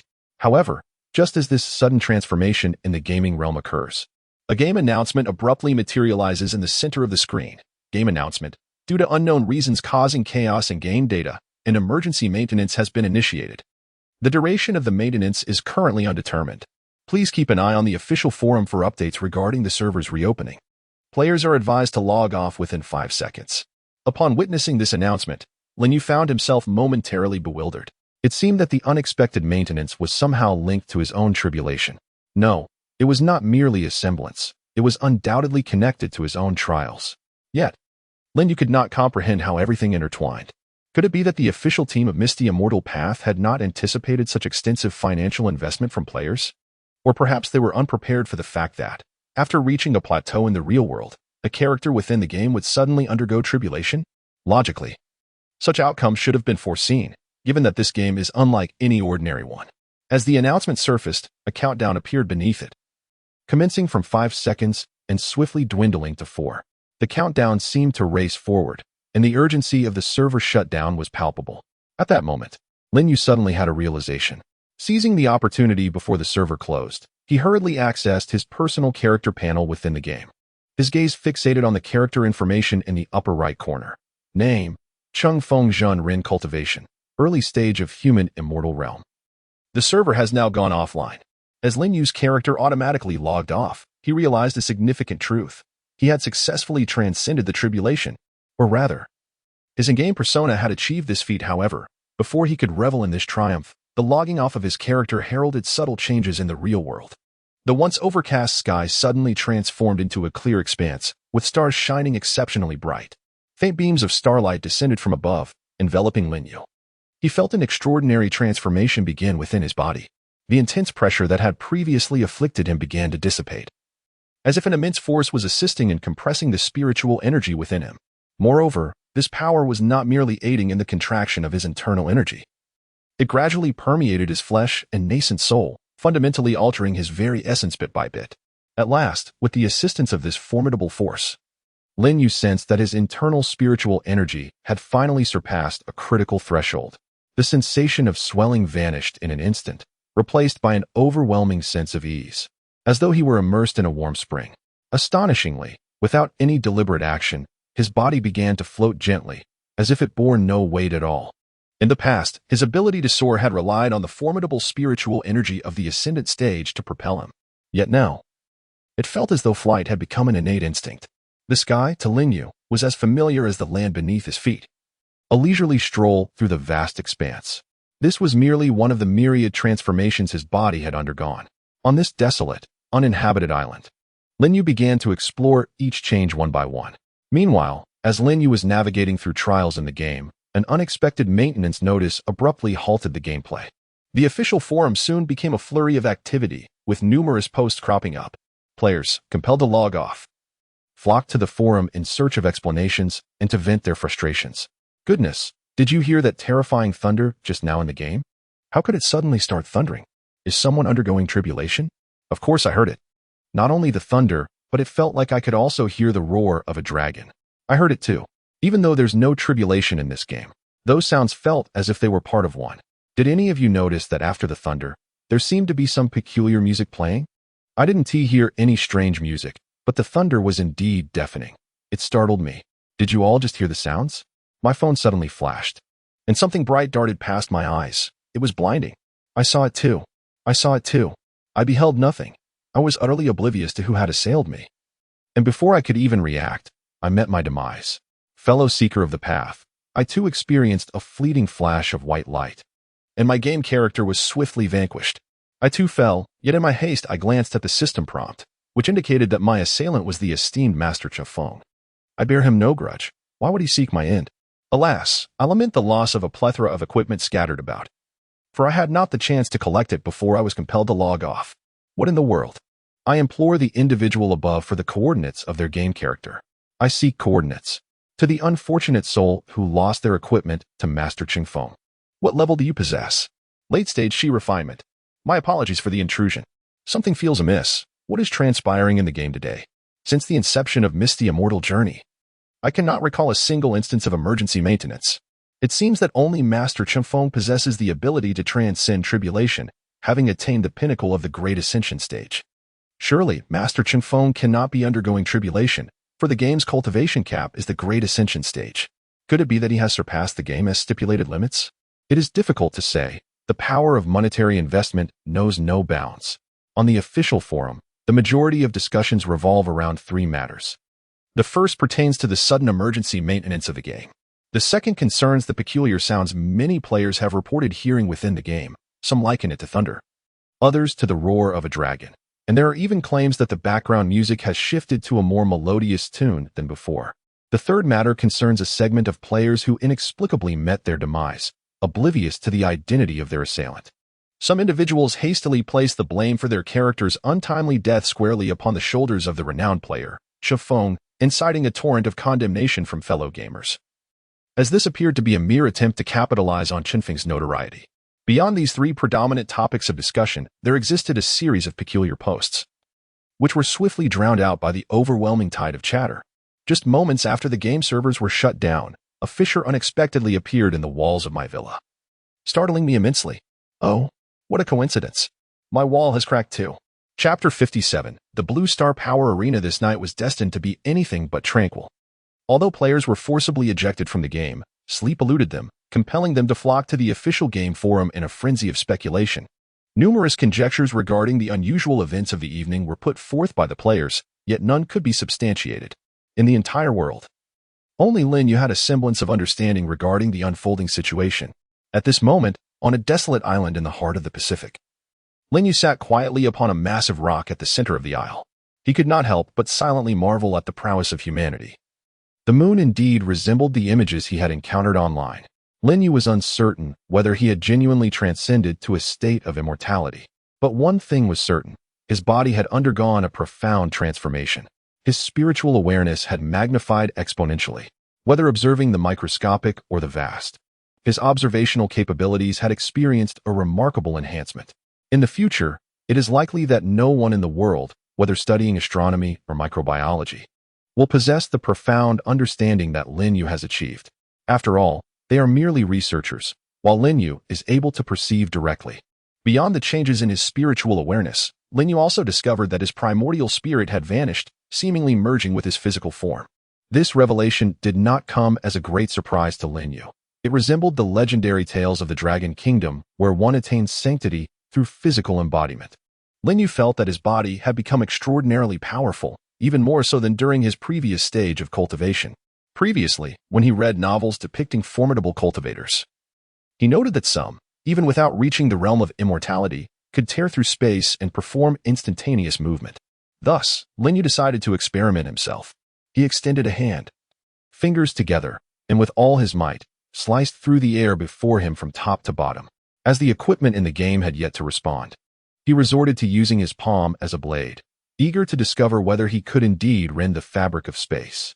With a swift motion, Lin Yu's palm struck down, and he clearly witnessed the air before him being violently cleaved. A tremendous sonic boom echoed across the small island. The anticipated rift in space did not materialize, however. A transparent wave, akin to sword energy, suddenly surged forth into the distance. On the ground of the island, a deep fissure abruptly appeared, rapidly extending from beneath his feet toward the vast ocean beyond. Subsequently, the entire sea surface was bisected by this formidable blade of energy. The terrifying force severed the island and cleaved through the ocean, soaring southwestward. Lin Yu was momentarily taken aback. He had merely intended to experiment with the possibility of tearing open a rift in space, yet this unforeseen circumstance arose. His vast consciousness instantly radiated outward into the distance. Suddenly, his heart skipped a beat. In the trajectory of the formless blade of air he had inadvertently conjured, there lay a colossal island. Oda Island. Though it was merely an island, it was home to a substantial population. Lin Yu hurriedly prepared to ascend and intercept the air blade. He certainly did not wish to inadvertently claim the lives of hundreds of thousands, or even millions. At that moment, however, Lin Yu's consciousness detected that the potency of the air blade seemed to be diminishing. After all, it was merely an attack executed with the wave of his hand, devoid of any magical artifacts. Thus, its power was not particularly formidable. Lin Yu's expansive consciousness swiftly calculated that the air blade would likely inflict minimal damage upon Oda Island. Indeed, as the blade reached the landmass of Oda Island, it dissipated, losing its final vestiges of force, gently vanishing into the sky. It had only managed to destroy a few peculiar structures situated by the sea. At last, Lin Yu felt a sense of relief. Yet, concurrently, he came to a profound realization. He could no longer act with the same recklessness as before. He must exercise utmost caution in his actions, for a moment's carelessness could result in the tragic demise of countless innocent lives. The mere wave of his hand could obliterate an entire nation with alarming ease. The notion of attempting to rip apart space had lost its allure for Lin Yu. The potential repercussions were far too grave. The notion of tearing through space holds no significance for Lin Yu at present. He finds no need for spatial teleportation, as his current flight speed allows him to traverse anywhere with ease. After studying the transformations of his own body, Lin Yu has also unearthed other revelations. For instance, since ascending to the realm of immortals, it seems that Blue Star is undergoing changes as well, appearing to expand gradually. However, this expansion occurs at a languid pace, far less dramatic than the shifts witnessed in the game world of Misty Immortal Path. As Blue Star enlarges, perhaps he will find himself less encumbered by caution. It appears that this world is entirely distinct from the one he inhabited in his previous life. Standing at the heart of a small island, gazing at the deep blue sea, Lin Yu suddenly sighed. However, in retrospect, this thought seems rather naive. His current cultivation and prowess, even if merely hinted at, would have a profound impact on this world. At that moment, with a mere wave of his hand, although it did not result in any casualties, the terrifying spectacle was captured by numerous satellites. Several major nations on Blue Star observed the bizarre scene that had emerged over the Pacific Ocean. The Pentagon convened an emergency meeting to deliberate on the matter. What could possibly account for the sudden trace appearing in the Pacific? What weapon could produce such an effect? While the origin remains unknown, it is undeniably a provocation directed at us, as the trajectory of that trace is heading towards our allies. I suspect it to be an ultrasonic weapon developed by the Dragon Nation. Regardless of the nature of the attack, we must take it seriously. I believe it is imperative to dispatch a fleet immediately to gather intelligence and investigate the actual situation. Agreed. Agreed. Have you considered the possibility that this could be the work of the cultivators from the Dragon Nation? Are the cultivators truly that powerful? How could that be possible? The Steelman squad? Even the most elite their squad could not accomplish such a feat. At this moment, the individual seated at the forefront of the conference room, the foremost figure of the Pentagon, slowly rose to his feet. A solemn expression adorned his face as he began to speak. In light of the fact that numerous games have started to relay power levels to players, various countries have gradually developed their own player forces. Our understanding of the strength of players from other nations remains painfully limited and superficial. As the leaders of Blue Star, we must ascertain the true capabilities of players from other countries. Therefore, I propose that we take the lead in convening a global competition, inviting players from all nations to participate in a world-class event, aptly named the Blue Star Power Arena. Of course, the ultimate objective of this competition is to uncover the genuine strength of players from various countries, providing invaluable research material for future military strategies. Chapter 58. A gift for the people of Blue Star. Although the dynamics of Blue Star are undergoing significant changes with the initiation of various games, the landscape is evolving dramatically. However, it must be said that, on the surface, the most formidable power on Blue Star remains the United States. Under American leadership, invitations for the Blue Star Power Arena competition were swiftly dispatched to the upper echelons of various nations. Many countries promptly accepted this proposal, especially those that had traditionally aligned themselves as allies of the United States, who were the first to issue official announcements.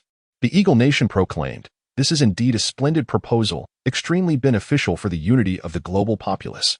The F Nation declared, "Our player warriors are eager and prepared to partake in this grand competition." The D Nation responded, "A commendable proposal, we concur." The Island Nation expressed, "An excellent suggestion. We shall consult the leader of the Ninja Alliance, and we trust he will undoubtedly agree to participate in this illustrious event." The Island Nation acted swiftly, yet they were distinct from other countries.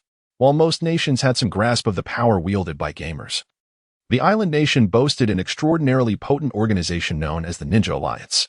Every ninja in the entire nation had joined this alliance, and its leader could almost be deemed the sovereign of the underground world of the Island Nation. Without his endorsement, even if the Island Nation's officials wished to heed the call to participate in the competition, they would be unable to send any competitors. In the dead of night, officials from the Island Nation scrambled to curry favor, presenting lavish gifts, and thus secured an audience with the leader of the Ninja Alliance. 3 middle-aged men, clad in suits and visibly anxious, their foreheads glistening with perspiration, bowed their heads as they were escorted by a ninja to the presidential suite on the top floor of the Metropolitan Building, where the leader of the Ninja Alliance resided. Despite representing the official power of the nation, they dared not exhibit even the slightest complacency in the presence of the king of the underground world of the archipelago. Within the presidential suite, aside from the esteemed Goldman, there were 5 female ninjas dressed in traditional attire. Their demeanor was serene, sitting quietly on the bed, seemingly perturbed by the arrival of unfamiliar guests. Upon the arrival of the official envoys, Goldman, donned in a white bathrobe and barefoot, stood before the floor-to-ceiling window, a glass of red wine in hand. He slowly turned to face them and declared, "My time is limited. You have but half a minute to state your intentions." Upon hearing the words of the leader of the Ninja Alliance, the foremost man quickly wiped the sweat from his brow and respectfully articulated his long-prepared statement. "Esteemed leader, we have received an invitation from the American authorities to participate in a competition known as the Blue Star Power Arena. The participants are the most formidable gamers on Blue Star, and we seek your permission for our nation's ninjas to partake in this event, thereby elevating our national prestige." Upon hearing these words, Goldman narrowed his eyes slightly, casting a glance at the trio, who immediately bowed their heads in trepidation. In the presence of the leader of the Ninja Alliance, they felt as insignificant as mere ants. Goldman took a gentle sip of red wine, seemingly conversing with himself as he remarked, "Elevating our prestige, quite commendable." Upon hearing his words, the 3 official envoys' expressions suddenly brightened with excitement. It seemed that the leader was indeed fond of the Island Nation. This made matters considerably easier. However, with their heads bowed, they failed to notice the peculiar smile curling at the corners of Goldman's lips. He paused slightly, then glanced at the 5 female ninjas lying on the bed, and slowly inquired, "Are 5 ninjas sufficient for you?" At this, the 3 middle-aged men furrowed their brows slightly. 5 was indeed not a substantial number. In a competition of such grand magnitude, naturally, the more participants, the better. A larger contingent would enhance their chances of achieving commendable results, thereby augmenting the nation's influence. Yet, in the presence of the Ninja Alliance's leader, the sovereign of the underground realm of the Island Nation, they dared not voice excessive demands. The leading envoy wiped the sweat from his brow, feeling both anxious and somewhat troubled as he replied, "5 will suffice." Upon hearing this, Goldman nodded in satisfaction. However, as this request was articulated, discontent was clearly etched across his face. With a dismissive snort, he retorted, "You lack the standing to make demands. Furthermore, those 5 ninjas have a crucial mission to undertake tonight." At the sound of his cold snort, the 3 envoys quivered in fear and hastily replied, "We would not dare." "Please do not take offense, esteemed leader." Goldman, however, was not truly angered. His mood was quite buoyant. Not wishing to intimidate the envoys any further, he spoke slowly, "You shall hand over the venue details to my subordinates before the commencement of the competition. I shall ensure that the formidable ninjas you require are delivered promptly to the site. As his words echoed in the air, the three envoys finally exhaled a sigh of relief. Given that the leader of the Ninja Alliance had made such an assurance, they felt assured that everything would proceed smoothly. They hastily took their leave, never daring to cast a glance around the room. In their anxiety, they remained oblivious to the 5 silent female ninjas resting on the bed. Once the trio had departed, he gently set down the goblet he held and turned his gaze towards the 5 female ninjas, a subtle smile playing upon his lips. He mused to himself. My mother taught me in my youth that one must not indulge in the beauty of things alone. Sharing is essential. He hoped that the people of Blue Star would appreciate the gift he intended to share. Aside from a few allies from the United States, representatives from other nations also expressed their intent to participate punctually. This upcoming Blue Star Power Tournament not only served as an opportunity for the United States to gauge the strength of players from other countries, but also presented a valuable chance for those nations to assess their own capabilities. Engaging directly with players from other nations would provide a clearer understanding of their own strengths and weaknesses, thus enhancing their prospects in future competitions. Upon receiving the invitation, the Dragon Kingdom took the matter seriously. The following morning, the senior officials convened a meeting dedicated to this issue. Although Chi Cha-Chin was quite young, he was recognized as the most formidable presence within the entire cultivation facility, possessing the greatest understanding of the powers of cultivators.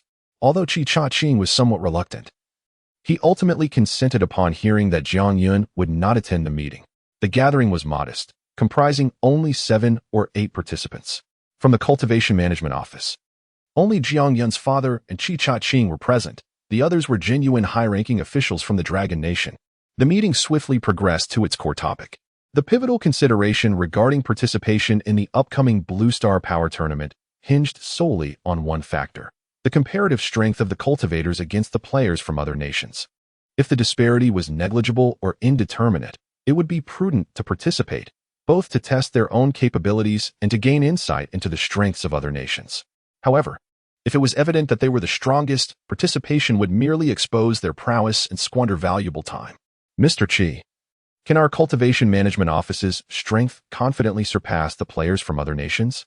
An elder inquired slowly.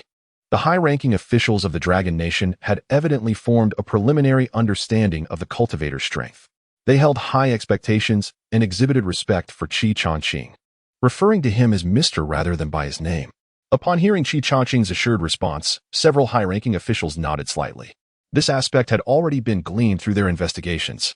Nonetheless, the strength of the Cultivation Management Office did not encompass the entirety of the Dragon Nation's cultivator power, as the most formidable cultivator from the office was merely ranked 10th on the Misty Immortal Path cultivation leaderboard. At that moment, another elder inquired, Mr. Chi, how would the combined strength of all cultivators in our nation compare to that of players from other countries? Upon hearing this question, Chi Cha-Chin was momentarily taken aback, then suddenly responded with a counter-question. Are you referring to all players of Misty Immortal Path? Does that include the esteemed individual currently ranked first on the cultivation leaderboard? Chapter 59, Investigation? Nonsense, let us take action. The high-level meeting of Long Nation lasted for 2 hours. As soon as it concluded, Chi Cha-Chin hurriedly departed from the capital. The contents of the meeting, however, were not disclosed to the public. Aside from the attendees, no one knew what had transpired during this gathering. Yet, immediately following its conclusion, the official announcement from Long Nation was released.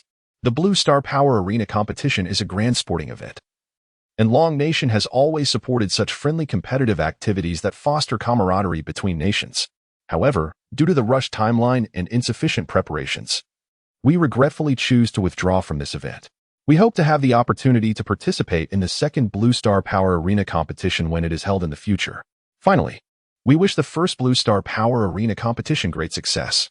As soon as the official announcement was made, the higher-ups in the United States were left utterly astonished. Their primary objective in this competition was, in fact, Long Nation. The reason was quite simple. They had the least understanding of the power wielded by cultivators. Concerning the gamers from other nations, they possessed at least some knowledge, but the true strength of cultivators remained exceedingly difficult to gauge. In those peculiar realms, amidst an array of bizarre terminologies such as out-of-body experiences, spiritual unity, void, and great vehicle, as well as primordial infant, spiritual consciousness, aura, and ascension, the translations remain elusive. Initially, it was presumed that this was a deliberate strategy, as the higher echelons of the Dragon Kingdom surely yearned to comprehend their own capabilities and would participate. However, to their surprise, the opposing side remained unresponsive. Now, they find themselves at an impasse. The invitations have been dispatched, and various nations have prepared themselves accordingly. Some countries have even sent teams of players to the United States.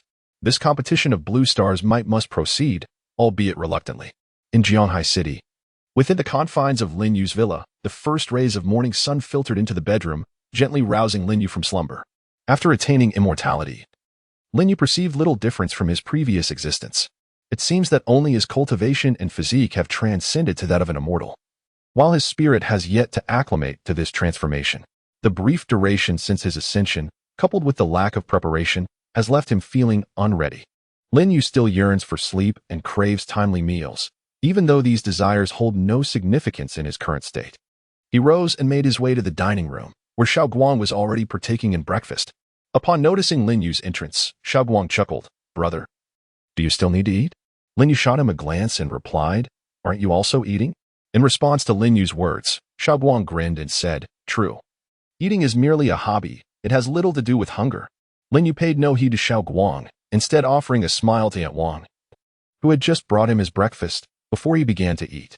However, after a few bites, Lin Yu sensed something was amiss. It felt as though his body was rejecting the food.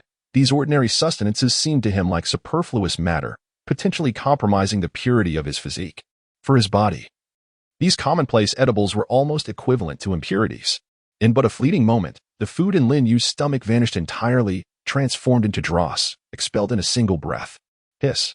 Lin Yu inhaled sharply. Did this imply that he had become a bottomless pit, consuming a morsel only to exhale it in an instant? If he were to indulge in a buffet, would he not profit immensely? Although the food held little value for his body, the flavors remained delightful, and satisfying his palate was not an issue at all. He picked up his phone and accessed the official game forum. At that moment, the game Misty Immortal Path was undergoing maintenance, preventing him from logging in, so he resorted to browsing the official forum instead. Following the maintenance, the number of players on the forum had noticeably surged, and the volume of posts had skyrocketed. Every minute, it seemed, several or even dozens of new threads emerged. After reading one post, he found that upon exiting, it would be pushed several pages back in the blink of an eye. Lin Yu casually perused the forum, wondering when the game would finally reopen. If he could run through dungeons a few more times today, he could elevate his cultivation to the golden core stage. He had been grinding dungeons for the past couple of days and was nearly at his wit's end. Indeed, the inability to recharge has rendered this game a mere shell of its former self, leaving only the dungeons to explore. My 4 companions and I have tirelessly traversed the Blackwater Abyss for 3 consecutive days, yet we have yet to achieve success. Oh, esteemed players above, your willingness to venture into the Blackwater Abyss speaks volumes of your formidable prowess. I find myself envious of such exceptional gamers. Alas, we are no deities. We have not even glimpsed the final boss, the Blackwater Demon King. Time and again, we have been vanquished by his minions. Just yesterday, many were lamenting about cracks appearing in their walls. To my astonishment, my own walls have succumbed to the same fate today. How terrifying. Even our classrooms at school bear the marks of this phenomenon, and we have a 3-day holiday. Hooray. It is rather unfortunate that our school walls remain intact. I find myself envious of those whose walls have cracked. Have you all noticed that Blue Star seems to have expanded recently? The fissures in our homes may very well be attributed to tectonic movements. Indeed, I have observed this as well. Could it be a sign of spiritual energy resurgence? In the novels depicting such phenomena, Blue Star invariably grows larger. Goodness, as an athlete, I used to sprint the 100 meters in under 11.5 seconds, but this morning, I find myself clocking in at 11.6 seconds. I measure the track at our school and it appears to have lengthened by 10 centimeters. Daily, I peruse the posts on the forum, which provide a wealth of new information. The player base for the mobile game Misty Immortal Path is undeniably substantial, with a myriad of updates circulating. At this juncture, one particular post suddenly captured Lin Yu's attention. The Buddhist practitioners from the land of A3 seem to require the faith of their followers to enhance their power. In their games, this is evidently the case, suggesting they are preparing to cultivate devotees even before the feedback from their practices. Naturally, we, the people of Longhua, adhere to Taoism. How could we possibly venerate those from A3? This matter is complex, as faith cannot be enforced. It appears that the A3's realm is saturated with Buddhist practitioners. leading to fierce competition for followers, which is why they have sought refuge here. Lin Yu harbors no fondness for those Buddhist practitioners from A3.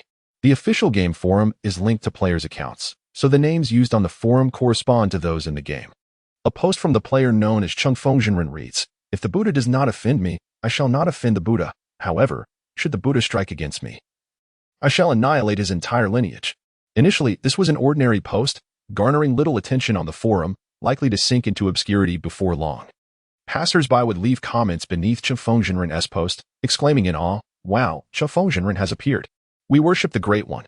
Please refrain from using such exclamatory language before Chump name," one brother urged. "We honor the Great One. Truly, the Great One is formidable," another remarked. "Is this the first post from Chump Let us pay our respects." "Chump have you undergone tribulation?" someone else questioned. Chump is indeed impressive. In the northwest, in the city of Laha, Chi Changqing serves as the director of the local repair office and has just witnessed Chump statement. "Buddha does not offend me.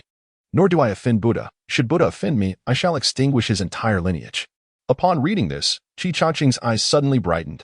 So it turns out that the esteemed master Qingfeng harbors a disdain for the monks from the subcontinent. He hastily turned to one of his subordinates and inquired, "Didn't you mention yesterday that several bald individuals from that region have unexpectedly appeared here?"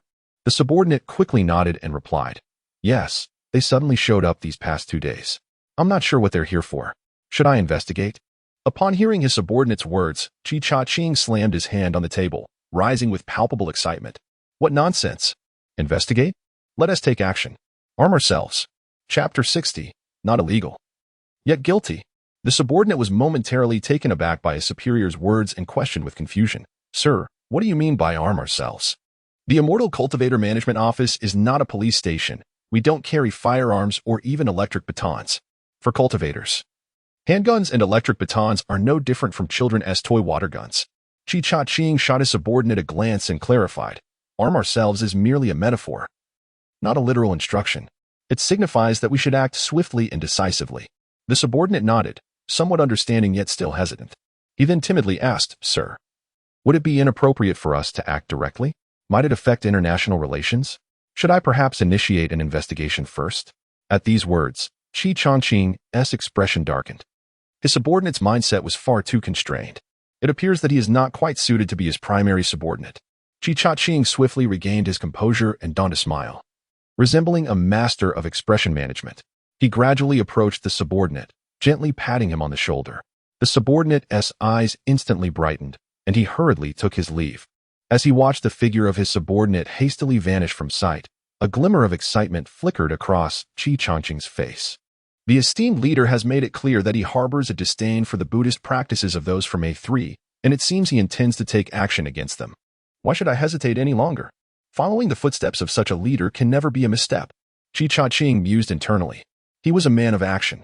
Shortly thereafter, he exited the Raha City Regulatory Office, his figure soaring skyward. Just moments ago, he had already locked onto 2 targets with his keen perception. Those 2 bald men appeared to be engaged in some clandestine dealings, and he had just caught them in the act. Half a minute later, Chi Changqing arrived at a Mandarin language school, an institution dedicated to teaching foreign friends the Chinese language. The 2 bald men, resembling those from A3, were at the front desk paying their tuition fees. Chi Changqing entered the school and presented his credentials to the 2 men. "Greetings. I am with the Raha City Police Department. Please accompany me." The regulatory office had equipped its employees with police identification for the purpose of facilitating their work. However, the 2 bald men seemed to struggle with comprehending Chi Changqing's words, their faces reflecting confusion.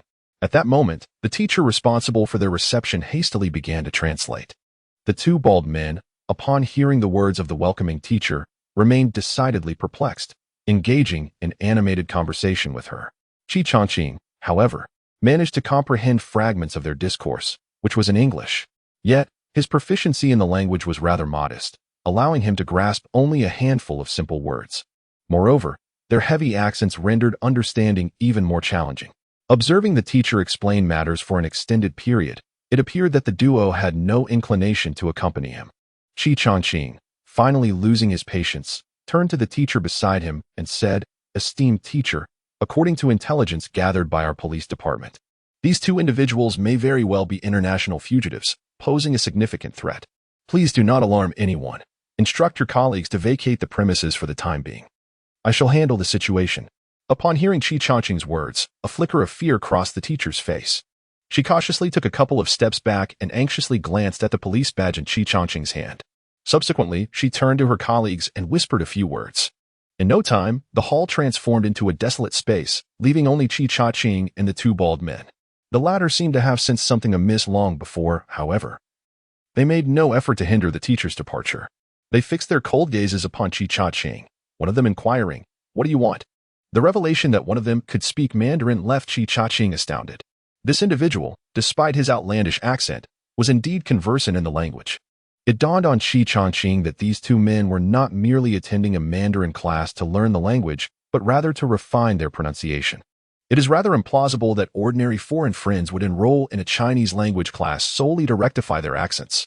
Their intentions have become abundantly clear. They seek to proselytize. And possessing a more authentic accent would undoubtedly render them more approachable. Qi Changqing's keen awareness was attuned to his surroundings. And upon realizing that no ordinary individuals remained nearby, a smile of exhilaration returned to his visage. He then spoke slowly, "What brings you to the Dragon Country?" The bald men seemed to comprehend his words. One of them, maintaining a stoic expression, replied, "We have come to preach. Preaching is not illegal. And you have no authority to interfere with us." Upon hearing this, Qi Changqing chuckled. His immense spiritual power surged forth, enveloping the two bald men. They sensed his movement, and a faint golden radiance emanated from their bodies, indicative of their Buddhist power. However, their cultivation was vastly inferior to that of Qi Changqing. The overwhelming spiritual energy bore down upon them, leaving them somewhat breathless, and their bodies were immobilized, unable to move. Their expressions shifted dramatically. As fear began to take root in their hearts, reflected on their faces, they realized that their opponent was a cultivator, not merely a law enforcement officer. And they became acutely aware of the disparity in strength between them. At that moment, Qi Changqing suddenly remarked with a smile, "You may not be violating the law, but you are indeed guilty." This statement left the two Buddhist practitioners in a state of bewilderment. Illegal? Guilty? Were they not synonymous? At that moment, Qi Changqing did not afford them much time for contemplation. A terrifying surge of spiritual power rapidly pressed towards the two individuals at the center. The eyes of the two Buddhist practitioners instantly became bloodshot and bulged. They opened their mouths, yet no sound emerged. Within mere seconds, Qi Changqing withdrew his spiritual energy. The corpses of the two bald men slowly collapsed to the ground. Until their last moments, they could not comprehend why that man had declared them guilty. What crime could there be in spreading teachings? In the hall of the Chinese language school, a slight smile played on Qi Changqing's lips as he seemed to murmur to himself, "If that esteemed figure pronounces you guilty, then you are indeed guilty. It has nothing to do with legality." Having said that, Qi Changqing retrieved his phone and dialed his subordinate's number. "I will send you a location. 2 individuals have perished here. Please contact the authorities to handle the bodies." Without allowing his subordinate to voice any confusion, Qi Changqing hung up the phone. As the director, he felt no need to report to his subordinates, especially given the urgency of the situation. The targets he had identified extended beyond just these two. Qi Changqing approached the school entrance, his figure swiftly ascending towards the sky, soaring towards another objective. Since joining the Bureau of Cultivation Management, many actions would come with constraints and limitations, yet simultaneously, there existed conveniences in other aspects. For instance, a legal license for killing. Chapter 61. Opening new upper limits of cultivation levels in the morning, sunlight streamed through the expansive floor-to-ceiling windows, illuminating Gaosheng. In the opulent presidential suite, Gaosheng pushed aside the female ninja beside him, sitting up and stretching languidly. The night's fierce battle had not left Goldman excessively fatigued. After the cultivation feedback from the previous night, his strength had ascended to the late stage of the nascent soul realm. With another round of cultivation feedback tonight, he felt confident that he could achieve at least the pinnacle of the nascent soul stage. Should fortune favor him, he might even reach the initial stage of the out-of-body realm, although Goldman held only a VIP level of 7 within the game, allowing him to receive merely 70% of the cultivation feedback. Attaining his current level had already exceeded his expectations. Upon noticing that Goldman had awakened, several female ninjas quickly sat up, assisting him in donning his attire. These female ninjas had been thoroughly conditioned by Goldman to be quite obedient. At this moment, he addressed them, stating, "Soon, I shall dispatch a plane to take you to participate in that power tournament." Upon hearing Goldman's words, A flicker of concern crossed the faces of the female ninjas. While they were indeed ninjas and had played the game Ninja Legends, their abilities were at the lowest tier of the ninja hierarchy. Participating in such a world-class competition would surely be beyond their capacity. If they were not careful, they could even face life-threatening dangers. Although they had only learned of this tournament's name the previous night, the mere mention of it, coupled with the knowledge that the participants were game players who had cultivated their powers, made it evident that the competition was fraught with peril. However, they dared not voice any dissent against the words of the leader of the Ninja Alliance, not even the slightest objection.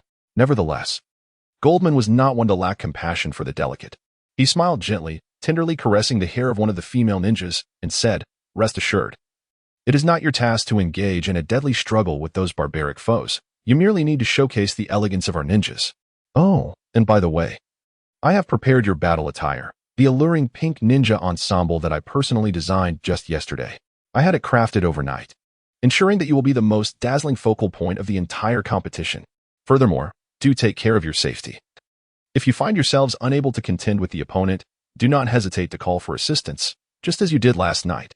Upon hearing Gao Xing's words, the female ninjas nodded eagerly. They had no desire to meet their demise on the arena, nor to defy the commands of the Ninja Alliance leader. Thus, they could only comply with the leader's directives. After assisting the Ninja Alliance leader in donning his attire, the 5 female ninjas were promptly dispatched by Gao Xing. They were to board his private jet, bound for the venue of the Blue Star Power Arena contest in New York.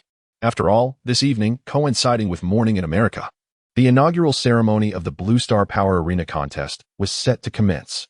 At that moment, media from around the world would undoubtedly broadcast this grand event. Such a magnificent occasion could not witness the absence of their female ninjas. In the morning, Lin Yu attempted to log into the game, only to discover that it remained under maintenance. Consequently, he resorted to browsing the game forum. The top 3 posts on the forum were all official announcements from the game developers. "Dear esteemed players of Misty Immortal Path, after our dedicated team worked tirelessly through the night, the game's bugs have been resolved. The game will reopen today, February 20th, at 10 a.m. Beneath this announcement, players are fervently expressing their excitement. The development team has done an outstanding job, swiftly rectifying the issues, truly a paragon in the industry. I can hardly contain my anticipation. As soon as the clock strikes 10, I shall be the first to enter the game. Without the companionship of Misty Immortal Path, my life seems to have lost its luster. Eagerly awaiting the server's launch. By the way, may I inquire about the location of your game company? I would love to pay a visit. How many members are in the development team, and are you still accepting applications?" The previous commenter seems to be dreaming, thinking they could apply to the Heavenly Path. What Heavenly Path? How do you know this game was created by them? If not them, then who could it possibly be, an extraterrestrial? After glancing at the first announcement, Lin Yu proceeded to open the second notice. "Dear players of Misty Immortal Path, we sincerely apologize for the inconvenience caused by the sudden emergency maintenance. In light of this, we are pleased to offer substantial compensation to our players. Compensation 1. All players will receive 10 high-quality spirit stones, 10 purple equipment refining stones, and 10 yuan pills. Compensation 2. The game will unlock a new cultivation level in advance, allowing players to elevate their cultivation to the Great Luo Golden Immortal. We wish all players an enjoyable gaming experience." Upon reading this announcement, nearly all players erupted in exhilaration. Let us set aside the second compensation for now. Merely the first compensation holds substantial value. Once the game ceased allowing purchases, the worth of spiritual stones and yuan dan skyrocketed by several dozen times. Some players are even willing to spend a staggering 100,000 for a single yuan dan, yet no one is inclined to sell. This is because yuan dan symbolizes cultivation, which in turn can be reciprocated to the players. How exhilarating. This compensation package is indeed impressive. The officials have displayed remarkable generosity. This compensation package is valued at no less than 3 million. How thrilling. With these 10 yuan dan, I can elevate myself to the late stage of foundation establishment. In my previous games, maintenance compensations never exceeded $3. In comparison, the official team of Piao Miao Xian 2 is truly generous. Your focus is misplaced. The second compensation is what truly matters. Goodness, has this game gone mad? I am still at the out-of-body stage and feel stagnant, with the Great Ascension stage still an insurmountable distance away, and they are already introducing new levels? The Taoist of the Great Luo. How many years would it take to reach that level? Is the game's official team jesting? Without the option to recharge, Even a true master cannot ascend to the Great Luo. This second compensation is utterly meaningless. Something feels amiss. Why do I sense that only the true masters can benefit from this second compensation? He was previously at the peak of the Great Ascension stage. And with the opening of this new level, does that not mean he can ascend in a single leap? The comment above is spot on. I wish to cling to the true master's coattails. I yearn to grasp that leg. The initial two-game announcements sparked intense discussions among players. However, upon encountering the third announcement, they were utterly taken aback. The third announcement was truly explosive. Dear esteemed players of Misty Immortal Path, we regret to inform you of a rather unfortunate decision made after discussions among our official team. Beginning at midnight on February 21st, 2123, the game servers will be shut down and operations will cease. We sincerely apologize for any inconvenience this may cause. And we assure you that all game data will be archived, ensuring that your character data will not be lost. The possibility of reopening the servers and the timeline for such remain uncertain, yet we hope for the opportunity to reunite once more during the server closure. The official forum will remain accessible, and we will periodically release announcements and updates regarding game content for your awareness. Finally, we wish you all a delightful journey in your cultivation. Chapter 62.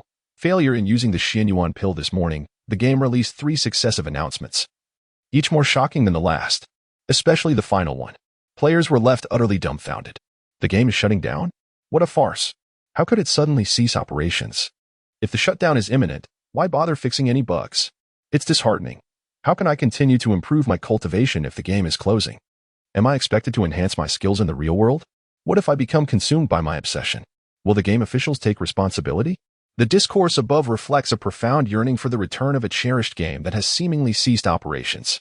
The protagonist expresses disbelief at the notion of lacking cultivation techniques, recalling an announcement that promised a gradual reintroduction of game elements, including those very techniques.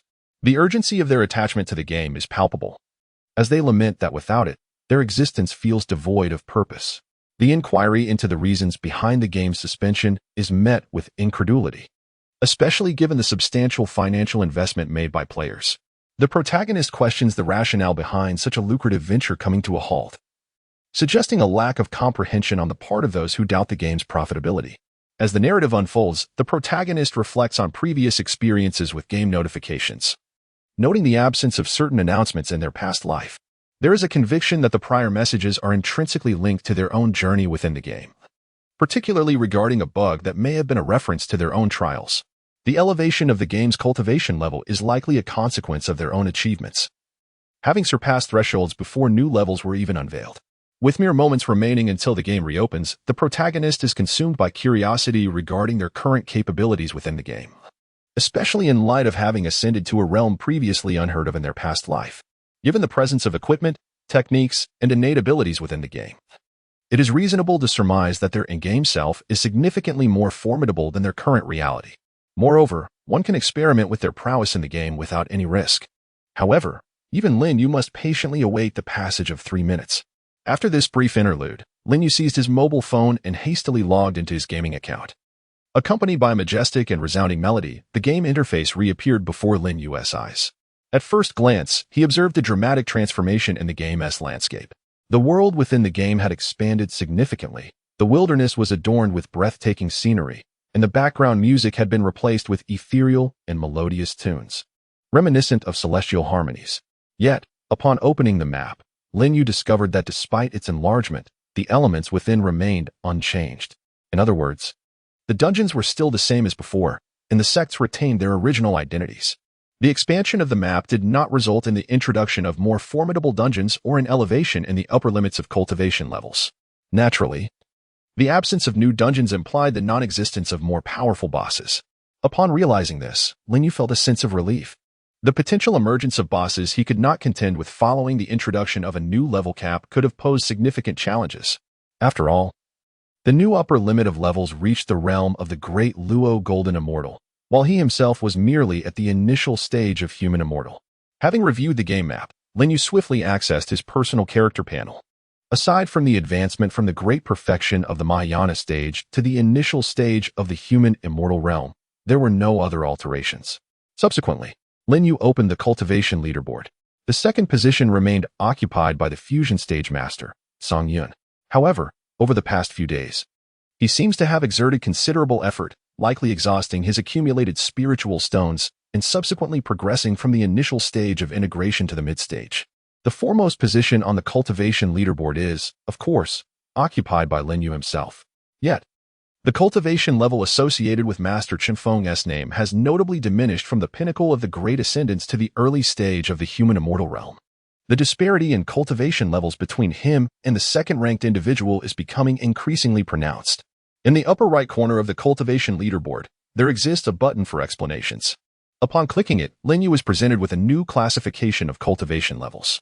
Below the Great Ascendance, the hierarchy remains unchanged. However, above the Great Ascendance, several new tiers have emerged. From lowest to highest, they are as follows: Human Immortal, Earth Immortal, Heaven Immortal, Golden Immortal, and Great Luo Golden Immortal. There are only 5 levels in total, with the apex being the Great Luo Golden Immortal. Yet, based on Lin Yu's understanding of this game, the journey from Human Immortal to Earth Immortal is likely to be several dozen, if not hundreds, of times more arduous than the transition from the Qi refining stage to the Great Ascendance. Without hesitation, Lin Yu commenced his attempts. He still had a considerable number of Xian Yuan pills remaining in his inventory. Opening his backpack, he prepared to utilize the Xian Yuan pills for experimentation. Upon noticing this prompt, Lin Yu was not particularly surprised. Given the game's nature, it was expected that players would not be allowed to conserve their resources so readily. Much like how semi-immortal artifacts cannot utilize purple equipment refinement stones, it follows the same pattern. Surely, this immortal Yuan pill must be more expensive. Although he possessed a substantial amount of spiritual stones, their significance pales in comparison to that of cultivation. When you promptly accessed the game's marketplace, navigated to the elixir category, and upon entering, he was left bewildered. Where were the immortal Yuan pills? The elixirs available for purchase in the gaming marketplace are identical to those from before. There is no such thing as the so-called immortal essence pill. The spirit stones are scarce, and acquiring them is nearly impossible. Lin Yu let out a bitter laugh, finally coming to a realization. This game has indeed only unlocked a new level of cultivation. Everything else remains unchanged. It appears that rapidly advancing his cultivation is a distant dream.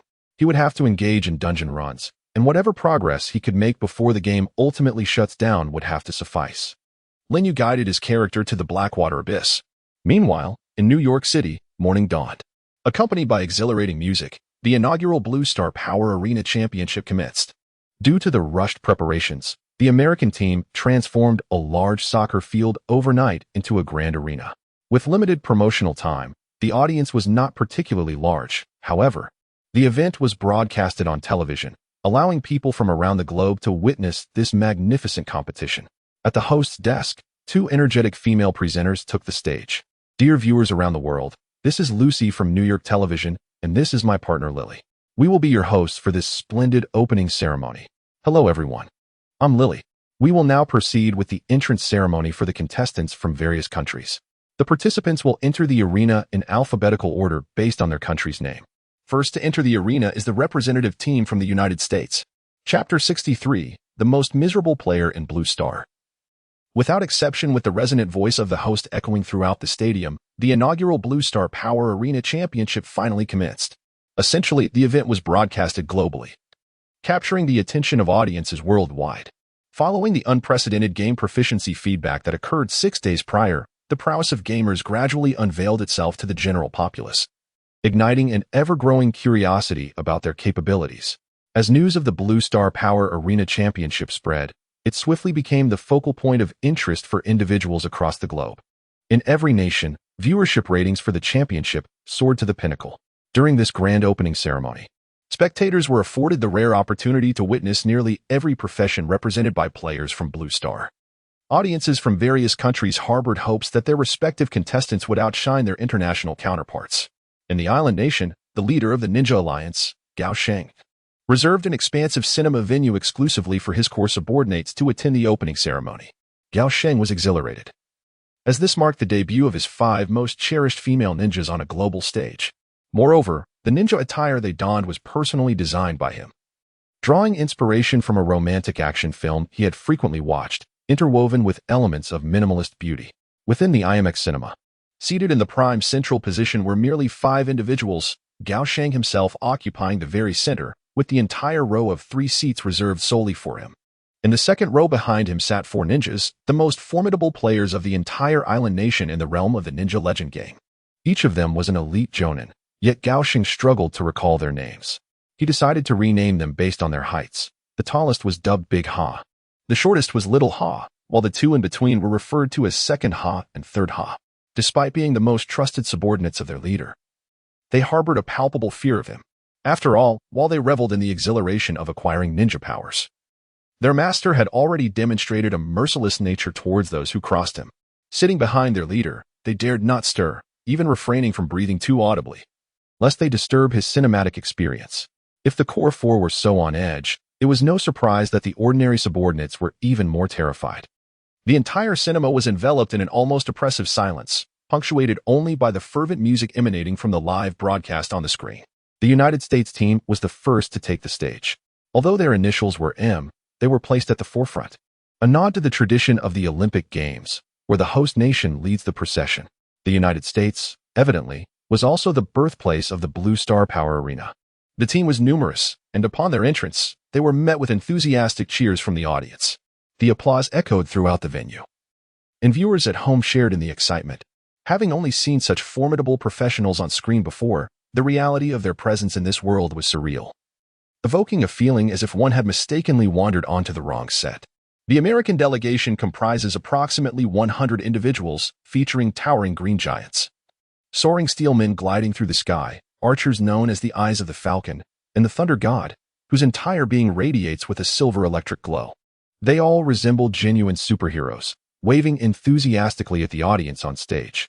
Among them, the most popular group consists of female players, adorned in crimson robes that reveal a striking expanse of alabaster skin. These are the Blood Red Witches. The high-ranking officials from the Dragon Kingdom's Repair Bureau are also keenly observing this grand opening ceremony. At the headquarters of the Repair Bureau in the capital, the director, accompanied by several senior officials, is intently watching the proceedings in the conference room. Upon the complete appearance of the American delegation, several individuals leaned in closer, scrutinizing with great attention, all for the sake of their duties. This Blue Star Power Arena competition was originally intended by the American High Command as a means to gauge the strength of the Dragon Kingdom. However, unexpectedly, the Dragon Kingdom has discerned their player capabilities. Nevertheless, the senior officials of the Repair Bureau are acutely aware that this competition is merely a farce. The American leadership cannot possibly reveal the entirety of their player strength. In this contest, what can be observed is, at most, their mid-level capabilities. The SEC many participants walked with a peculiar gait. Through the host's commentary, the audience finally grasped the nature of the game presented by Dao Island, a zombie-themed endeavor. Players were not merely combating zombies. Rather, they would assume the role of zombies and gradually evolve. As the zombies progressed in their evolution, their appearance would become considerably more appealing. However, Dao Island did not dispatch its most formidable players. Instead, it sent forth a contingent of less skilled participants. Their evolutionary state remained rudimentary, resulting in somewhat terrifying visages. In that moment, the entire populace of Blue Star cast sympathetic glances towards the players from Dao Island, who could be regarded as the most unfortunate players in all of Blue Star, without exception. With such appearances, they would require no makeup for future zombie films. Subsequently, the representative teams from various nations made their entrances. Finally, accompanied by the host's introduction, the team from the island nation was poised to take the stage. Esteemed audience members and distinguished guests, it is time to welcome the island nation's representative team. The contingent this time is... The host glanced at her cue card, momentarily taken aback. The words on the card seemed rather peculiar. Was it a mistake? Yet, her strong professional demeanor quickly brought her back to composure. Maintaining a professional smile, she continued her introduction. The island nation's team is the Pink Temptation Ninja Squad, composed of 5 formidable female ninjas. Upon hearing the name Pink Temptation Ninja Squad, an enormous cheer erupted from the audience. The cheers that erupted during the appearance of the competitors from one's own country paled in comparison. Upon hearing that name, the senior officials of the Long Country Repair Institute, seated before their television screens, momentarily froze in surprise. Pink Temptation Ninja Squad. What an eccentric name. They hastily shifted their chairs forward, eager to discern the true nature of their adversaries. Meanwhile, in the IMEX Cinema Hall of the Island Nation, Gao Xing was equally exhilarated. His eyes widened, and his body leaned forward, as if striving to gain a clearer view. Although he had designed the costumes himself, He had yet to see how they appeared when worn. Gao Xing was filled with anticipation as the grand screen of the movie unfolded. The Pink Temptation Ninja Squad finally made their slow entrance. Chapter 64. The final feedback on cultivation. At some point, the sound technician at the opening ceremony ceased the music, perhaps having forgotten to replay it after the first piece concluded. This oversight was shared not only by the technician but also by the host, all the staff, and the audience present. As their attention was entirely captivated by the 5 formidable female ninjas, the entire competition venue fell into a hush. These 5 powerful female ninjas instantly became the focal point of the event. All photographers directed their lenses towards them. As the camera zoomed in, viewers across the Blue Star, witnessing this opening ceremony, were left in awe. The 5 female ninjas were astonishingly powerful, dressed in ninja attire of a vibrant pink hue. The fabric amounted to no more than the size of 2 adult palms, and certainly not the palms of full-grown adults, for those would be far too large. The form-fitting ninja attire accentuated their exquisite bodily curves. As they strode along the runway beside the arena, 5 female ninjas seemed to be completely transparent to the audience, both present and those watching from televisions around the globe. Their prowess was unmistakable. It was only after half a minute of the powerful female ninja's appearance that the crowd erupted in cheers once more. Even the music played by the sound engineer appeared to shift to a more fervent tune. The audience engaged in spirited discussions, exclaiming in disbelief at the formidable strength of these ninjas, feeling an almost suffocating sense of awe from hundreds of meters away. Such power, it seemed, rendered all players present as mere challengers unworthy of their might. I sensed that the championship was undoubtedly theirs. Our youth, once again, blossomed. Woe betide anyone who dared to challenge them in the arena. They would become the world's enemy. The value of this opening ceremony ticket was justified, for merely witnessing the elegance of these 5 ninjas was worth it. In the midst of the excitement, one audience member could no longer contain his eagerness and, disregarding the security, dashed forward. He longed to capture a photograph with the 5 formidable female ninjas, remarkably agile. He swiftly approached their side. One of the ninjas quickly interjected, "Yeah." However, her words were immediately stifled by the others. One ninja whispered urgently to her speaking companion, "Do not refuse. Have you forgotten the leader's command? "Ya might die" can only be shouted in the arena. At this moment, we must showcase the essence of a ninja. Several female ninjas hurriedly approached the man and posed for a friendly photograph with him. Witnessing this scene, the audience erupted into even more fervent cheers. The image of the 5 female ninjas instantly elevated their stature. Initially perceived as mere decorative figures, they now revealed themselves to possess not only beauty but also a benevolent spirit, truly embodying the essence of ideal idols. The crowd was once again in a frenzy. These formidable female ninjas displayed unparalleled kindness towards their fans. An increasing number of admirers rushed forward, eager for a chance to take a photo. The opening ceremony descended into chaos in an instant. The television broadcast abruptly halted. The global audience tuning in to this momentous event was left infuriated. What on earth was happening? The screen suddenly went black. Where was the signal? In the cinema, Gao Xing furiously kicked the seat in front of him, causing his ninja subordinates behind him to drop to their knees in fright. The leader's fury could easily turn them into targets for his ire. All his subordinates knelt, heads bowed, afraid to meet the gaze of their leader. However, the anger on Gao Xing's face vanished as quickly as it had appeared. Soon after, he broke into an excited laugh. Although the broadcast had been interrupted, he was already certain that his efforts had garnered the recognition of people worldwide. His design philosophy had received global acknowledgement. The prowess of the ninjas had been witnessed by the entire Blue Star. This was a remarkable success. Anger was unwarranted. It was merely a temporary disruption of the broadcast signal, which would likely be restored soon. At that time, he would once again witness the spectacle of his 5 most powerful ninjas battling in the arena. It is believed that everyone across the globe harbors gratitude for their own existence. In the Lin family's villa within the Dragon Kingdom, Lin Yu paid a modicum of attention to the ongoing arena competition of the Blue Star forces, as the official forum was abuzz with numerous discussions regarding the event. However, Lin Yu refrained from watching the televised broadcasts. His spiritual perception allowed him to effortlessly witness the happenings there, even more vividly than those glued to their screens. Upon the emergence of the 5 formidable female ninjas, Lin Yu couldn't help but exclaim in admiration, "How powerful!" The competitors in this contest exhibited strengths that seemed rather lackluster in his eyes, akin to that of ordinary individuals. The 5 female ninjas were no exception, and Lin Yu felt little intrigue towards them. While common folk might go into a frenzy upon seeing them, the fervor was not solely attributed to their appearance, but rather to their identity as ninjas. This identity, combined with their physical allure, created an effect that surpassed the sum of its parts. Throughout the day, Lin Yu predominantly engaged in dungeon runs. With his current cultivation level, his speed in clearing dungeons had significantly increased. There was no need for skills, equipment, or spirit beasts. A mere ordinary attack was sufficient to annihilate foes en masse, including the Blackwater Demon Lord. After a day spent in this venture, the clock finally struck 11 at night. Only an hour remained until the game's final cultivation feedback. Lin Yu held high expectations for this impending feedback.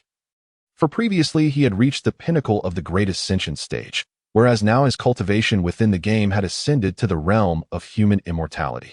Though it was merely a trial he had overcome, the disparity in cultivation was nothing short of monumental.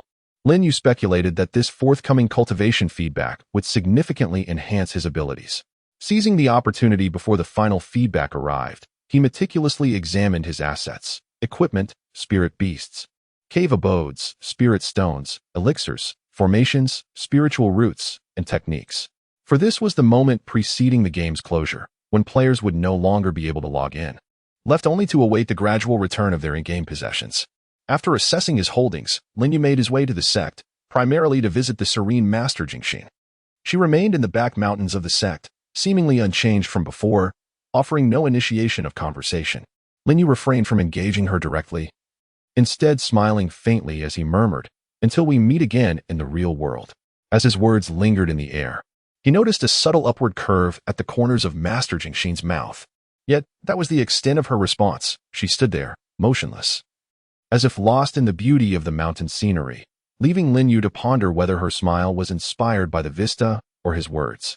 Time passed, and at the stroke of midnight, Lin Yu set aside his phone, patiently awaiting the moment. Across the entirety of Longhua, all cultivators remained in quiet anticipation of the final cultivation feedback. Chapter 65. The final cultivation of Master Qingfeng that night. The entire Zhanghai City's cultivation administration had closed its doors well before midnight. After all the cultivators of the Dragon Kingdom eagerly anticipate this final cultivation feedback. For once this feedback concludes, the players' levels will be definitively established. Whether they can continue to advance in the real world remains an enigma. Hence, on this night, every cultivator treats the moment with utmost seriousness. Xiaoguang quietly remains in his room, not disturbing Lin Yu. Finally, the clock strikes 12. In the sky, those familiar sights reappear. The entire expanse above the Dragon Kingdom seems to be enveloped by them, varying in size and form. Some resemble tiny sesame seeds, others like peanuts, and some are as large as ping-pong balls. Yet, ordinary players cannot perceive these phenomena. Only Lin Yu sees them distinctly. However, this time, Lin Yu is astounded by what hovers above him. The reason being, the manifestation is no longer the previous translucent, colorless form. Instead, it radiates a gentle golden glow, akin to a cloud illuminated by the setting sun. Moreover, what astonishes Lin Yu the most is the sheer size of it. It is immense, truly immense. During the last cultivation feedback, the entity above him was roughly the size of several villas, yet this time, it feels as vast as the entirety of Zhanghai City. It's absurd. He has only advanced a single level, yet the difference is staggering. And what is this golden hue? Does it signify a divergence from the ordinary cultivator's levels? Is the cultivation of an immortal represented by gold? In Lin Yu's heart, he could only speculate quietly, for it was the first encounter, and in his past life, he possessed no relevant experience. Soon, the focus turned to Lin Yu. The immense entity gradually transformed into a colossal funnel. Countless invisible golden essences surged into Lin Yu's body. A sensation of expansion reemerged, followed by a repetitive contraction. This process felt interminably prolonged, even more so than the previous feedback from his cultivation. It persisted for a full 10 minutes before Lin Yu completely absorbed all the golden energy. After this absorption, Lin Yu could distinctly feel his body had grown significantly stronger, seemingly several times more powerful than before. Although he was unable to ascertain his cultivation level in the real world just yet, Lin Yu felt that he had genuinely reached the pinnacle of the human immortal realm. He was merely a step away from breaking through to the earth immortal level. Lin Yu was quite content with this achievement, although he was still far from the highest cultivation of the Great Luo Golden Immortal. The comparison with other players brought him considerable comfort. After all, the second-ranked player was merely at the integration stage, a vast distance from his own capabilities. Once the final feedback concluded, Lin Yu hastily opened his mobile phone. In his previous life, following the last feedback, the game had released 2 new announcements. Upon accessing the official game forum, he indeed found these 2 new game announcements prominently displayed in the most conspicuous position.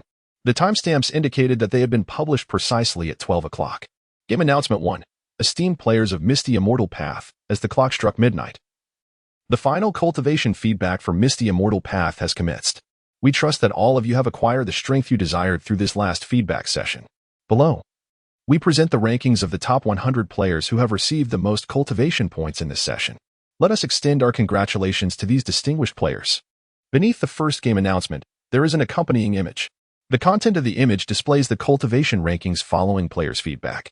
However, this ranking differs slightly from the cultivation leaderboard within the game, as the latter does not account for the feedback ratio based on VIP levels. Consequently, these 2 rankings exhibit subtle discrepancies, particularly for players like Xiao Guang, who joined the game later but invested significantly, leading to a high VIP level. The feedback ratio is substantially enhanced. The first place, naturally, goes to Chengfeng Zhenren. Yet, Chengfeng Zhenren's cultivation is not at the early stage of human immortal realm, but rather at the consummate level of the human immortal realm. Just as Lin Yu had anticipated, the second place belongs to Tsang Yun Mo Zhu, whose cultivation is at the mid-stage of the combined body realm. Due to Tsang Yun Mo Zhu's VIP level reaching level 10, he received a full 100% cultivation feedback. The subsequent changes are not particularly significant. The most notable change, however, pertains to Xiao Guang's character, Yushui Zhenren. Previously, in the rankings, the esteemed figure of Yushui could barely secure a position beyond the 90th place. However, now, with his VIP status elevated to level 10, he astonishingly ascended to within the top 50 after feedback on his cultivation. Numerous players who were once superior to Xiao Guang in terms of cultivation have now been surpassed by him after their own feedback. The mobile game Piaomiao Xiantu is fundamentally a pay-to-win experience, with the privileges granted to paying players being omnipresent. Below this announcement, there are already tens of thousands of comments from players. Master Chengfeng, please take me under your wing. I observed the cultivation rankings in the game last night, and Master Chengfeng was still at the early stage of the human immortal realm. How did he suddenly transform into the great perfection of the human immortal realm after feedback? It's quite absurd. It feels as if Master Chengfeng is a game plant. Surely he must be, even if his VIP level is maxed out. The feedback on cultivation should only yield 100%. How did he suddenly achieve such a remarkable transformation? It could also be a bug, perhaps. I suggest the game officials investigate, as someone may be attempting to exploit a game bug for personal gain. Are you serious? I hope Master Chengfeng can eliminate those who spread rumors with a mere thought. They are the parasites of the internet, tarnishing the online atmosphere. Master Chengfeng, I was mistaken. I was merely jesting, truly just jesting. Why can't I delete my previous post? Oh dear, I was wrong, Master. I have responsibilities to my elders and dependents. Haha, how could this possibly be a bug? Would Master Chengfeng truly be concerned with such trivial cultivation? Indeed, who is the esteemed Master Chengfeng? A figure far beyond the reach of mere slander from the likes of you. I adore Master Chengfeng. I adore Master Chengfeng. As anticipated, after the proportional feedback of cultivation levels, I regrettably did not secure a position within the top 100. What a pity. Wow, I have encountered a formidable master. Not making it into the top 100 is of no consequence, for you are already incredibly strong. I reverently bow to you. I bow to the master who nearly entered the top 100. I bow. I bow. May I inquire about your cultivation level, great master? To not be in the top 100, one must at least be at the nascent soul stage, correct? Hee. I was on the verge of reaching the foundation establishment stage. Goodness, would the person above dare to reveal their address? I wish to pay you a visit with a blade in hand. Lin Yu casually glanced through the comments beneath the first announcement before exiting. Following each feedback session, the game officials would post the rankings of the top 100 on the forum. In this iteration, aside from the significant shifts in the rankings of myself and Xiao Guang, and a slight increase in Shui Yun Fairy's position, there were not many other changes. Subsequently, Lin Yu opened the second announcement. Game announcement. Esteemed players of Misty Immortal Path, effort will always yield rewards. As the feedback on cultivation levels concludes, a new round of feedback is about to commence. Starting from February 22nd, 2123, at midnight, Misty Immortal Path will initiate a new round of feedback, focusing on equipment. In this game, The feedback on equipment is conducted in accordance with principles of fairness and impartiality, based on the percentage of the player's VIP level. For instance, if a player's flying sword is of superior celestial quality and their VIP level is 5, then during the feedback, that equipment will be reset to a new item at a 50% ratio, which could either be of inferior celestial quality or superior terrestrial quality, and will be returned to the player. It is important to note that while the quality level of the equipment may change, its name will remain unchanged.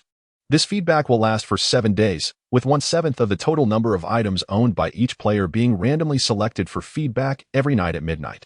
If a player owns fewer than 7 items, or a number that is not a multiple of 7, the items will be approximately divided into 7 parts, following a principle of prioritizing those with more items. Esteemed players of the mobile game Piao Miao Xian 2, we invite you to observe this process with keen anticipation.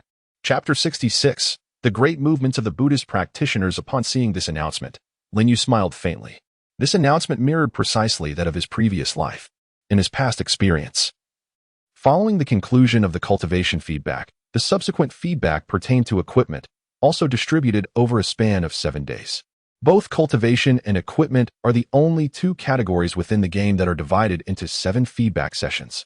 Once the equipment feedback concludes, all other items will transition to a comprehensive feedback every 7 days. Lin Yu surmised that this division is likely due to the overwhelming quantity of equipment. Every player possesses countless items. For example, he himself often garners several pieces of equipment with each dungeon run, resulting in an accumulation of unused items that now tower like a mountain. Certainly, for Lin Yu, those items hold little utility. However, the quality of the equipment remains relatively high within the game. After all, until the game's closure, no other player managed to conquer the Blackwater Abyss dungeon at that level. Beneath this announcement, there still exist tens of thousands of posts. I never anticipated that the equipment would indeed yield rewards, proving that my investment of $300 back in the day to refine my flying sword to level 5 was not in vain. Oh, how I regret not spending a bit more during my gaming days. I should have channeled all my pocket money into the game, even if it meant subsisting on instant noodles every day. My mother has expressed her regret, lamenting that she provided me with too little pocket money back then. Equipment rewards? Does this imply that the storage rings within the game might also yield returns? That would indeed be quite convenient. It is certainly impressive. Yet I find myself more eager for the feedback on my flying sword. As a chef, it would make my vegetable preparation much more efficient. The person above must be joking. Using a flying sword to chop vegetables? Are you intending to slice your entire kitchen apart? Absurd. We VE become cultivators, yet still cling to the role of chefs. I dedicated 3 years at a culinary school to become a head chef, spent 3 years washing dishes in a restaurant, endured 3 arduous years as a culinary apprentice, and ultimately labored another 3 years as a regular chef, only to finally ascend to the position of head chef upon the retirement of our restaurant's previous one. For this title, I persevered for 12 years. I would not relinquish my identity as a head chef, even if I were to become an immortal. Upon reflection, it does seem quite reasonable. After all, how many years have we truly spent in cultivation?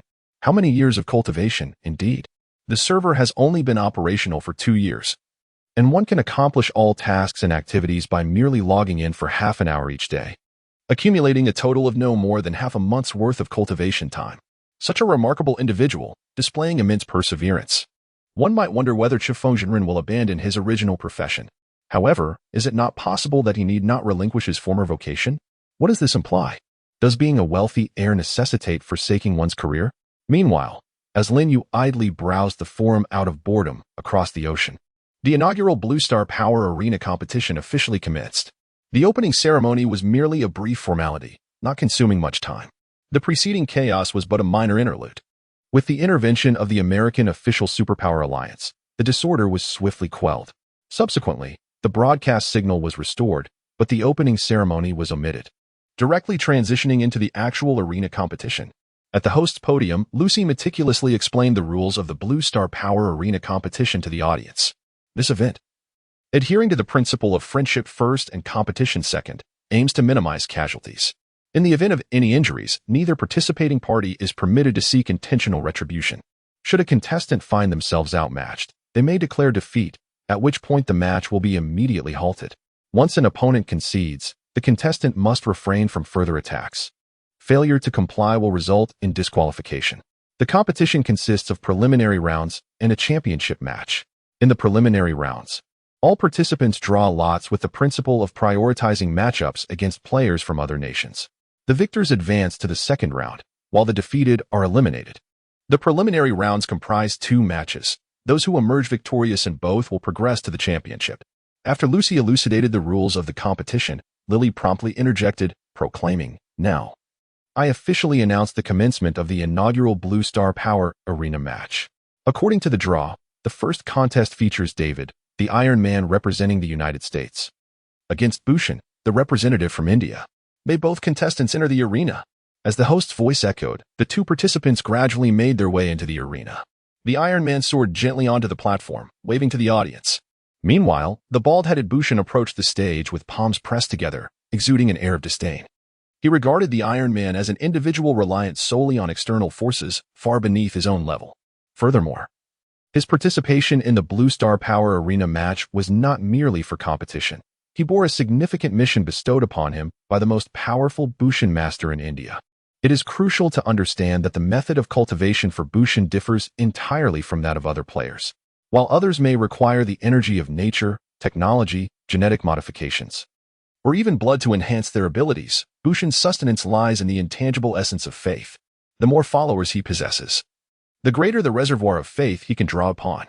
His task was quite simple: to announce the existence of Buddhist cultivation to the people of the world on this global stage, allowing them to witness its profound power and planting the seed of the Buddha in their hearts. Only then could a foundation be laid for the propagation of Buddhism across the globe. The body of Buddhist cultivator Modi gradually began to levitate. With his palms joined in reverence, a gentle golden light radiated from him. The ability to fly effortlessly indicated his considerable mastery. The levels of Buddhist cultivation bear some resemblance to those of Immortal cultivators, both categorized into 10 ranks. From the lowest to the highest, they are entry, meditation, divine communication, relic, nirvana, separation of the spirit, golden body, vidra, esoteric mark, and parinirvana. His cultivation had reached the realm of separation of the spirit, corresponding to the out-of-body stage of immortals. However, akin to the immortal practitioners, he merely reflected his cultivation level. His true strength did not possess the full power of the separation of the spirit. The sight of him gracefully ascending drew the attention of all the spectators. The Iron Man opposite him was momentarily taken aback.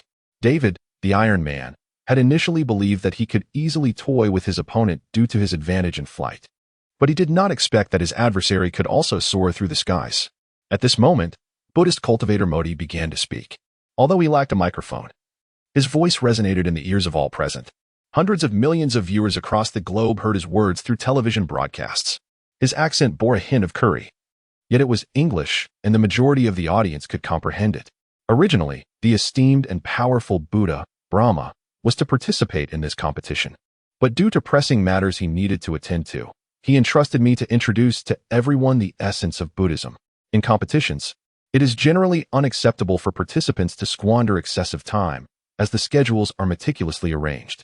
However, curiously, upon hearing Matamo's words, all spectators, event staff, and even players from various countries displayed expressions of rapture, as if the discourse of the Buddhist practitioner held profound significance for them.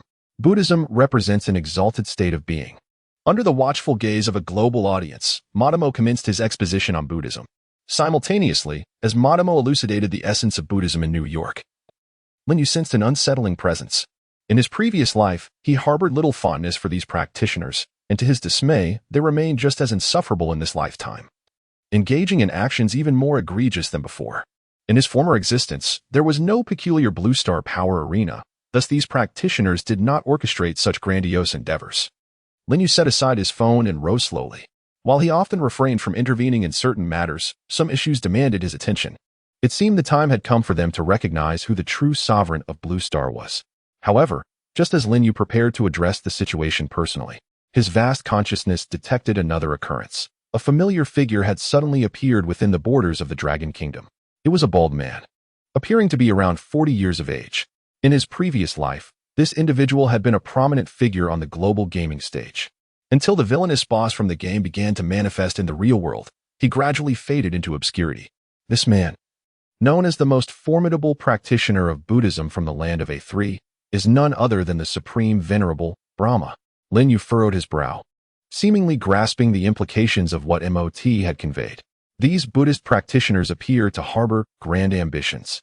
Ostensibly, they are enticing people in the Blue Star's power arena, while covertly, the most powerful among them has stealthily arrived in the Dragon Kingdom.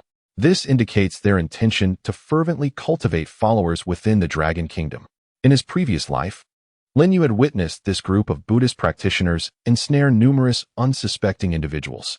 He simply hadn't anticipated their swift actions. It makes sense, considering that the two nations with the largest populations on the entire Blue Star are the Dragon Kingdom and A3, and they are in close proximity to one another, with the Dragon Kingdom possessing a certain foundation in Buddhism. Therefore, it is indeed more advantageous to secure followers in the Dragon Kingdom first. A smile crept across Lin Yu's face as an idea took form. As the saying goes, to catch a thief, one must first capture the ringleader. If he can first deal with Brahma, the other practitioners will surely refrain from making any rash moves. Lin Yu stepped out of the villa, his figure swiftly ascending into the sky. At this moment, near the border between the Dragon Kingdom and A3, three bald figures were gliding slowly through the air. The leader of the trio was none other than the supreme venerable Brahma, whom Lin Yu had just perceived with his spiritual sense. Following closely behind were his two diminutive companions. The three did not seem particularly rushed. As they floated leisurely, they engaged in casual conversation. A minion reported, "Esteemed Zenith Venerable, the Buddhist monks we dispatched to the northwest have been entirely eliminated. Those cultivators are far too audacious." Another lackey chimed in, "Indeed, Zenith Venerable. Their actions are excessive and demand a stern example to deter others." Van Tion, leading the aerial procession, smirked faintly and declared, "Indeed, retribution is inevitable. I had intended to thoroughly chastise those cultivators during the Blue Star Power Tournament, but they lacked the courage to even participate. Since that is the case, they cannot fault us for directly confronting them."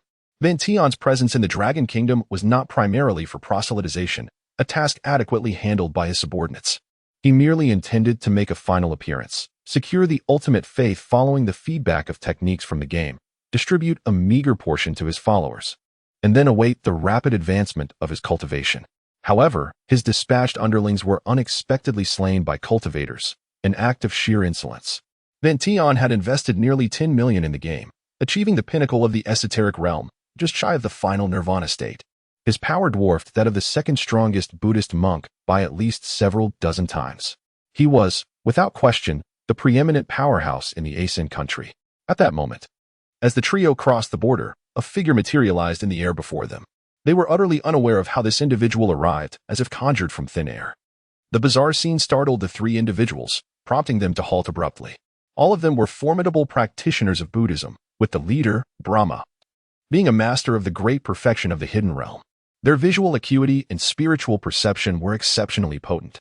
Yet, they found themselves utterly unable to discern how the other had materialized before them, as if by the legendary art of teleportation.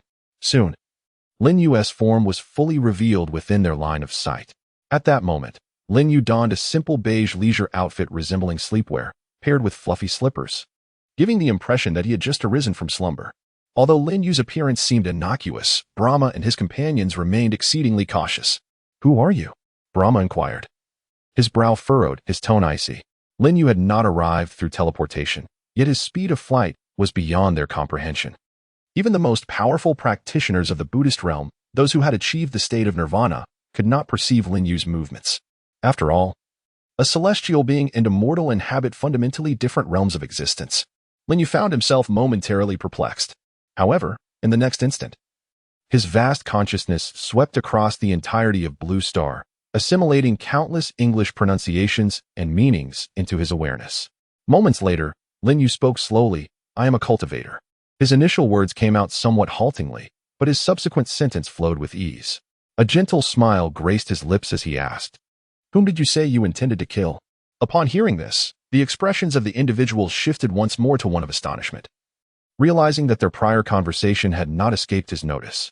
Yet, they remained entirely oblivious to each other's presence. What level of prowess does this cultivator possess? Following the feedback from the gaming experience, Fan Yin had been preoccupied with consolidating the power of Buddhist practitioners from the Asian Kingdom, thus neglecting the rankings within the Dragon Kingdom's gaming realm. Deep down, He harbored the belief that no one in the Dragon Kingdom could possibly rival his spending. After all, he had invested tens of millions. Even the wealthiest individuals in the Dragon Kingdom likely would not have spent as much. However, upon encountering Lin Yu, a flicker of vigilance ignited within him. Perhaps among the cultivators of the Dragon Kingdom, there were indeed some who indulged in spending as lavishly as he did. They might even possess strength comparable to his own. Fan Yin did not perceive Lin Yu as being superior to him. At that moment, a subtle smile graced Fan Yin's face as he spoke in a thick accent reminiscent of curry. Ba, you must have misheard. We harbor no intention of harming anyone. Our Buddha embodies compassion. In his previous life, Lin Yu was aware of Fan Yin's identity as a Buddhist practitioner, but he was taken aback by the man's audacity. Lin Yu suddenly inquired, "What, then, is your purpose in clandestinely entering the Dragon Kingdom?"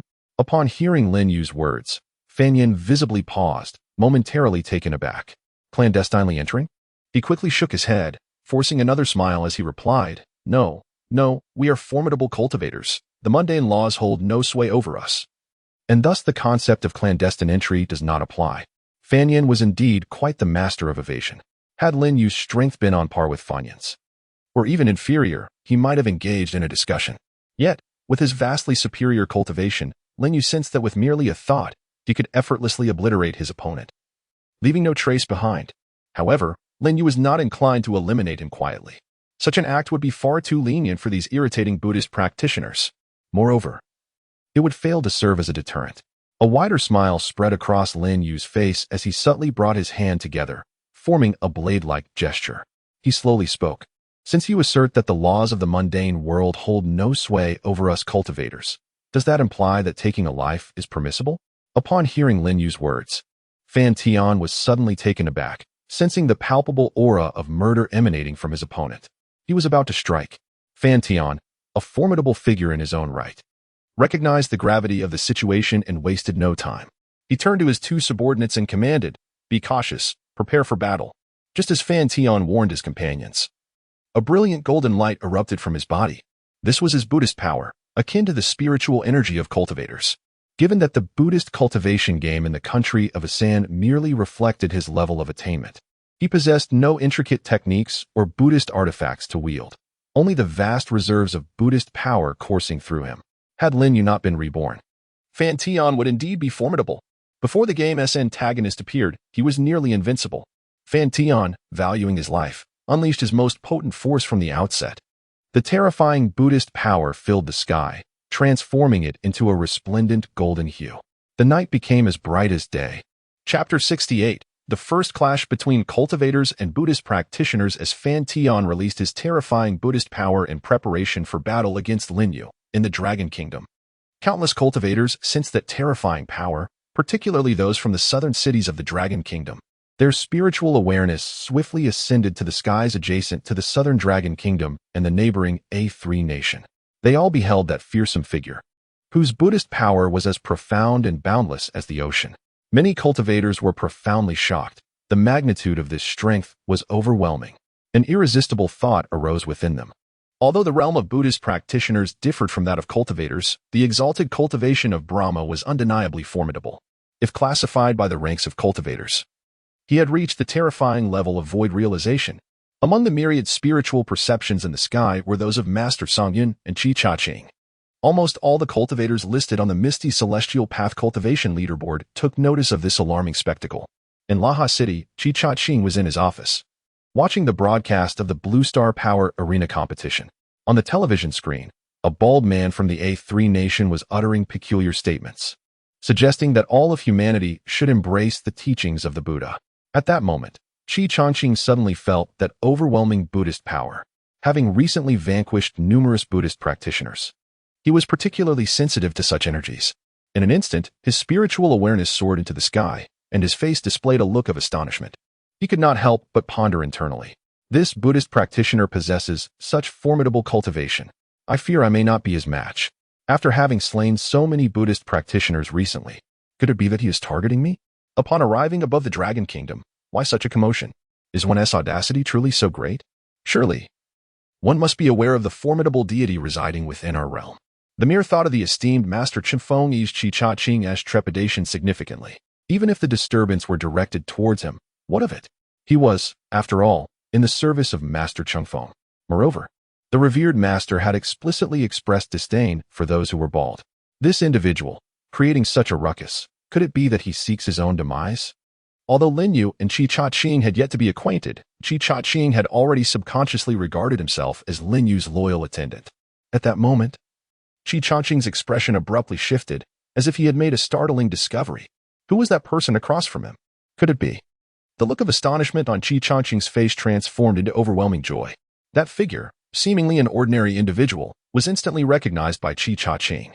In the face of such formidable Buddhist power, this individual remained so graceful and composed, even wearing a smile.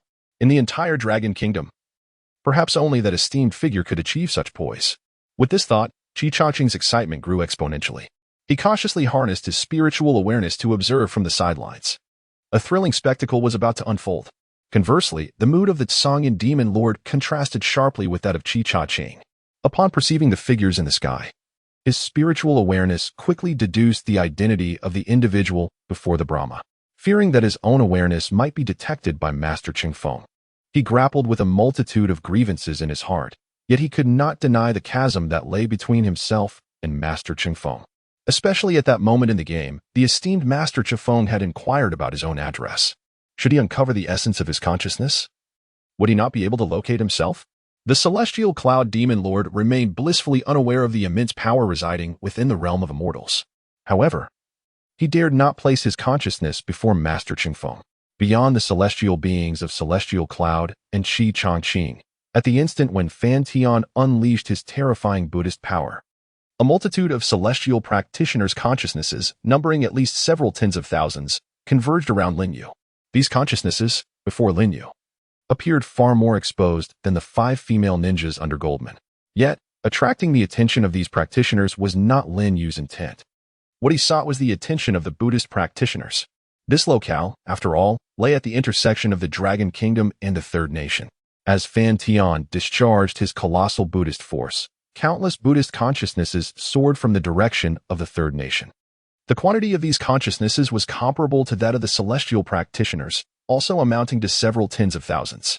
This marked the first genuine confrontation between celestial practitioners and Buddhist practitioners since the inception of numerous games on Blue Star, showcasing the prowess of the strongest players from both factions. The allure of such a confrontation between titans far surpassed the juvenile contests seen in the Blue Star Power Arena. The rapid emergence of several tens of thousands of consciousnesses in Buddhist awareness was astonishing. After all, consciousness travels at a pace surpassing even that of light. Thus, by the time Fan Tian commenced the release of his Buddhist power and prepared himself, all spectators had already gathered in the skies above. Though Brahma had unleashed all of his Buddhist power and made every preparation, he refrained from taking the initiative. He sensed the unfathomable depth of his opponent. Furthermore, a glimmer of hope for peaceful negotiation lingered in his heart, primarily because there was no enmity between them. His original intention had been to eliminate cultivators in the Dragon Kingdom, yet he had not truly made a move. The other party had no reason to sever ties with him. At that moment, Lin Yu wore a subtle smile, as if he felt the time was ripe. He then slowly spoke, adopting a refined English accent. From this moment forth, the Buddhist practitioners of a Sangha are forbidden to appear beyond the borders of a Sangha. Should I discover any transgressors, there will be no mercy. Lin Yu gently raised his arm, revealing his hand blade. The movement seemed slow, allowing all divine and Buddhist senses to perceive it clearly, yet it appeared almost instantaneous. So swift was the action that even Brahma could not react as Lin Yu's hand blade glided gracefully from above, descending with a delicate motion. Suddenly, a gentle breeze swept through the sky. Both Brahma and his 2 subordinates felt the caress of that breeze, which bore a hint of a metallic scent. Then, Brahma opened his mouth, attempting to utter something, but no sound emerged. In an instant, Brahma's body, along with the terrifying Buddhist power enveloping him, transformed into a mist of blood. The golden hue was replaced with crimson. Behind Brahma, his 2 subordinates also dissolved into 2 clouds of blood mist. Moments later, as if consumed by an overwhelming heat, the 3 clouds of blood mist vanished from the sky in the blink of an eye. The most formidable supreme being, Brahma, alongside his 2 powerful subordinates, has vanished completely from the realm, leaving no trace behind, as though they had never existed at all. Yet, this is not the end. In the sky, countless divine and Buddhist senses simultaneously perceived a colossal blade of energy abruptly materializing at the spot where Brahma had perished, swiftly soaring southward. This terrifying blade of energy appeared to reach heights of tens of thousands of meters, resembling a transparent crescent moon, slicing through the mountainous borders between the Dragon Kingdom and the land of Asan at an astonishing velocity. Before this blade, the towering mountain seemed as fragile as tofu, effortlessly cleaved in two. At the heart of the world's highest peak, it split asunder, revealing a vast chasm.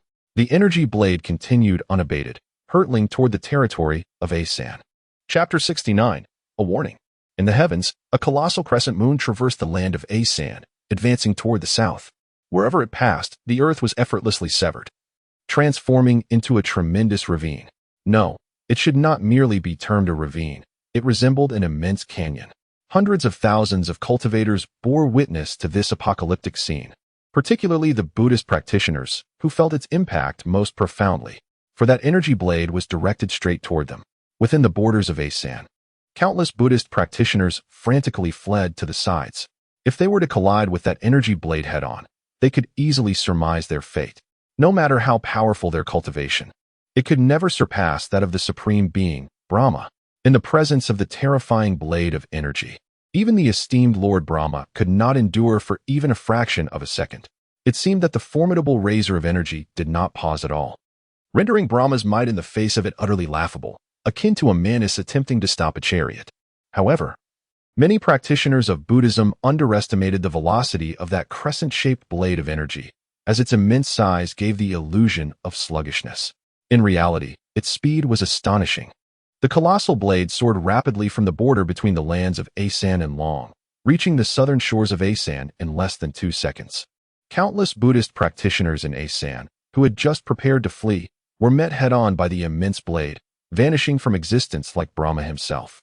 Under such a terrifying assault, whether one was of the mystical realm, the departure realm, or merely immortal, all stood equal.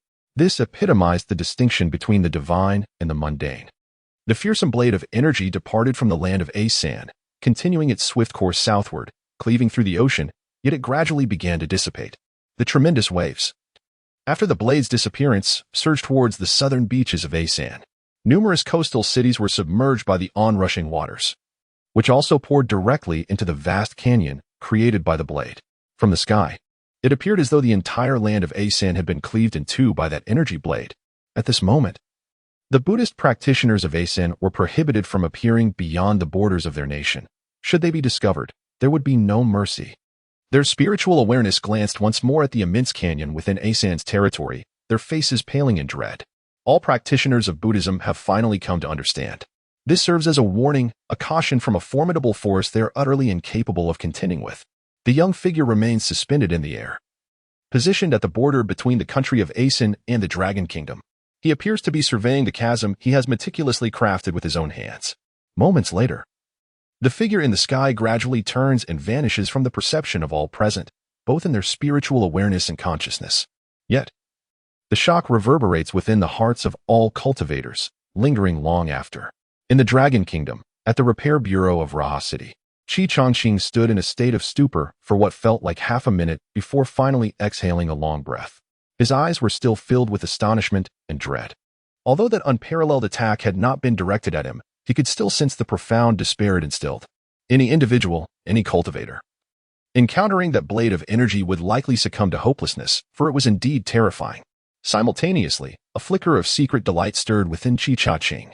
He felt that his timely decision to rectify his mistakes, choosing to distance himself from the capital, and even taking action against the Buddhist practitioners spreading their teachings in the Dragon Kingdom, was remarkably prudent.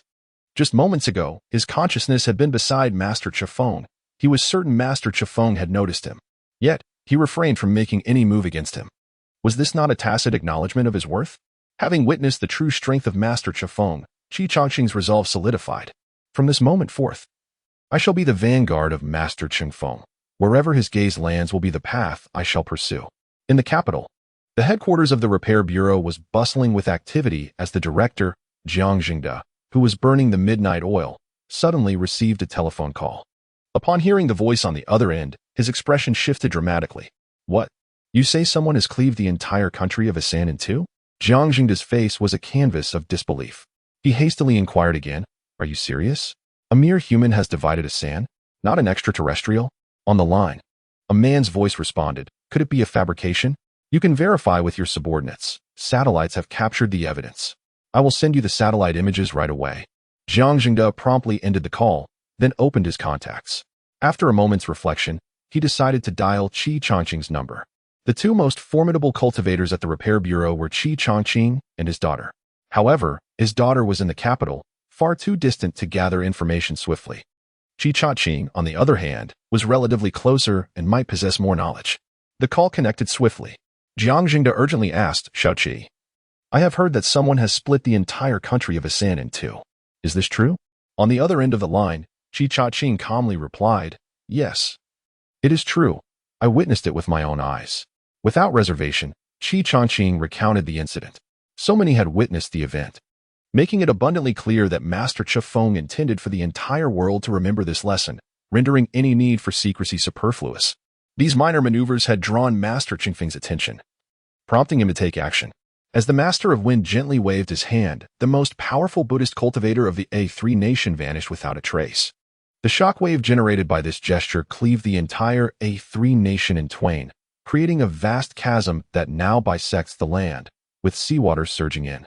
Listening to Qi Changqing's account, Jiang Jingda's expression grew increasingly incredulous. He was familiar with the name of the Master of Wind, for he was the director of the capital's cultivation administration and had conducted extensive studies on the cultivators listed on the rankings. He understood that the Master of Wind was extraordinarily powerful, surpassing all other cultivators. Yet, he never anticipated such a staggering level of strength, capable of obliterating a nation with a mere gesture. Furthermore, this was a colossal nation like A3. If Qi Changqing's assertions held any truth, then the Master of Wind could easily annihilate the entire blue planet at will. While Jiang Jingda absorbed Qi Changqing's revelations, he received an email on his phone. Activating the speakerphone, he continued to listen to the introduction while opening the email. The contents were limited to a single image, captured by the most advanced satellite from the Dragon Nation. The image depicted a colossal chasm stretching across the heart of A3 nation, running from north to south. Chapter 70, Werewolf vs. Powerful Female Ninja. The transformation of A3 nation was not solely observed by the Dragon Nation. Every major power on the blue planet recognized this terrifying spectacle almost instantaneously. However, media outlets across all nations seemed to have received specific warnings, as not a single one dared to report on the incident. Even the media within the nation of A3 dares not express any opinion on this matter. This suddenly manifested colossal canyon seems as though it has existed all along.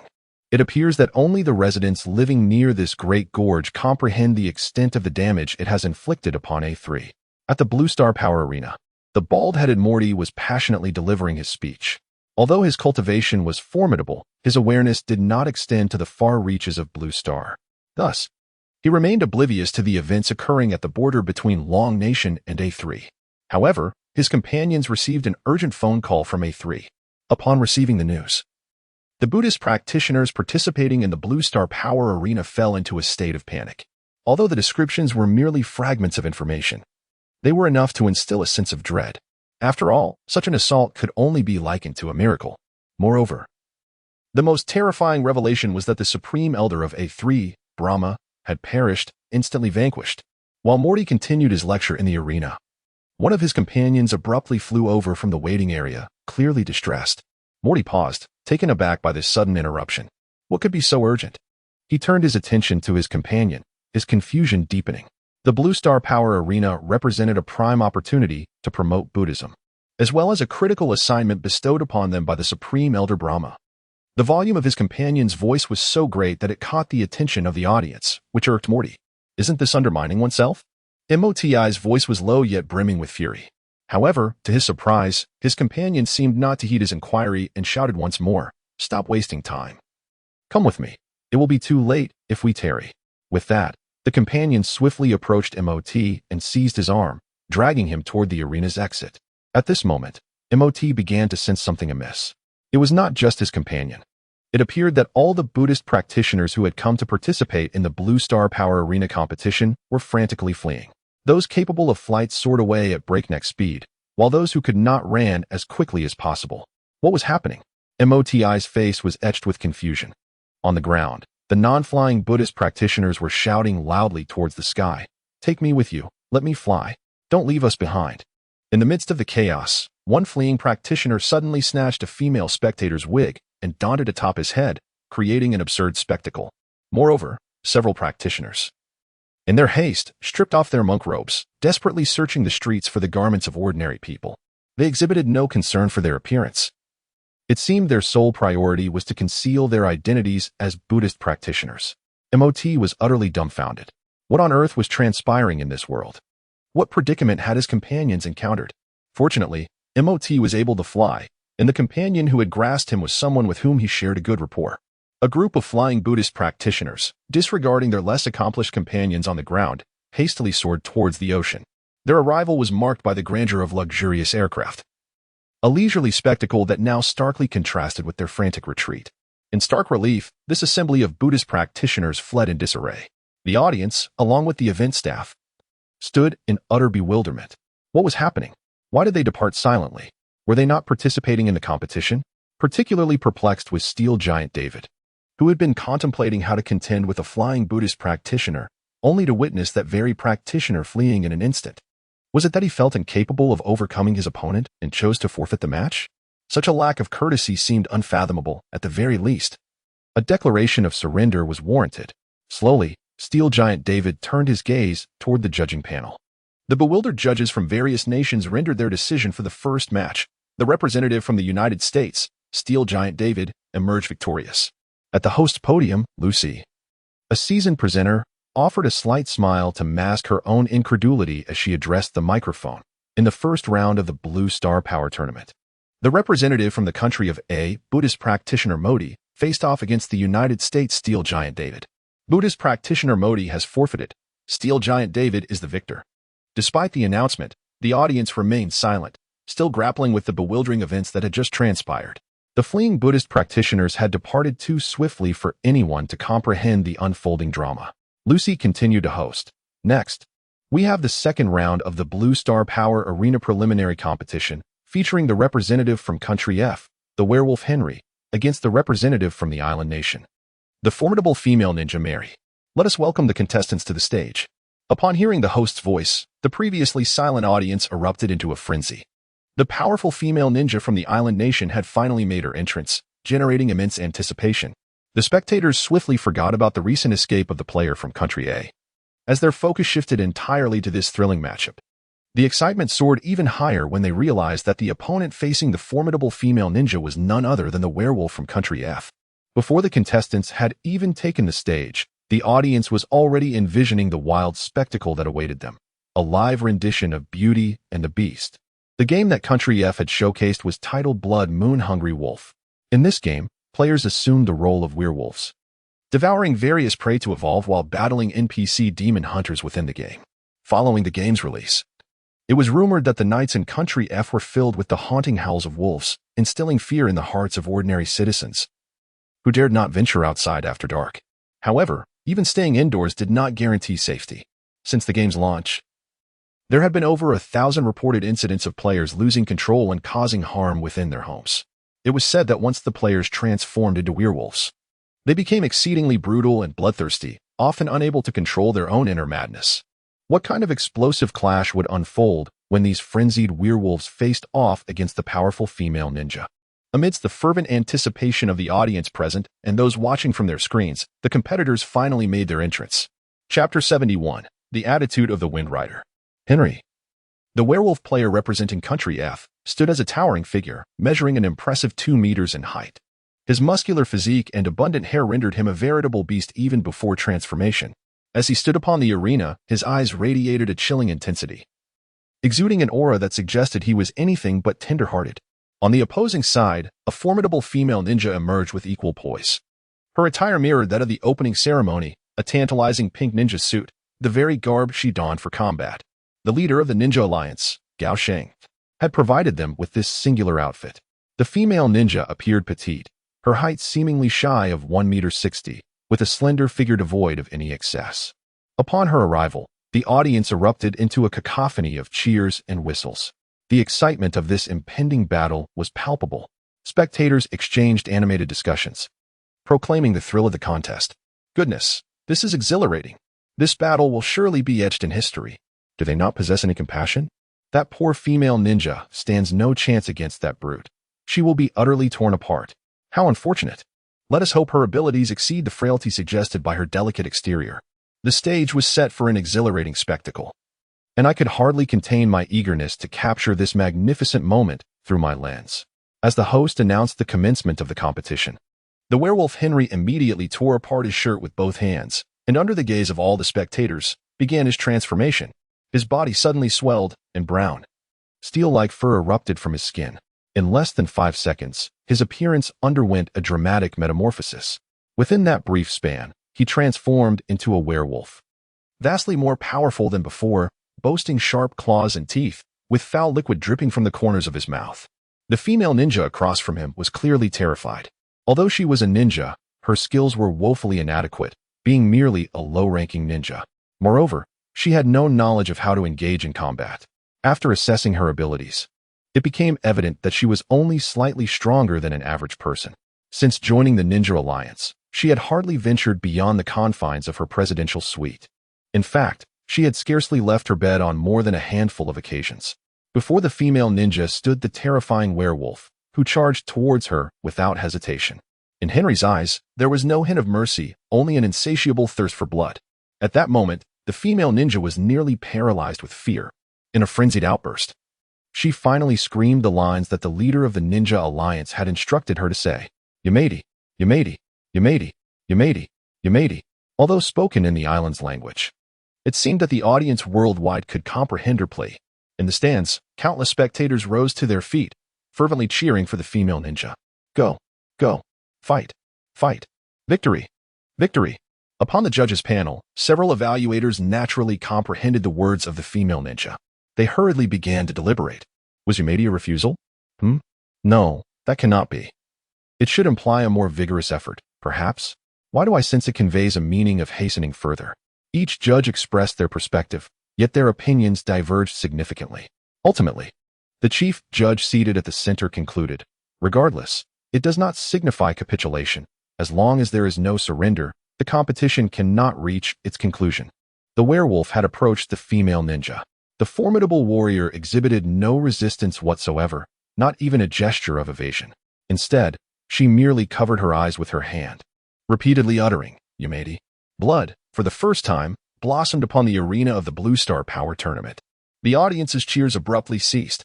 Yet, less than 2 seconds later, their fervor escalated into an even more frenzied uproar. The gruesomeness, the brutality, the madness seemed to invigorate the spectators' senses. This farcical contest appeared to be evolving into something altogether different. In the capital city, at the headquarters of the Regulatory Bureau, Director Jiang Jingda picked up the remote control and switched off the televised broadcast in his office. A veteran by trade, he harbored no fear of bloodshed and felt no sympathy for the island nation. However, the cacophony of cheers akin to a gluttonous feast rendered him somewhat disoriented. The audience's madness had evidently spiraled into irrationality. Jiang Jingda slowly shook his head. He could not fathom why the authorities of the island nation would dispatch those female ninjas to their demise. It seemed utterly illogical. Nevertheless, such matters bore no relevance to him, as the Dragon Nation was not participating in this competition. Although Jiang Jingda had just watched the broadcast of the Blue Star Power Arena for a brief moment, his mind was preoccupied with the recent events occurring at the border between the Dragon Nation and the Third Nation.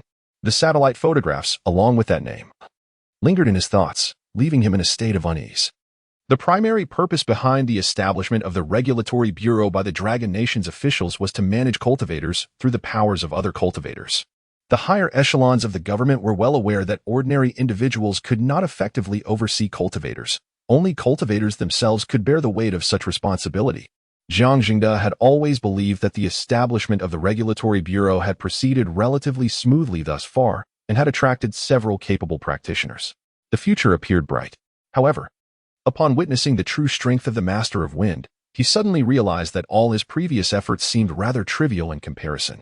In the face of such formidable power, the influence of the Regulatory Bureau appeared almost non-existent. Not only the Bureau, but even the might of the nation seemed woefully inadequate against such force. With these thoughts in mind, Jiang Jingda resolved to take action. He picked up his phone and dialed his daughter's number. The voice of Jiang Yun came through the line. Although it was already the early hours of the morning, Jiang Yun had not yet retired for the night. Having just completed her final cultivation feedback, she was still acclimating to her newly enhanced body and consciousness. "Dad?" On the other end of the line. Jiang Yun answered the call, exclaiming. Jiang Zhengde slowly began to speak. "Shaoan, I have a matter I would like you to assist me with." There was a brief pause from Jiang Yun, her emotions seemingly unsettled. The father and daughter had been communicating frequently over the past few days, their relationship having grown considerably closer. Jiang Yun had discerned something from her father's tone. "What is it?" she inquired, feigning calmness. Jiang Zhengde replied, "I would like you to introduce me to Chufeng Jinren." Upon uttering this, a sudden silence enveloped the conversation. After a few seconds, an awkward sound emerged from Jiang Yun's side. "Dad, do you already know?" Hearing his daughter's words, Jiang Zhengde smiled faintly, appearing to relax somewhat. "Of course I know. I've known for quite some time. Do you not realize that your father has a background as a scout? Moreover, I may have been somewhat rigid in the past, but society is ever evolving, and my thoughts are not stagnant. There is nothing wrong with marrying in a game. I simply wish to ask if you could introduce me to your in-game companion." The line fell silent once more, as it seemed Jiang Yun was grappling with her thoughts. Jiang Zhengde hurriedly clarified once more, "My intention in seeking him out is not for personal matters, nor to assist you in evaluating your boyfriend, let alone to pressure you into marriage. It is solely for the official affairs of the Bureau of Regulation." At this moment, Jiang Yun finally spoke softly. "Father, given his temperament, it is utterly impossible for him to join the Bureau of Regulation." In truth, Jiang Yun had long suspected that the esteemed Master Qingfeng was Lin Yu. The last time she encountered Xiao Guang at the Bureau in Zhanghai City, a vague intuition had already begun to form. However, she had refrained from sharing this with anyone. Based on her understanding of Lin Yu, she was acutely aware that he detested constraints above all else. Moreover, with his current level of cultivation, no one could compel him to act against his will, not the Bureau, not the entire Dragon Nation, nor anyone in the world. Jiang Zhengde chuckled again and remarked, "You are overthinking it. I would never dare to persuade such a formidable figure to join the Bureau. My sole desire is to gauge his perspective on the Dragon Nation in this world." Chapter 72. Does Master Qingfeng require a steed? At this juncture, MOT and his companions finally beheld the terrifying, colossal canyon that spanned the entirety of a sand country. This canyon stretched from the northern mountains all the way to the southern coastline, resembling a gigantic sword lying horizontally upon the land of a sand, severing everything in its path. Whether towering skyscrapers or majestic mountains and rivers, all had been utterly cleaved. An inexplicable dread surged once more within the hearts of MOT and his companions. Witnessing the reality firsthand and merely hearing about it are two entirely different experiences. A companion of the Buddhist cultivators, suspended in midair, uttered in a dazed manner, "It is over. We Buddhist practitioners will never have the chance to rise again." For those engaged in Buddhist cultivation, followers are the most vital resource. Without followers, there can be no faith. Absent the power of belief, their spiritual advancement remains eternally stunted. While the nation of Asan boasts a considerable population, it pales in comparison to the global populace. Upon hearing these words, the other cultivators' faces dimmed, their spirits waning. Even when the effects of their practices manifest in the future, the scarcity of belief will render their progress painfully slow, potentially widening the gap between them and players from other nations. It is crucial to note that in the game they partake in, each player's followers number in the millions or even billions, with the NPC count reaching astronomical figures. Although Asan's population exceeds 1 billion, it remains woefully insufficient. However, at that moment, MOT let out a cold chuckle. With narrowed eyes, he slowly remarked, "What is there to be downcast about? Perhaps being restricted from leaving our homeland is not such a misfortune." The others stared at him, momentarily perplexed by his perspective. MOT surveyed the ground beneath them and continued, "From this moment forth, let us seal our borders, sever all external connections, and rely on our own strengths to promote reproduction. No, not merely to encourage reproduction, but to enforce it. Within 3 years, our nation's population shall increase at least threefold. Then, abolish the schools and transform them all into temples, nurturing faith from a young age. The spiritual energy required by cultivators may dwindle or even vanish entirely, yet the population will persist. In the future, Blue Star will inevitably belong to us, the Buddhist cultivators." Listening to Modi's words, the expressions of several companions around him were filled with astonishment. Modi's proposal seemed utterly outrageous, bordering on the absurd. However, observing Modi's solemn demeanor, their initial shock gradually subsided. They began to realize that Modi was not jesting. He was utterly serious. Perhaps this notion was indeed far-fetched. But that did not imply it was unfeasible. Among the Buddhist cultivators, the strongest, the Supreme Master VM, along with his two most formidable subordinates, had perished. Now, these few individuals were the most powerful within the entire Buddhist sect of A3 Nation. The decisions made by them would evoke no dissent within the realm of A3 Nation. Furthermore, that formidable cultivator had severed the possibility of Buddhist practitioners spreading their teachings abroad. They were acutely aware that even uniting all Buddhist cultivators would likely render them powerless against that individual. Given this, Modi's suggestion might genuinely be their sole avenue for escape. Should they indeed act upon Modi's vision, the entire A3 Nation would become their breeding ground.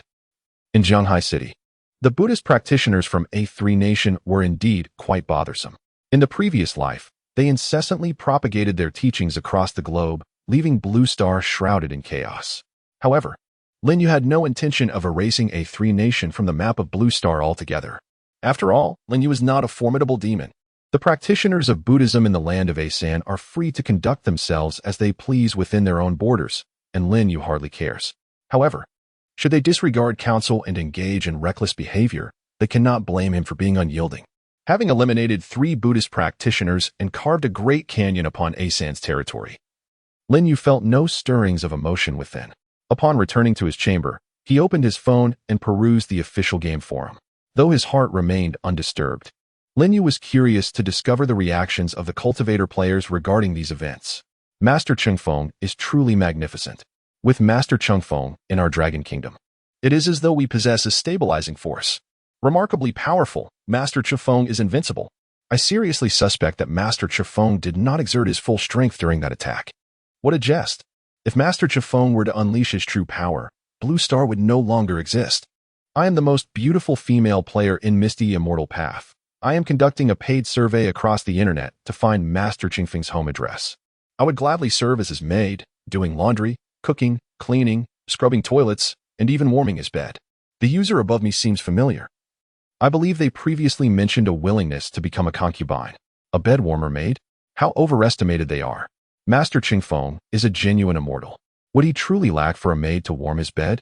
I simply wish to inquire whether Master Chungfeng requires any steeds. Something akin to the Azure Bowl of Taishan Lajun from Journey to the West. The notion proposed by the user above is quite commendable. I shall not elaborate further. I am off to practice grazing. Though Lin Yu anticipated the flattery that would inevitably ensue. However, it was unexpected. It was all flattery. There was not a single serious post.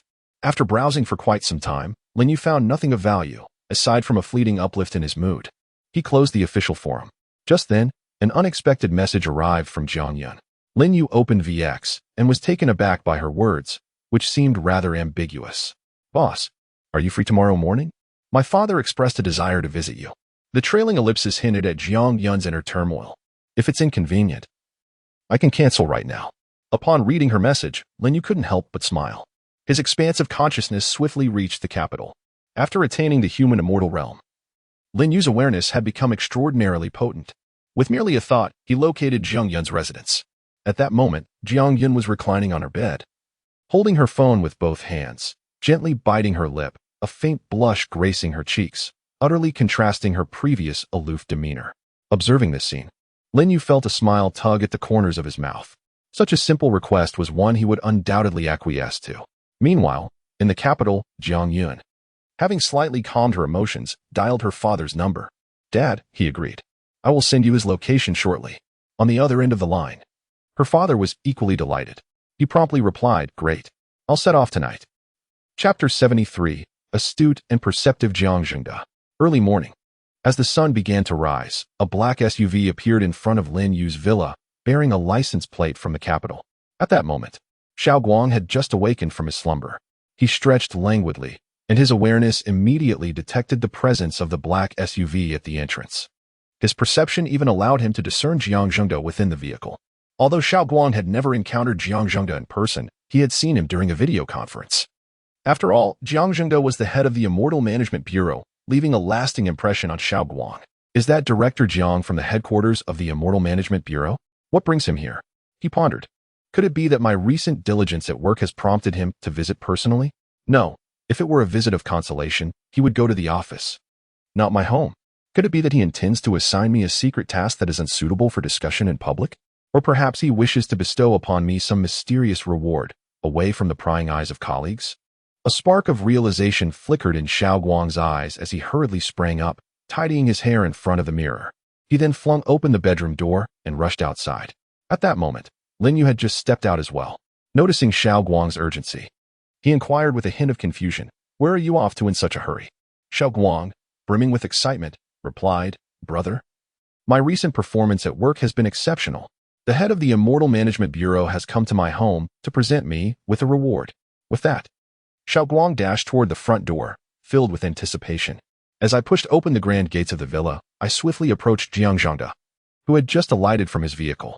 Behind Xiao Guang, Lin Yu stood with a somewhat dazed expression, observing Xiao Guang's hurried figure, momentarily at a loss for how to explain the situation to him. At the entrance of the villa, Jiang Zhangde also spotted Xiao Guang making his way towards him. The moment he beheld Xiao Guang's visage, his eyes sparkled with recognition. He was, of course, familiar with Xiao Guang, for he served as the deputy director of the repair bureau in Zhanghai City. Furthermore, he was a formidable cultivator, his prowess rivaling that of Jiang Zhangde's own daughter. Although Xiao Guang did not hold a position at the headquarters, he was undoubtedly one of the most pivotal members of the repair bureau. Upon seeing Xiao Guang approach, a flicker of surprise graced Jiang Zhangde's countenance, soon replaced by a broad smile as he made his way towards him. Xiao Guang, eager to extend a warm welcome to his superior, promptly reached out both hands. At that moment, Jiang Zhangde cheerfully inquired, "Deputy Director Lin, what brings you here?" Xiao Guang's outstretched hands suddenly froze, and his steps came to a halt as he cast a puzzled glance at Jiang Zhangde. Wasn't he here to present an award? Why pose such a foolish question? If he were not here, then what was the purpose of his visit? In the midst of Xiao Guang's hesitation, Jiang Zhangde had already reached him, extending his hands to grasp Xiao Guang's, shaking them warmly. "Comrade Lin Qingguang, is there a connection between you and Mr. Lin Yu?" Jiang Zhangde inquired, a hint of nervousness creeping into his demeanor, for he was about to confront perhaps the most powerful figures in the entirety of Longhua and even the Blue Star. Thus, he failed to notice the subtle discomfort on Xiao Guang's face. Upon hearing these words, Xiao Guang finally understood. This Director Jiang had come seeking his cousin. It turned out that he had been indulging in self-delusion. A forced smile crept across his face as he awkwardly replied, "Hee, Lin Yu is my cousin." At this revelation, Jiang Zhangde's smile widened. "Ah, how delightful. I was feeling rather apprehensive, but to discover that Comrade Xiao Guang is indeed Mr. Lin Yu's cousin is simply wonderful." Jiang Zhangde was an astute individual. Although he appeared somewhat rigid within the confines of his own home, he demonstrated remarkable clarity when it came to matters of work. He made no effort to conceal the slight tension he felt, nor did he adopt an artificial demeanor or flaunt his official status. Xiao Guang forced another semblance of a smile and inquired, "Director Jiang, are you here to see my brother?" Jiang Zhangde quickly replied, Yes. I have come to pay a visit to Mr. Lin Yu. I wonder if he is at home." Naturally, his cousin was at home. Moreover, Xiao Guang surmised that his cousin must have been aware of Director Jiang's arrival long before he stepped outside. Since his cousin had not deterred him, it implied that the meeting was indeed permissible. "Please, come in." Xiao Guang's enthusiasm had evidently waned. He had initially thought that his consistent early arrivals at work and commendable performance over the past few days would draw the attention of the head of the repair office. Little did he know, the visit was not intended for him, but rather for his cousin. Indeed, effort and performance seemed irrelevant. What truly mattered was capability. Xiao Guang led Jiang Zhangde into the villa and proceeded directly towards the dining area. At that moment, the two individuals heard Lin Yu's voice. "Aunt Wang, please prepare a bit more breakfast. We have guests arriving this morning." Soon after, Aunt Wang's voice reached their ears. "Guests are coming? Then we must prepare more. What is the guest's appetite like? How about adding a fish, 2 trotters, and a portion of braised pork, along with 3 bowls of beef tendon soup? Will that suffice?" As Jiang Zhangde entered the dining room, Lin Yu had just picked up his chopsticks. Upon seeing Jiang Zhangde enter, Lin Yu looked up, offered a slight smile, and gestured toward an empty seat at the table, saying, "You haven't had breakfast yet, have you? Please, take a seat." Jiang Zhangde had initially intended to shake Lin Yu's hand, but noticing the lack of such an invitation, He merely smiled at Lin Yu and slowly sat down in the indicated seat. Then Jiang Zhengde introduced himself. My name is Jiang Zhengde, from the headquarters of the Capital Pipe Repair Institute. I apologize for the abrupt visit, and I hope for your understanding. Jiang Zhengde had never felt so anxious before, as if his heart was racing inexplicably, creating a sensation of breathlessness. At that moment, Xiao Guang, standing to the side, glanced at the breakfast spread on the table and then at the two seated individuals. Suddenly, he picked up a bowl of soup and a fish, and then 2 bowls of rice gradually levitated into the air. With a chuckle, Xiao Guang announced, "You two carry on with your conversation. I'll step outside for my meal." With that, Xiao Guang turned and walked out, with the 2 bowls of rice floating behind him. Xiao Guang occasionally displayed a sense of awareness, but most importantly, he sensed that the atmosphere in the dining room was somewhat off. It was best for him to make a hasty exit. In the restaurant, only Lin Yu and Jiang Zhengde remained, accompanied by Aunt Wang, who was busy in the open kitchen. At that moment, Lin Yu had finished his bowl of beef tendon soup. He set down the bowl and glanced at Jiang Zhengde. Yet he remained silent, seemingly awaiting something. Jiang Zhengde's expression suddenly turned slightly serious, as he understood Lin Yu's intention. Lin Yu appeared uninterested in engaging in trivial banter. Rather, he was anticipating Jiang Zhengde to articulate his purpose. Clearing his throat, Jiang Zhengde slowly began, "Mr. Lin, you are indeed forthright. Therefore, I shall be direct. I have come to visit you, Mr. Lin, primarily to convey several positions on behalf of the Dragon Kingdom's officials. First, as the most formidable player in our Dragon Kingdom, you rightfully deserve the attention of the authorities, and we are willing to endorse any endeavors you undertake. In other words, whether you engage in acts of violence or declare war on other nations, we shall unreservedly support your actions. Second, should you require assistance from the officials, we are prepared to offer our utmost support, even if it necessitates mobilizing the entire nation. Although you may not immediately need such backing, there is an ancient saying in our Dragon Kingdom, a good man needs 3 helpers. Having more allies is far preferable to being alone." Upon hearing Jiang Zhengde's words, even Lin Yu was somewhat taken aback, surprised by the transparency of the Dragon Kingdom's officials. Originally, Lin Yu had anticipated that Jiang Zhengde's visit would be a gesture of goodwill from the official representatives of the Dragon Nation. After all, his skills were not a secret. In the face of an insurmountable power, it is entirely natural to choose to ally or even ingratiate oneself. However, Lin Yu was somewhat taken aback when Jiang Zhengde did not invoke any notions of national duty or utilize Jiang Yun to bridge their relationship. Instead, he laid all his cards on the table. The 2 propositions he presented were indeed filled with sincerity. Although Lin Yu currently had no pressing need for assistance from the Dragon Nation as officials, this gesture of goodwill was more than sufficient. It could be said that the Dragon Nation was intent on binding both itself and Lin Yu together entirely. Moreover, it was not merely about Lin Yu aligning himself with the Dragon Nation, but rather the entire nation standing alongside him. The nature of these 2 actions is fundamentally distinct, underscoring the immense resolve of the Dragon Nation's officials. In truth, Jiang Zhengde felt a wave of unease within. His presence here was not just a representation of himself or the Regulatory Bureau, but of the entire Dragon Nation. The approach to managing the relationship with the esteemed Master Qingfeng had been a topic of extensive deliberation by the Dragon Nation's officials. It had taken considerable time to arrive at such a resolution. The dynamics between individuals mirror those at the national level. After articulating all his cards, Jiang Zhengde finally exhaled, feeling a significant weight lifted. The tension, along with an inexplicable sense of oppression, seemed to dissipate entirely. At this moment, Lin Yu suddenly smiled faintly and said to Jiang Zhengde, "Let us enjoy some soup first, otherwise it will cool down. This soup is quite nourishing." After speaking, he pushed a steaming bowl of beef tendon soup toward Jiang Zhengde. Jiang Zhengde, feeling a sudden wave of sentimentality, remarked, "Mr. Lin, your breakfast is indeed quite sumptuous." As he relaxed, his demeanor became noticeably less tense. Lin Yu casually replied, "Since becoming a cultivator, my appetite has greatly improved." Jiang Zhengde glanced once more at the bowl brimming with beef tendon flowers, carefully took a spoon from the side, and delicately scooped up a spoonful, bringing it to his lips. The flavor was surprisingly delightful. He then scooped a piece of beef tendon flour and savored it.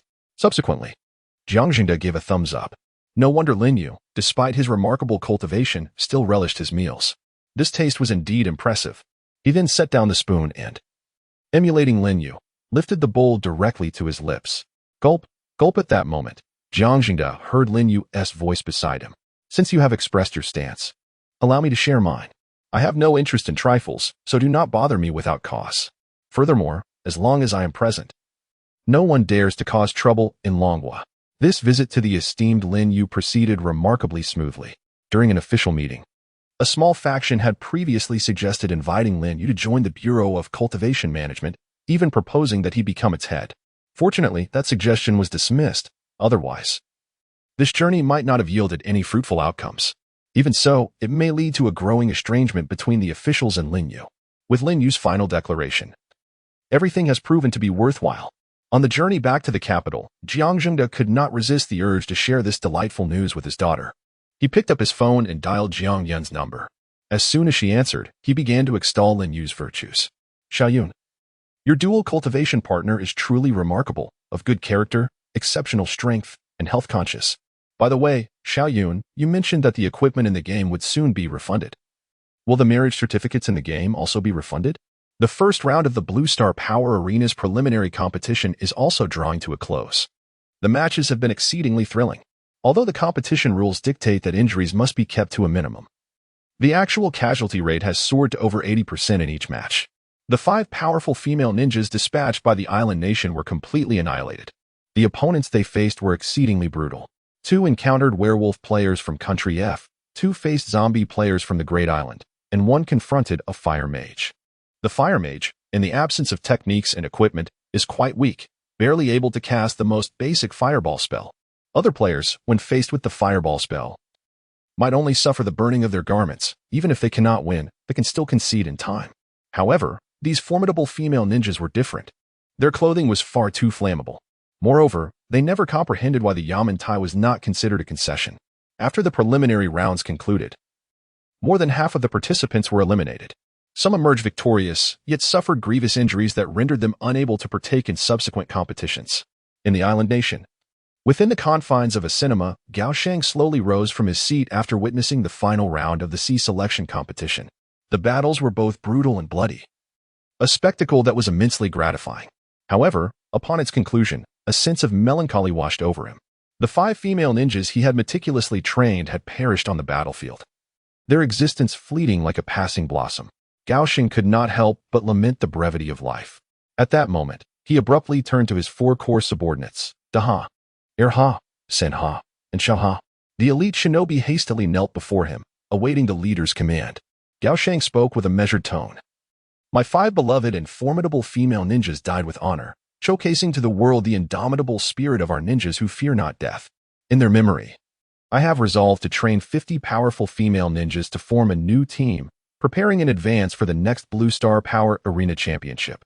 You are to make the necessary arrangements. I wish to see them before nightfall. The 4 elite shinobi promptly acknowledged, as you command, my lord. Meanwhile, in the Dragon Country, dusk descended. This night was destined to be another sleepless one. Players from around the globe eagerly awaited the stroke of midnight. Many possessed great potential, but struggled to manifest their abilities. However, the night would herald a transformation. Although the various games worldwide differed in their mechanics and systems, they all featured an equipment system. Tonight, all games would reward their players with gear. After providing feedback on the equipment within the game, players will undoubtedly experience a significant enhancement in their prowess. Lin Yu is equally anticipating the results of the equipment feedback, particularly for the inferior celestial artifact, the dust-cutting flying sword. In his previous life, the equipment feedback on the first day predominantly centered around weapons. Hence, there is a considerable likelihood that the opportunity for the dust-cutting flying sword to be feedbacked tonight is substantial. It is, after all, the sole celestial artifact within the mobile game Misty Immortal Path, coupled with a feedback ratio of 120%. Lin Yu is left to wonder just how much it might be elevated. Chapter 75. The Pig Farm of the Buddhist Practitioners on this particular night. The Buddhist practitioners of the Asian nation, like players around the globe, are also awaiting the equipment feedback. However, prior to this feedback, the formidable Buddhist practitioners, led by MOT, have devised a comprehensive plan to rejuvenate their influence. Following several rounds of deliberation and refinement, that very evening, MOT, accompanied by several powerful Buddhist practitioners, arrived at the capital of the Asian nation. After dispatching a few guards and withstanding a barrage of bullets, MOT found himself seated before the king of the Asian nation.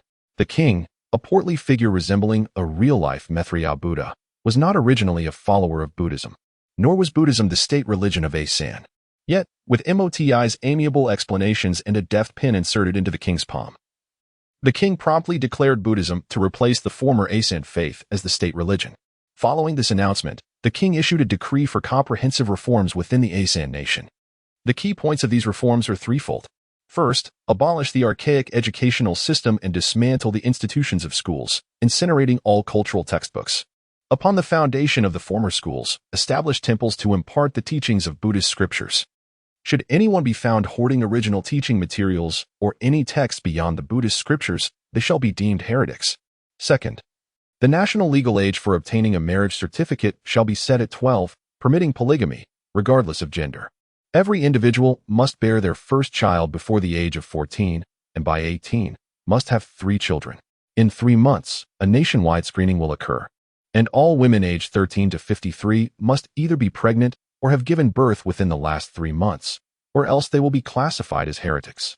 Third, all industries, save for agriculture and textiles, shall be completely abolished. No individual is permitted to engage in any occupation beyond these 2 sectors. Violations will result in the designation of heresy. Besides these 3 reform measures, the king's decree elaborates on the treatment of heretics. Once branded a heretic, there exists but one path: execution by hanging. Furthermore, the king has announced that the nation of Asan shall, henceforth, close its borders, shutting down all ports, forbidding citizens from leaving and foreigners from entering. Following the issuance of these commands, Asan has been irrevocably transformed into a sanctuary for Buddhist cultivators. As for the alterations within Asan and among the Buddhist cultivators, Lin Yu remained largely indifferent. As long as they refrained from causing disturbances, he was disinclined to interfere. Their internal chaos was their own affair. It was 11:30 at night. The entire Dragon Kingdom seems to have descended into a profound silence. The ordinary citizens have succumbed to slumber, while the cultivators hold their breath in anticipation. The equipment feedback for the mobile game Mysterious Immortal Path is about to commence for the first time. Almost all players have flocked to the forum to express their eager expectations during this moment of waiting. Lin Yu also opened the official game forum, casually browsing through the posts. I am so looking forward to it. I hope today I receive feedback on my storage ring, as it would make my food delivery tasks significantly more convenient, alleviating my worries about meals getting cold and receiving poor reviews from customers. I too await the feedback on the storage ring, as it would render my home safe for keeping valuables unnecessary. I could carry 3 million in cash directly in the storage ring, ensuring its safety. Haha, I am merely eager for my flying sword. I hope that tomorrow I can use it to slice vegetables, elevating my culinary skills to new heights. Great perseverance has emerged once more, a moment of reverence. What perplexes me most now is the process of how the equipment feedback occurs. The cultivation feedback appears out of thin air, but what about the equipment? I share this curiosity. Is there anyone who has experienced this process? Please enlighten us so that we may prepare in advance. Indeed, I dread the thought of the equipment materializing right before me. I have not dared to remain at home tonight, fearing that my flying sword may inadvertently harm others in my household. The individual above makes a valid point. I shall head to the nearby park in search of an open space to wait. By the heavens, a moment of clarity has struck me. I too shall venture out and find a spacious area. As Lin Yu gazed at the posts on the forum, he couldn't help but smile. The players of the mobile game Misty Immortal Path were predominantly youthful, brimming with creativity. The very idea of waiting outside was, in itself, quite clever. In his previous life, Lin Yu had chosen to remain indoors, waiting for equipment feedback, only to find that the roof of his villa had vanished. A subtle smile graced his lips as he glanced at the time, 11:50. It was nearly time.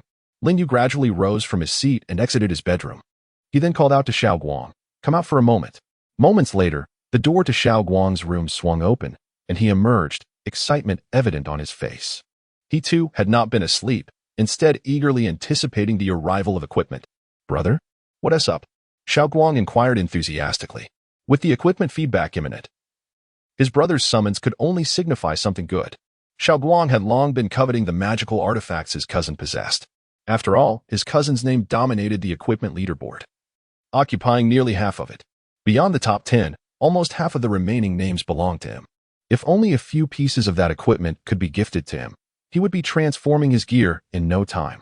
In the game, the primary source of equipment was dungeon drops. The Blackwater Demon Cave dungeon boasted the highest drop rate for equipment among all high-level dungeons. Furthermore, tackling such high-level dungeons alone would yield fivefold rewards. The first successful completion had elevated the quality of the equipment by 5 times. But subsequent clearances increased the quantity by the same factor. This mechanism was designed to prevent players from amassing an excessive amount of high-level gear. Thus, Lin Yu had amassed a considerable collection of equipment acquired from the Blackwater Abyss. Unlike other players who would likely sell their loot for a handful of spirit stones to purchase yuan pills to enhance their cultivation, Lin Yu had long since reached his cultivation limit and lacked for spirit stones.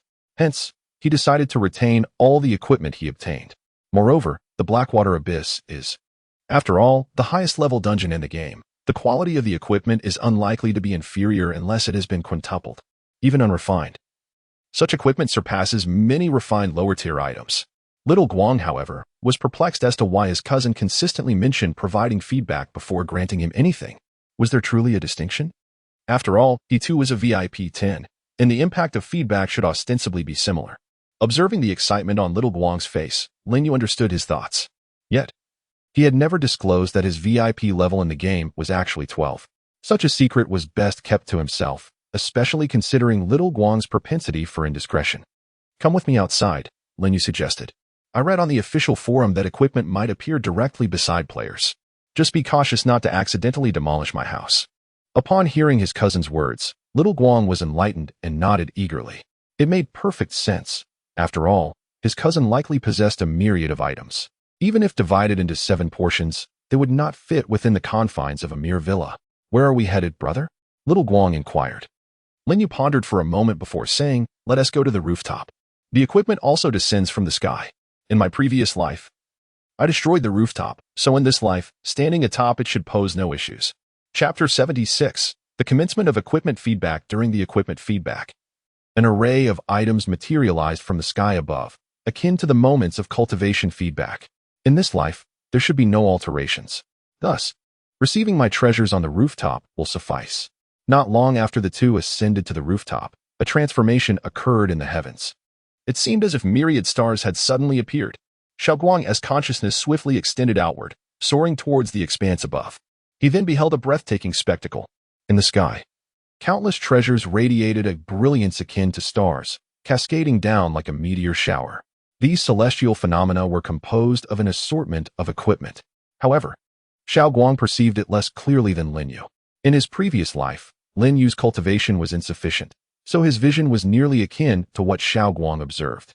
Yet in this life, with his formidable consciousness, he enveloped the entirety of Blue Star in an instant. The equipment that materialized from thin air, alongside the celestial radiance, was vividly etched in Lin Yu's mind. This scene was immensely striking. The variety and quantity of equipment were overwhelming. Above the entire Blue Star, an array of equipment emerged across all nations. Over the island nation, ninja gear was predominant, with the most numerous being kunai and shuriken, alongside a plethora of other assorted items such as ninja headbands and short blades. In the skies above America, the equipment appeared even more chaotic. There exists a plethora of armored suits, including the elastic shorts of the Hulk and an array of flamboyant shields, among which Lin Yu even encountered numerous black bodysuits. He felt a sense of familiarity with the equipment hovering above the Dragon Nation, as they were the artifacts commonly utilized by cultivators. However, the feedback on the first day predominantly revolved around weaponry, mirroring the circumstances of Lin Yu's previous life. The most prevalent item was the flying sword, a favored artifact among players of Ethereal Immortal Path, thus its abundance in the game. Beyond the flying swords, there existed an assortment of uniquely shaped weaponry artifacts, including bottles, sticks, mirrors, ropes, scissors, and even rakes.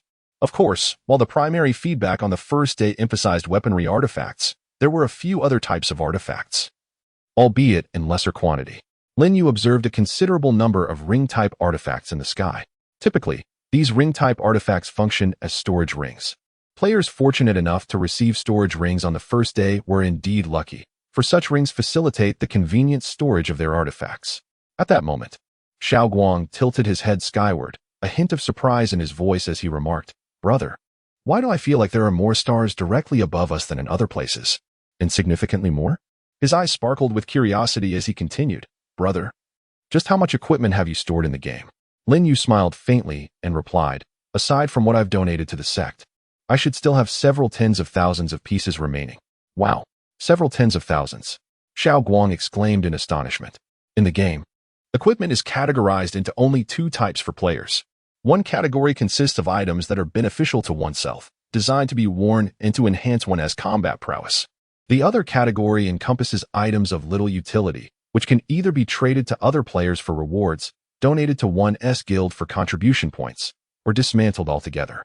Thus, it can be said that the majority of players possess a limited number of equipped items, typically no more than 8 or 10. In fact, many players might only sport a single set of equipment, never storing excess gear in their bags or warehouses, for such items serve little purpose when kept idle. Only Lin Yu, who was aware that equipment would yield returns in the real world and could guarantee a 120% return, would intentionally hoard a significant amount of gear. Soon, the equipment in the sky began to gracefully descend. It appeared to have an innate ability to locate its rightful owner, soaring directly towards them. Before long, the first item landed in the hands of a player, a flying sword.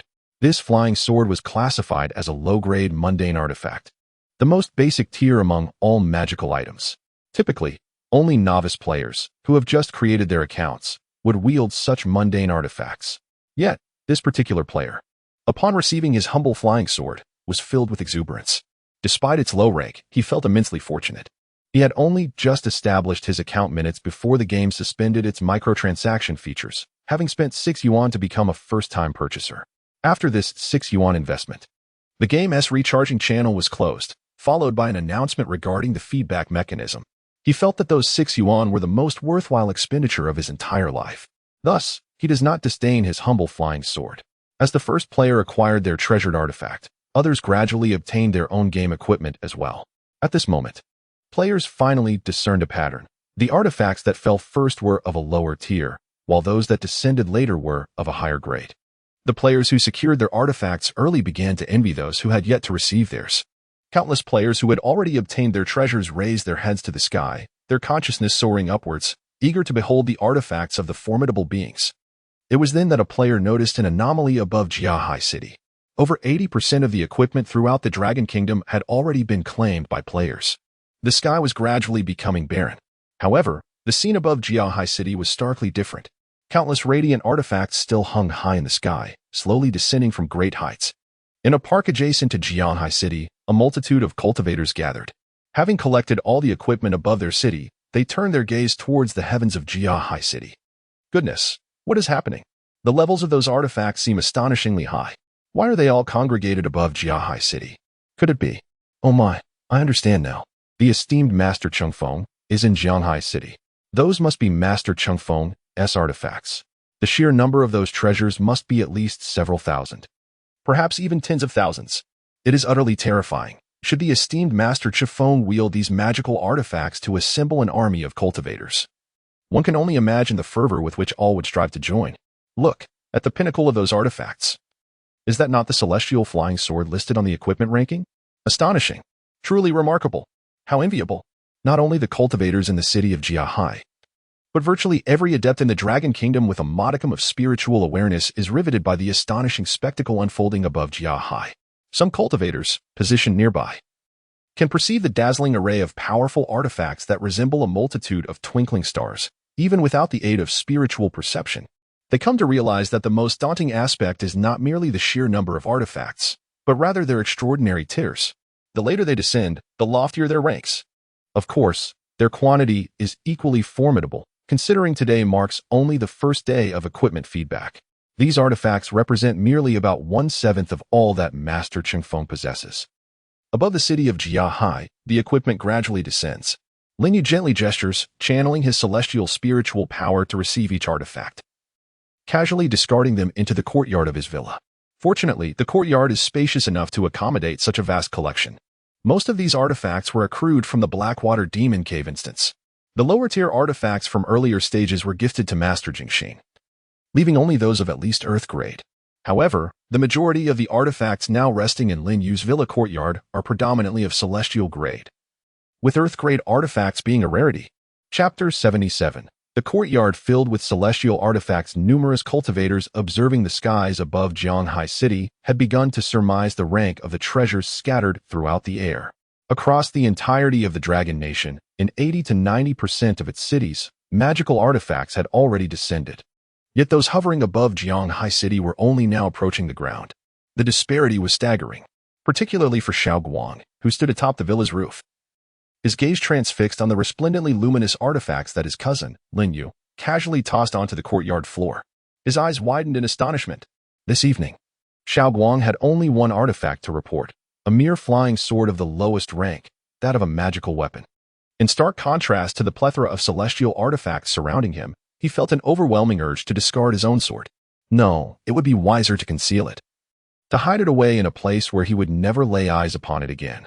Nearly 10,000 treasures, while suspended in the sky, seemed manageable, yet, once amassed in the courtyard, they appeared almost too numerous to accommodate. The majority of these artifacts, ranking above the celestial level, lay haphazardly piled together like mere refuse. Meanwhile, Lin Yu continued to receive these formidable treasures, tossing them aside with nonchalance, scarcely affording them a glance. It was as if these powerful celestial artifacts were unworthy of even a moment's consideration. Such a waste, such a lamentable squandering. Xiao Guang cried out in his heart. At long last, after several minutes, the nearly 10,000 artifacts descended into the courtyard of Lin Yu's villa. It was then that a particularly formidable treasure made its appearance in the sky, a flying sword. The sword appeared ancient in design, emanating a chilling aura, with a blue luminescence flowing ceaselessly along its blade.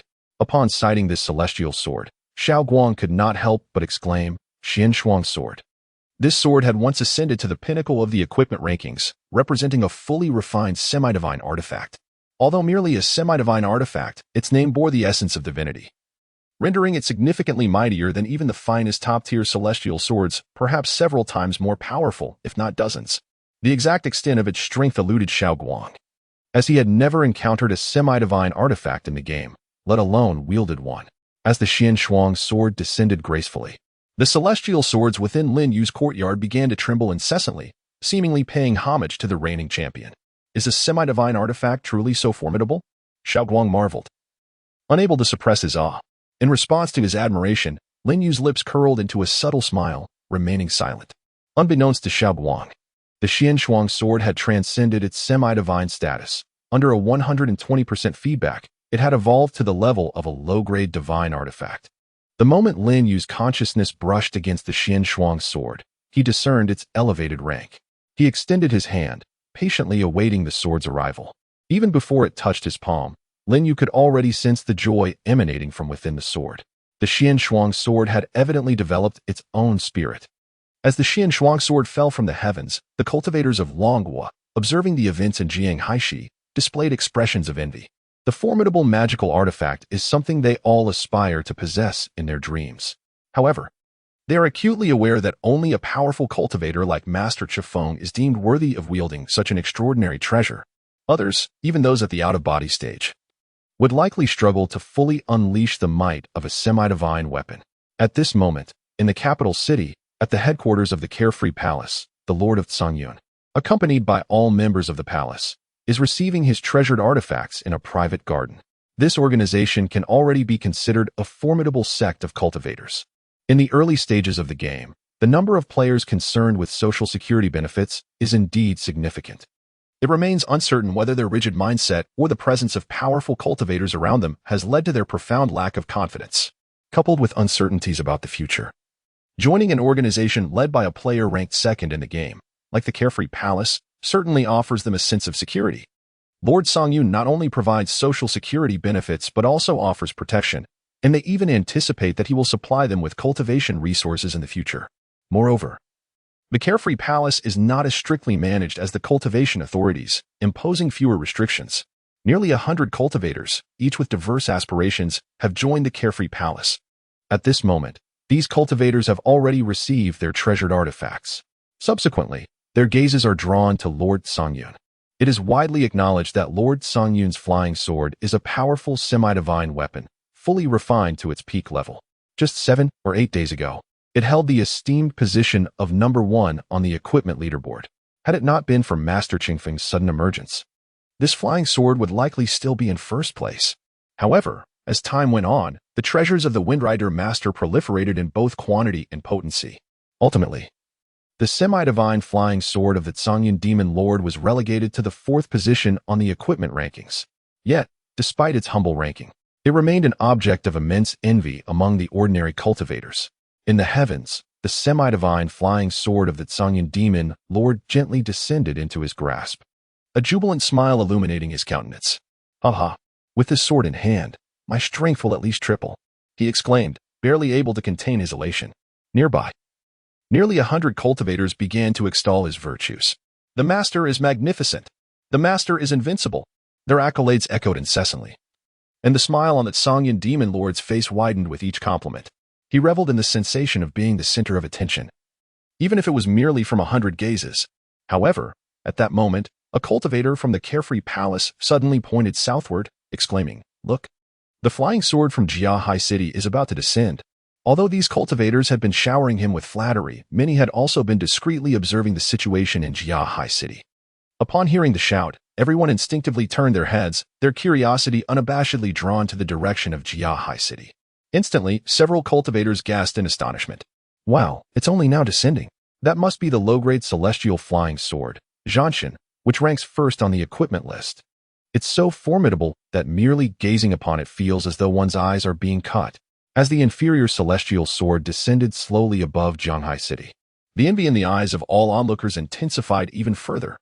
The disparity between an inferior celestial artifact and a semi-celestial artifact is said to be even greater than that between a semi-celestial artifact and a heavenly artifact. An inferior celestial artifact is the true essence of a celestial weapon.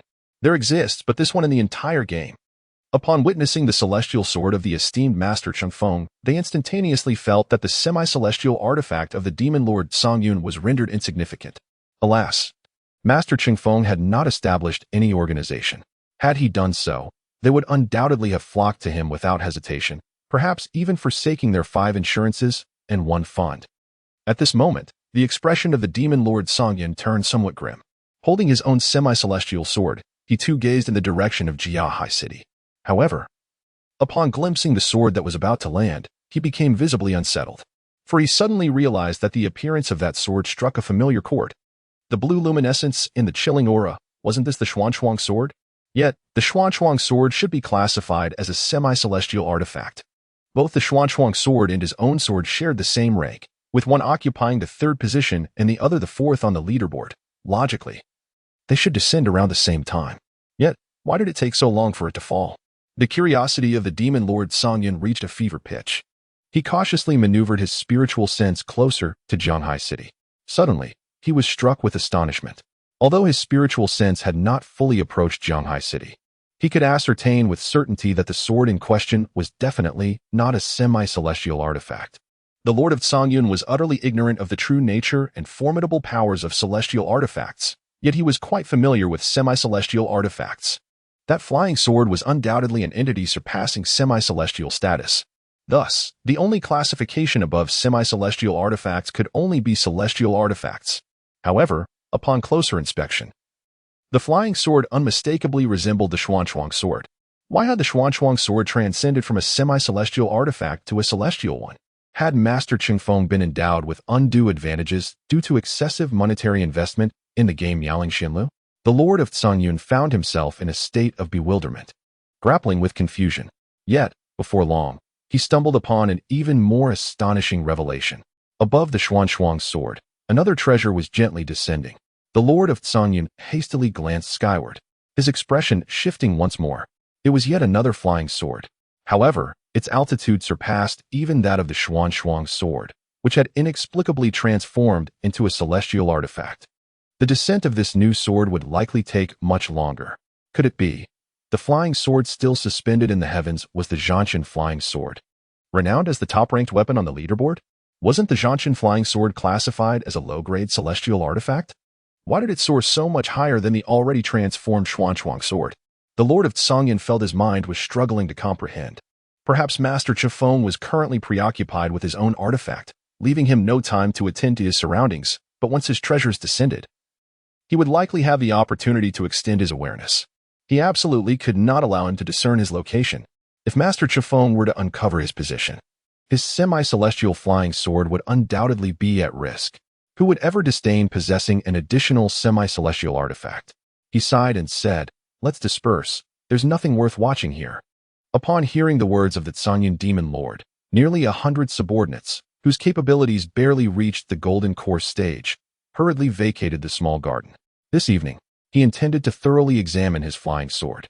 In Jianghai City, Lin Yu stood atop the villa, gently receiving the Xian Shuang sword that descended slowly from the sky. A chill emanated from the sword, seemingly enhancing Lin Yu's mental clarity. At that moment, his gaze inadvertently flicked towards the direction of the capital. He was acutely aware of the Tsanyan Demon Lord's consciousness, which was undoubtedly the most formidable among all those that turned their attention towards him. Although it appeared to lurk stealthily from a distance, such concealment was utterly inconsequential in Lin Yu's presence. However, Lin Yu paid it no mind, having no time to engage with it. As an immortal wielding divine artifacts, the Tsanyan Demon Lord, a cultivator at the integration stage, was no different from an ordinary person in Lin Yu's eyes.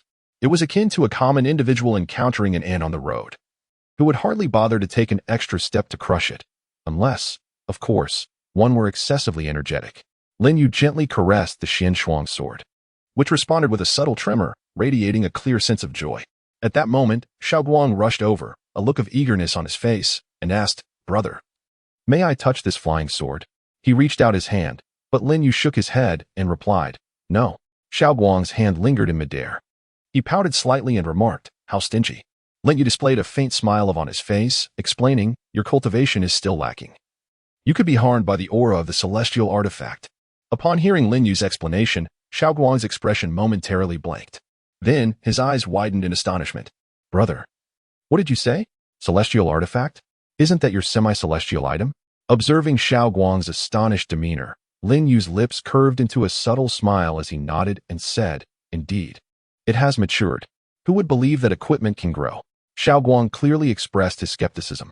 However, at that moment, Lin Yu seemed to discern Xiaoguang's feelings of dejection. Without comparison, there can be no hurt.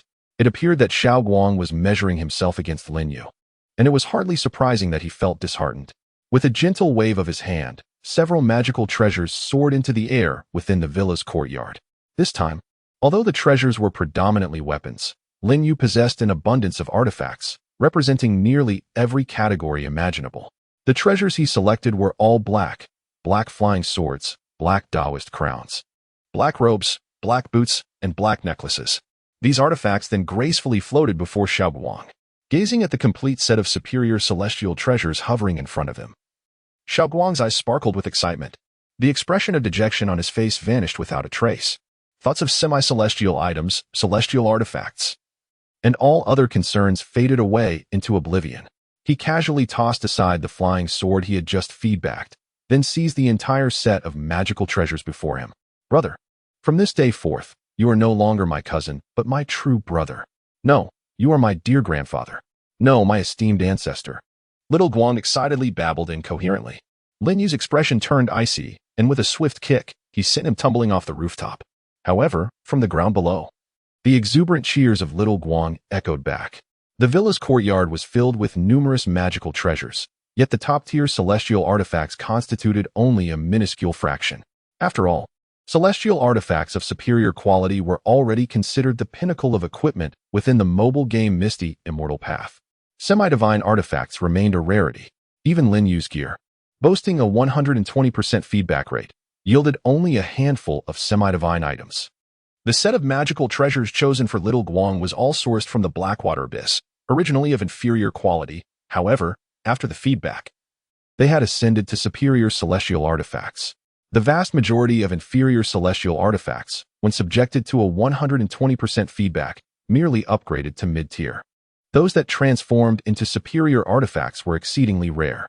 To assemble a complete set was indeed a stroke of luck for Little Guang, given his current cultivation level. Wielding a full set of superior celestial artifacts would likely enable him to fight above his rank without issue. Most importantly, these treasures formed the Blackwater set, which could unleash power surpassing that of ordinary superior celestial artifacts. Meanwhile, in Jiahai City, at the home of Little Guang's parents, his father, deep in slumber, suddenly erupted into a fit of two violent sneezes, startling his mother awake beside him. Little Guang's father, in a dazed manner, muttered, "Who on earth would curse me late at night?"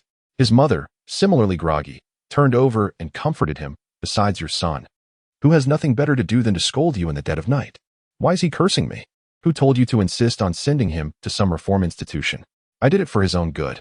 He has been so idle lately. He is becoming useless. Haven't you noticed how much weight he has gained recently?" Upon hearing this, little Guang's mother finally acknowledged the truth. Indeed, little Guang should seriously consider losing some weight. Chapter 79. The Disappearance of Titan Star. On the rooftop of the villa, Lin Yu's attention shifted away from the Xian Shuang's sword as he raised his gaze to the sky. Across the globe, the feedback for all the equipment from the first day of the game had long concluded. While some countries were still basking in daylight, the feedback did not occur uniformly at midnight. Rather, the entire Blue Star experienced it simultaneously.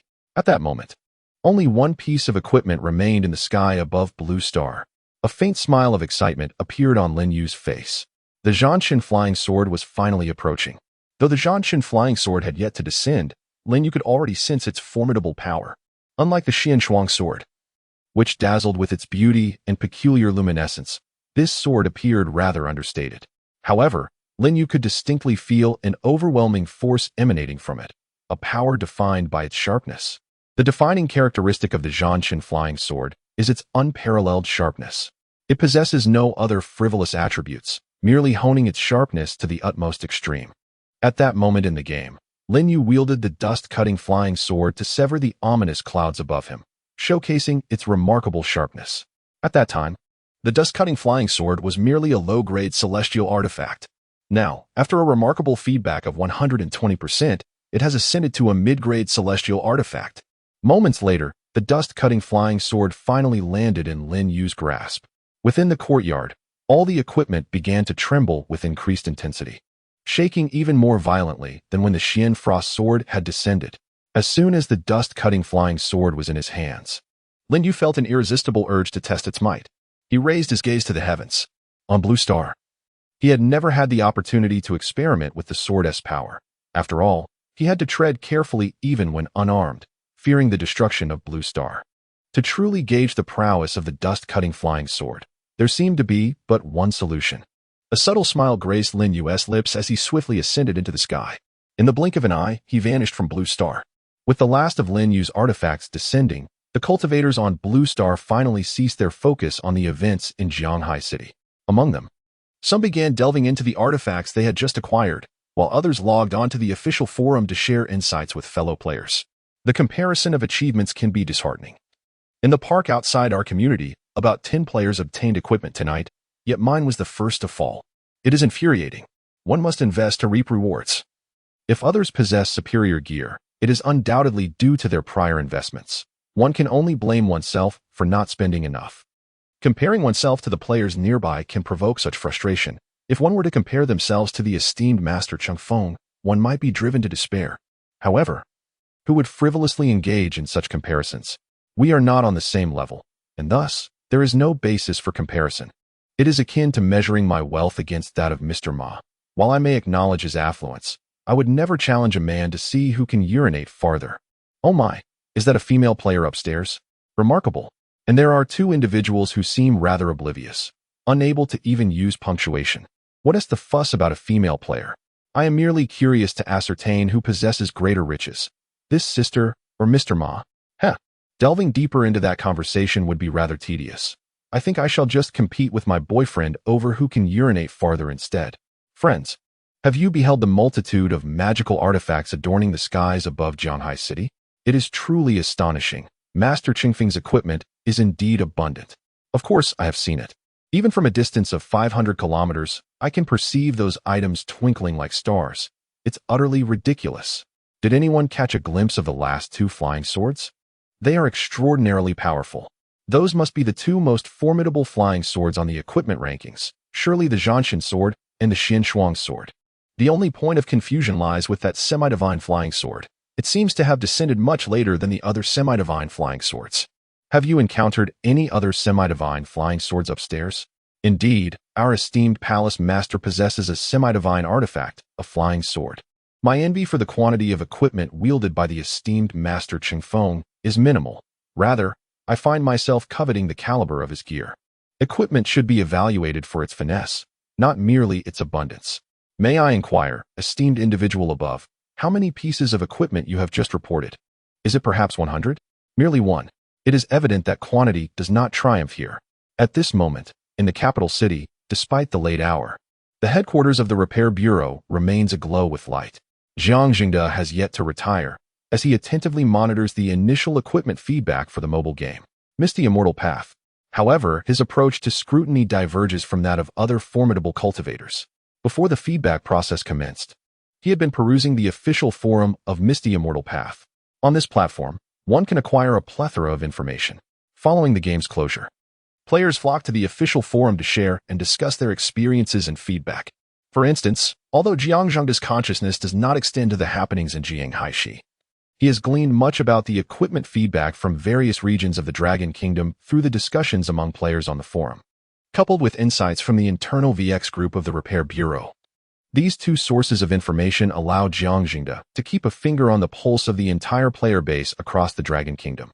Just as he was engrossed in the players' boastful exchanges on the forum, a phone call abruptly interrupted him. Jiang Jingde answered the call, which was from a high-ranking official in the Dragon Kingdom. Director Jiang, we have encountered a grave situation. Upon hearing this, Jiang Jingde furrowed his brow. What great event has transpired? Jiang Jingde inquired hastily. Titan is gone. Upon hearing this, Jiang Jingde was momentarily taken aback and urgently pressed for clarification. Elucidate. What do you mean by Titan being gone? What exactly is Titan? On the other end of the line, the individual seemed to take several deep breaths to compose himself before solemnly explaining. Titan, the sixth moon of Saturn, also known as Saturn VI, has vanished. At this revelation, Jiang Jingde finally grasped the situation. He was aware that Titan was the largest moon of Saturn. However, how could such a colossal moon simply disappear? What is the situation? Oldly, how could Titan be gone? Could it have perhaps moved behind Saturn, obscured from view? Jiang Jingde queried, perplexed. The person on the phone appeared to still be in a state of profound shock. Not wishing to elaborate further, he stated, I will send you an email. You can see for yourself. With that, the call was abruptly terminated. Within a minute, Jiang Jingde received an email. The video contained footage of Titan captured by an ultra-high-definition astronomical telescope. Though Titan seemed diminutive compared to Saturn, it was, in fact, the second-largest moon in the solar system. Its name was indeed Titan. In the third second of the video, amidst the pitch-black expanse of space, an intense, blinding white light suddenly appeared. The light moved with such velocity that it flickered across the screen in less than half a second. Immediately following the flash, Jiang Jingde was left utterly astonished. Titan, the enigmatic moon of Saturn, astonishingly began to cleave asunder from its very core, splitting into two distinct halves. Subsequently, it commenced a gradual collapse. Mere moments later, Titan was utterly disintegrated into a myriad of fragments, varying in size, and was irresistibly drawn into the immense rings of Saturn, becoming a part of its grand celestial adornment. Titan, the very essence of mystery, had vanished. In Chapter 80, Remarkable Power, Slightly Lacking Precision, Jiang Jingde sat in his office, his thoughts tumultuous and unsettled. Indeed, the disappearance of Titan, as Oldly had indicated, was to be understood in its literal sense. It had truly ceased to exist. Witnessing the obliteration of a celestial body that had persisted for countless trillions of years was profoundly staggering. Although the imagery was somewhat unclear, it was evident that Titan had been severed by some formidable external force. After regaining his composure, Jiang Jingde proceeded to open another video. This new footage depicted the moon. In contrast to the previous clip of Titan, the lunar visuals were markedly clearer, revealing the minute craters with striking detail. However, Jiang Jingde pondered the relevance of Titan's disappearance to the moon. Why had Oldly sent him this lunar video? With a hint of confusion, yet driven by curiosity, he scrutinized the footage. Upon reaching the 5th second of the video, he was once again rendered speechless by the astonishing sight before him. At that precise moment, a brilliant white beam of light suddenly darted across the lunar surface, soaring into the vastness of space.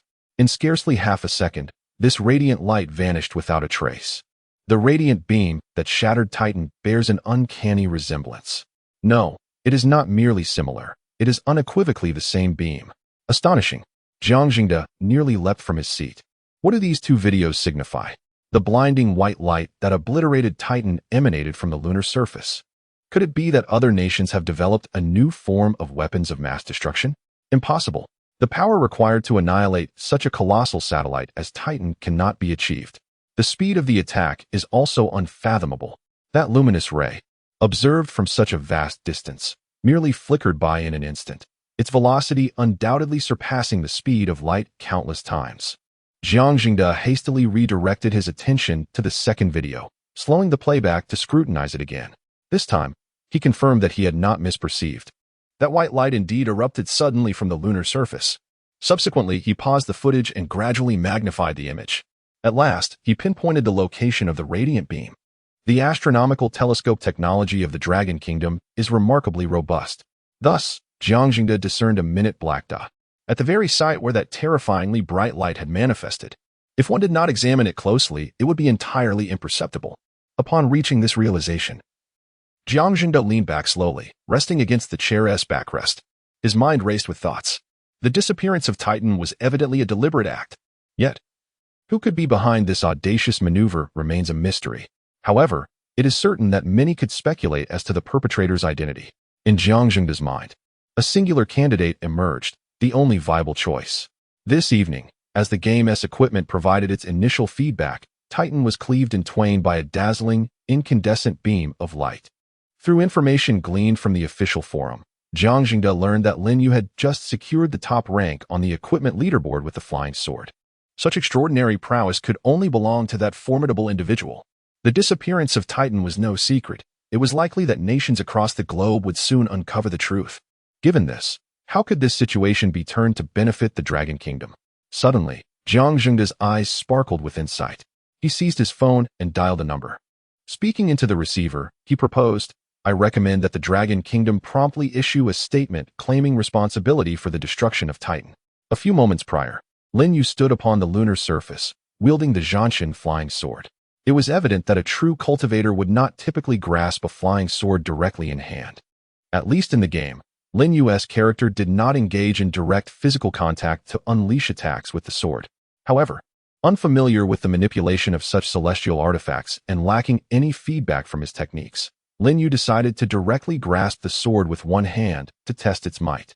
Initially, Lin Yu had aimed for Jupiter, which was relatively larger and closer. Yet, after some consideration, he opted against it. The proximity of Jupiter to Blue Star posed a risk. Should he inadvertently cause its destruction, it might significantly impact Blue Star. Thus, Lin Yu redirected his focus toward the more distant Saturn.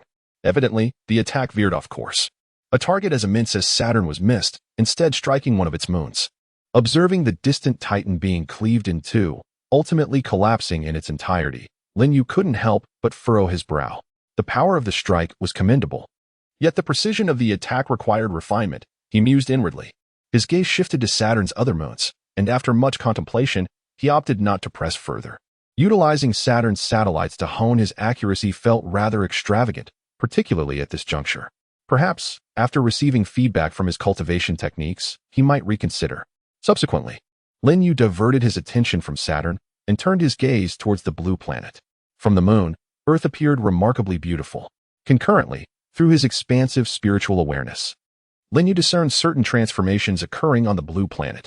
As the feedback from his cultivation began, Earth had gradually been enlarging, albeit at a sluggish pace, often imperceptible to many cultivators. However, with the initiation of equipment feedback, the rate of Earth's expansion seemed to have noticeably accelerated. Yet, this increase remained relatively modest. It was still a far cry from a scale detectable by the average person. In his previous life, it wasn't until the NPCs and villainous bosses in the game began to respond that Earth had grown approximately one-third larger than before. Nonetheless, Lin Yu remained uncertain about whether any changes would manifest in this lifetime. After admiring the scenic beauty of the blue planet for a while, Lin Yu's figure vanished from the moon. That very night, reporters from various countries stationed in the Dragon Nation were abruptly awakened. Subsequently, officials from the Dragon Nation convened a brief press conference. During this event, a representative announced that due to an unexpected incident during a clandestine experiment conducted overnight, a beam of light directed into space had veered off course, striking Saturn's sixth moon and resulting in its obliteration. The journalists present were left in utter shock. The news was simply explosive. Many hurriedly reached out to their respective leaders and associates, quickly confirming the veracity of the disappearance of Titan. Observing Titan through a telescope was relatively straightforward. As the press conference unfolded, reporters from around the globe began to fervently pose questions. However, as the conference progressed, the news of Titan's unintentional destruction by the Dragon Nation swiftly circulated throughout the Blue Planet, featuring prominently in news reports worldwide. The entire world was in an uproar. Chapter 81. The club growing among the reeds. Upon receiving this news, the world erupted in excitement. Titan, Saturn's largest moon, is quite renowned, and many are aware of its existence. It is said that this celestial body harbors water and an atmosphere, making it one of the most likely candidates for extraterrestrial life in the solar system, aside from the Blue Planet. Yet, it has vanished, shattered by some mysterious force. Given humanity's current technological capabilities, the possibility of annihilating such a colossal moon seems exceedingly slim. All eyes across the globe turned toward those players who had demonstrated extraordinary power. It seems that only they possess the potential for such capability. The notion of game feedback regarding cultivation is, in itself, rather absurd.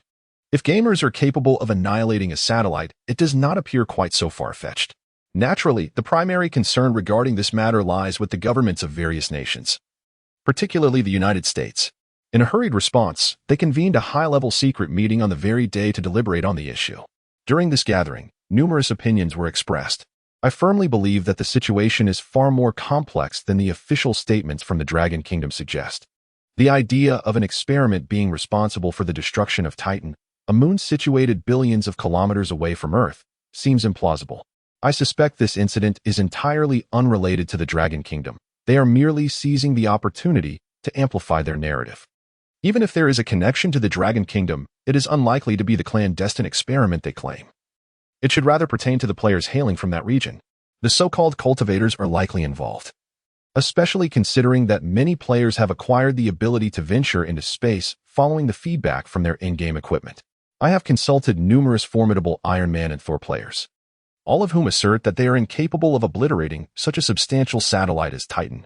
If it were indeed the work of Dragon Kingdom players, we must exercise utmost caution. I dispatched personnel to the official forum of the game in the Dragon Kingdom, and none of the players claimed responsibility for the act. However, they were adamant that the disappearance of Titan was caused by the strongest among them. The only aspect we failed to comprehend was that many forum users mentioned. What does that signify? Such a level of attack would render the destruction of Earth quite feasible. We must ascertain the true prowess of the Dragon Kingdom players. Otherwise, we shall find ourselves in a precarious position. I propose that we might uncover the genuine strength of these players without directly intervening. The official forum of Misty Immortal Path is intrinsically linked to players' game accounts, allowing only registered participants to access it. However, many players have merely registered and have not engaged in the game for long, with some even relocating to the United States. Thus, the American officials can still access accounts on the Misty Immortal Path official forum. At present, the majority of discussions on the forum revolve around the annihilation of Titan. If this destruction was not orchestrated by the illustrious Master Chump, I shall eat my hat. The previous comment lacks sincerity. Even a fool can discern that it was indeed Master Chump who was responsible. His grandeur is simply magnificent. I can vividly envision the scene, poised and elegant. With an effortless gesture, Titans fall. It is utterly captivating.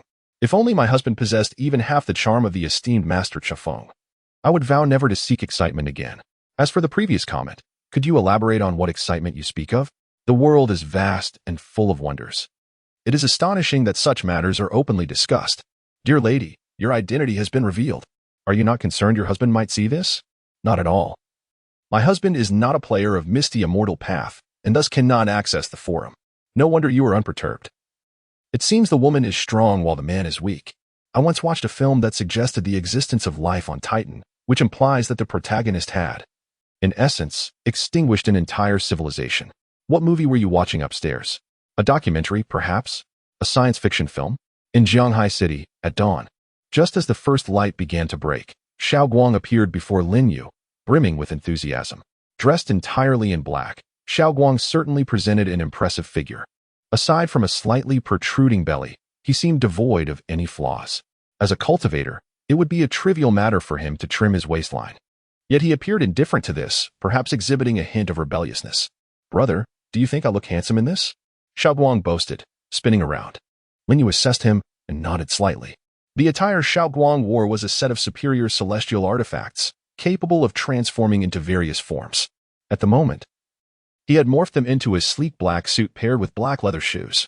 The black water crown had also been transformed into a pair of black earrings, bestowing upon Xiao Guang an almost devilishly charming aura. Seeing his cousin Lin Yu's approval, Xiao Guang's smile broadened. Haha, I think I look quite dashing too. If I show up to work like this, won't all the girls at our office be utterly captivated? Lin Yu curled his lips in a non-committal gesture and inquired. And where's your Shui? Upon hearing his cousin's question, Xiao Guang smiled enigmatically and replied, a Shui 1T mind. Lin Yu, uninterested in further banter, stated, come with me for a moment. With that, Lin Yu rose and led Xiao Guang into the villa's courtyard. In the courtyard, an assortment of magical artifacts lay scattered, leaving little room to maneuver. Lin Yu's consciousness searched through the heap of equipment, and soon, 2 garments, both classified as superior celestial artifacts, gracefully floated into his hands. He casually handed the 2 pieces to Xiao Guang and instructed, before you head to work, please deliver these garments to your parents. Feel free to modify their styles as you see fit, ensuring they wear them daily. Naturally, the magical artifacts of cultivators cannot be sullied, thus requiring no cleaning. The foremost advantage of these celestial artifacts lies in their formidable defensive capabilities. Despite Lin Yu's uncle and aunt not yet being cultivators, donning these garments would afford them protection beyond the reach of ordinary low-tier practitioners. Even in the unlikely event of a vehicular collision, they would remain unharmed. Lin Yu, momentarily taken aback, inquired, is your mother still providing for your meals? Mimicking his cousin, Xiao Guang pouted and began to levitate, replying, she does provide. But I still find myself rather unsatisfied. Chapter 82. The air of Jiangzhengde in the vast expanse of the northwest, in the city of Laha. Qi Chongqing had also acquired a substantial amount of equipment the previous night. His prowess enabled him to secure a position among the top 10 on the leaderboard of the mobile game Misty Immortal Path, thus ensuring that both the quantity and quality of his gear were commendable.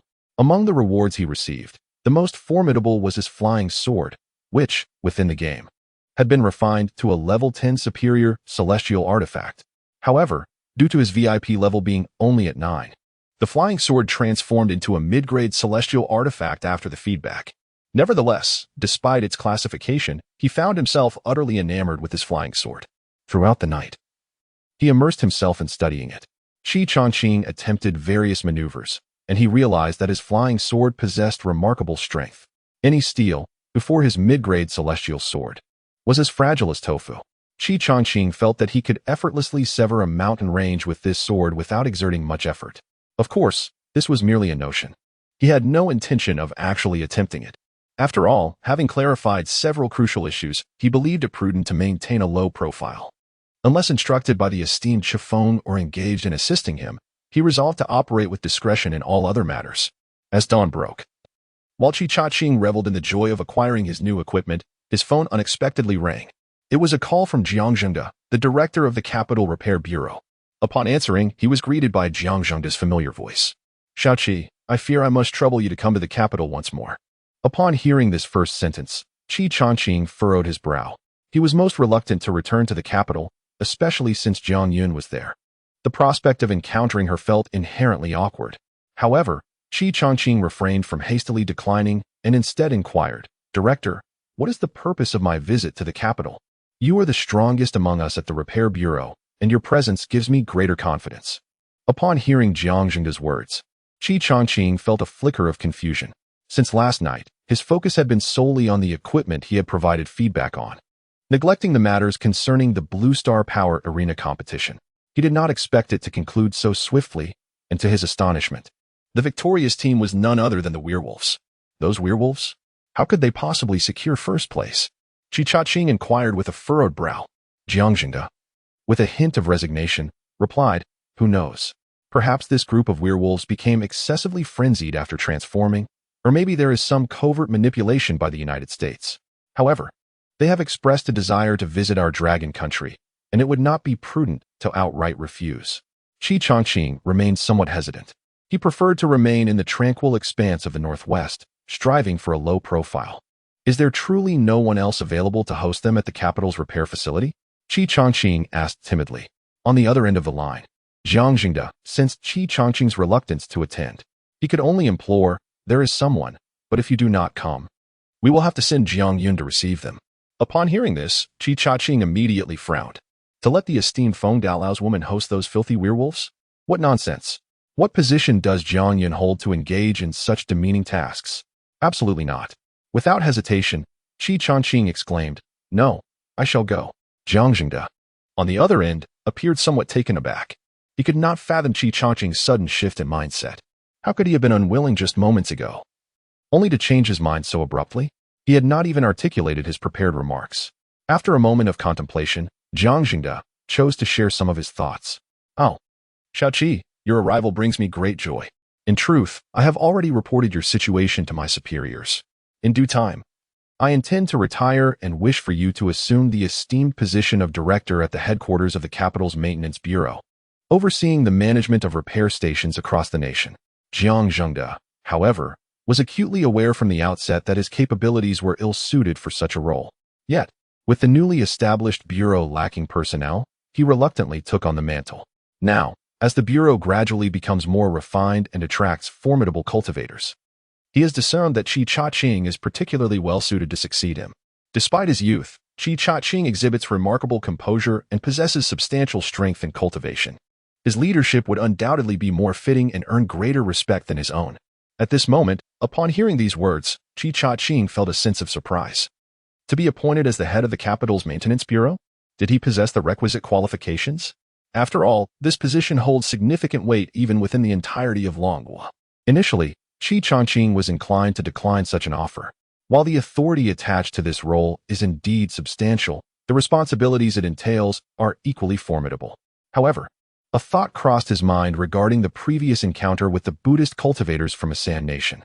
A spark ignited in his mind. Had he been the head of the capital's maintenance bureau at that time, when Master Chifeng expressed his disfavor towards Buddhist cultivation, he could have issued a decree to mobilize all repair stations nationwide simultaneously. Thus, he could have more thoroughly implemented Master Chifeng's commands and better served him. Qi Chaqing's eyes began to gleam with determination. He seemed to have discovered his lifelong purpose. He slowly spoke to Jiang Jingde on the other end of the line, saying, "Well, since Director Jiang places such importance on me, I, Qi Chaqing, shall undoubtedly not lag behind and am willing to contribute my share towards the stability and prosperity of Longhua." Qi Chaqing's words resonated with strength and unwavering resolve. On the other side of the call, Jiang Jingde's satisfied voice echoed, "Good, Xiaoqi, your words bring me reassurance." "At your command, Director," Qi Chaqing replied with excitement. Subsequently, they ended the call. Yet, the fervor in Qi Chaqing's heart remained unquenched for a long while. Unlike others who hesitated, he immediately recognized that the two videos Jiang Jingde had seen were indeed created by the esteemed CHNGFing. The mere thought of being in a high position, serving alongside CHNGFing as a vanguard, filled him with immense exhilaration. Meanwhile, at the New York airport, as Jiang Jingde was on the phone with Qi Chaqing, the representative team from F country, known as the Werewolves, was preparing to board their flight for the inaugural Blue Star Power Arena Championship. They were seeing off by none other than the head of the Superhuman Alliance at the Pentagon. He was a balding man in his 50s, with a substantial beer belly, and his attire appeared somewhat comical. His name was General Mike. At this moment, he extended one hand to clasp the hand of the captain of the werewolf team from Country F, smiling as he remarked, "I hope your journey to the Dragon Kingdom will yield genuine intelligence about their players. In a few days, I shall arrange my visit to your country, and we will sign the alliance contract for our players' mutual defense and offense." Captain Henry of the werewolf team from Country F grasped General Mike's hand with both of his face adorned with a sycophantic smile. "Rest assured, General Mike, we shall exert every effort to accomplish this mission and thoroughly assess the strength of the Dragon Kingdom's players. Furthermore, I shall await your arrival in Country F, and may our mutual defense and offense alliance be successfully established." Chapter 83. The astute werewolf Captain Henry. Under the captain's guidance, the werewolf team from Country F embarked on their journey to visit the Dragon Kingdom by plane. On the airport tarmac, General Mike's lips curled into a smirk as he seemingly spoke to himself. These barbarians, after receiving their cultivation feedback, seemed to be losing their wits. With the title of champion of the Blue Star Power Arena and a so-called alliance contract, they are more than willing to serve as our pawns. Behind General Mike, his confidant could not help but give a thumbs up to his superior, praising, "General, your strategy is truly unparalleled. We can uncover the capabilities of the Dragon Kingdom's cultivators without expending any manpower or resources. It is indeed brilliant. Hearing such flattering words, General Mike's smile deepened. These werewolves certainly possessed commendable strength, yet they paled in comparison to the players from the American team. However, under the clandestine manipulation of the United States, the position of champion in the inaugural Blue Star Power Arena was seized by the representative team of Nation F. The title of champion held no substantial significance. The primary aim of this Blue Star Power Arena was to gauge the prowess of players from the Dragon Kingdom. Yet, with their absence, alternative methods had to be devised to assess their capabilities. General Mike scoffed inwardly, thinking, these brainless werewolves will undoubtedly stir up trouble upon their arrival in the Dragon Kingdom. I cannot fathom how the players from the Dragon Kingdom will refrain from retaliating, under the pretext of the two nations forming an alliance. General Mike equipped the werewolf team members with surveillance devices, ensuring that both nations would share the information gathered from these devices. In the event of a conflict, they would be able to distinctly observe the strength of those cultivators. Of course, even if a confrontation did not occur, they had prepared contingency plans. The captain of the werewolf team would extend an invitation for a friendly match to the players from the Dragon Kingdom, compelling them to take action. Everything seemed to be under General Mike's meticulous control. As the group boarded their vehicle, they headed towards the Pentagon. Approaching noon, when Qi Changqing hurriedly arrived at the airport, he was taken aback. Jiang Jingde, the head of the capital's Ministry of Repair, had not shown up. He had inadvertently become the person responsible for welcoming the werewolf representative team from Nation F. Furthermore, the last thing he wished to encounter had come to pass. Jiang Yun was conspicuously present among the welcoming party, initially contemplating abandoning his responsibilities. Qi Changqing ultimately resigned himself to this unwelcome reality. Should he choose to depart at this juncture, his aspirations of ascending to the position of the head of the Capital Repair Bureau and serving diligently under the esteemed Master Qingfeng would likely be dashed. He comprehended Jiang Zhengde's intentions. After all, with Jiang Zhengde's low level of cultivation, he was ill-suited to confront the formidable representatives from Country F, who were all seasoned players in their own right. In contrast, Qi Changqing possessed the requisite cultivation to fulfill that role. However, the presence of Jiang Yun rendered Qi Changqing somewhat uneasy, for she was none other than Master Qingfeng's dual cultivation partner. He felt compelled to maintain a respectful distance to avoid any misunderstandings, while simultaneously ensuring that Jiang Yun did not harbor any ill feelings towards him.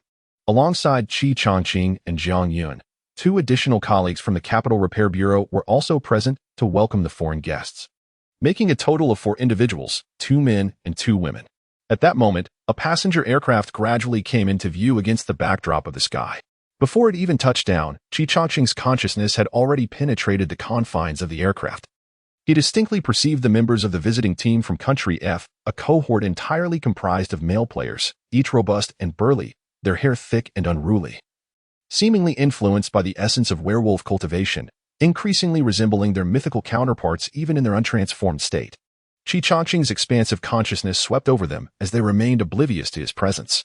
The primary strength of the werewolf players resided in their formidable physiques, rendering their perceptual abilities rather lacking. Only their sense of smell was slightly more acute than that of the average individual. Of course, even if their perception were heightened, they would be utterly incapable of detecting Qi Changqing's formidable consciousness. That was fundamentally a matter of a different nature. At that moment, standing on the airport tarmac, Qi Changqing suddenly furrowed his brow. His keen perception detected something peculiar about the werewolf players' hidden cameras. Some were concealed within the fabric of their shirts, while others were directly affixed to their eyes. Goodness, they even carried high-tech equipment? Qi Changqing began to feel a sense of unease. According to Director Jiang, this was supposed to be a friendly visit. So why the abundance of surveillance devices? Did they harbor ulterior motives? Qi Changqing chose not to share his concerns with his colleagues, opting instead to exercise a heightened caution. Finally, the plane descended slowly, and the cabin door swung open. The werewolf player delegation from Country F, led by their captain Henry, emerged. Henry was the very werewolf who had been the first to enter the Blue Star Power Arena and had brutally torn apart the formidable female ninja, Mary. His appearance was rugged, adorned with a thick beard, and he seemed indifferent to personal grooming. Henry was the first to disembark and approached Qi Changqing and the others. Behind him were 5 equally formidable werewolf players. At that moment, Qi Changqing suddenly noticed that Henry had inserted a finger into his nostril and rummaged around, subsequently wiping it on his trousers. A wave of revulsion washed over Chi-Cha-Ching. What on earth was this? If they were to shake hands, he would feel nauseated for days. Yet, Henry was astute. However, in truth, he was acutely aware that his visit to the Dragon Kingdom was far from a friendly engagement. The sole purpose was to ascertain the strength of the Dragon Kingdom's players. At present, players from other nations have largely come to understand one another, while it seems that the players from the Dragon Kingdom continue to conceal their true capabilities. The officials from Country F are equally eager to uncover the extent of the Dragon Kingdom's players' prowess.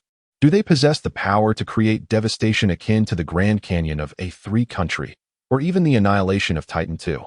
Coupled with General Mike's promise of a defensive alliance, Henry's mission this time is imperative. Upon disembarking from the plane, he was ready to gauge the limits of the Dragon Kingdom's players. After all, it is only when one is provoked that their true strength is revealed. Rather than engaging in amicable sparring, he sought to extract more valuable information. However, just as Henry was preparing to irritate Chi-Cha-Ching, standing in the middle, and provoke him, his gaze suddenly fell upon the woman beside the man. She was breathtakingly beautiful. Henry felt as though he had never encountered such an exquisite woman in his lifetime. Her ethereal grace and skin, as translucent as jade, instantly captivated his full attention. Chapter 84. Oh no, a fight has broken out. At that moment, while Chi-Cha-Ching was contemplating how to deal with the insufferable werewolf Henry, the latter unexpectedly changed direction and approached Jiang Yun. Chi-Cha-Ching discerned a peculiar glimmer in his eyes. To his astonishment, Henry even extended the hand that had just been picking his nose. Intending to shake hands with Jiang Yun, Chi-Cha-Ching's expression immediately darkened, almost as if it could drip with gloom. How dare he? It was one thing to disgust oneself, but to also seek to offend the companion of Master Qingfeng? The werewolf Henry moved swiftly, altering his course and reaching Jiang Yun in a mere 3 to 4 seconds. Yet, within that fleeting interval, Chi-Cha-Ching's mind was embroiled in a tumultuous struggle. On one hand, he contemplated the merit of patience, allowing Jiang Yun to reject the intruder herself, thus sparing him from error and potentially granting him the opportunity to become the director of the capital's supervisory bureau, thereby serving Master Qingfeng more effectively. On the other hand, an almost unbearable fury simmered within him, a rage that threatened to erupt. He could tolerate personal affronts, but an insult directed towards Master Qingfeng's companion was simply intolerable. If he stood idly by this time, could he still regard himself as anything more than a mere follower of Master Qingfeng? Absolutely not. These ruffians had crossed a line. A true man must act decisively. Moreover, these werewolves were monitoring devices, clearly harboring ill intentions. He could forego the directorship of the Supervisory Bureau and even accept expulsion from the organization. But he would never allow Master Qingfeng's companion to be humiliated in his presence. At that moment, Chi-Cha-Ching dismissed all concerns regarding international relations. Let it be as it may. A cultivator must act according to their own desires. Just then, the werewolf Henry extended his hand towards Jiang Yun. Speaking in his native tongue, "Beautiful lady, you are truly exquisite." Jiang Yun, possessing a high level of education and fluency in multiple languages, was more than capable of responding. Upon hearing the words of the werewolf Henry, her brow gradually furrowed. Of course, she had also noticed the movements of the werewolf Henry's hands, and a flicker of disdain appeared on her face. Although Jiang Yun was currently employed at the regulatory office, she, like Chi-Cha-Ching, was not overly constrained by the office's rules or the so-called broader perspective. Their formidable strength was their true assurance. Jiang Yun took a few steps back, refraining from extending her hand to shake hands with Henry. In fact, she was already prepared to teach him a lesson.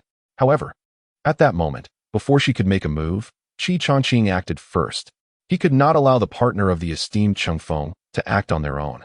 With himself as a loyal aide present, it would be utterly remiss to let Qingfeng's partner take matters into their own hands. A brilliant blue light suddenly flashed before the werewolf Henry. Immediately after, the hand that Henry had extended began to slowly slide down to the ground. Henry's expression momentarily froze. After 2 seconds, he seemed to finally register the pain emanating from his wrist. His face contorted into a grotesque mask of rage. His other hand clutched the stump of his severed wrist, and he began to wail in agony. Simultaneously, as his cries of despair echoed, his body underwent a violent transformation. His clothes tore apart, his hair, sharp as steel needles, erupted from the surface of his skin, and his mouth began to protrude. Within 5 seconds, he had transformed into a massive werewolf right before the eyes of the onlookers. However, at this moment, upon witnessing the sudden severance of Henry's hand. Jiang Yun and the others present realized that the situation was spiraling out of control. The other two members of the reception team, both cultivators, though of modest strength, hastily retreated to the rear. Jiang Yun, needless to say, effortlessly lifted off the ground, retreating several meters in an instant.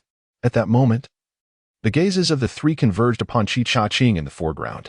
Qi Cha-Ching did not retreat. He coldly regarded the werewolf Henry before him, seemingly unfazed by the creature's imposing figure. Henry, too, fixed his gaze on Qi Cha-Ching. While the others had withdrawn, it appeared that Qi Cha-Ching had become the sole target. In an instant, he comprehended. This fellow had severed his hand. Henry was utterly infuriated. This was a treacherous ambush, though he had intended to provoke them deliberately. This sneak attack was beyond the pale. After transforming into a werewolf, the remnants of rational thought in Henry's mind had all but vanished. He let out a howl that pierced the sky. Then, from his massive wolf jaws emerged a gravelly voice. Transform and eliminate them. Werewolf Henry had completely succumbed to madness. Behind him, 6 werewolf players, upon hearing their captain's command, began their transformations. At that moment, the crimson glow in Henry's eyes intensified as he glared at Qi Cha-Ching. Growling hoarsely, "Was it you who severed my hand? You shall perish." Without hesitation, werewolf Henry lunged at Qi Cha-Ching. Simultaneously, his teammates completed their transformations. A great battle was imminent. Meanwhile, in the Pentagon, within a vast surveillance room, General Mike stood with his hands clasped behind his back, observing the images displayed on several screens before him. Through this monitor, he could clearly see the images perceived by the werewolves. However, at this moment, General Mike wore a slight frown. He had just witnessed the severing of Captain Henry's hand. Yet the video footage failed to reveal the nature of the attack that caused such an injury. The identity of the assailant and the method of the assault remained obscured. It appeared as if no one had moved, and suddenly, Henry's hand was severed. Was it possible that the speed of the attack was so great that the camera could not capture it? Mike felt perplexed. Nonetheless, as he observed the werewolves transforming directly at the airport, a faint smile graced his face. This group of thoughtless beings was indeed the most suitable for this task. At the capital's maintenance office, Jiang Zhengde reclined comfortably in his office chair, perusing a gaming forum. After his morning conversation with Qi Cha-Ching, he had gained insight into Qi's unwavering convictions. Thus, he resolved to expedite the delegation of his responsibilities to Qi. This reception task would serve as Qi's inaugural experience in his new role. To ascend as the leader of the capital's maintenance office, one must possess not only remarkable strength but also the capacity to navigate various intricate affairs. Jiang Zhengde felt a sense of relief wash over him. His spirits lifted. He was indeed weary, and the prospect of a capable young successor was a tremendous boon. However, at that moment, Jiang Zhengde's phone suddenly rang. He answered it languidly, only to be met with the panicked voice of a subordinate on the other end. "Director, something terrible has happened. A fight has broken out." Chapter 85. Qi Cha-Ching's justifiable defense at the Beijing airport. Just as the werewolf Henry lunged towards Qi Cha-Ching, he slightly turned his head to glance at Jiang Yun, who stood not far behind, her face etched with worry and confusion. She could not discern who had severed Henry's hand. It was evident that today's reception mission had failed, a setback that could significantly impact the relations between the Dragon Kingdom and Country F. However, Jiang Yun felt no apprehension regarding Qi Cha-Ching's safety. His cultivation level surpassed that of everyone present. With a fleeting look at Jiang Yun, Qi Cha-Ching sought to ascertain whether the esteemed Master Qingfeng's partner had any directives for him. Should there be any, he would naturally comply with her instructions. If not, he would be free to act at his discretion. Observing that Jiang Yun seemed to have no commands for him, he felt a sense of relief. He then shifted his gaze back to the werewolf Henry. Suddenly, a brilliant blue sword light materialized between them. Despite the radiant sunshine of the day, this glimmering sword light appeared somewhat blinding. In the wake of this flash, Henry's body was swiftly severed at the waist, his upper half collapsing to the ground, while his lower legs stumbled forward a few steps before finally succumbing to the earth. The remaining upper half of the werewolf Henry did not perish instantly. With his one remaining claw, he frantically groped at his waist, seemingly in search of his lost lower half, but could only grasp the searing warmth of his own blood. At this moment, Qi Cha-Ching suddenly let out a cold snort and directed his words towards the upper body of the werewolf Henry lying on the ground. "Humph. The status of Master Qingfeng's companion is so esteemed that it is not something filth like you can desecrate." Hearing Qi Cha-Ching's words, Jiang Yun, who was at a distance, was momentarily taken aback. It was only then that she realized the reason behind Qi Changqing's actions was, in fact, Lin Yu. As Qi Changqing's voice faded, 6 other werewolves had already approached him. The scent of blood seemed to awaken their primal instincts.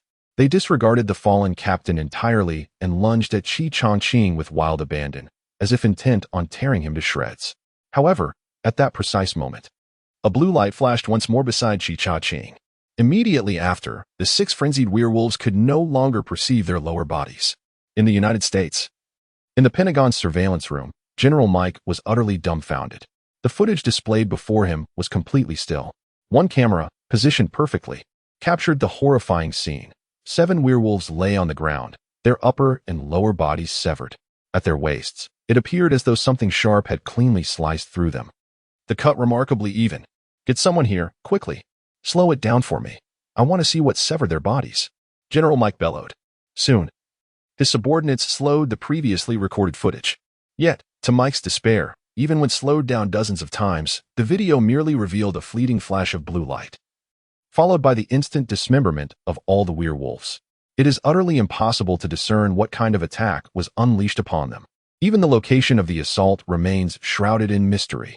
General Mike's face bore the weight of profound despair as he slowly sank into the chair behind him. His meticulously crafted schemes appeared to have culminated in failure, leading him to a singular conclusion. The players from the Dragon Kingdom are unfathomably enigmatic. As Jiang Zhengde hurried to the airport, he found the bodies of the werewolves already cold.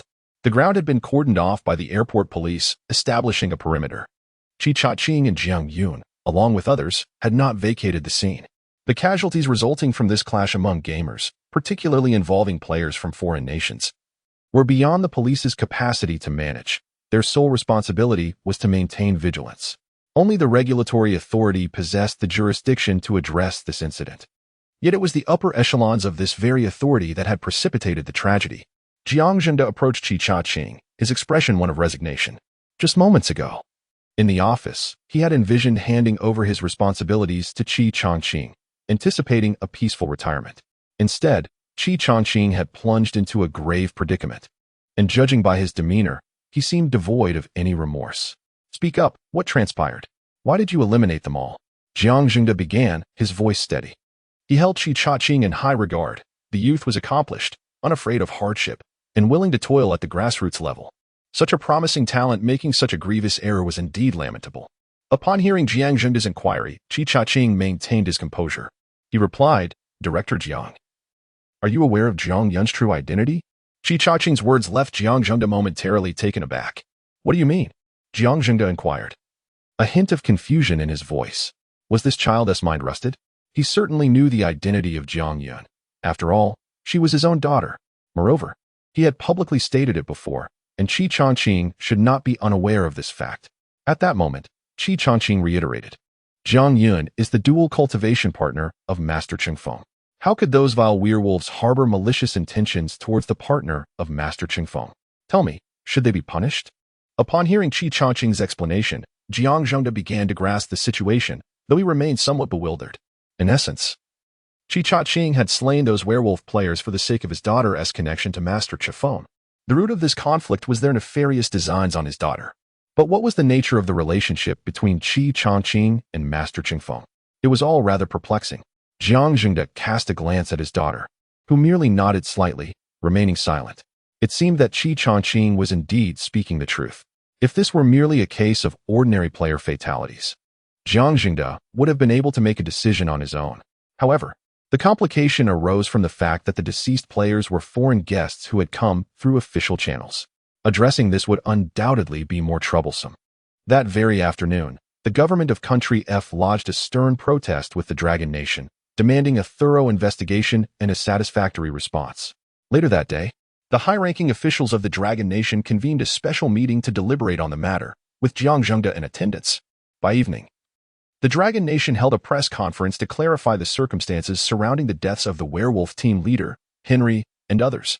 In the Dragon Kingdom's capital airport, Henry, a werewolf player, along with 6 other werewolf companions, attempted to assassinate Qi Changqing, the head of the Dragon Kingdom's Department of Immortal Management. However, Qi Changqing reacted swiftly in self-defense, eliminating the treacherous werewolves and discovered incriminating evidence on their persons, including wolf claws, wolf teeth, and concealed cameras. The Dragon Kingdom warmly welcomes friends from all nations to visit and explore, yet remains unyielding and relentless against those harboring malicious intentions. Chapter 86. Second equipment feedback. Upon receiving this news, Chi Cha-ching was utterly astonished. Initially, he believed that by slaying the werewolves, he had irreparably tarnished the reception for foreign dignitaries and that his dismissal from the department was a foregone conclusion. To his surprise, not only was he not dismissed, but he was also promoted to the head of the Department of Immortal Management in the capital. It was utterly absurd. That evening, after a meeting, Jiang Jingde sought out Chi Cha-ching. In the office, they engaged in a lengthy discussion, during which Chi Cha-ching finally grasped the intentions of the senior leaders of the Dragon Kingdom. Young Chi, Jiang remarked, the times have changed. In the past, we compromised on many injustices for the sake of our nation's development and stability, but now it is different. Through our investigations and research, we have established that the true strength of our Dragon Kingdom players far surpasses that of players from other nations. Even if other countries were to engage us in full-scale conflict, we possess the confidence and the capability to confront any war. Thus, we have resolved not to compromise any longer. Certainly, the primary reason lies in the fact that this situation is not your fault. Had there been any prior wrongdoing on your part, perhaps the resolution would have differed. However, for the sake of international relations, we have resolved to appoint you as the head of the Longwa Regulatory Bureau's headquarters forthwith, thus underscoring the gravity of the transgressions committed by those werewolves. The assassination of a nation's high-ranking officials is an egregious act of terrorism, and those werewolves must bear this concealed loss in silence. Jiang Jingde gently patted Chi Cha-ching's shoulder, imparting his earnest explanation. Chi Cha-ching slowly nodded, realizing that he could no longer decline the position of the bureau chief. Yet, he had no intention of refusing. Thus, by a twist of fate, he hastily ascended to the helm of the Beijing Regulatory Bureau, entering the core leadership of Longwa. That very night, in the luxurious presidential suite atop the headquarters of the Ninja Alliance in the island nation, the official emissaries of the island nation arrived once more. As before, the same three individuals were present, ushered into the room by a ninja. Upon entering, they were greeted by a chorus of melodic voices, suggesting the presence of numerous women within. However, they refrained from speaking or gazing too intently. Nevertheless, the abundance of women was apparent, as even with their heads bowed, they could catch glimpses of many fair, bare thighs swaying before them. These women donned alluring pink ninja attire, reminiscent of the formidable female ninjas they had encountered at the Blue Star Power Arena. At this moment, the languid voice of the leader of the Ninja Alliance, Gao Sen, reached the ears of the three envoys. What brings you here? I am quite busy, so you have half a minute. The envoy at the forefront wiped the sweat from his brow. Half a minute felt rather constricted. The officials from the island nation had made substantial sacrifices to secure this opportunity to meet the leader of the Ninja Alliance. He hastily exclaimed, "My lord, we have received a call from General Mike, who oversees player management in the United States. He wishes to form an alliance with us to collaboratively address the increasingly intricate international situation on Blue Star, particularly regarding communication and exchange among players." Upon hearing this, the leader of the Ninja Alliance, Gao Sen, seemed to grow impatient. With a voice tinged with frost, he interjected, "Get to the point. You have 10 seconds. The envoy trembled in fear, beads of sweat cascading onto the floor. "My lord, the United States requests that we dispatch several formidable ninjas to investigate the true nature of the players from Dragon Country. Upon successful completion of this mission, the United States Superhuman Alliance will send representatives to sign a mutual defense treaty concerning our players." As the envoy spoke, Gao Sen forcefully pushed aside the dozen or so female ninjas beside him. He then made his way through the throng of female ninjas, slowly positioning himself by the floor-to-ceiling window. His gaze seemed to pierce through the distant sea, setting its sights on the direction of Dragon Country. With a cold snort, Gao Sun turned his attention back to the three envoys. "Go inform your masters to venture forth on their own. Not a single ninja shall be permitted to tread upon the sacred soil of the Dragon Kingdom. Whoever dares provoke those cultivators shall face the annihilation of their entire lineage." The three envoys were utterly startled by the words of the leader of the Ninja Alliance, rendered speechless by fear. They trembled at the pressure from the United States, yet were even more terrified of this ruthless leader. "Begone," Goldman stated coldly. The three envoys hastily bowed and retreated quietly. At that moment, Goldman retrieved his mobile phone and logged into the official forum of the game Misty Immortal Path. He accessed the previously released cultivation feedback leaderboard. Gazing at the name at the pinnacle of the rankings, Goldman shook his head slowly, muttering to himself, "The great perfection of human immortal realm. That individual is nothing short of a celestial being, effortlessly conjuring the Grand Canyon of A3 nation and annihilating Titan 4 with ease. Only a fool would provoke the cultivators of the Dragon Kingdom. Should they inadvertently awaken that being, a mere breath could obliterate the island. Why not remain low-key and enjoy life here? Only a madman would stir trouble in the Dragon Kingdom." Goldman surveyed the 50 formidable female ninjas within the room, a sinister smile gracing his lips. He was thoroughly content with his current life and desired no change. Suddenly, he seemed to recall something and commanded his subordinate outside, "Go. Convey my orders. No ninja is to set foot in the Dragon Kingdom. Should anyone defy this decree, they shall face the direst consequences." The news of the werewolf Henry's demise in the Dragon Kingdom soon spread like wildfire. On the official forum of the mobile game Misty Immortal Path, many individuals have expressed their opinions on the matter. What a splendid performance! A few insignificant werewolves believe they can run amok in our domain, presuming us cultivators to be soft targets. I assert that we should have dispatched representatives to participate in the so-called Blue Star Power Arena, showcasing our prowess to deter players from other nations from misbehaving here. Why has there been a change in leadership at the Cultivation Management Office? The name Chi-Cha-Ching sounds remarkably familiar. Goodness, you're unaware of Chi-Cha-Ching? Consult the official game announcements. The 10th-ranked figure on the cultivation leaderboard is none other than him. Astonishing, the 10th position, how impressive. I believe it would be prudent to consider joining the Cultivation Management Office, not only because of the presence of a formidable 10th-ranked cultivator, but also due to its official backing, which promises a boundless future. Ahem, let me promote our Celestial Palace. We have the 2nd-ranked cultivator, the Songyan Demon Lord, presiding here, along with comprehensive benefits and a bright future. The 2nd-ranked cultivator? No, I have little interest. As a cultivator, why would I need such benefits? The Celestial Palace holds no allure for me. I shall take my leave now, brothers. I am off to apply at our local cultivation management office. May we all collaborate harmoniously in the future.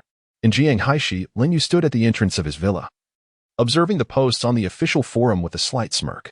He casually added a comment to the thread. "Master Chung Phone, Chi-Cha-Ching is quite remarkable and perfectly suited for the position of head of the Cultivation Management Office."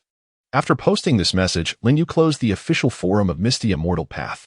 At noon, he felt the moment when Chi-Cha-Ching made his move. Naturally, he noticed Jiang Yun's presence and heard Chi-Cha-Ching's remark. Lin Yu did not have much of an impression of Chi-Cha-Ching before, but after witnessing his performance today, he found himself somewhat fond of him. This fellow is quite remarkable. To become the director of the headquarters of the Repair Bureau, he must possess considerable merit.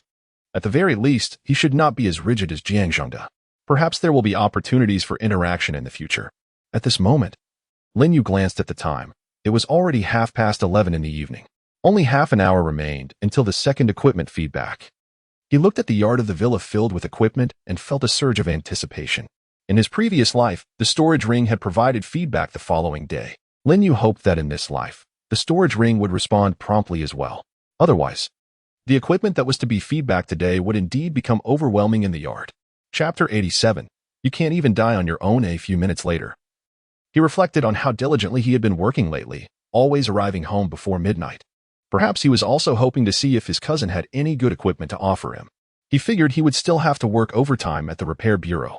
The Bureau had just been established, and with players recently acquiring equipment, incidents of players inadvertently harming ordinary people had frequently occurred. As the deputy director of the Repair Bureau in Jiahai City, Xiaoguang's busyness was inevitable. However, upon entering, Xiaoguang's demeanor immediately caught Lin Yu's attention. As it appeared somewhat unusual, Xiaoguang gave his cousin a thumbs up and remarked, "Brother, your foresight is remarkable. There indeed seems to be a problem with today's work." Lin Yu glanced at the clock, noting that there were still about 20 minutes remaining until the second round of equipment feedback, indicating ample time. "What is the matter? Pray, enlighten me." Xiaoguang approached Lin Yu and slowly began, "Since I joined the Jianghai City Maintenance Bureau, the matters I have dealt with have been relatively trivial, at least when compared to today's affairs today. However, I encountered a significant issue." At Xiaoguang's words, Lin Yu's curiosity was piqued. "A significant issue?" Xiaoguang nodded, stating, "You are aware of the incident that transpired at the airport in the capital today, right?" Lin Yu acknowledged with a nod. "Yes, I am aware. There has been much discussion about it on the forums.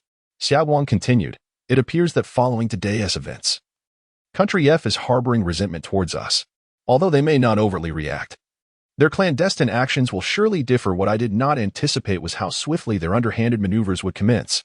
Today, our information department discovered that individuals in Shanghai City have been transmitting intelligence regarding our cultivators to foreign entities, as well as various materials from the forums. Upon investigation, we traced this information back to Country F. Our players have unwittingly become spies, and at such a critical juncture, how can we tolerate this? Thus, our repair and maintenance office of Shanghai City promptly mobilized to apprehend the individual. However, to our astonishment, he proved to be highly vigilant. By the time we prepared to capture him, he had already boarded a flight to Country F, and according to our calculations, he was nearing landing. Given the current tense situation, we were uncertain of the dangers that awaited him there, and regrettably, he managed to escape. Upon hearing Xiaoguang's explanation, Lin Yu furrowed his brow slightly. Although Lin Yu typically remained indifferent to most matters, he harbored a profound disdain for traitors. At that moment, Lin Yu suddenly inquired, did I not provide you with a fine set of celestial artifacts? Xiaoguang appeared momentarily taken aback, seemingly perplexed by his cousin's meaning. Indeed, I am wearing it. Xiaoguang turned around and replied softly. Hearing this, Xiaoguang's eyes suddenly sparkled with realization. Of course, you, the deputy director of the repair and maintenance office, are not going to go, are you? Are you expecting me, an ordinary citizen, to do so? Lin Yu responded with a hint of exasperation. Nevertheless, observing Xiaoguang's timid demeanor, Lin Yu felt it would be beneficial for him to venture out and gain some experience, or rather, to comprehend his own capabilities. Xiaoguang's eyes grew increasingly bright as he declared, all right, once I complete the equipment feedback, I shall set off immediately. However, after a moment's contemplation, Xiaoguang added, brother, if I happen to be captured or on the verge of being beaten to death, you must come to my rescue. Lin Yu was utterly speechless. This child, Xiaoguang, still had an insufficient understanding of his own strength. Those werewolves could hardly be considered a match for a cultivator at the out-of-body stage, especially one adorned in a superior set of heavenly artifacts. Even if he merely stood there, allowing those werewolves to gnaw at him, their teeth would surely shatter upon impact. However, at that moment, Lin Yu did not wish to dampen Xiaoguang's enthusiasm.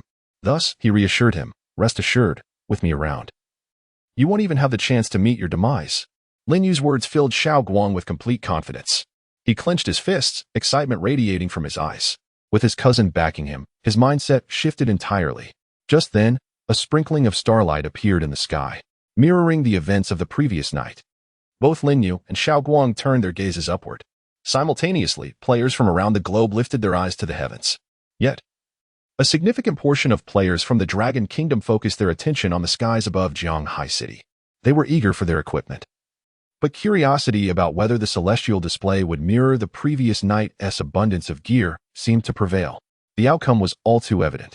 The game announcement had made it clear that equipment would be distributed evenly over 7 days, with a consistent quantity each day. Above Shanghai City, the stars sparkled once more, suggesting the presence of nearly 10,000 pieces of equipment. Lin Yu's consciousness soared into the sky, weaving through the chaotic array of items until he reached the pinnacle. There, he spotted a ring emanating a soft, golden glow, the Starry Sky Ring. Lin Yu's eyes sparkled with delight. Indeed, his calculations were not in vain. The storage ring had arrived, making things far more convenient. The equipment in the sky gradually began to descend. Many players, upon seizing their gear, wore expressions that were far from pleased. After all, being among the first to acquire equipment often indicated a lower tier of quality. Xiaoguang swiftly obtained his equipment, which happened to be his storage ring. In the mobile game Misty Immortal Path, the majority of players possess only a single storage ring, as the game permits each player to don but one. Thus, aside from the ring with the most slots, any additional storage rings are rendered virtually useless. Lin Yu was no exception after acquiring the Starry Ring. He gifted his previous ring to the Serene Master Jingxin. Although Xiaoguang's storage ring was of a modest tier, classified merely as a spiritual artifact, with a mere 30 slots of storage, he still cherished it dearly. Brother, the space in this storage ring is truly vast. Xiaoguang exclaimed as he entered his storage ring with his spiritual sense, marveling at its capacity. However, at that moment, Lin Yu had no inclination to engage in idle chatter with Xiaoguang. His thoughts were solely focused on the Starry Ring, which had yet to descend. Lin Yu sensed that, Following a remarkable 120% feedback, his storage ring was poised to ascend into the realm of genuine celestial artifacts. Chapter 88. The Ascension of the Starry Ring. As the equipment continued to rain down from the sky, it mirrored the events of the previous night. Throughout the Dragon Kingdom, over 80% of the equipment had already fallen, and only then did the gear above Lin Yu's head slowly make its way toward him. The assortment was diverse, unlike the previous night where the majority had been weapons. However, the majority of the equipment that emerged were conjured from the depths of the dark water abyss. Yet, when confronted with these predominantly celestial-grade items, Lin Yu remained utterly unfazed. He casually discarded the equipment onto the ground of the villa's courtyard. As the discarded gear accumulated, it formed a burgeoning mound, resembling a small hill. At long last, across the skies of the world, all the equipment had descended, leaving only a solitary item hovering above Jianghai City, the Starry Ring. The gaze of most players across the Dragon Nation was fixated upon the skies of Jianghai City. The Starry Ring held the esteemed position of second on the equipment leaderboard, surpassing even Lin Yu's Xian Shuang sword by a slight margin. In various parks and open spaces nationwide, clusters of players congregated, fervently discussing Lin Yu's illustrious Starry Ring. How enviable it is, the sole semi-divine ring within the game. It is astonishing that even the storage ring of the Wind-Riding Sage is semi-divine. How absurd. Alas, why didn't I invest more back then? Money languishing in the bank serves no purpose. I feel that when the spirit stones in the game eventually return, that cash will be even more useless. Indeed, such regret. I still have 1,000 yuan in my piggy bank from last year's New Year, which I hesitated to spend, and now I deeply lament that decision. I do not envy. My humble inferior grade storage ring suffices for my delivery needs. It is delightful, I just checked. And my storage ring boasts at least a dozen cubic meters of space, capable of accommodating virtually anything. Oh my, I just placed 2 apples inside. And how did they end up overlapping? This is absurd. I have noticed it too. It seems just like in the game, when similar items are placed together. They automatically stack. Can you guess how much can be stored in the storage ring of the Master of the Winds? In the sky, Lin Yu's storage ring finally descended gently into his hand. Lin Yu's consciousness swiftly entered the space within the storage ring. Upon examination, he was immediately filled with excitement. Lin Yu had initially thought that after a 120% feedback, the number of storage slots in his ring would increase from 10,000 to 12,000. In other words, the spatial capacity would expand from 10,000 cubic meters to 12,000 cubic meters. However, to his surprise, he had miscalculated. Perhaps, beneath the celestial artifacts, the game's feedback is indeed calculated according to the VIP ratio. Yet, once the magical tool transitions from a semi-celestial artifact to a celestial artifact, it transcends the realm of cultivators' magical tools. Upon becoming a celestial artifact, the fundamental number of slots in the Starry Sky Ring underwent a dramatic transformation. This change is significantly more pronounced than that of other equipment and magical tools. Other magical tools require testing their power to gauge their transformations. However, the alterations in the storage ring are exceedingly evident. Lin Yu's consciousness surveyed the interior of the Starry Sky Ring, and he quickly grasped the expanse within. The quality of the Starry Sky Ring had elevated from a semi-celestial artifact to a low-grade celestial artifact, and its space had at least increased 100-fold. This means that what was originally a space of 10,000 cubic meters has now transformed into over 1 million cubic meters. The exact figure eludes Lin Yu. Yet it is certain that the space encompasses at least 1 million cubic meters. Furthermore, owing to his experiences from a previous life, Lin Yu possesses a profound understanding of the immense value contained within this 1 million cubic meters. It is not merely a standalone storage space. The Starry Sky Ring is not a traditional artifact of a cultivator. It originates from a game. Thus, the storage ring, a reflection of the mobile game Misty Immortal path in the real world, possesses a unique characteristic found solely within the confines of the game: spatial folding. In the game, any items of the same category, whether equipment or materials, can be stacked within the inventory. For instance, if Lin Yu possesses 100 Xian Yuan pills in the game, they would occupy only a single slot in the storage ring rather than 100. Upon transitioning into the real world, the storage ring retains this remarkable feature. In his previous life, Lin Yu was acutely aware that, although the 1 million cubic meters of space may not seem particularly vast in comparison to the caliber of immortal artifacts, the Starry Sky Ring is capable of storing far more than its apparent volume suggests. Standing atop the villa, Lin Yu gently caressed his Starry Sky Ring with one hand before adorning it. Almost immediately, the The ring faded from view, as if it had never existed at all. Beside him, Xiao Guang curled his lips, seemingly unimpressed by the understated nature of the starry sky ring. He waved his finger adorned with a magnificent golden ring and remarked, "Brother, your ring may possess a high grade, but it is far too understated. Just look at mine."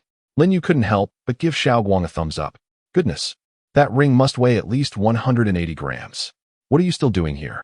Aren't you supposed to be apprehending the suspect?" Upon hearing Lin Yu's words, Xiao Guang hastily nodded. He gazed deeply at Lin Yu, his eyes seemingly conveying a silent plea. "If I get caught, please come to my rescue." In an instant, Xiao Guang soared into the air, his speed remarkable as he darted away into the distance, not even pausing to strike a pose. At this moment, Lin Yu finally had the opportunity to organize the equipment in his villa's courtyard. With a graceful leap, he descended from the rooftop of the villa. Then, in an instant, his consciousness enveloped the mountain of gear before him. Subsequently, all the equipment vanished, having been entirely absorbed into the starry sky ring. Remarkably, this mountain of gear did not occupy a significant amount of space within the starry sky ring. Most of it was acquired from the black water abyss, with many items being duplicates. Therefore, once stored in the starry sky ring, items of the same name and tier were automatically consolidated and stacked together. While the maximum stacking limit in the game was 999, it seemed this limit had shifted, though Lin Yu could not discern the exact new quantity. The most abundant item, the heavenly grade black water sword, had already accumulated to over 5,000. Although Xiao Guang was sufficiently formidable, especially when equipped with a complete set of heavenly grade black water gear, making him impervious to harm from the few who could pose a threat across the entirety of Blue Star, Lin Yu remained vigilant, just in case.